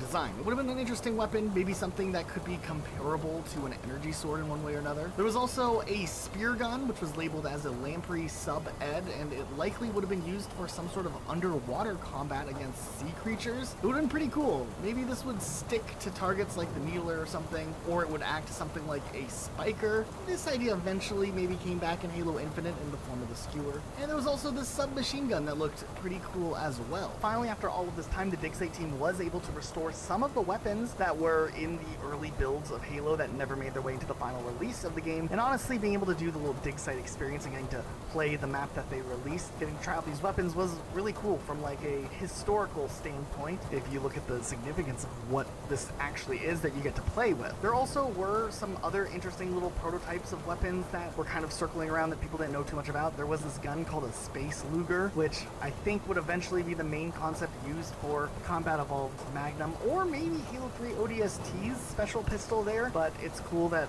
there's some progress from Dig Site on that specifically. And also, it's worth noting that that assault rifle that looks, kind of yellow here. Now, over on the vehicle side of things, the Dig Site team did do a great job at restoring a lot of vehicles that were cut in various stages of development for Halo Combat Evolved. We've seen things like the Kestrel before and the Viper as well, but there's a lot of other things that they added in, like the Leech. These actually were partially used in the full release of Halo Combat Evolved. However, you only see the interior of them during the level of a Pillar of Autumn. These might have just been vehicles only supposedly to be shown off in like cutscenes that ended up not even making their way into full-on cutscenes, but the Dig Site team were able to make it full-on vehicles that have these Covenant boarding pods attached to them. But yeah, when I first looked at the Leech, I actually thought it was a Spirit from Halo Combat Evolved that would then like expand outwards, but no, this was its own vehicle, its own thing that was just a little bit different. And yeah, I totally understand how this would have been used in the campaign for Pillar of Autumn, but not shown ever again. But now it's here, so that's awesome. Now in the past, Luke and I have talked extensively about our favorite vehicle from the entire Halo franchise, the Halo 2 to Spectre. It was incredible. It was a 4-seating vehicle that was used in Halo 2, but the Spectre was originally planned to be used in the original Halo Combat Evolved. Now, during the time of its development, it was actually called a Shadow, but we also know that the Shadow was used later on in Halo 2, so they renamed it to Spectre for the dig site build, and the dig site team were able to use the original Max Hoberman models and recreate something for people to experience in dig site. It is interesting how this one seats compared to the Halo 2 version that we would see later on, and apparently there were other work in progress models that were found in some of the files that the dig site team had access to, but ultimately this was the build that they came up with, and I think it works out pretty well. Then there's the Viper, which was essentially a stealth tank. Apparently there were a lot of different variants that were used with the stealth tank, so this thing got rebuilt multiple times throughout the dig site process, but it's kind of interesting to drive it around. It is a little bit faster. Then there were a couple of Warthog variants, something that wouldn't come until later on in the Halo franchise, but there were some cool things like the Troop Warthog, but a Combat Evolved version of it. And then they took another look at the Kestrel again, and this time modified its original physics and performance. Then there was a vehicle known as the Sea Ground Transport, which essentially is what we know as the Halo 2 Shadow, which they appropriately renamed with Dig Site, and this was something that dates all the way back from the earlier years of development for Halo Combat Evolved. And they also threw in the Pelican from the E3 2000 demo, which allows you to fly around in that or fly in the back while someone else flies around in it, and that's a wild experience. Also on this testbed map that the Dig Site team put out there, where you can like mess around with all the cut weapons, you can see a lot of different iterations that Master Chief went through over the years when they were maybe trying to decide which Master Chief would look best for Halo Combat Evolved. There's a ton of footage out there from the pre-Xbox build of Halo that show off vehicles like a Humvee rather than a Warthog, which was kind of based off of the real-life vehicle. Matter of fact, a lot of the human vehicles actually looked more like a modern-day militaristic take rather than the standard Scorpion design or Warthog design that we have today. Even the what would become Covenant vehicles look drastically different than the aesthetic that we actually see in the modern Halo games. And as Halo continued to evolve after the RTS stage, things for a while shifted into a third-person perspective, and from the stuff that was released around that time, we can actually see quite a bit of really unique vehicles along the way. We can see things like boats, which they even called it the dual carrot watercraft, and even a helicopter. And while all the way back then, there weren't really the Covenant per se, there were some alien vehicles, and occasionally these aliens would have tanks that kind of looked like this, and after some later revisions to this tank, it would become the famous Covenant purple, which later would be the wraiths that we would see down the road. There was also this fighter pod thing that kind of looked like the STAPs from Star Wars Episode 1 that the droid army uses. But as development on Halo continued to progress and things started to shape more closely to what we actually saw when Combat Evolved fully released, there still were some vehicles that got cut later on in development that were designed and a lot of thought were put into them, though they were never fully implemented in time for the game's release. For instance, there was a vehicle known as the Covenant Bomber, which looked a lot like the Spirit, but it was actually supposed to be more comparable to the Banshee, just being a heavier version. Then there were plans, at least in the early stages with some concept art that does exist, of a Forerunner tank, something that we actually never saw in the main release of Combat Evolved. And this idea actually would be brought back later for Halo 2, though that level ended up getting cut altogether, and the sections or the original plan for what would have had the Forerunner tank section was kind of transformed into the gondola section on Sacred Icon. During development of Halo Combat Evolved, the idea to have this big warfare type mode was kind of an idea that Bungie started passing around, where it'd be these massive battles with large amounts of players battling it out. While this feature never made it into Combat Evolved, it was heavily worked on for Halo 2. However, this idea still wasn't ready by the time it was getting closer for Halo 2 to ship. So this large-scale battling mode ended up getting cut, and instead, the more traditional Halo 2 arena-style gameplay ended up being the main focus. This idea would eventually be revitalized down the road with Halo 5 Guardians in the form of Halo 5's Warzone mode. When the Flood was first introduced, there were, sure, a couple of different forms, like little popcorn-looking Flood, or the little infection forms along the way, but one that was actually cut that was supposed to be in Halo 2 was this Juggernaut form. It was a Flood melee form that had double the height of a player with these long blades and claws, and its hands would apparently just whack a player. Now, of course, fans of Halo 2 have discovered the model in the game, and the AI can actually be somewhat restored in Halo 2, meaning that these guys were likely cut very late in development, and technically these guys aren't lost forever, and they are actually enemies in Fireteam Raven, where you do get to fight them full on. So there's a good chance that this is now canon and they'll return in the future. There are also these alien troopers, which are pretty interesting in their own right. In the first Halo game, you had the elites and the hunters, so when Halo 2 was under development, Bungie thought that if they combined some of their features, they could make a new type of enemy. And that's likely what this alien trooper would have been. It would have been some sort of different version of the hunter, but ultimately it seems like the alien trooper was maybe also inspired by the marathon enemy race, the 4, which had this fighter subclass that kind of looks similar. On the Halo 2 level, the Arbiter, there was originally supposed to be these space jellyfish that would be floating outside to add some level of ambiance to the level and make it feel more alive, but honestly, the prototype files that are found in the Halo 2 game are kind of goofy, but still, it is really interesting. They were legit called Space Blimp in some files. Now, there was also supposed to be this special purpose sniper, and apparently at one point during Halo 2's development, there was this other enemy class besides the Jackal snipers that would have been specifically made for the point of sniping, which, while it doesn't give us a lot of information, could maybe have some comparisons drawn to maybe the skirmishers being a separate class of things in the Covenant, similar to like a Jackal, but they kind of look very thin, and just with the little bit of concept art that we do see, sometimes they're depicted with 2 legs and sometimes just 1 leg, so you can think about that however you feel like thinking about it. Now, there's also supposedly supposed to be some shielded flood carriers as well, and it's probably one of the wackier things from Halo 2, because it's like the popcorn flood, but they just have this Jackal shield glued to the front of it. And in concept, this might be cool and realistic, but when you think about actually fighting the flood itself, having a Jackal shield blocking something like a popcorn flood could be a little bit annoying, and also in theory they should be able to just hold the shields as well, but something about this design just comes off kind of goofy. And then there also were supposed to be maybe some pulse beam sentinels, and while Halo 2 sentinels already used the sentinel beam, there were plans for a variant that would use a pulse beam instead, which is kind of the same type of weapon that those big enforcer things use. And then there was a handful of Halo 2 weapons that were never included in the game, though at one point they were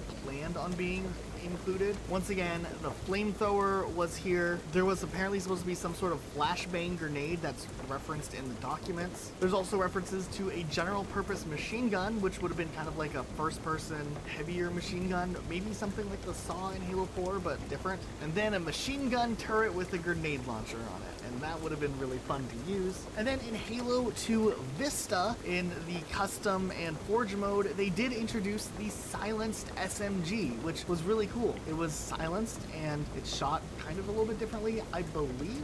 It never really was popularized during the Vista time, but it definitely was officially in the game, and it would come back in Halo 3 ODST. Of course, the old battle rifle from Halo 2 was supposed to be a single shot weapon. We can also look at the different designs for the old SMG and the old sniper rifle. And there was also something known as the Gravity Throne, which might have meant that the Prophet's Throne was something that players were supposed to be able to pilot on their own. A lot of people have been able to restore this feature in various mod forms. A while back, Alpha Archive was able to recover a cut feature from Halo 2, which was just straight up night vision, which would have been awesome. Also, apparently at some point during development of Halo 2, there was plans to allow players to pick up the Jackal shield, which would be really insane, actually. Also, in the newer files that have been released by Dig Site for Halo 2, there are even more aspects of Halo 2 that people didn't know were things that were at least being prototyped or developed at some point. Like, for instance, this is a screenshot of the plasma mortar that might have been a weapon that could have shown up in Halo 2 at one point. There's design documentation the Dig Site team released for a ton of different weapons, potentially, like the disintegrator, a disintegration field. There were plans for potentially bringing the flamethrower for Halo 2. There were charged weapons, something called a plasma charge, which would have been an anti-vehicle charge that could stick to a surface, and even satchel charges were considered at some point, like those things you could use in Call of Duty World at War that were kind of like C4. Apparently cars were also supposed to be drivable at some point, but this ended up getting cut. It is interesting, since the Dig Site team restored this, being able to drive these around. And even in Vengeful Vadam's Halo 2 Uncut, there's this section before you get into the tunnels where a bunch of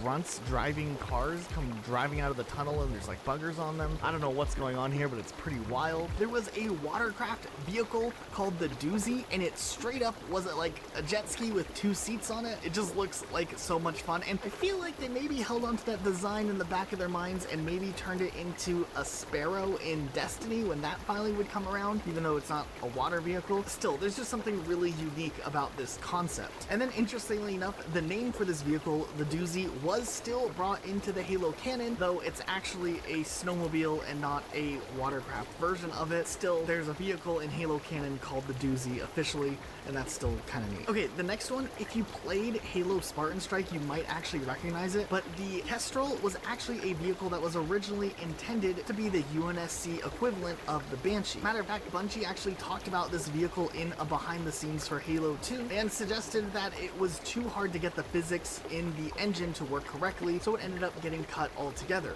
though there were different concepts for the design made in those earlier stages. Another vehicle that would later appear in a Halo game that was originally conceptualized during the Halo 2 stages was actually the Falcon, which came in Halo Reach, but originally was intended for Halo 2. Now, it does seem like somewhere along the lines this vehicle ended up getting cut, as some of the polygon models are still in the game files and to an extent can still be accessed through modding. Marcus Leto actually talked a little bit about this on Twitter back in 2019, and he actually suggested that after they finished building the Pelican, he wanted to design a smaller unit deployment craft, and the Falcon was something that was in development during Halo 2, which later got turned into the Hornet, which he actually never liked by the release of Halo 3, but finally the idea was realized when Halo Reach came around, and we finally got to see the Falcon in all of its glory in-game, and we haven't seen it since. Also, another vehicle that almost made it into Halo 2, but just was cut kind of towards the end, was the original Mongoose, which was very close to being released and didn't actually make its debut until Halo 3, though the vehicle was fully built and completely animated, though Bungie later revealed that the vehicle interfered too much with the Warthog and Ghost, so it ended up getting cut. But the concept art for the Mongoose on burial mounds is just great. Like this guy just doing the Superman over there.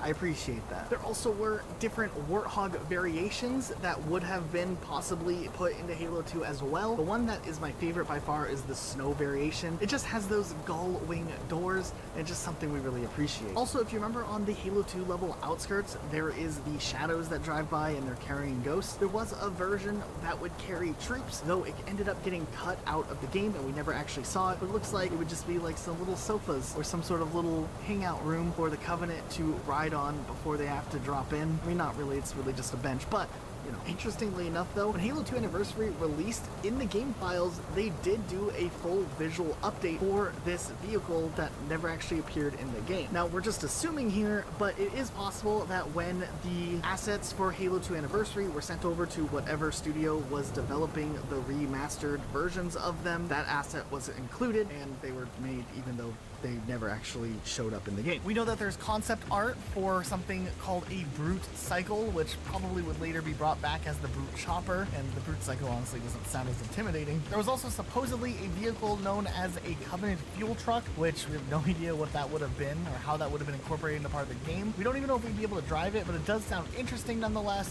And there's another vehicle known as the Command Shuttle, which could be seen in some storyboards for the level The Arbiter, and it would have had been some kind of giant dropship, kind of like a Lich in Halo 4. There was also ideas to possibly have different types of ghost variations known as the Excavation, the VTOL, and the Special Forces Ghost, though we don't really know too much about that. And it seems like at different stages of development, there were plans for other types of things for Halo 2, like the AA Wraith, which eventually kind of came in Halo 3. There was the Sun Devil tank. There was a different variation of Phantom. Also, from Halo 2, there were plans to board Hunters all the way back in the day in the Halo 2 era. This obviously never came to fruition until way later on when an MCC update added it into Halo Reach. Interesting that this was something that was thought about. There also were in-game animations for a lot of the weapons for sprinting, and a little Easter egg, I guess, hidden in there, or if you decide to sprint with 2 SMGs. Also, there was supposedly this vehicle known as 2 Tickets to the Gun Show that would have also shown up in the Halo MMO at some point. It would have been used possibly by law enforcement since it says police on it, but yeah, that's all we know. It could have been really cool though, and maybe a little wild. Now moving on to Halo 3, it seems like development was a lot more structured in plans for classes and what they ended up actually using and or not using, or at the very least some of the concepts that didn't make it into Halo 3 are still unknown to this day, but there are a few things that are kind of interesting. For instance, there was this Flood Infector form, which almost looks like a different version of those good old popcorn looking Flood, and these guys had 3 legs and would generate back just after a few seconds of being destroyed. They could even shoot out the spores, which would then attach themselves to nearby Marines and turn them into the Flood. There was something that was supposedly going to be called the Flood Stealth form, which just sounds absolutely terrifying. It also kind of looks terrifying. And this thing was supposed to walk around on 4 tentacles, giving it the illusion that it was almost floating above the ground. But other than just some concept art, there's really not too much known about it or why it would have been somewhat stealthy. Maybe it would have invisibility with it. That would be even scarier. And then for a while, there was even plans for a possible Flood transport type vehicle class that would be used to bring the Flood into a location for a firefight. In previous games and even in Halo 3, the Flood kind of just appear and drop in, but there were originally plans to have some sort of transportation system that would carry up to 6 Flood combat forms into battle. Apparently this thing would also pick up corpses and turn them into Flood eggs and then plant them somewhere else, which is scary. Also hidden away in the Halo 3 files seems to be cut files for what appears to be female civilians, which never actually show up anywhere in Halo 3. They would show up in Halo Reach down the road, but not in Halo 3. There were the Brute Trackers, which was a different class of brutes that never made their full way into Halo 3's story, really. They were supposed to be like a stealth variant of brutes, and you can actually see a lot of differences between the early versions of Halo 3 compared to the retail versions of Halo 3. Like for instance, in both the Halo 3 beta and the Halo 3 Delta, the brutes themselves were actually a little bit brighter in color, and some of them were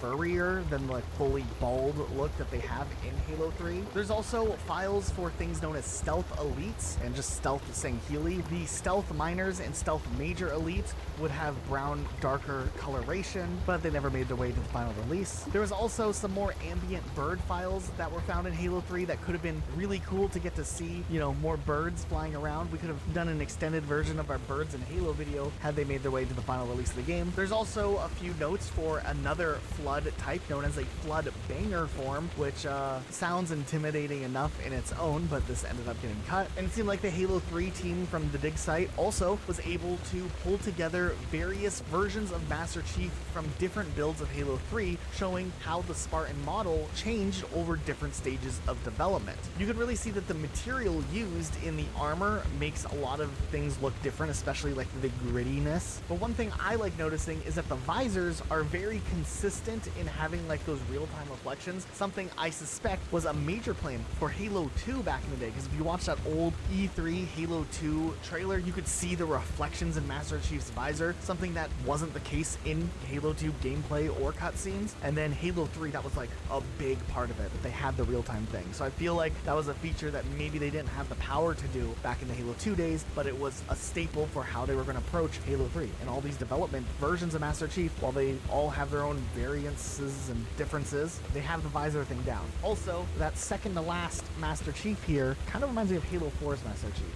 I wonder if they used this model to start to base off some of the new art style that Halo 4 ended up using. Once again, more speculation on my part. Now, some of you might remember all the way back in the earliest days of Halo, there was a Bungie vidoc called A2 Brute. And all the way back then, they were showcasing gameplay from what is now known as the Delta build of Halo 3. And there was already differences that players could notice from what we actually saw with the final release of Halo 3. And fortunately enough, the dig site team noticed that and revitalized some of these assets so that players could get a closer look or utilize them in their modding endeavors. For instance, the Halo 2 Gravity Hammer was originally shown off in that vidoc, and other things like plasma turrets to fit the proportions of Halo 3 characters was done by the dig site team, so that now we can experience some of these other ideas that obviously were shown off publicly way back in the day that were kind of forgotten about by the cut content Halo community all of this time later. As far as weapons that didn't quite make the Halo 3 cut, we don't know too much about all of the weapons. It looks like in an early build of Halo 3 there was some sort of missile launcher type gun that we can partially see, but we don't really know what it would have turned into, but that ended up getting cut. Honestly, for the most part, regard, there weren't any vehicles, at least as far as we know at this time, that made it very far into development and ended up getting scrapped later on. The only one that we know of currently is the Medical Troop Warthog, which can still be found in the game files, but it pretty much looked like a regular Warthog transport hog, but it had stretchers instead of seats. Though with some modding, it appears that the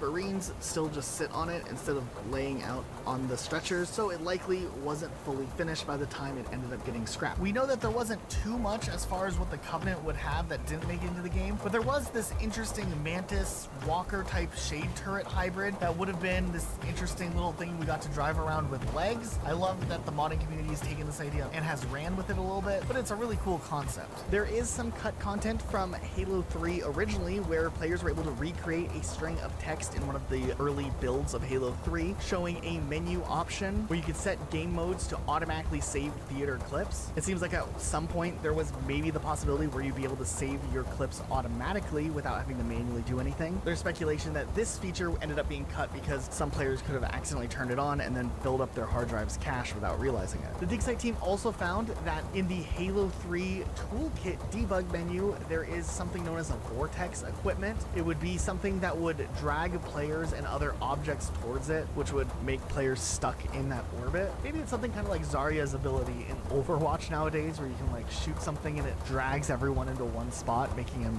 easier to kill. But instead, a Halo 3 version that was purple. Now we know that some of the brute weapons were implemented kind of later on in builds when it came to Halo 3, but it seems like there was an early version of the brute spiker, which was referred to as the Spike Pepper Box, and it would have been more of a rapid firing pistol than an actual rifle or machine gun. It looks really, really cool. Also, it seems like at one point there were designs for medkits for Halo 3, so the dig site team revitalized those, making players able to use them if they wanted to mod them in or something. Also, the dig site team found different versions of the HUD, which just are interesting, just small little changes. There was different placement for equipment. There was a compass that looked quite a bit different from anything we've seen before. We know that the elites had kind of a different HUD than humans when you're playing like campaigning, and it seemed like the elite HUD was more of a green color. They had a cool triangular health bar. I really like this look. But yeah, Halo 3 had a lot of really cool stuff. Also, there's two more small creatures in Halo Reach that were cut, and since we probably don't have another chance to actually get to mention them, we just want to do a quick rest in peace for the Reach porcupine and that Reach squirrel that never fully made their way into the game. But as it turns out, there's actually a temporary test environment that was still in one of the prototype builds of Halo Reach that was used to test out some of the various wildlife that was intended for the game. It's just this boxed in concrete room, but it is really interesting to see things like birds, fish swimming through the air, which is kind of awesome. And then of course we can see our squirrel running around, or these weird porcupine things that never got to be a thing. There's also these slug looking guys, and if you shoot at some of the animals, they do die, though they don't really have death animations, they just kind of die.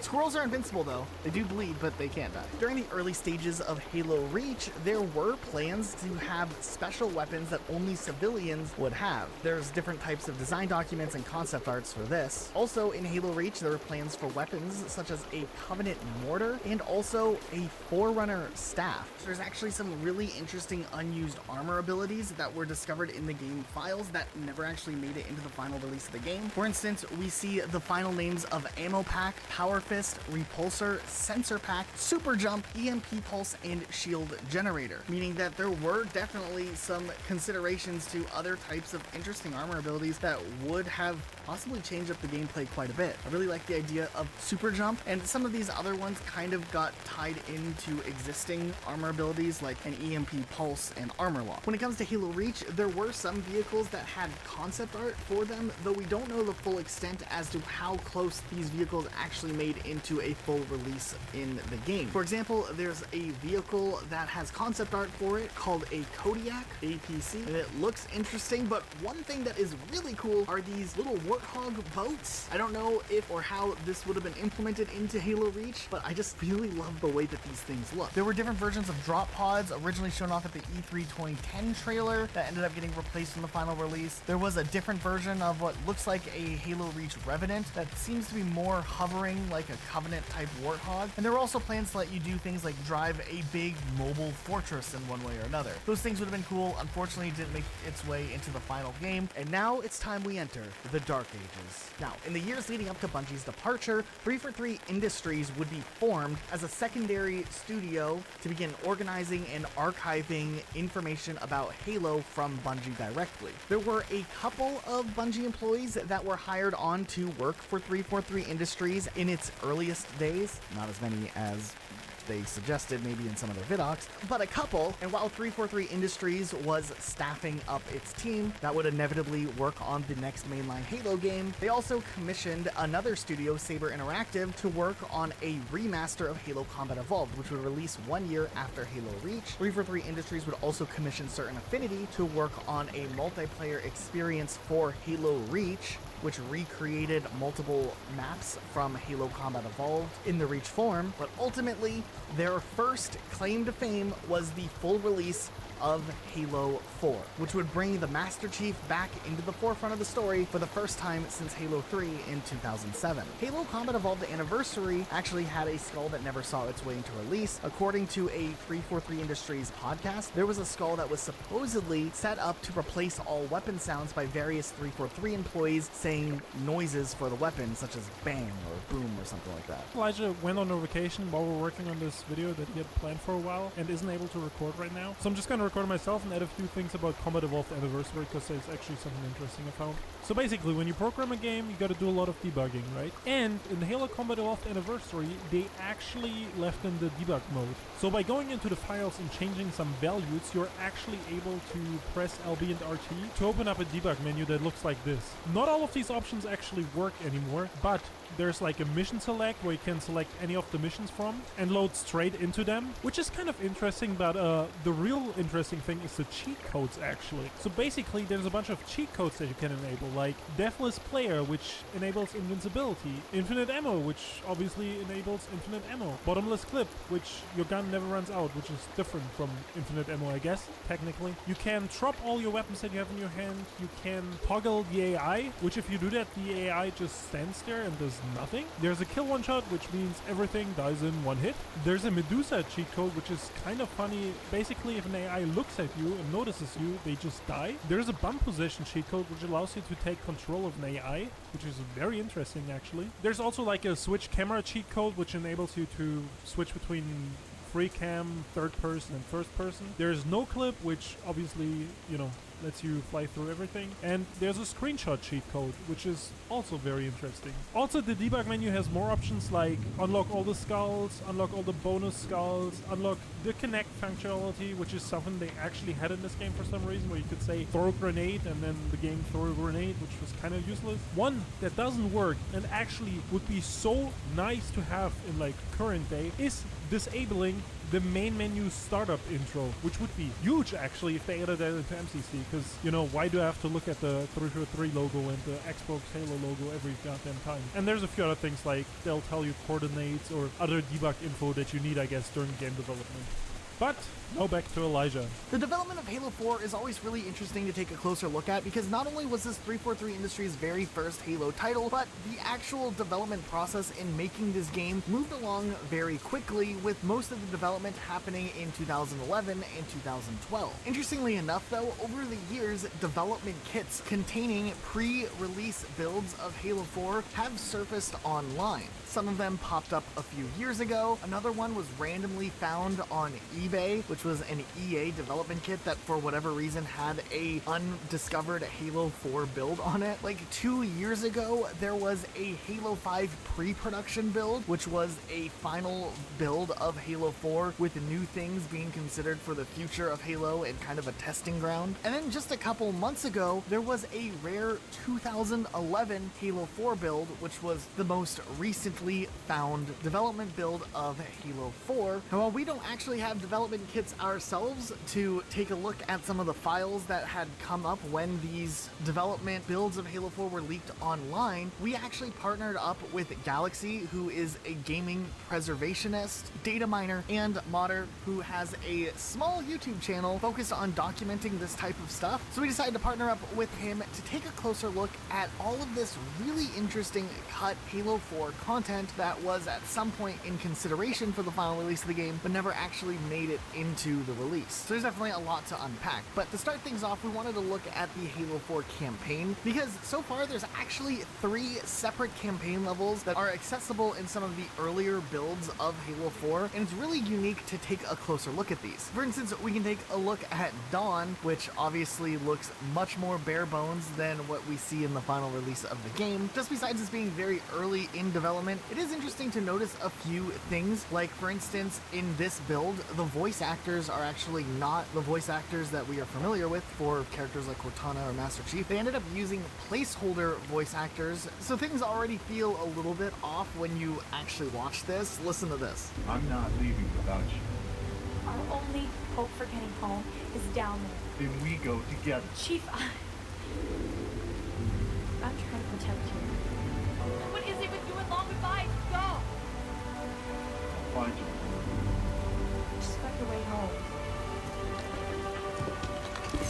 But it actually later came out in more recent interviews with the voice actors behind the characters Master Chief and Cortana, Steve Downes and Jen Taylor, that when 343 was taking over Halo 4, there was some consideration to replace the voice actors for these characters. Now, it's unknown at this time what that would have looked like, and it's very unlikely that these would have been the replacement voice actors, but it is interesting that we see placeholder voice lines here, even though in other builds of Halo games like Halo 3, we have been able to hear placeholder audio used as well. Now, over the years, there's actually been 2 versions of Dawn that have surfaced online through these pre-build versions of Halo 4, one of which is this really early version that we can see on Alpha Archive's channel, another great preservation channel if you guys aren't subscribed to, that has a ton of Halo content. It's really interesting to see how this level has changed between different versions, though I do have to say, at the end of this very early version, when you're floating in space and you just see FUD flying through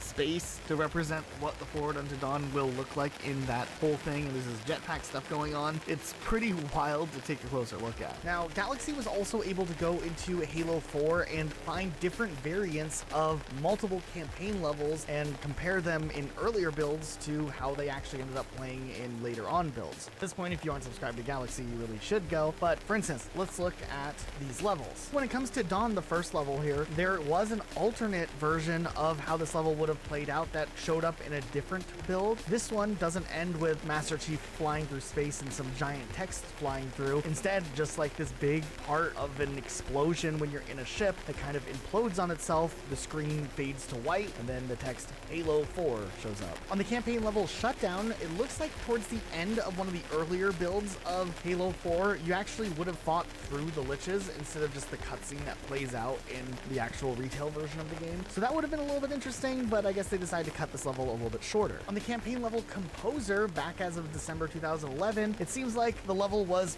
pretty far along with a lot of placeholder stuff still. However, the beginning actually plays out quite a bit differently, where there's some stuff going on with those liches that you see on the level that you are actually boarding onto, rather than what we get in the final version of this campaign level. It is, of course, interesting to see a very early build of this Halo 4 map from December of 2011, and yeah, the whole early section of this level where you're flying seems a whole lot less complicated than what it actually looks like when you're playing through on a normal playthrough of Halo 4. It's just cool to see like the early bare bones build they ended up using to develop into what we see in Halo 4. Also, while we're on the topic of Halo 4, Galaxy posted this video showcasing the early design of what the Prometheans would have looked like, and it is absolutely terrifying, especially with it being untextured. Like, imagine if instead of what we actually got, we had to fight these statue-looking creatures. That would actually be frightening. Actually, maybe that would have been the better way to go. Requiem is also very interesting to take a look at in these early builds, because this level, while it is playable here, it looks almost completely unrecognizable from anything that we see from the actual Halo 4 level. It's really interesting just because this is a very bare bones level design that just gets you from the beginning to the end, and there's no actual atmosphere put into it yet. But it is cool to take a look at what it looked like in this early stage and to see how far the level did end up developing over time. Then the other level we have access to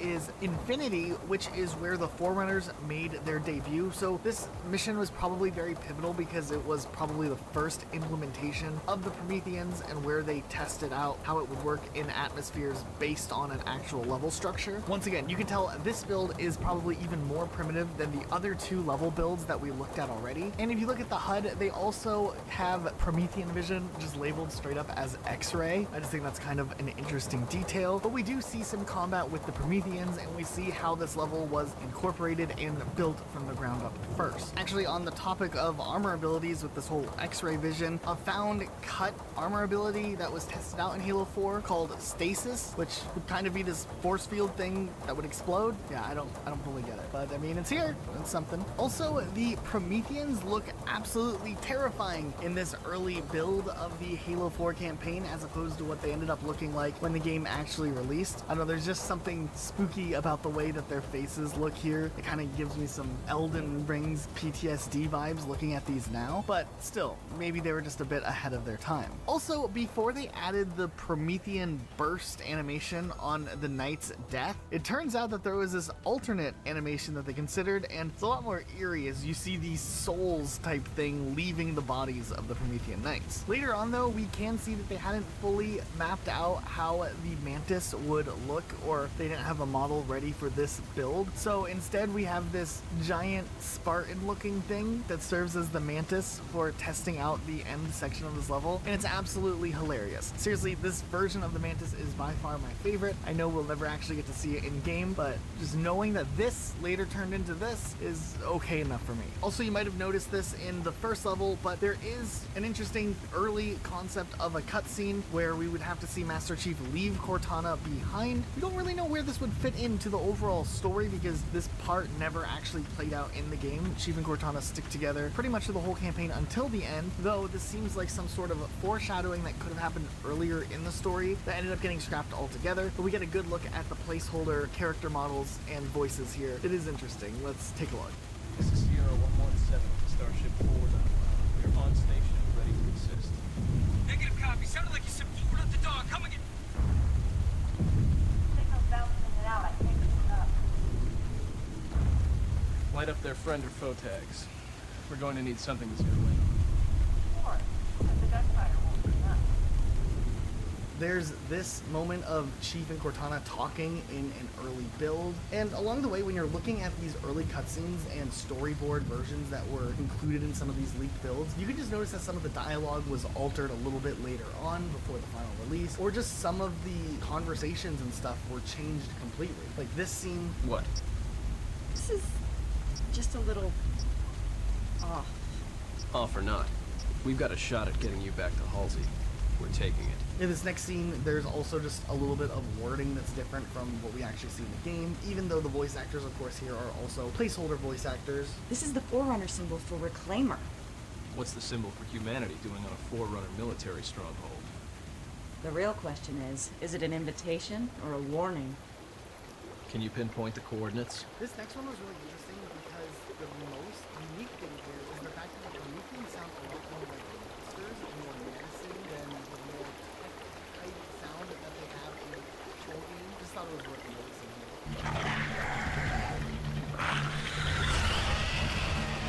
We know the big famous Cortana lament where she questions why she can't feel the human feelings of things and how she just has to like map things out, and that's how she knows things feel a certain way. And just the dialogue slightly different here, and the emotionless of these early renders just really makes the whole scene seem completely different from what we actually see in Halo 4. I can give you over 40,000 reasons why I know that sun isn't real. I know it because the emitter's Rayleigh effect is disproportionate to its suggested size. I know it because its stellar cycle is more symmetrical than that of an actual star. But for all that, I'll never actually know if it looks real. If it feels real. Also, while we're at it, this next scene is just amazing. I'll here. What's on, Concept? I don't know. Hang on.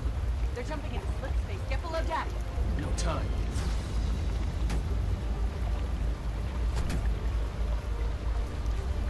And then once again, not necessarily a deleted scene, but an early version of all of those people on that ship getting composed is just great to see that what they used as a placeholder while they were making the campaign for Halo 4. Also later on in development, they did have a newer opening for Halo 4, and we've looked at some of the other things in other videos with cut content for Halo 4, but it is interesting to see that there was a newer version of the campaign coming together, and it is still quite a bit different and went through a lot more changes later on, but it's worth taking a look at as well. What's going on? That's why I woke you. I think something attached itself to the hull. But since the dawn sensors are fried, I can't... There's only one way to find out. Also, with the level Infinity, there was an E3 version, which was used at the E3 presentation in 2012 promoting Halo 4, which kind of showed off the level Infinity, though it is kind of a heavily scripted out, or there's like an expectation as to what the player is supposed to do, and it's not as open of a level, but still interesting that this version that was shown off is in fact playable. You always wonder with game demos that are shown off at E3, how much of it is actually the game and how much of it is just a very thin line that you have to walk along. It gives us memories of that Halo 2 E3 demo that we never actually got to play. One of the biggest red flags that I've ever seen was a piece of concept art, which should have warned us all that Halo 4's direction was going somewhere differently. Whether you loved Halo 4 or not, I think this is very interesting and maybe a little goofy. But Del Rio looked like this in concept art. I don't know what they were thinking. He looks a lot better in the final release of Halo 4, but this is a very out there art style, I think, and I find it very funny that it has survived this long, but we're still talking about it all this time later. Man, everyone's favorite character, Del Rio. Okay, so Halo 4 has mixed reception when you look at its legacy back, right? There were a lot of good concepts Halo 4 had, just some of the execution and some other things were a little bit weird about that game. And Spartan Ops was so interesting because it had potential to be a really cool feature, but man, those levels dragged on. They were very, very repetitive, and there were a lot of enemies because they built it in a way where there would be like the intention to have 4 players fighting off against all the enemies, which then when you played as less than 4 players, they never scaled the amount of enemies back downwards, which meant you were just like in this onslaught forever, especially on harder difficulties. But of course, Spartan Ops was originally planned to be a firefight mode before it evolved into the Spartan Ops that we know. And there are builds from Halo 4 that Galaxy has shared on his archive that show what the firefight version of this would be. But we also can see early builds of after this game mode evolved into Spartan Ops, and the story and dialogue parts are still very different. Of course, we have the regular us going from drop pods and landing into these locations, which were cut, but some dialogue storyline sounds kind of interesting to see how things would have played out. Like, there's dialogue referring to a Halo ring being discovered, and it makes you wonder, is this the Halo ring that we already knew about from the Halo 4 cutscene, or is this a different Halo ring? Because technically, Halo 4's Spartan Ops is supposed to take place like 6 months after the end of the main campaign. So is this a different Halo ring? Is this technically the Halo Infinite ring that we eventually get to see? It would make sense, but it's kind of interesting of something to talk about. But here's the audio that you would hear at the beginning of the Spartan Ops level that got cut. Have found a Halo ring.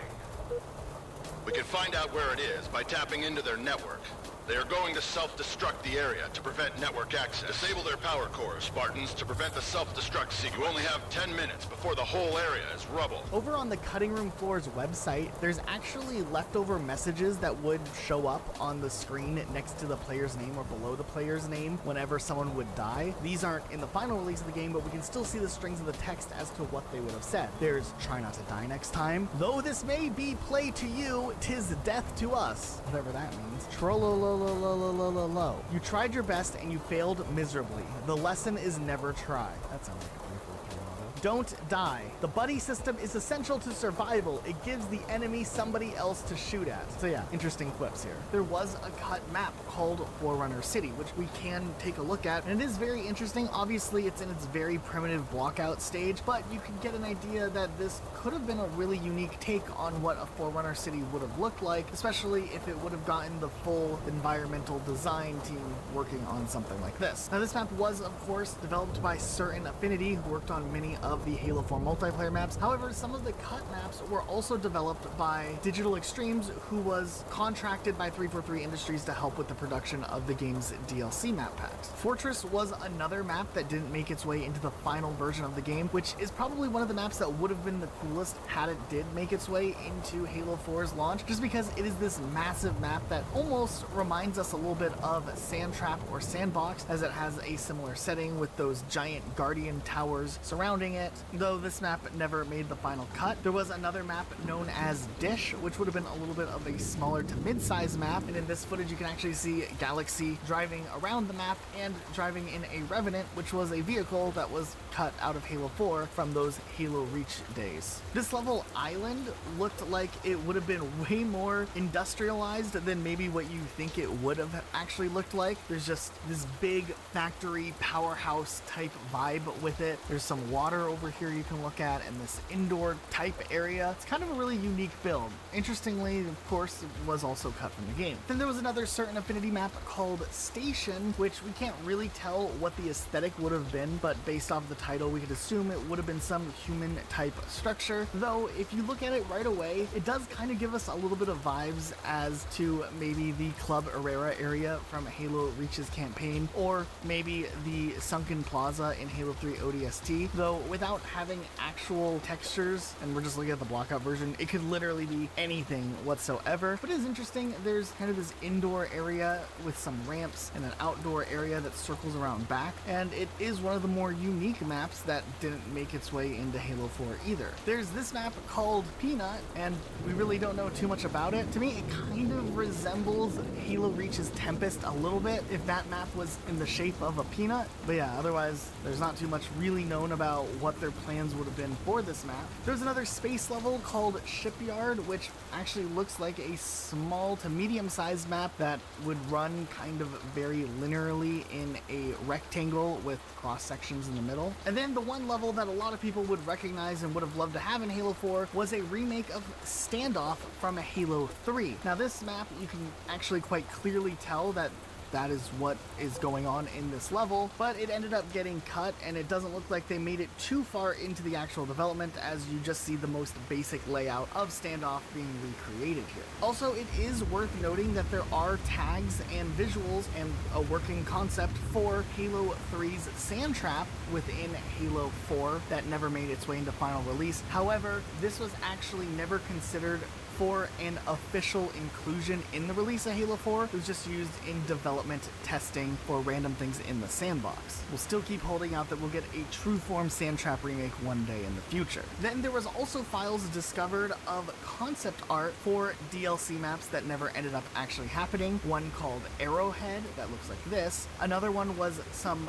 Covenant underwater based structure, which probably would have looked really cool. And then there was another called Genesis, which some preservationists have compared it looking similar to the map Vortex from Halo 4, which would have taken place in a crashed Forerunner ship in some desert wasteland. Then there was also a concept for Narrows, the popular Halo 3 multiplayer map, redesigned with a human architectural aesthetic, so it would have been interesting to see how a human version of Narrows would have played out in Halo 4, and there is very little but enough concept art for a Last Resort Halo 3 map, and it almost is insinuated it would have been a paint over of Halo 3's Last Resort. Now this, of course, never ended up making its way into Halo 4, but we do know the map was remade as Stonetown in Halo 2 Anniversary, which was designed by the team at Certain Affinity, so it is possible that during this later build of Halo 4, those files were already being implemented, tested, and sent around internally. And finally, there was a test map for special effects that was used in Halo 4 that is accessible and in some of these early builds of the game as well. And it is really interesting to take a little bit of a closer look and just kind of look around in the whole sandbox that Halo 4 had during the building phase of this game. Galaxy actually speculated that it could have been a testing ground for some of the disintegration effects that was a pretty heavy duty system to build in Halo 4, and they talked about it a bit in a lot of vidocs. So we know that they spent a ton of time working on trying to develop that type of animation to look the way that it did. Maybe this is where they tested a lot of those features out. Still, it's interesting to see this used in one form or another. So there's a lot of maps when it comes to Halo 4 that ended up getting cut in development stages, and a lot of the maps haven't fully been revealed yet. We just see essentially what seems to be like file name references to maps that weren't there. So a lot of these we didn't know about for a long time and we only recently discovered, but some of these we did know, and some of them have been restored by modders, so it'll be interesting to go through and see all the things we have here. So there's the map Breaking Point. We don't know much about that other than it had 100% pure adrenaline. Another map called Deadlock that formerly was Bloodbath. A map called Blood Pit. There's a trend here I'm finding that said blood. There was C.A. Ching, and it said C.A. Ching description. C.A. meaning certain affinity, probably. There's a map called Escalation, which interestingly says, no, this is not the Black Ops map pack, which is a reference to the Call of Duty Black Ops 1 map pack called Escalation. I think that's just kind of funny there, because they did have a map pack called Escalation. Kind of was a banger map pack back in the day. That was the map pack that introduced Call of the Dead and like the multiplayer map Zoo. It was cool. We're definitely off track. There was something called Gorge, which we don't know any information about. If you load up on the map, it's just like a box. Remnant apparently was worked on at some point. This later would show up in Halo 2 Anniversary, so I guess that's why they didn't do too much with like Halo 2 remakes here. Then there's some other interesting like file names as well, like No Load Tower, which is do not load, coming soon. Pillars, don't go chasing waterfalls, which is a reference to the song Waterfalls by TLC. We have Island that says Warthog Crossing, keep your head down. Sinkhole that says watch your step, you might could die. What? Extinct, current path equals death. And then there's strings of text referring to other cut levels like Z06 Pillars, Z07 Island, Z08 Experimental, and there's like Z02, Z03, and Z04. Apparently there were some cut DLC maps as well, which are really cool. One known as Constant Strife, which would have been a UNSC ship known as Constant Strife, and that would have been such an incredible map to finally have a UNSC starship that we get to run around and fight in a multiplayer form, just something kind of different. I know there's like a lot of like community made maps that are inspired by this, but I don't know, I like the outer space maps the best. Apparently the layout is somewhat similar to Rat's Nest from Halo 3, so that would have been really interesting, but nonetheless this ended up getting cut. There's something called DLC Junkyard Crane Swing. I don't know what that is. Not too long ago there was a newer map known as Oracle, which actually is incredible looking. Now this concept art was actually only revealed more recently when artist, oh god, my pronunciation is gonna be awful, Zeljko Uvenjak and Branislav Perkovic, who worked at a studio Digital Extremes, were outsourced to do concept art for Halo 4, and they had made this idea for a map known as Oracle, buried in like this ice world. We see these Forerunner structures, and man, this one just looks really, really cool. I wish this would have been one of the ideas to have been utilized, because I just like all of these illustrations that were done specifically for this one idea. There's also some strings of text referring to other little testing locations that might have been used at some point. There was the test chamber, a DLC hopper, another DLC hopper, a third DLC hopper. There was something for the pit, and maybe something for Valhalla as well. There are a couple other Halo 4 multiplayer maps that never saw the light of day that have been archived on Unseen Halo Corbin's channel, like this map Extinct, which looked like an island type map that was cut pretty early on. Then there was this multiplayer map known as Eden, which seems to have some sort of Forerunner aesthetic, but once again, it's just the block out. You can't really see the vibe that they were going for this multiplayer map. And then there was the map Grind, which I don't even know what I'm looking at here. It looks like a human facility of some sort, and it looks like it was a little bit further along than some of the other maps because it has all these moving parts on it. This one would have been really cool to see. I'm actually really disappointed we never got to see a full version of this map realized. Then there was this big island map called Jumbo Island for Halo 4, and this was probably a test bed for some bigger scenes, but maybe it was supposed to be like a big team battle multiplayer map also. I don't know. Also, since we know that Halo 4 was built right out of Halo Reach, if we look at early builds of like multiplayer that was used for testing, or E3 builds of Halo 4, you can see a lot of assets still being reused from Halo Reach in Halo 4's UI and whatnot. Like for instance, Galaxy posted some gameplay of Slayer on an old build from 2011. 7, and you can see a ton of Halo Reach bleeding through the cracks of Halo 4 in multiple different menus and other aspects as well. There's a model for the Halo Reach DMR instead of the Halo 4 one. Also, the energy sword from Halo Reach is also present in the files as well. Then the good old target designator was in there, hidden in the files, though it doesn't do anything. It functions the same way, but no airstrike will ever actually come, which is really disappointing. There are a few other newer weapons that were probably used for testing for different ideas that never made their way into the final game as well. Things like a disintegrator, which kind of was like a blue Spartan laser. There's a little gun called a Bishop beam that shoots a little continuous blue beam. There also were some really unique placeholders for cutscenes that would show up in near terminals. And while for Halo 4, a lot of the cut content was kind of discovered by sifting through various different Spartan Ops levels, in one of the Spartan Ops levels, you can actually see the entirety of Noble Team minus George as player models that are just there for whatever reason. Super interesting because these characters' helmets and stuff aren't even in this game, but I mean, they're right there. As we know already, Halo 4 was heavily built off of the finished version of Halo Reach, and we actually know that the Covenant changed appearances pretty dramatically between Reach and Halo 4. And it's interesting to see this earlier build of Halo 4 that shows kind of this in-between stage as to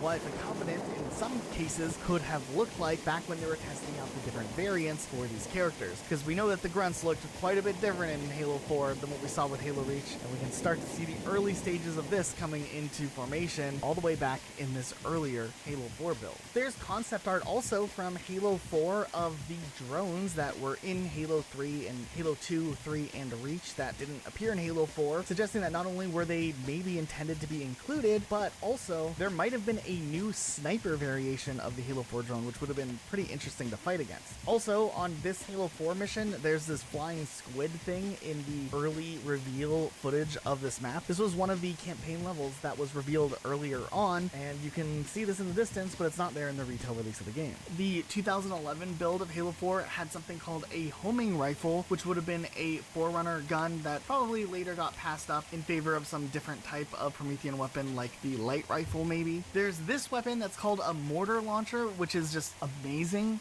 It shoots these mini wraith shots that aren't quite as powerful as wraith shots, but still pretty powerful. There were some files suggesting that the SMG would have been making a return in Halo 4, though those seem to have been scrapped very early on in development. And there's been some other really interesting things found over time, like a stasis rifle or even a Hunter LMG, which I don't even know what that is or how that would work, but it sounds amazing. Also, the Needler had a different early design in those earlier times of development. There are also some weapons that maybe were realized in Halo 5 Guardians instead of Halo 4, like a burst pistol, likely being more like the Promethean bolt shot in Halo 5. When it comes to vehicles that ended up getting cut out of Halo 4, there were multiple files from Halo Reach that kind of were just leftover files for what would become Halo 4. So if you look at the files hard enough, you can find info on the cut Revenant, some cut things like a Space Banshee, even a cut Scarab that apparently was at one point supposed to be drivable. Halo Mega Bloks, the video game.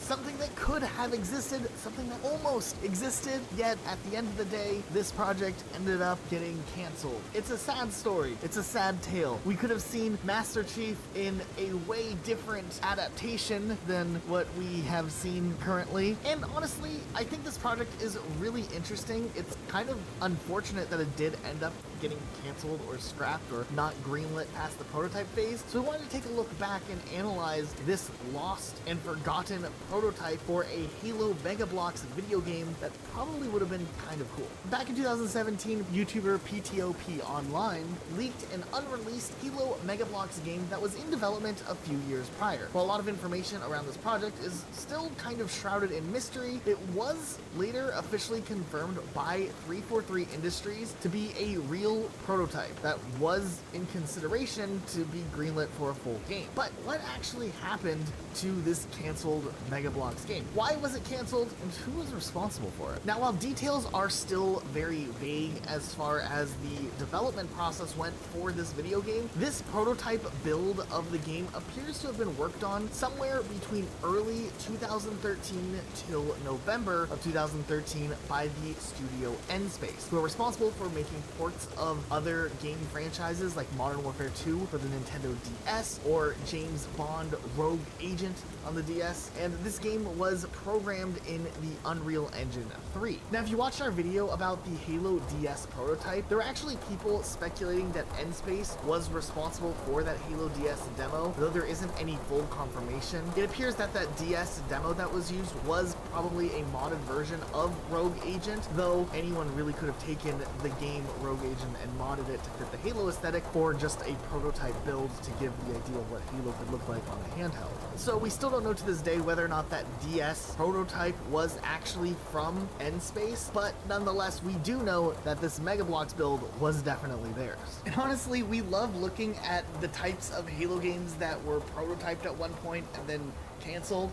We just like to think of that alternate timeline where we had Halo games like a Halo MMO or a Halo Mega Bloks game, and we never ended up actually getting it. Now, Mega Bloks and Halo actually started their partnership back in 2009 with Halo Wars, and ever since then, they put out a lot of sets featuring iconic Halo vehicles, characters, and more. Mega Bloks obviously is a competitor to LEGO, and while LEGO having branched out into licensed video games years ago, it seems like Mega Bloks doing the same could have also maybe worked out for them, especially with a strong IP like Halo to actually back the whole thing up. It actually seemed like a really cool crossover idea for Halo and Mega Bloks to team up for a different type of game that could maybe go out on a year off when there isn't a main Halo release. Also, a quick side note, have you ever wondered why LEGO was never considered for Halo? It's actually because LEGO doesn't depict realistic military guns, or at least back then they didn't, and every weapon in LEGO sets were actually either like a sword or some old-timey weapon like a blunderbuss, but never would they put modern weapons into sets, so it ended up making sense for Halo to go to Mega Bloks instead, because they're like, hey, give those toys some guns, let's go! So it made sense because obviously they want to portray Master Chief with some of the iconic weapons from the games. Anyways, with Mega Bloks probably wanting to break into the video game market, N-Space was looped into this and they began working on a prototype, and for that studio they considered it to be a full-on AAA project. So this prototype wasn't just like a concept pitch like you would see in like a quick meeting or something like that. This was very fleshed out and actually much more in-depth than what you probably would expect to see from something considered just a video game pitch. Also, it's kind of surprising, they put 10 months of full-on development work into this project just for the whole game to end up being scrapped. Now, the gameplay of this build, which is called Project Haggard, is actually in a way very reminiscent of the LEGO Star Wars games, with the third-person view, magnetic aiming to make it easier to hit enemies, and collecting blocks from fallen enemies to build various structures and to progress through the levels. There are familiar Halo elements like shields and health, which were a part of the game, and so were weapon pickups. You could also build and craft your way into new areas by extending bridges or going up elevators that you would have to make. This build had about one fully finished campaign mission playable in this prototype, where you play as the Master Chief in a mission to defend a UNSC base close to a Forerunner structure, and during the level you run into various sets of enemies along the way. You also switch out with other Spartans, like there's this random orange Spartan randomly that you can switch in and out of. There's also a wide set of weapons and vehicles, which we'll talk about in a minute, but also there was this cool little cutscene here, which was just kind of goofy, but it kind of shows the charm and the direction that they were trying to approach this project from, and it is kind of interesting. Now, besides this one level that's more fleshed out, and also had a really unpolished level, and it's kind of hard to see what this second level could have been. It could have just been a larger sandbox testing grounds, but it is cool to look at nonetheless. But honestly, for what there actually is in this play demo, there's an interesting sandbox here, which is kind of unique. Like, just from looking through the footage, weapon-wise, there's a little bit of variety, which is surprising for something that was canceled in the prototyping stages. We have an assault rifle, a needler. This BR shoots surprisingly quickly. There's a shotgun, and of course the rocket launcher. It also seems like from this menu that there is a focus rifle, a saw, a storm rifle. There's stickies and frag grenades, and a gravity hammer. Also, the energy sword's in this, and it looks pretty cool. Now, I didn't see too much as far as equipment goes. There was a couple of equipments, though, that were in this prototype, like, for instance, a drop shield, and there's also invisibility, like active camo, that you could activate as well. And, of course, once again, surprisingly enough for a prototype, the amount of vehicles that went into this was pretty impressive. It really makes us wonder how much of a budget this prototype build had, or if this was a project that was maybe actually greenlit for development and then canceled very early on, because there's a lot of stuff just generally laid out here. Vehicle-wise, we can see the Warthog, which looks surprisingly good controlling-wise, a Mongoose, a Ghost, a Scorpion tank, even a Wasp. And after a lot of the main fighting sections, it looks like Master Chief and company would parkour up some cool Forerunner structures. This kind of actually looks like a lot of fun. And honestly, the game would have supported split screen, something that existed here in this build of the game, yet not in Halo Infinite. As far as the musical selection that was used in the prototype, it looks like they mostly went for reusing classic tracks from the Halo franchise. There's some newer songs in there from like the Halo 4 era, but I did recognize some good old classic Halo 3 music. Also, I suspect that a lot of the weapon sounds and the Covenant sounds were also recycled from existing Halo games. Now, interestingly enough, after PTOP Online leaked all of this footage, Bonnie Ross, head of 343 Industries, actually made a statement in regards to the gameplay footage that was released online. Essentially, she confirmed that Project Hagar was a real thing, noting that it had a lot of fun ideas and invention behind it, but ultimately didn't progress beyond the early prototyping levels that are shown in the recent video. This is just one example of several similar projects we have evaluated throughout the years, a process that we continue exploring on an ongoing basis. Now, the reason that this game was scrapped was never confirmed, but it is said that Microsoft was the one that ended up turning down the project, not Mega Bloks not wanting this game to exist. At this point, we can only speculate why Microsoft decided against the game, and the most likely reason was that it was programmed for the Xbox 360, and the Xbox One had just come out in 2013, and they likely didn't want to put the Halo game onto an older console with their newest console just releasing. Now, interestingly enough, there was another game that N-Space was working on around the same time, which was called Backyard Heroes. And right away, you can kind of tell that the Halo Mega Bloks game and Backyard Heroes do kind of look similar. And it gets deeper than you thought, as when you actually load up the demo for Backyard Heroes, which also was a canceled game, you can still spawn in some of the Halo vehicles through the command menus. Now, once again, while not much information is known about the development window for Backyard Heroes, the information that we could find suggests that the game was being worked on around September 2013, which means that this started development after the Halo prototype was already in the works. And what we can speculate is that maybe they knew that there was a chance the Halo game wouldn't be greenlit, or maybe the writing already was on the wall, and they wanted to maybe have the option to still release a game using at least some of the groundwork that they had already done for Halo. Ultimately, Backyard Heroes also ended up being canceled, and N-Space themselves actually ended up shutting down in 2016. It does seem kind of odd they spent 10 months working on a prototype for it just to be canceled by Microsoft, but at the end of the day, N-Space probably saw it as a chance to work on a big franchise, and they wanted to present the best possible looking project that they could. Honestly, looking at all of the footage from this, I genuinely think that this could have been a really fun title had it released. Now, it's not every day we get to look at an unreleased prototype of a game, but very oftentimes I can look at something like the canceled Halo MMO game or a Halo DS game and see how the game could fail to live up to the expectations of the franchise. But something fun like this that's quirky and in a spin-off way and as polished as this prototype looks, it could have been a really fun game to play with some friends and kick back, especially since it would have probably supported co-op play and hopefully online co-op also. Hey, at least this game had split screen at launch. It never launched. At least in its pre-release days, in its demo, it could have split screen. It's also very possible that since this build came out in 2013, maybe they were trying to fill that gap where there wasn't a Halo release, with Halo 4 coming out in 2012, and in 2013 all we got was Halo Spartan Strike, but maybe Spartan Strike was another third-person type Halo experience that 343 didn't want to overcrowd the Halo brand by having two releases in the spin-off genre. But honestly, if I had to pick between Spartan Assault or this, I think I would have actually probably picked the Mega Bloks game. It looks like it could have have been really neat. Even a game as recent as the Master Chief Collection has seen its own number of cut content and changes over the years as well. Originally, there was some interesting skins that released for the Halo Combat Evolved, with specific skins on the Warthog that would have been inspired by the Jurassic Park series. However, these ended up getting removed and were later replaced by different versions of skins with different names that didn't reference the Jurassic Park films. This might have been legality related, but I don't know for certain.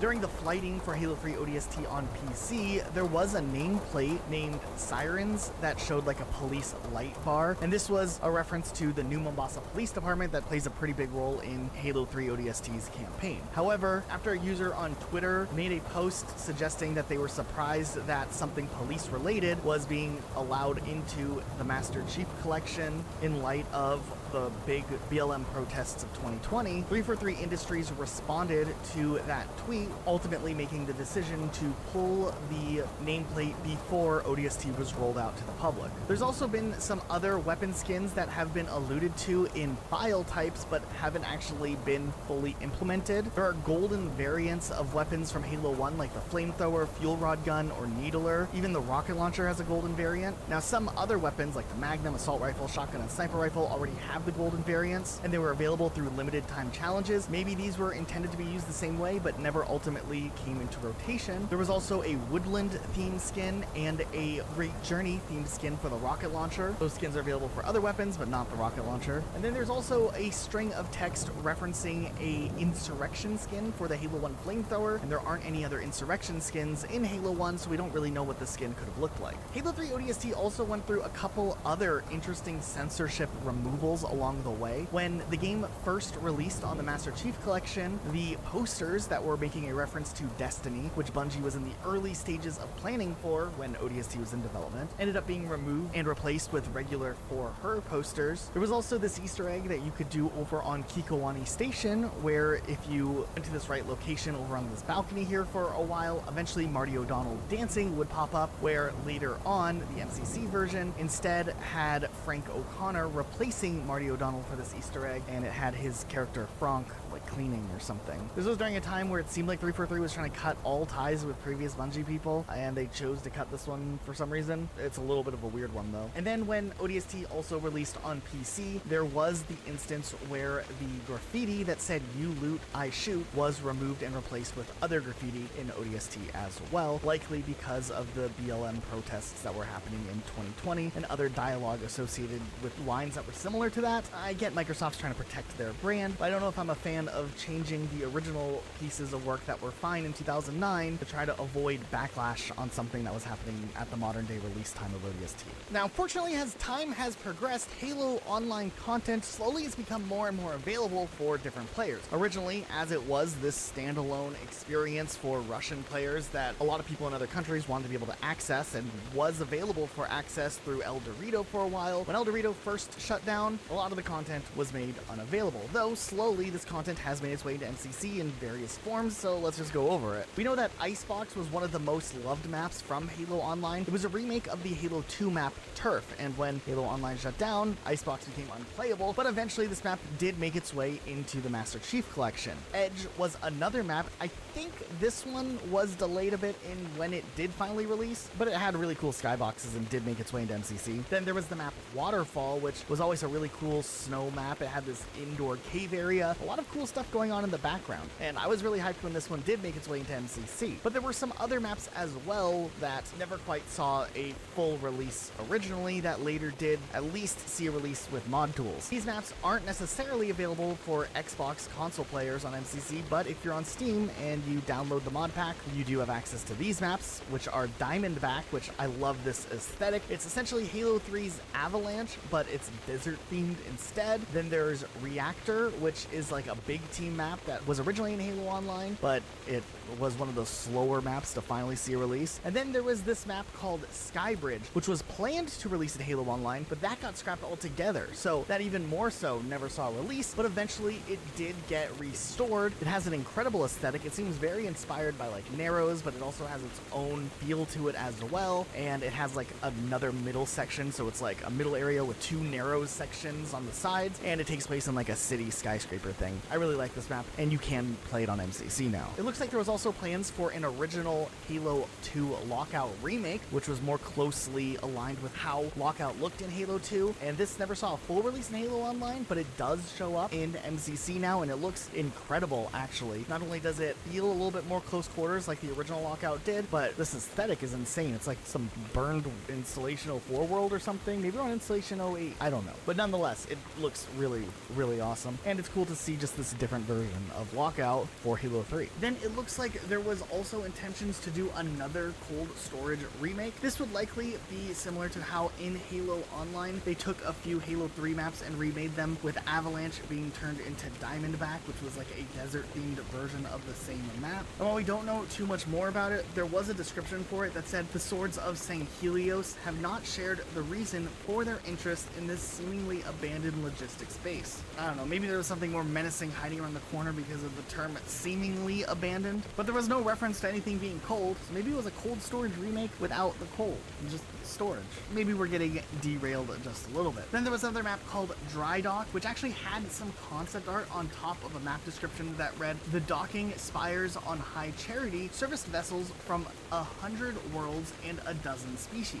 And so this very likely sounds like some sort of docking station from High Charity, and it would be really interesting to see how that would have been built and constructed in Halo 3. Now, interestingly enough, there is different concept art for this map, with some of them being Covenant themed in High Charity and others being more UNSC themed. So maybe this map went through multiple iterations or ideas before they typed up the description on what they wanted to maybe go for, and then it got canceled altogether anyways. There was still a lot of other content that Halo Online had exclusively originally back in the day. There was a lot of different weapon skins and other types of weapon versions in this version of Halo, which was actually a version of Halo built off of the ODST engine. So it is interesting to see some weapons and stuff backported, like the DMR, that weren't originally in Halo 3 or ODST, or different versions of Covenant weapons, or just the interesting skins that they had. And a lot of these things would be ported into MCC, but not everything. There also was like a little single player experience to calibrate your system that would have been available back in the day, kind of like Halo 2 Armory, but it was the Armory of Anvil Station instead of Cairo Station, and that would have had players set up, which of course is another kind of cut piece of content. There was a lot of exclusive armor permutations that were available in this game, and those eventually would be added in as free content updates for Master Chief Collection, but we still lost some things that were really cool, like the different concept arts that were used as backdrops for the main menu. There was a cut class in Halo Wars besides the ones we talked about from Combat Evolved's era called a Chafka, which was supposed to be this big Yeti-like creature with these massive tusks, which would be found in snowy areas, and this did make an appearance in the book Hunters of the Dark, which is the same book that also reintroduced that blind wolf from Combat Evolved we talked about earlier. And while we don't know too much about Halo Wars 2 itself, apparently there are plans for a grunt hero, which could have been cool. It would have been like an armored version of a grunt, and it kind of makes the grunts look a little more badass. But outside of that, that's kind of all we know when it comes to Halo Wars 2. It is interesting to look at all the vehicles that were cut from the Halo Wars franchise, but since there's a lot of them, we're going to go through them a little bit quicker. There was the UNSC Cougar, which would have served as a heavy armored vehicle and likely served as the inspiration for the Cobra. There were considerations to introduce the Falcon, which was cut from Halo 2, obviously. There was this large Gatling gun looking thing that would have been called a Fox Cannon that looks really awesome. There also was concepts for a moving base, which is a really unique vehicle. It would have been called a Leviathan mobile firebase, and it is likely that this concept ended up ultimately appearing in a very different form as the Mammoth in Halo 4, where at least it was a giant vehicle that kind of served as a base. There also was plans for a Mongoose to appear in Halo Wars, which never made its way, and other things like a Brute tank, which somewhat resemble a Wraith, a vehicle that slightly resembled a Scarab known as the Chimera, and a vehicle that looks like a terrifying version of the Banshee known as a Gargoyle, which would have been a bomber craft for the Covenant. Also in Halo Wars, there was plans for a vehicle called the Gorgon, which would have been this large anti-air type vehicle that shot needle weapons. It does look a little bit goofy, and interestingly enough, by Halo Wars 2, a similar vehicle called the Reaver was implemented into the game. And there was also some concept art of a vehicle called the Hydra, which never made its way into the game either. Also, interestingly enough, during the promotional stuff for Halo Wars, the Scarab that was shown off actually resembled the Halo 2 model of the Scarab, which is a different variant, and later when Halo Wars released, it had the updated version that's used in games like Halo 3 and Halo 3 ODST. In Halo Wars 2, there was some concept art for a quadruped Colossus, which later got turned into a biped version of it, though the four-legged version is pretty neat. And what's Halo without a tank? Well, at one point, Halo Wars 2 considered a super heavy tank, and it was pretty much just a tank, but beefier. And then, of course, there was some flood units that were designed that never got implemented, and a ton of vehicles, of regular vehicles that were infected by the flood that unfortunately ultimately went unused. And some of them are really interesting to look at, like the infected Hornet. It's pretty great. It's Luke's favorite cut vehicle, but for whatever reason, all of these infected versions of the vehicles never made their way into Halo Wars 2. Halo 5's development started pretty much immediately after Halo 4 concluded, as at the time 343 envisioned working on a trilogy of games that would be released within close approximation from one another. Within 8 months of Halo 4's release at E3, Halo 5 was already announced, but the full release of Halo 5 Guardians wouldn't come until 2015. So what happened? There's a lot of pieces of material of cut content and concept art that didn't make it into Halo 5 Guardians in the final state of the game. It's very interesting to see how maybe early on Halo 5 would have played a different role. Halo 5 Guardians is always a bit of an interesting game to try to take a closer look at, and while with the rest of the Halo series pretty much being regularly available on PC, it's a lot easier to reverse engineer those games. Where Halo 5 Guardians is the only game still exclusive to console, it is a lot harder to find insight things about the game. But there is still a lot going on with Halo 5 Guardians we should look at. Before we fully dive into Halo 5 build itself, there actually were some maps that were in development before Halo 5 was an Xbox One game. There was a leaked build of a post-release Halo 4 that was leaked online a few years ago, and upon further inspection, some players had discovered traces of newer multiplayer maps that never were put into Halo 4 themselves, which led many to speculate that these were early concepts for what would become Halo 5 Guardians maps, which later would be confirmed.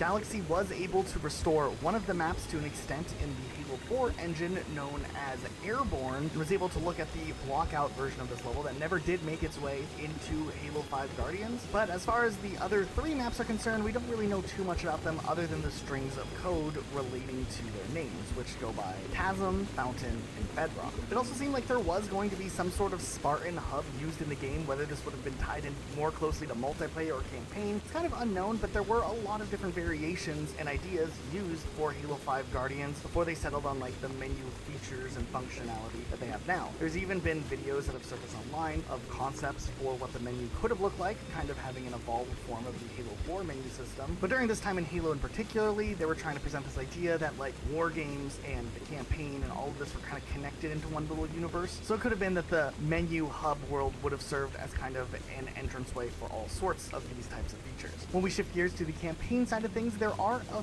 few campaign missions that it looked like were cut out of Halo 5 Guardians, one of them being called Reef City. There are images of some of the blockouts for this level, and it looks like this would have been a larger vehicle type level taking place on St. Helios, and it might have been the level right before Battle of Sanion, and there is some speculation that this would have maybe painted Jul Mandama's Covenant to be a little bit of a bigger role than kind of what they got sidestepped over to be in Halo 5 Guardians, and it would have had this battle with the Swords of St. Helios there as well. There's another campaign level that at least had a little bit more progress made on it, known as Tsunami Station, and this might be an early version of Battle of Sanion, but this was obviously much different at its original time, and there's speculation that this level was later split into two levels, one that would focus on Blue Team and another one focusing on Fire Team Osiris. But nonetheless, in this level, we would be fighting alongside the Arbiter as an NPC who would help us fight and whatnot. With this being one of the older levels with dates in the code relating it back to 2013 or so, it's likely that this level ended up getting scrapped in favor of the route that they went with Halo 5 Guardians relatively early on. But at least we can look at some of the concept visualizations and blockouts that exist for the geometry here. We don't know all the details as to everything that ended up getting cut out of Halo 5 altogether, but there are some interesting concept arts that have been revealed over time that show us a different insight as to what this game could have had. There are concept documents referring to a UNSC armed mounted railgun, which would have been pretty awesome. There's what I think is some sort of Forerunner vehicle known as the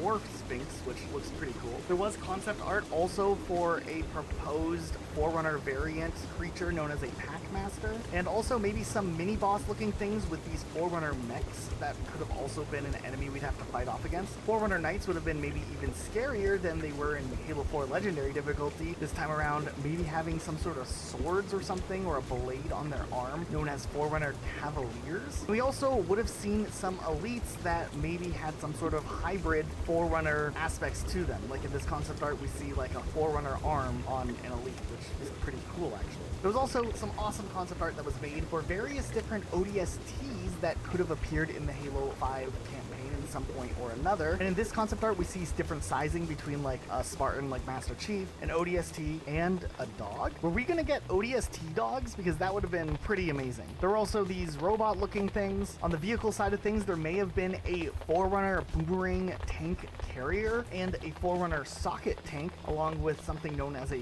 cannon pod. There might have been some sort of functionality where you could combine multiple weapons together, known as socket weapons, and there would be socket melee weapons as well. I don't really fully know how they work, but these design documents suggest that like you put two parts together to make a weapon. There was a UNSC weapon known as a cluster grenade launcher, which does look familiar, almost like a grenade launcher from Halo Reach, but maybe this would have been something different. There was another weapon known as a human glass cutter, and we do know from some of the behind the scenes things that happened early on with Halo 5 Guardians, originally there were plans to do the story in a somewhat different way, where instead of having Locke as one of the playable characters, Spartan Thorn from Halo 4, Spartan Ops mostly, was going to potentially return as a playable character, and there was some speculation as to whether or not he'd be the protagonist or one of the people on Osiris' team. Nonetheless, due to the voice actor's unavailability, the character was then changed out to become Buck, who would return from Halo 3 ODST. It also appears that in Halo 5 Guardians campaign, there could have been some more smaller bosses we would have fought along the way, like named characters. Like there would have been two Banshee pilots known as Nor and Kiz. And there was another character known as Utu, who was a Covenant boss that was actually in the pre-E3 2015 build of Escape from Ark, and he would have also piloted a Banshee. It looks like there was also supposed to be a fight with something known as a Master Intex, which would have been in a Phantom, and yeah, I don't know. This ended up getting cut and replaced with the Warden Eternal in the final version of the game. There might have been plans to have the plasma launcher return since Halo Reach, and oddly enough, there were some times where a plasma launcher could spawn in Warzone Firefight, but you wouldn't be able to use the weapon itself, so it looked like it must have been some sort of asset left over since the Halo Reach days that randomly made its way into Halo 5 Guardians, oddly enough. Also, maybe to coincide with the release of Halo Wars 2, there were some things found in the files relating to brute weaponry or brute-themed weapons showing up as later post-release content, but there was something known as like a brute sniper rifle, which used like a DMR as a placeholder. There were things like brute-themed magnetic missiles, and there was even notes in the files for a brute spiker to finally return for the first time in a long time at that point. There also might have been a turret known as a brute Gatling mortar, which sounds really badass, but yeah, this all was scrapped and never made its way into the final release of the game. Then of course, when it comes to Halo 5 Guardians, there was obviously a lot of things that were planned that never came out into full fruition. We know that the very first teaser trailer for Halo 5 Guardians showed Master Chief in a poncho, and yeah, he was like looking at this giant Guardian. He had the Cortana thing in his hand, a big element to the game that just straight up never at all showed up in Halo. We've never seen Poncho Master Chief show up again. Rest in peace, Poncho Master Chief. You were the best. There are some cool concept arts regarding some early things that likely were cut too, like Master Chief chilling here with a sniper, maybe getting ambushed by some robot that wants to murder him. I don't know. Then Master Chief fighting the robot. So I guess those robot concept arts we looked at just a little bit ago were probably not friendly robots, but actually evil, murderous robots. Makes sense. It also seems like there were plans to use the ODSTs in the Warzone game mode, where they could drop in brand new drop pods and, I don't know, like help us fight or something. That would have been really awesome, actually. And they went with all the concept art we looked at. They even modeled ODSTs, but once again, those ended up ultimately going unused as well. And then I don't really know if all of this should count as cut content, but some of you may remember that the marketing that led up to Halo 5 Guardians didn't seem that reflective as to what actually happens in the story in Halo 5 Guardians. So we don't know if there was like a miscommunication, or maybe ultimately there was just plot parts that completely fell out of the game. But if you watch like the big trailer that has Master Chief and Locke facing off, like nothing even remotely close to this actually showed up in the game. I'd like to think maybe those were planned at some point to be elements of the story instead of the little like quick little fight they have before it gets broken up by catastrophe or whatever. But nonetheless, that also didn't make its way into final release. I think Halo 5 Guardians had a lot of ideas, just not a lot of them actually made their way into the release of the game, and still to this day, we don't know every detail about Halo 5 Guardians. Oh, also at some point, we know that split screen was planned for Halo 5 Guardians, but obviously that ended up getting scrapped in favor of having faster performance, I guess. This isn't the only weird thing to take a dip. If you guys remember, the Halo 5 Guardians beta actually ran in what some people argue better graphics, better resolution across the board before things got scaled back to try to hit target frame rates when the retail release of the game actually came. Okay, when it comes to Halo 5, there's also not too much as far as full-on deleted scenes or full-on story type boarding that we've seen from other games. There was a lot of questioning over who Locke's character would be in the earliest stages. There was some ideas of bringing in other characters, possibly from Spartan Ops, but none of this has really shown up in any type of CGI or storyboard stage other than just interviews over the years. There is a little bit of deleted audio that is worth checking out that didn't quite make its way into the game. There's this dialogue with Cortana that kind of paints a much bigger picture as to where the narrative was going, especially more conflict between Cortana and the Warden that we think is really interesting to hear. I cared for him for 4 long years. Alone. You dare! There's also extended lines of dialogue of a ton more AI pledging to Cortana, which is always interesting to hear, just a couple of extra things. Sone Duke, Oni Weapons Research AI, new gang line. I pledge myself to Cortana. Kuei Ching, Station AI, Threshold Array. I will join you, Cortana. Also, while there's not as much information out there for things from Halo 4 and Halo 5, we can look to the fact that split screen was likely cut from Halo 5 Guardians because of the fact that Halo 5 was heavily targeting that 60 frames per second, and doing split screen was likely too challenging, and they likely chose to cut it out rather than dealing with the hurdles of refining the gameplay for split screen. There are some cut Halo 5 weapons. There's concept art for an arm-mounted railgun, which actually looks metal as hell. There's the class cutter, which looks kind of like a tool, and I feel like that would have tied into the whole mining setting of Meridian, you know? It was just like a tool that workers would use, and then you would repurpose it as a gun, which actually sounds like an awesome concept, and I'm sad they didn't include that, because that would have been a cool little weapon. Almost reminds me of like the gun from Dead Space that was also some tool, and then Isaac repurposed it. Anyways, I'm getting off track. There's a cluster version of the grenade launcher that also got cut, and it would have unleashed a bunch of grenades at once you shot it up in the sky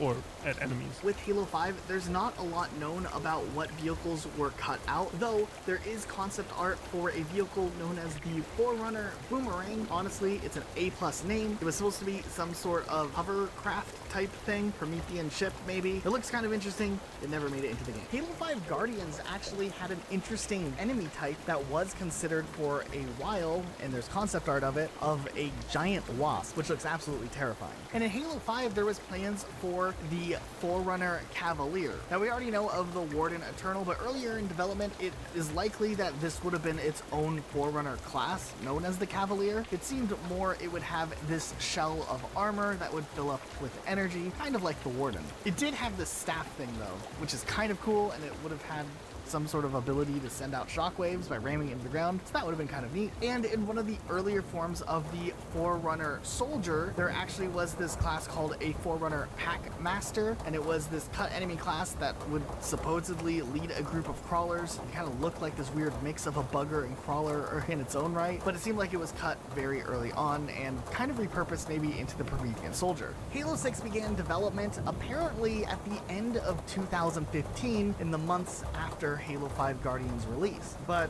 Halo 6 wouldn't release in any time soon after that. It wouldn't be until 2021 when Halo Infinite finally would release. And with the development hell that has been reported on by a ton of outlets, Halo Infinite definitely went through a couple different iterations, and there were a lot of ideas of things from the Halo 5 era that didn't make their way into what would become Halo Infinite. And now when it comes to Halo Infinite, once again, a game that has a lot of secrets still kept under wraps, though it does appear that it has surfaced online that there was a post-credits scene that never made its way into the actual credits that was found in the game files that did leak online, and it actually was a pretty decent post-credit scene. We're surprised it didn't make its way into those credits after all, but still, nonetheless, it is interesting to take a look at this cutscene that never made its way into Halo Infinite.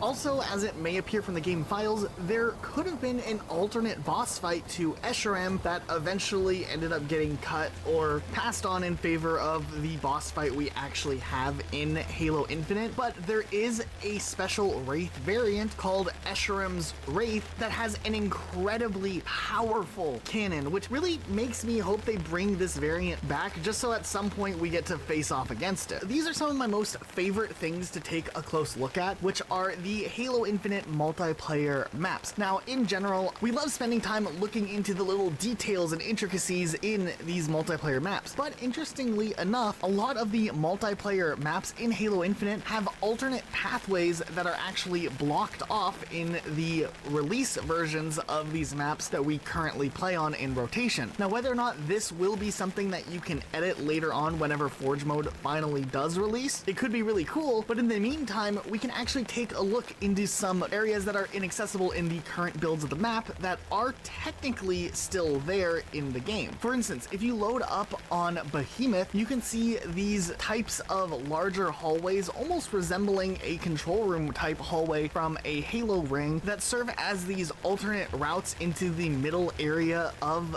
the Behemoth map, almost like something that could be used in a multi-team type setup, a long forgotten game mode in the Halo universe, or maybe it would add some new routes that could play differently, or maybe it'll work really well in something like Infection. Now over here on launch site, there is this room that is inaccessible in the regular version of the map, and while there's not too much to it, it is really interesting just to notice that all of these cut areas are still incredibly detailed and fully textured, so who knows, maybe they will be utilized at some point in the future, and fingers crossed on that. Now over on Bazaar, by the tree or antenna room, there is this gate, and behind this gate is this little detailed hallway area with some steps and graffiti, which would allow for an alternate pathway from the center of the map, which is just blocked off by a closed door. And then similarly on the other side of the map, there is a hallway also inside of the structure that we can't access right now. On streets, you may have noticed this big truck blocking some sort of alleyway in the background, and when the game first came out, we spent a ton of time just trying to see what was on the other side of that by standing on it and looking through with snipers or whatever. But of course, with Alpha Archive and Game Cheat, we're able to now actually see what's on the other side, and it's really cool. It's this whole alleyway section that's completely blocked off. There's these garage doors, and you can kind of peek under them a little bit, and there's a ton of posters on the walls and whatnot, mostly just assets that you can see in the main level, but it is incredibly interesting to see how much detail is in this area that technically is completely outside of the map, especially these little vehicle things that I would love to one day get to drive, even though, you know,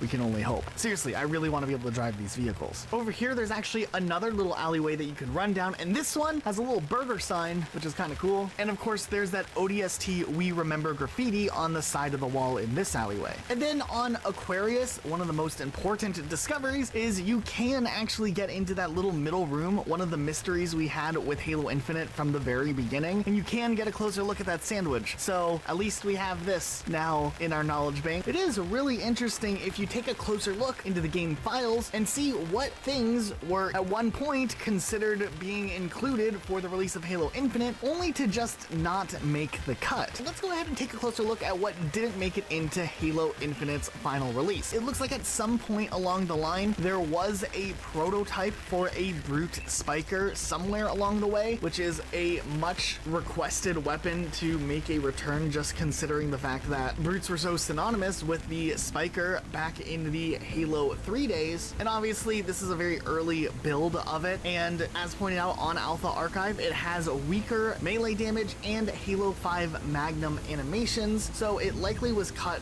probably a little ways back. Though it is really interesting just seeing the weapon work to an extent in action. Now, another weapon that has been kind of controversial is definitely the Bulldog shotgun in Halo Infinite. Since we don't have a pump shotgun, it's just this semi-auto shotgun, but it does look like left over in the game files, you can see this Halo 5 shotgun that is more in line with the pump shotgun. It also appears that there's a leftover fuel rod cannon from Halo 5 Guardians as well. However, this time around it runs on battery and actually overheats, so maybe at some point there was consideration in changing up the way that the fuel rod cannon would work in Halo Infinite, though it ended up not making it into the release version of the game. There's also a prototype of the Halo 5 saw, which still uses its Halo 5 model and animations, though just watching a little bit of gameplay in Halo Infinite, even if it's against bots, this gun almost feels like something that could play really well in the current sandbox, even if it's just restricted to certain game modes. Okay, so this next one's really interesting because it is the incineration cannon. However, based off of the description from Alpha Archive, it looks like the original weapon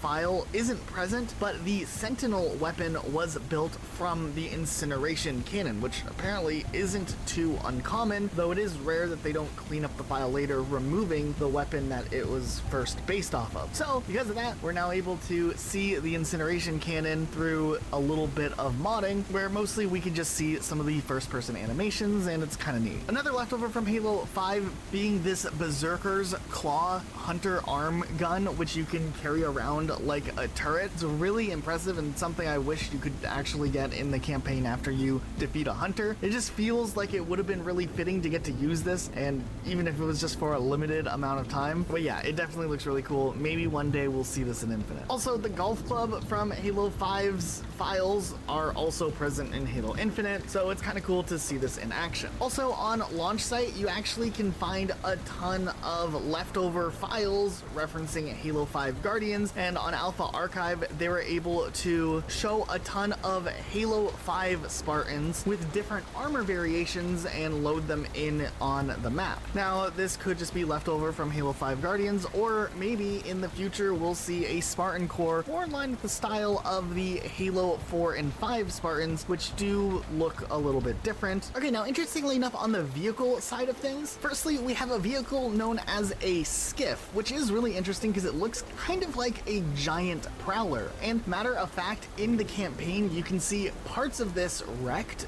but you never see a full one put together. But yeah, when you load this into a game of multiplayer and you realize how giant this thing is, it's pretty amazing actually, with just how fast it is, considering how absolutely massive the thing also is. Okay, then there's this really odd looking mongoose that has treaded tires, and it almost looks like the wheels are these triangles, which obviously isn't the case here. Now, when loading it into the game, it drives around just like a normal mongoose, except it's kind of floating slightly above the surface. So our best guess is maybe the treaded mongoose would have been used in snowy terrain had there been any in the campaign, and that could have been really cool to see. So maybe one day we'll get a story DLC and we can finally get to see the snow goose in its glorious action or something like that. But yeah, it's still cool to see this despite how odd or jarring the tires may look at first glance, not knowing what the thing is and not having the full context as to what it could have been. But still, one day we may get to see it, hopefully, because this is definitely one of my favorite things I've seen. I can just imagine it now, a level like Halo 3's Warthog Run, except you're in a snow goose and you're driving away from an avalanche like Modern Warfare 2 when you're in the snowmobile. It's such a perfect idea. I really want to see more of this in the future. There's also this unfinished Stinger Wasp that shoots different types of projectiles, like an automatic shotgun and some other type of missile as well. I can kind of see this one being maybe a little bit too overpowered. Now, some of you may remember in Halo 5 Guardians, they had this Needler Warthog variant, and in Halo Infinite, this may have been something intended at some point, as it does have a different model, though it ended up getting cut somewhere along the way in development. Interestingly enough, when you actually get it working, it only works on this specific map, otherwise it just hard crashes the game, so probably wasn't intended much later than maybe some early prototyping. Now, some of you may remember all the way back during the Halo Wars era, there was supposed to be a vehicle known as the Cougar that would have served as an UNSC APC type vehicle, though it ended up never coming into fruition, and it looks like with Halo Infinite at some point it may have been heavily considered, as we do have this from the game files that we can see and use to some extent. Now, likely it was cut because they couldn't find a good way to implement implement this in multiplayer without it being completely overly powered. But as Halo Infinite's sandbox continues to grow and expand, I can see ways that they could end up putting this in a balanced way for certain game types, like big team battle heavies or something like that, where both teams have some sort of counter against a vehicle like this. Still, it's really cool to see, even if it's not even textured or anything like that, just to kind of get an idea of what this could have been like. Then it looks like besides just Escherum's Wraith, there was another vehicle variant that ended up getting cut called Antigonum's Ghost. I don't know who Antigonum was. Maybe he was a cut boss fight or something, but nonetheless, his ghost does look pretty powerful nonetheless. Also, interestingly enough, while we don't have a Gauss Hog in Halo Infinite yet, there is one found in the files, and this one is in fact different from Halo 5's Guardians version, so it's not just left over, though the way that it looks makes it seem like it is possibly an asset that was cut quite a while back. The redesign doesn't look half bad though. It does kind of resemble more of a Gauss cannon while also looking a lot like the older versions of the Gauss gun. So where and how this ends up playing into the future of Halo Infinite, it could be really cool to see what ends up happening with this. There's actually a lot of concept art from Halo Infinite of Master Chief entering some sort of modular exoskeleton. This would have been like a super suit for Master Chief, and it was something that had been worked on and considered all the way back in the Halo 5 Guardians days, but was an idea that was carried over into Halo Infinite, but ultimately went unused.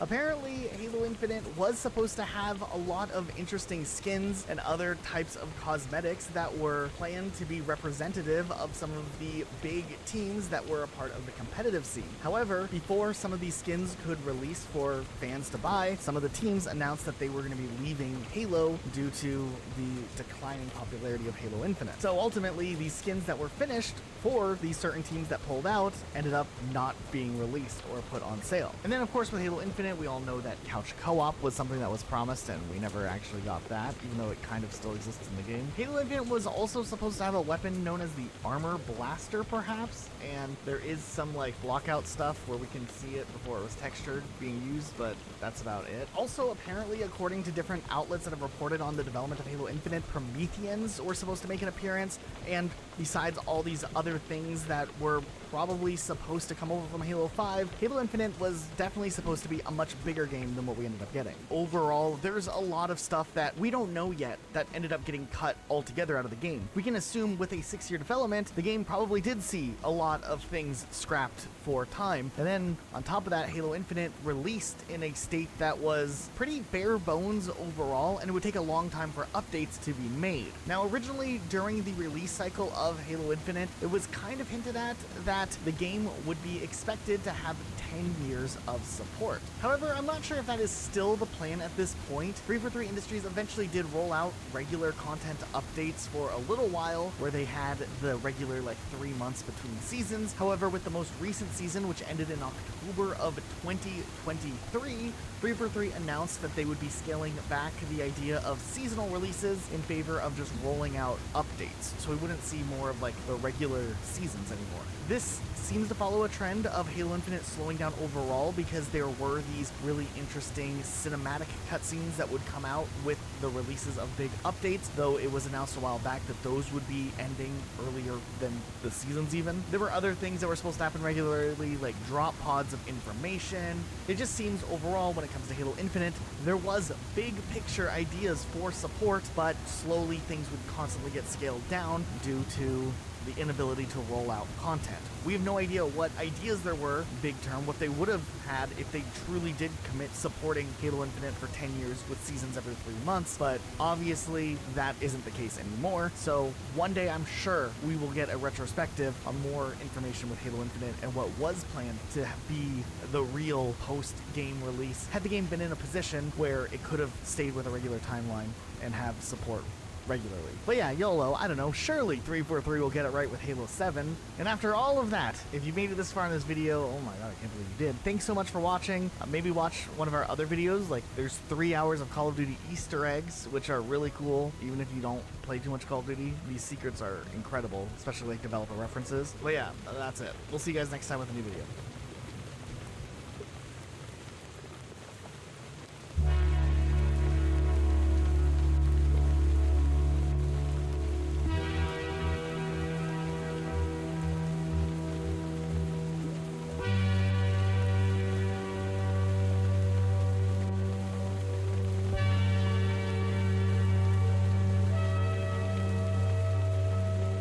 Mario Kart Wii has some ridiculous shortcuts.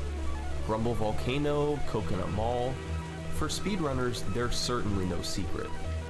I covered many of these in a video a couple of years ago. Tricks known as ultra shortcuts. However, since then, a revolution has taken place. Since 2019, ultra shortcuts in Mario Kart Wii have been discovered at a rate never before seen. Many of them are only theoretically possible, using inputs so precise they can't normally be done, but they break the game in ways unimaginable to most. This is the story of the ultra shortcut revolution.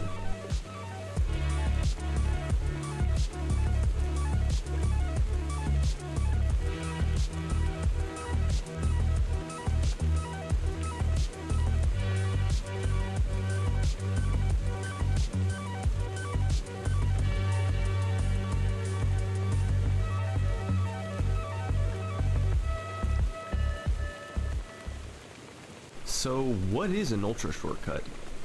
Well, naturally it's a shortcut that skips a large portion of a track, but as you'll see in a minute, there's actually a bit more to it than that.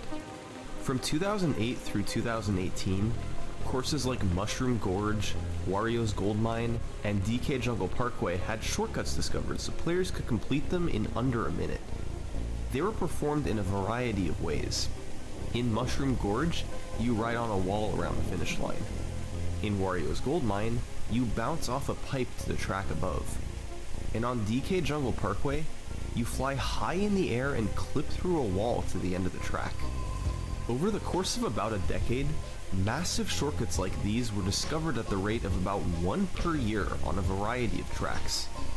Slowly but surely, more and more of the game's 32 courses had ultra shortcuts discovered. For years, that was the state of Mario Kart Wii. And then, in 2019, a revolution began. For a multitude of reasons, ultra shortcuts were discovered more rapidly than ever before. They all had to do with the game's faulty checkpoint system. And to see how it works, we're going to look at one of the most broken tracks in Mario Kart Wii. This is Sherbert-Land.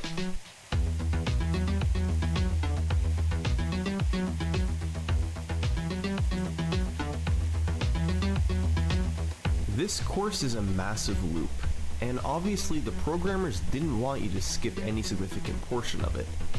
So they built an intricate checkpoint system into every track to try to prevent that. On screen now is the checkpoint map for Sherbert-Land.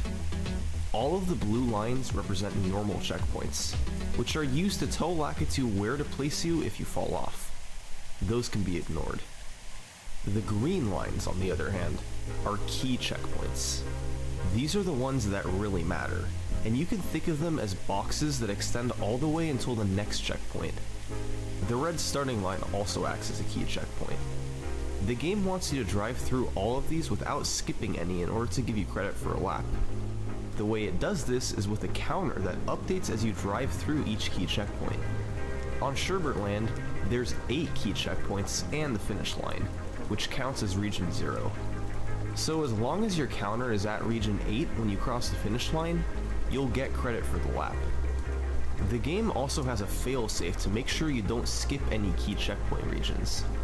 The only key checkpoint regions that are loaded at any time are the region you're in, the one in front of you, and if you're in the key checkpoint box itself, the region behind you is loaded too. A region has to be loaded for your counter to update to it. So say you're here in Region 1, and you try to skip ahead to Region 3. Well, the only other region loaded is the one in front of you, Region 2. So when you drive through Region 3, it won't be loaded and the game's counter won't update. And since you'll drive through the finish line with the counter at 1 instead of 8, the lap won't count. So skipping any large portion of the track isn't doable.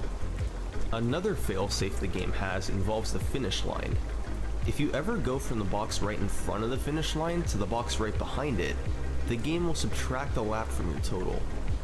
That way, you can't just go through or around the finish line to the end and complete it for a free lap. So, since you couldn't skip any key checkpoints, the only possible shortcuts seem to be small corner cutters. The game's checkpoint system did its job, but it had one flaw. One major, game-breaking flaw. If you start any shortcut from key checkpoint region 0, right in front of the finish line, the key checkpoint box behind you is still loaded, region 8. So you can skip a massive portion of the track, and as long as you started in that first box, your counter can still be updated to region 8, and the lap will count. Shortcuts that abuse this specific glitch are classified as ultra shortcuts. And sure enough, Sherbertland has one that's possible. This is the Sherbertland Ultra Shortcut.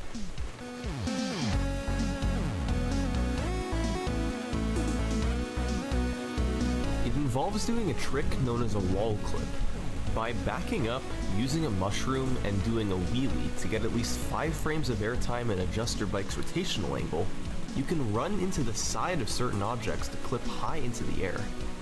This has a variety of uses across the game, but back in July 2015, a player named Blaze figured out that you could wall clip off of the finish line pole and land far enough back to respawn a bit behind the finish line. You can see from the checkpoint map what's happening. You start in the box in front of the finish line, then need to land in a specific spot in this checkpoint to respawn. Then, since key checkpoint 8 is loaded, you need to turn around and go touch the box to update the game's counter before driving forward to the finish. A lap could be completed in under 20 seconds. For a few years, people took turns lowering the 3-lap world record, and by late 2017, it was a 1:43 by a runner named Guy. The biggest issue with the shortcut, however, was that it could only be done once per race, since the act of respawning takes your mushrooms away, which are required to get the wall clip in the first place. So, if you could somehow do this ultra shortcut without respawning, then that would be huge. And it seemed like that should be possible. By angling your bike to the left more, you could make it back to the track without a respawn. But doing so would cause the lap to not count, because of yet another failsafe the game has, the 95% rule.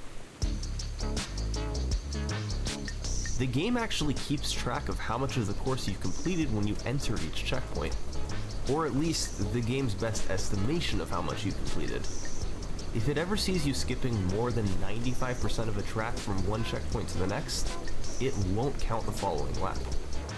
Now, the game actually isn't that great at tracking this in most cases. In courses like Grumble Volcano, for instance, where you're clearly skipping more than 95% of the track by going on the rock, the game only registers you as skipping about 83%, so the trick works. But on Sherbertland, since you have to cross over this checkpoint to land on the track, the game thinks you went from 0% to 97%, meaning the 95% rule was not satisfied and the lap wouldn't count. For years, the 95% rule prevented the non-respawn ultra shortcut from happening. But in May 2019, a tool-assisted speedrunner known as Swear got an idea. The game's percentage of completion updates anytime you enter a checkpoint. So you could drive ahead to the next checkpoint, then re-enter the first checkpoint from further ahead, at about 2% completion. Then, if you manage to wall clip and land on the track while your completion percentage updated to 97%, the 95% rule would be satisfied and the lap would count. So, Swear got to work at creating a tool-assisted speedrun of Sherbertland.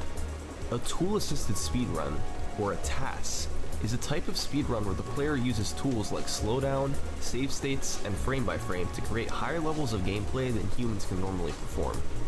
On May 21st, 2019, he and fellow tassers Akari, CF, Luke, and Thomas released their 3 out of 3 Sherbertland TAS, with 1 mushroom used on each lap to just barely land on the track and have the ultra shortcut count. A run clocking in at just 35 seconds. So the focus turned to doing this normally in real time, or RTA. On May 16th, Bryce managed to hit the no respawn version, but used 2 mushrooms in the process and could only do it once, getting a new world record of 140.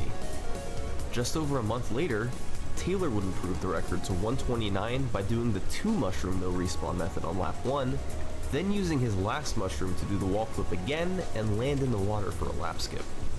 This same method would be improved over the following months, down to a 1:16 by Arthur, which is where the record stands today. As of now, nobody has hit the one mushroom no respawn lap skip in real time even once. Arthur got pretty close in October 2020, with his front tire hitting against the edge, but he couldn't make it. So given that, doing this 3 times in a row like the task does seems out of the question. Right now, it looks impossible. But who knows what the future of Sherbertland holds. These Sherbertland developments can be considered the first major events of the Ultra Shortcut revolution. Over the following several weeks in mid-2019, discoveries went dormant for a bit while players worked on improving various world records. But in July, seemingly out of nowhere, possibly the craziest day in Mario Kart Wii history took place. Remember how I mentioned before that Ultra Shortcuts in the past had been discovered at the rate of about 1 per year? Well, during these 24 hours, there wasn't a new Ultra Shortcut discovered. There were 3 of them.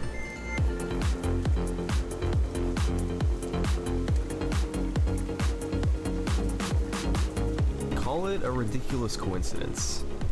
Call it a culmination of years of effort from the community.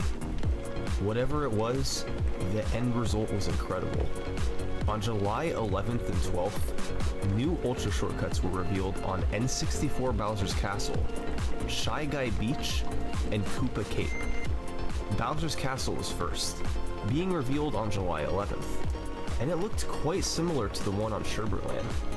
This shortcut was first theorized by a tasser known as CF, and successfully tasked by Luke with help from a handful of others.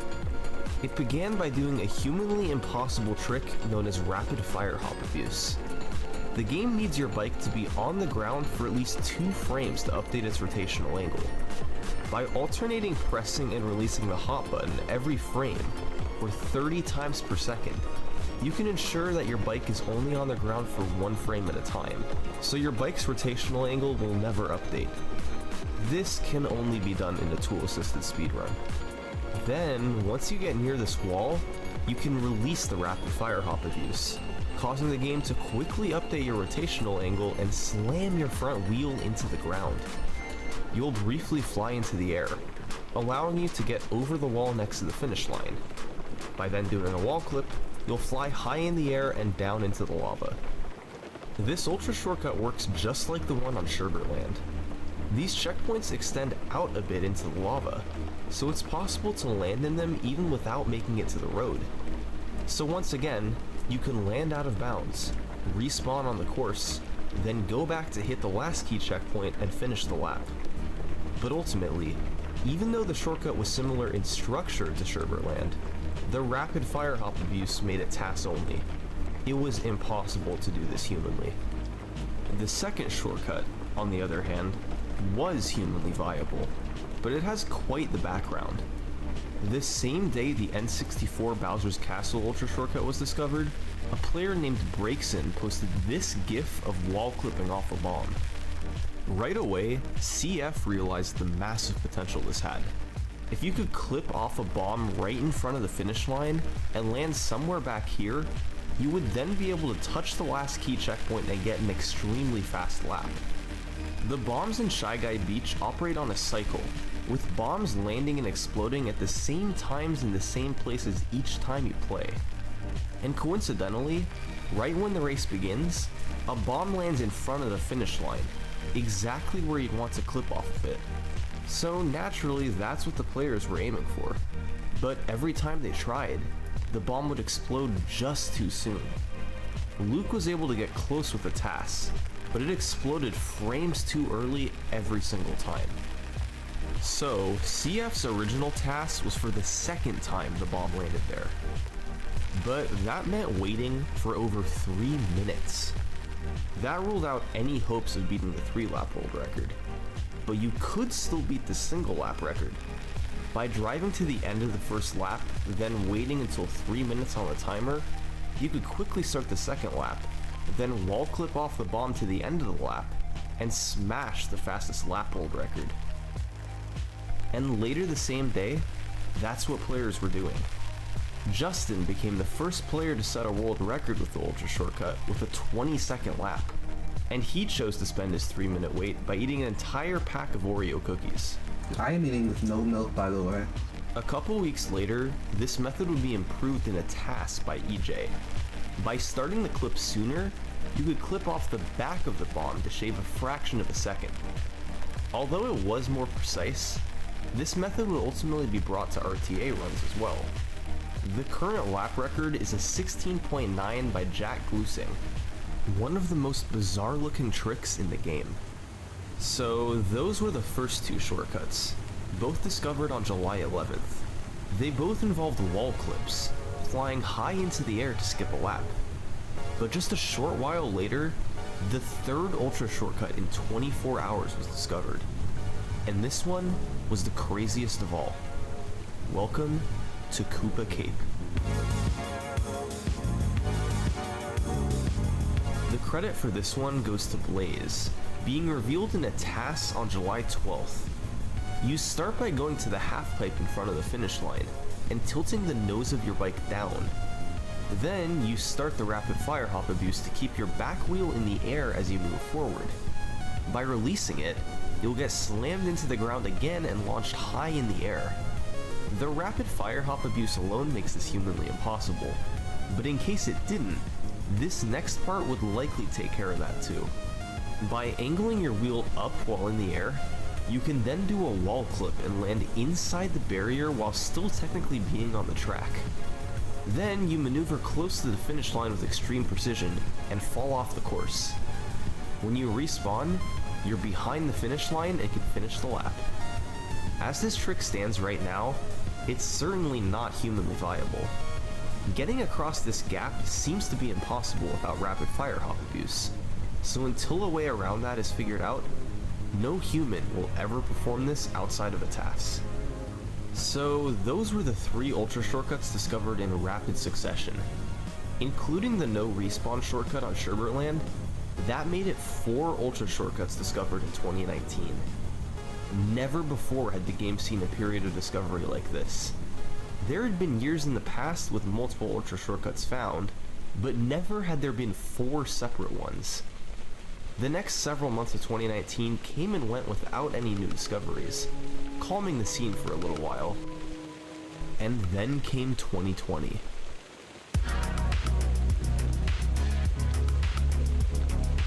"2019 may have been an incredible year for Mario Kart Wii, but 2020 really was the year of the Ultra Shortcut. And it all started just 9 days in, on N64 Mario Raceway. This one has to do with the wall in the center of the course. Players knew for a while that if they could somehow get inside of it, they might be able to maneuver around in it to get a lap skip. Issue was, it has a massive invisible wall that extends upward in the sky. Any attempts to get up inside of it would be blocked by this wall.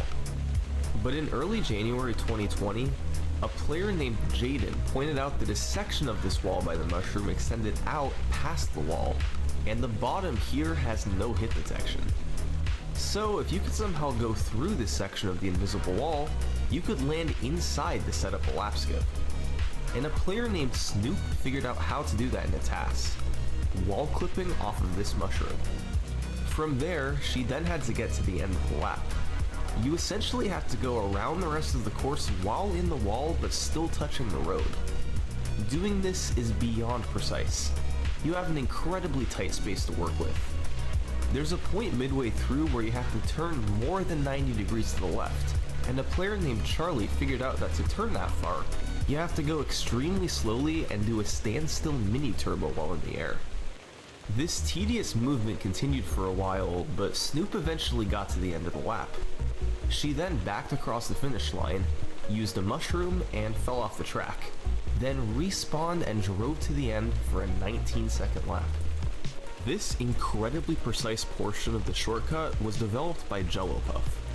You have to go from this box right in front of the finish line to this box back here, without touching this box between, or the lap won't count. It requires a perfect angle, but it can be done. This obviously can only be used for lap runs, since the setup takes far too long, and the best known task is a 16-second lap, published by EJ but with contributions from a plethora of players. But here's the crazy part. Technically nothing here is humanly impossible. There's no rapid fire hop abuse, and that wall clip at the start can be done. Even the movement inside the wall, as insanely precise as it is, technically none of those moves are strictly humanly impossible. So, will it ever be done?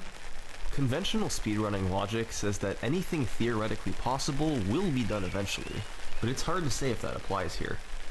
Most in the Mario Kart Wii community don't see it as a humanly possible trick, even though none of the moves themselves are technically impossible. Right now, it just seems a little bit out of reach. The next shortcut, on the other hand, is absolutely out of reach. This is Dry Ruins.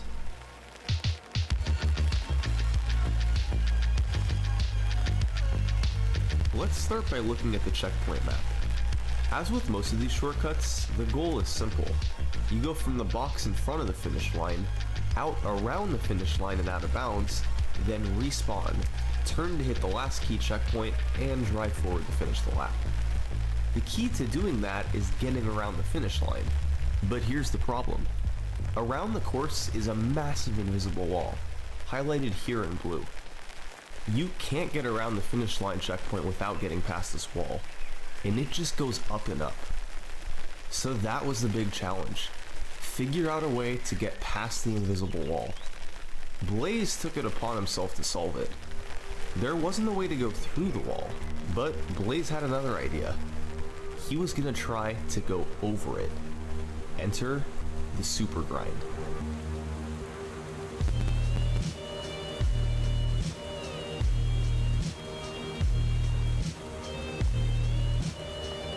A super grind is a form of rapid fire hop abuse. You do the normal hop inputs on every other frame, but add in alternating between neutral and a direction on the control stick. This causes your horizontal speed to build up as well as changing your bike's rotational angle, so when you eject off the ramp, you get sent high in the air. By then doing a wall clip off of the rock, you go even higher and can eventually make it up over the invisible wall and out of bounds. The rapid fire hop abuse makes this impossible to do humanly, but on January 16th, Blaze managed to get a 27-second lap in a task. That made it 2 ultra shortcuts discovered in January 2020. Just 1 month into the year, and 2 more tracks were already broken. The discoveries did slow down for a few months after this, as February and March came and went without any new ultra shortcuts. But in April, the 3rd ultra shortcut of 2020 was revealed. And this one had been in development for a long time. This is Bowser Castle 3.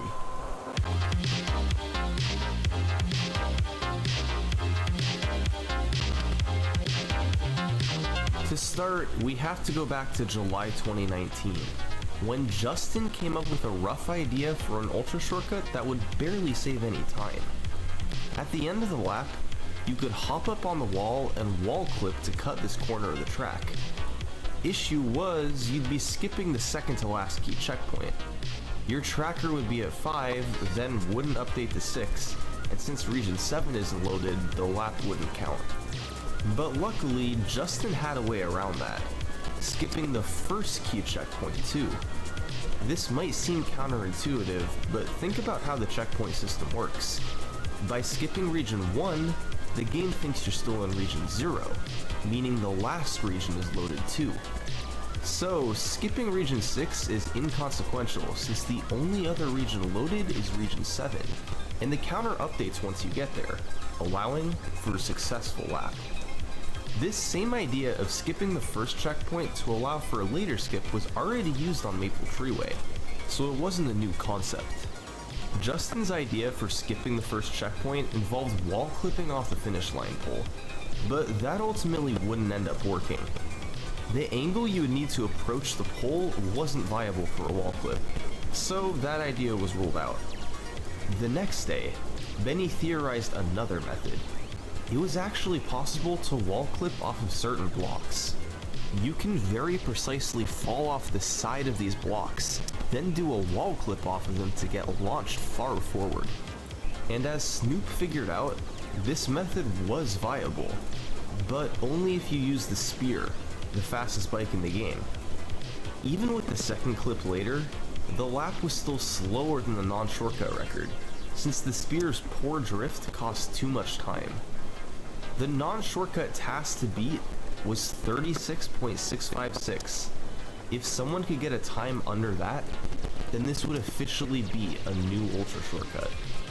Estoloy 62 and Curio would later prove that the first skip was possible with the Flame Runner, the bike typically best for getting fast times. That opened the door to maybe turning it into an official ultra shortcut, but when Akari and Monster lowered the non-shortcut task down by half a second in October, that put a bit of a damper on things. But a few months later, a group of taskers came back. They felt that if they could just find a bit of time to save, they could make this ultra shortcut a reality. So they got to work. The time to beat was 35.936.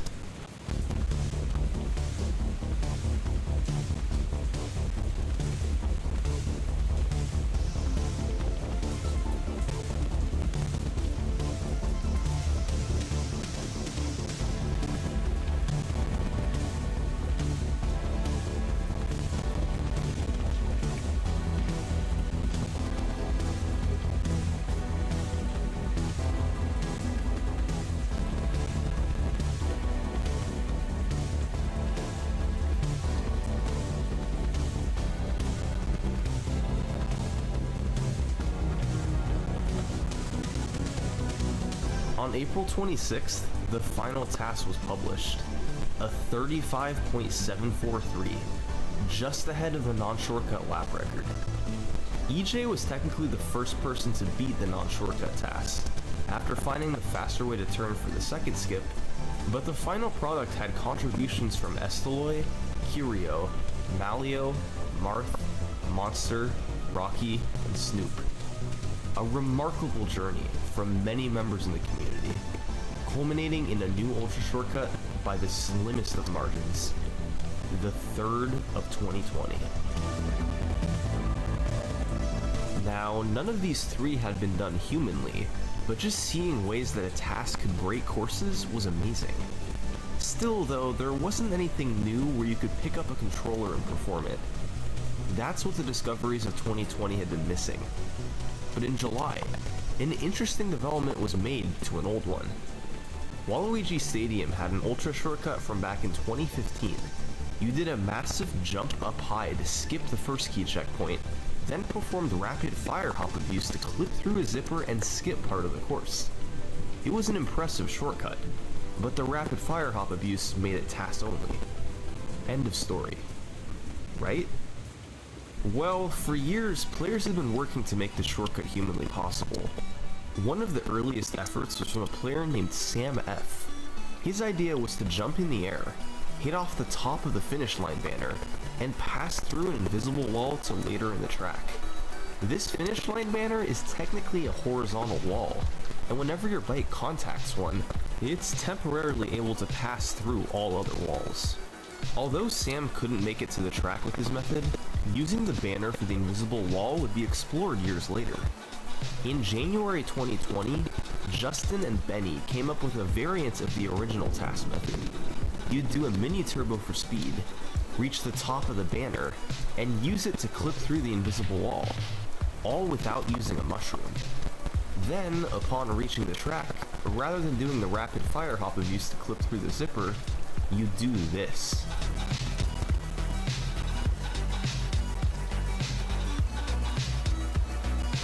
Believe it or not, this second part of the shortcut was viable.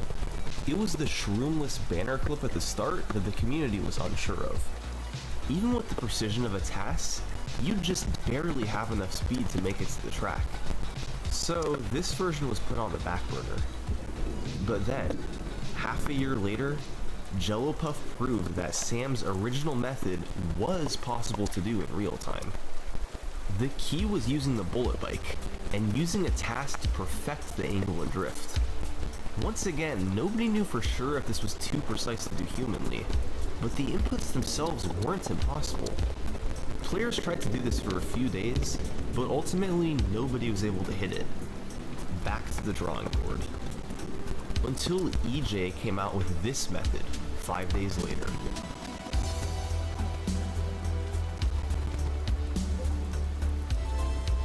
It was similar to Justin and Benny's method, but had much more leeway. You would use a mushroom to make it up to the banner, then clip to the left and have your front tire hit the dirt. By then hopping, your bike will bounce to the right, just enough to make it to the course. You could then turn around, hit the last key checkpoint, and finish the lap. Right away, people figured this would be humanly possible. The question was, who would pull it off first? Well, just 3 days later, that question was answered. The player's name was Logan, and he managed to time the hop perfectly and land out of bounds to get a 1:48 3-lap record. This was effectively the same as the task version, but he had to waste some time getting picked up rather than landing right back on the course. This record would eventually be lowered to 1:43 by not having to respawn, but there's still potential to take quite a bit of time off of it. It's possible to do this shortcut 3 times in a race, using 1 mushroom per lap. But given the difficulty of doing this just once, it's a bit of a long shot. There's also been attempts to hit Sam's original method, which would be faster, but nobody's been able to yet. If either of those 2 tricks are hit, Waluigi Stadium's record could still be crushed. But as it turns out, the improvements to old strategies weren't done. Let's take a look at Ghost Valley 2. This one's pretty small, but looks impressive. The original Ghost Valley 2 shortcut was discovered in 2009, and involved doing a wall clip off the finish line pole to skip further in the track. But 6 years later, this shortcut was improved by, of course, none other than Blaze. After landing from the first wall clip, you could turn around and do a second one off of these blocks, say to the end of the lap. The checkpoint map shows how this works. By leaving from the finish line box, the game still thinks you're in region 0. So skipping to later in the track is no issue.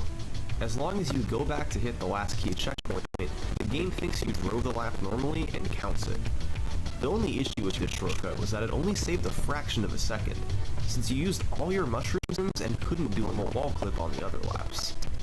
Even though the second part was humanly possible, doing it fast enough to save time was tough. For years, nobody was able to do it in a 3-lap record. But finally, in October 2020, Logan did it, beating the old record by just a 1/10 of a second. And to this day, nobody else has been able to pull off both wall clips in a world speed run. So that makes 5 ultra shortcuts or ultra shortcut improvements pulled off in 2020. These shortcuts have a wide range of human viability. Some are tricks humans can regularly perform, like Shy Guy Beach or Ghost Valley 2. Others will never be pulled off in current state. Courses like Dry Ruins have tricks that make them impossible. One of those task-only shortcuts was N64 Bowser's Castle. I mentioned before how the trick involved rapid fire hop abuse to get over the wall. Alternating tapping the hop button on every other frame 30 times per second isn't humanly possible. So, any trick that requires this can't be done outside of a task. But remember what I said before? The rapid fire hop abuse made it task only. It was impossible to do this humanly. What was possible? Keyword was. In November 2020, Tasker CF came back to take another look at N64 Bowser's Castle, looking for a way to bypass the rapid fire hop abuse. And sure enough, he found a way to make the ultra shortcut humanly possible. This is the barrel roll. This was a trick discovered the same year the game came out, back in 2008, but wasn't fully explored until many years later. You have to go up on a wall, then do a wheelie while you slowly fall over the edge.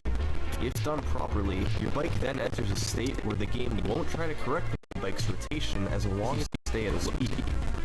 Then, while in the barrel roll state, you can wind yourself up with the finish line. By using a mushroom, the game will try to quickly correct the rotational angle. And just like with rapid fire hop abuse, this causes your bike to snap back to normal, allowing you to go over the wall and clip off the finish line pole. The end result is exactly the same as with rapid fire hop abuse. The difference is, now you don't need to button mash like tasks. But doing this trick was still unbelievably precise.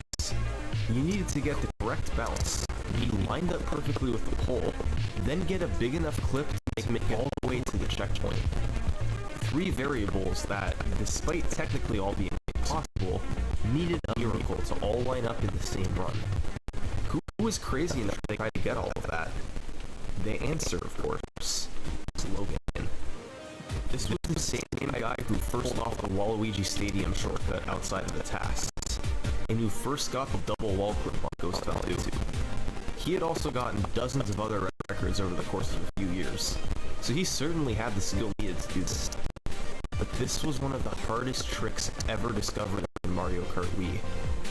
These were the tests in the winter of 2020.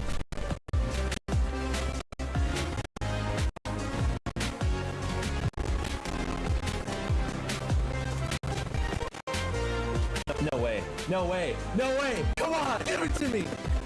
No.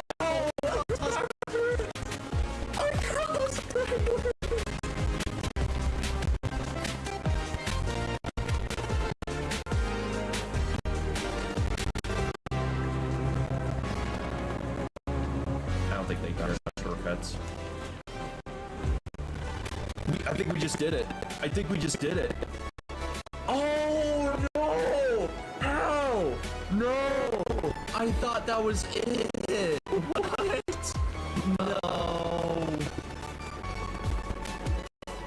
Turn out on this. I need a new track. Never mind. No, come on, please, one time. Oh, come on.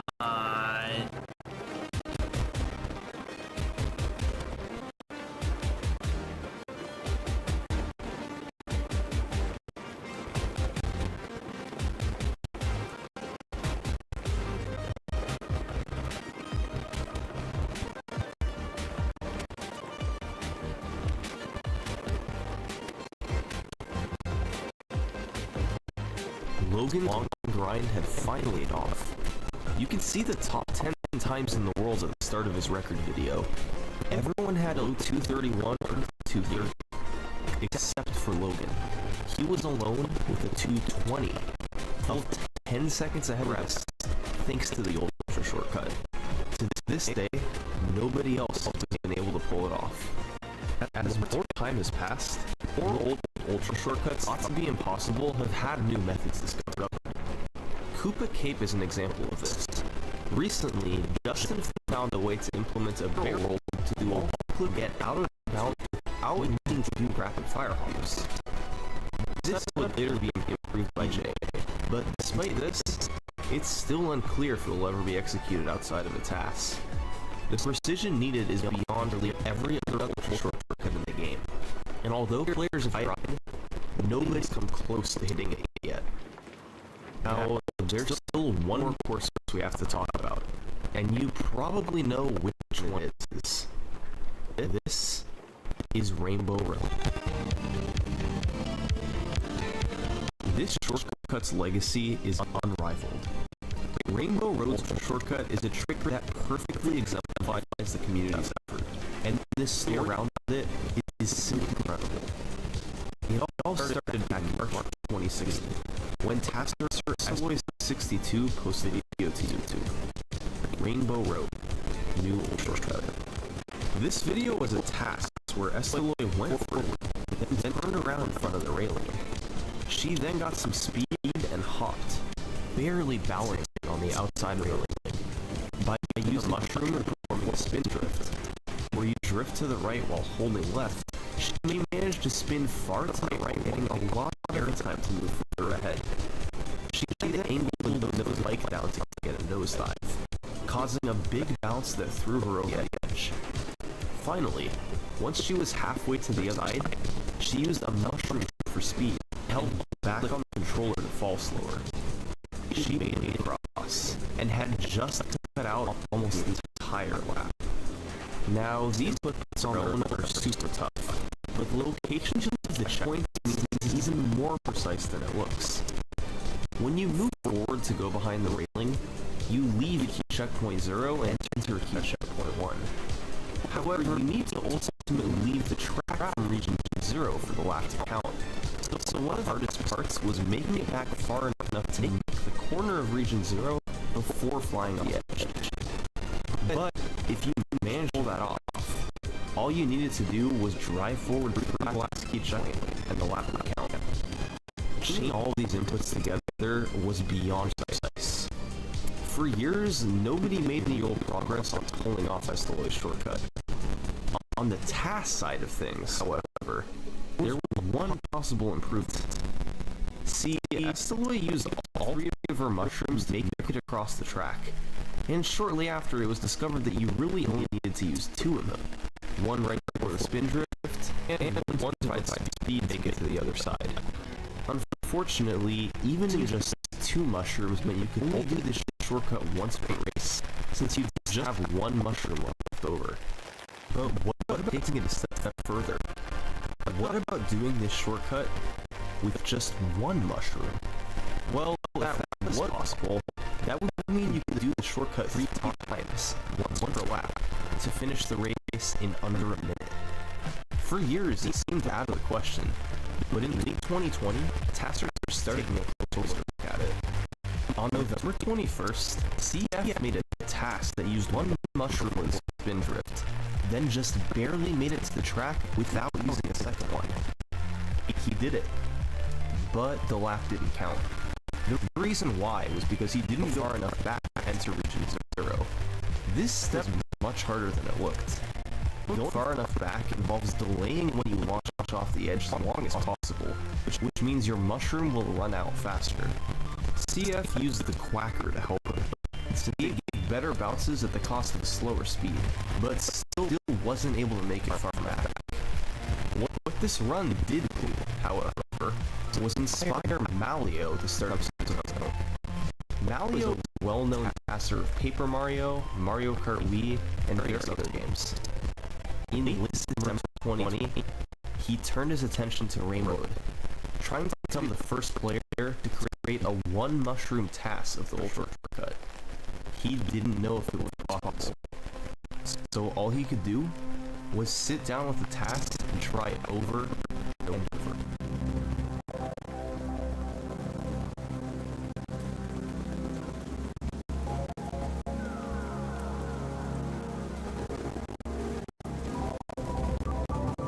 Oh my god, this might actually happen.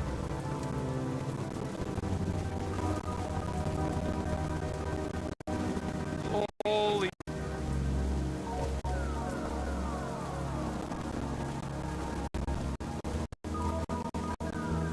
Holy fuck, that's so close. Oh my god. This is happening, this is happening, this is happening.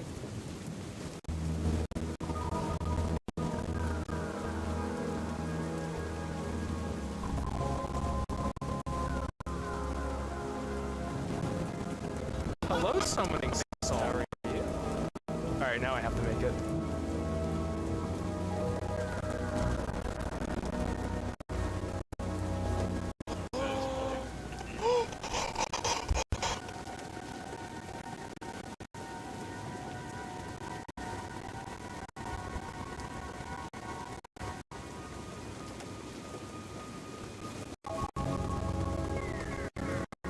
On December 28th, 2020, Malio proved that the 1 mushroom shortcut was possible. Rainbow Road's Ultra Shortcut could now be done on each lap.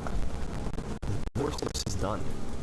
Mario Kart Wii did its best to make players drive normally, but thanks to the efforts of so many in the community, it was overcome. Rainbow Road has been fully broken.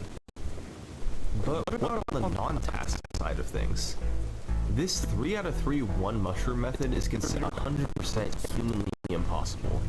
Partly because of its precision, but partly because they briefly did rapid fire hop reviews as well. That rules out any human ever performing the Rainbow Road shortcut 3 times in a race, and beating the course under a minute. At least for now. But what about the normal shortcut? Well, after Esteloy discovered it, this trick was assumed to be humanly impossible. Community members proclaimed that it would never be done, because the precision was way beyond the ultra shortcut. Each step of the trick had its own set of insanely precise inputs that would need to be performed.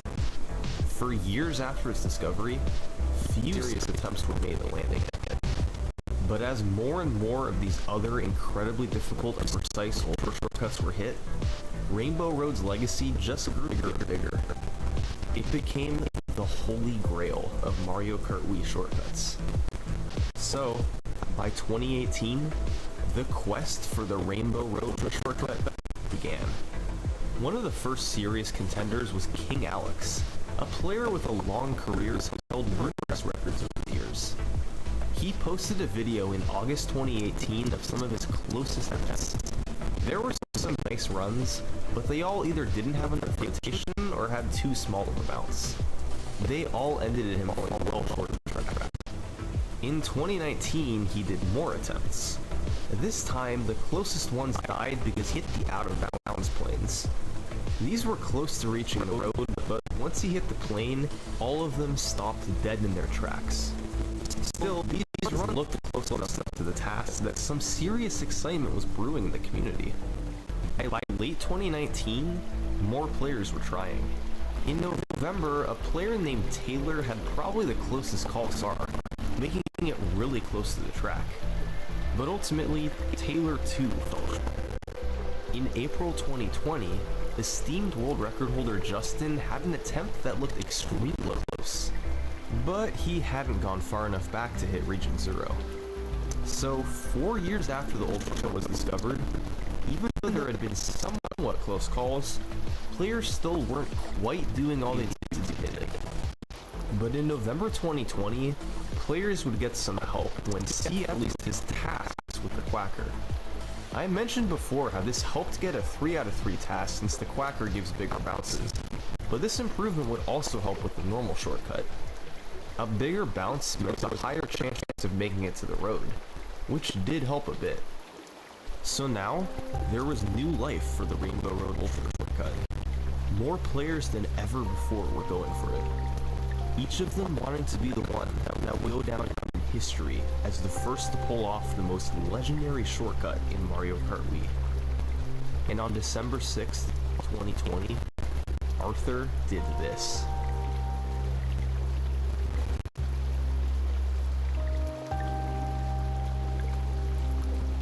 But the lap didn't count. He had just missed going back far enough to reach Region 0. A YouTuber named Windbag4 posted a demonstration that had a green line to represent where Arthur needed to go for the lap to count. As you can see, he barely missed making it, so the checkpoint didn't update. This tiny distance was how close Arthur came to making history. The very next day, a player named Core became the second person to cross the gap of Rainbow Road. But he too didn't go far enough back. It seems that he was a few pixels closer than Arthur to hitting Region 0, but he still didn't reach it. That was 2 players in the same week who made it across the gap, but just couldn't get the lap to count.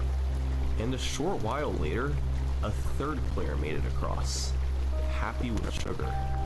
He too reached the other side of the road, but wasn't far enough back to get the lap skip. And unlike Arthur and Core, Sugar would go on to repeat this feat 5 more times, leaving him with half a dozen skips that didn't count the lap. Yeah, y'all see that? It's number 6. It's not a lap count. Don't get too excited. That was the real hard part of this Ultra shortcut.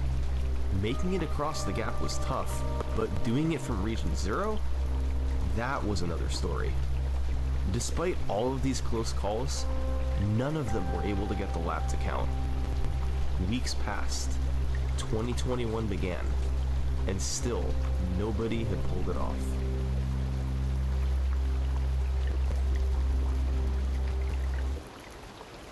At this point, the Rainbow Road Ultra Shortcut had stood the test of time for 5 years. Thousands of attempts from dozens of different players. In my first Mario Kart Wii video, I made a sincere statement. The Rainbow Road Ultra Shortcut would one day be pulled off. The only question was, who was going to be the author? Well, turns out, I was pretty close.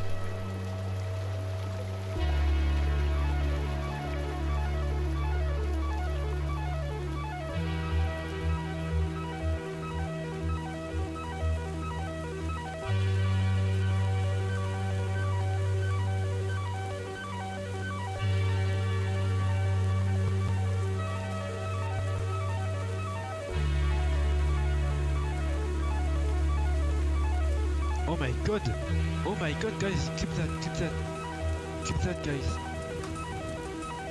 Oh, wait,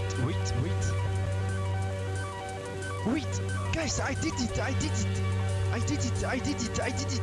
it.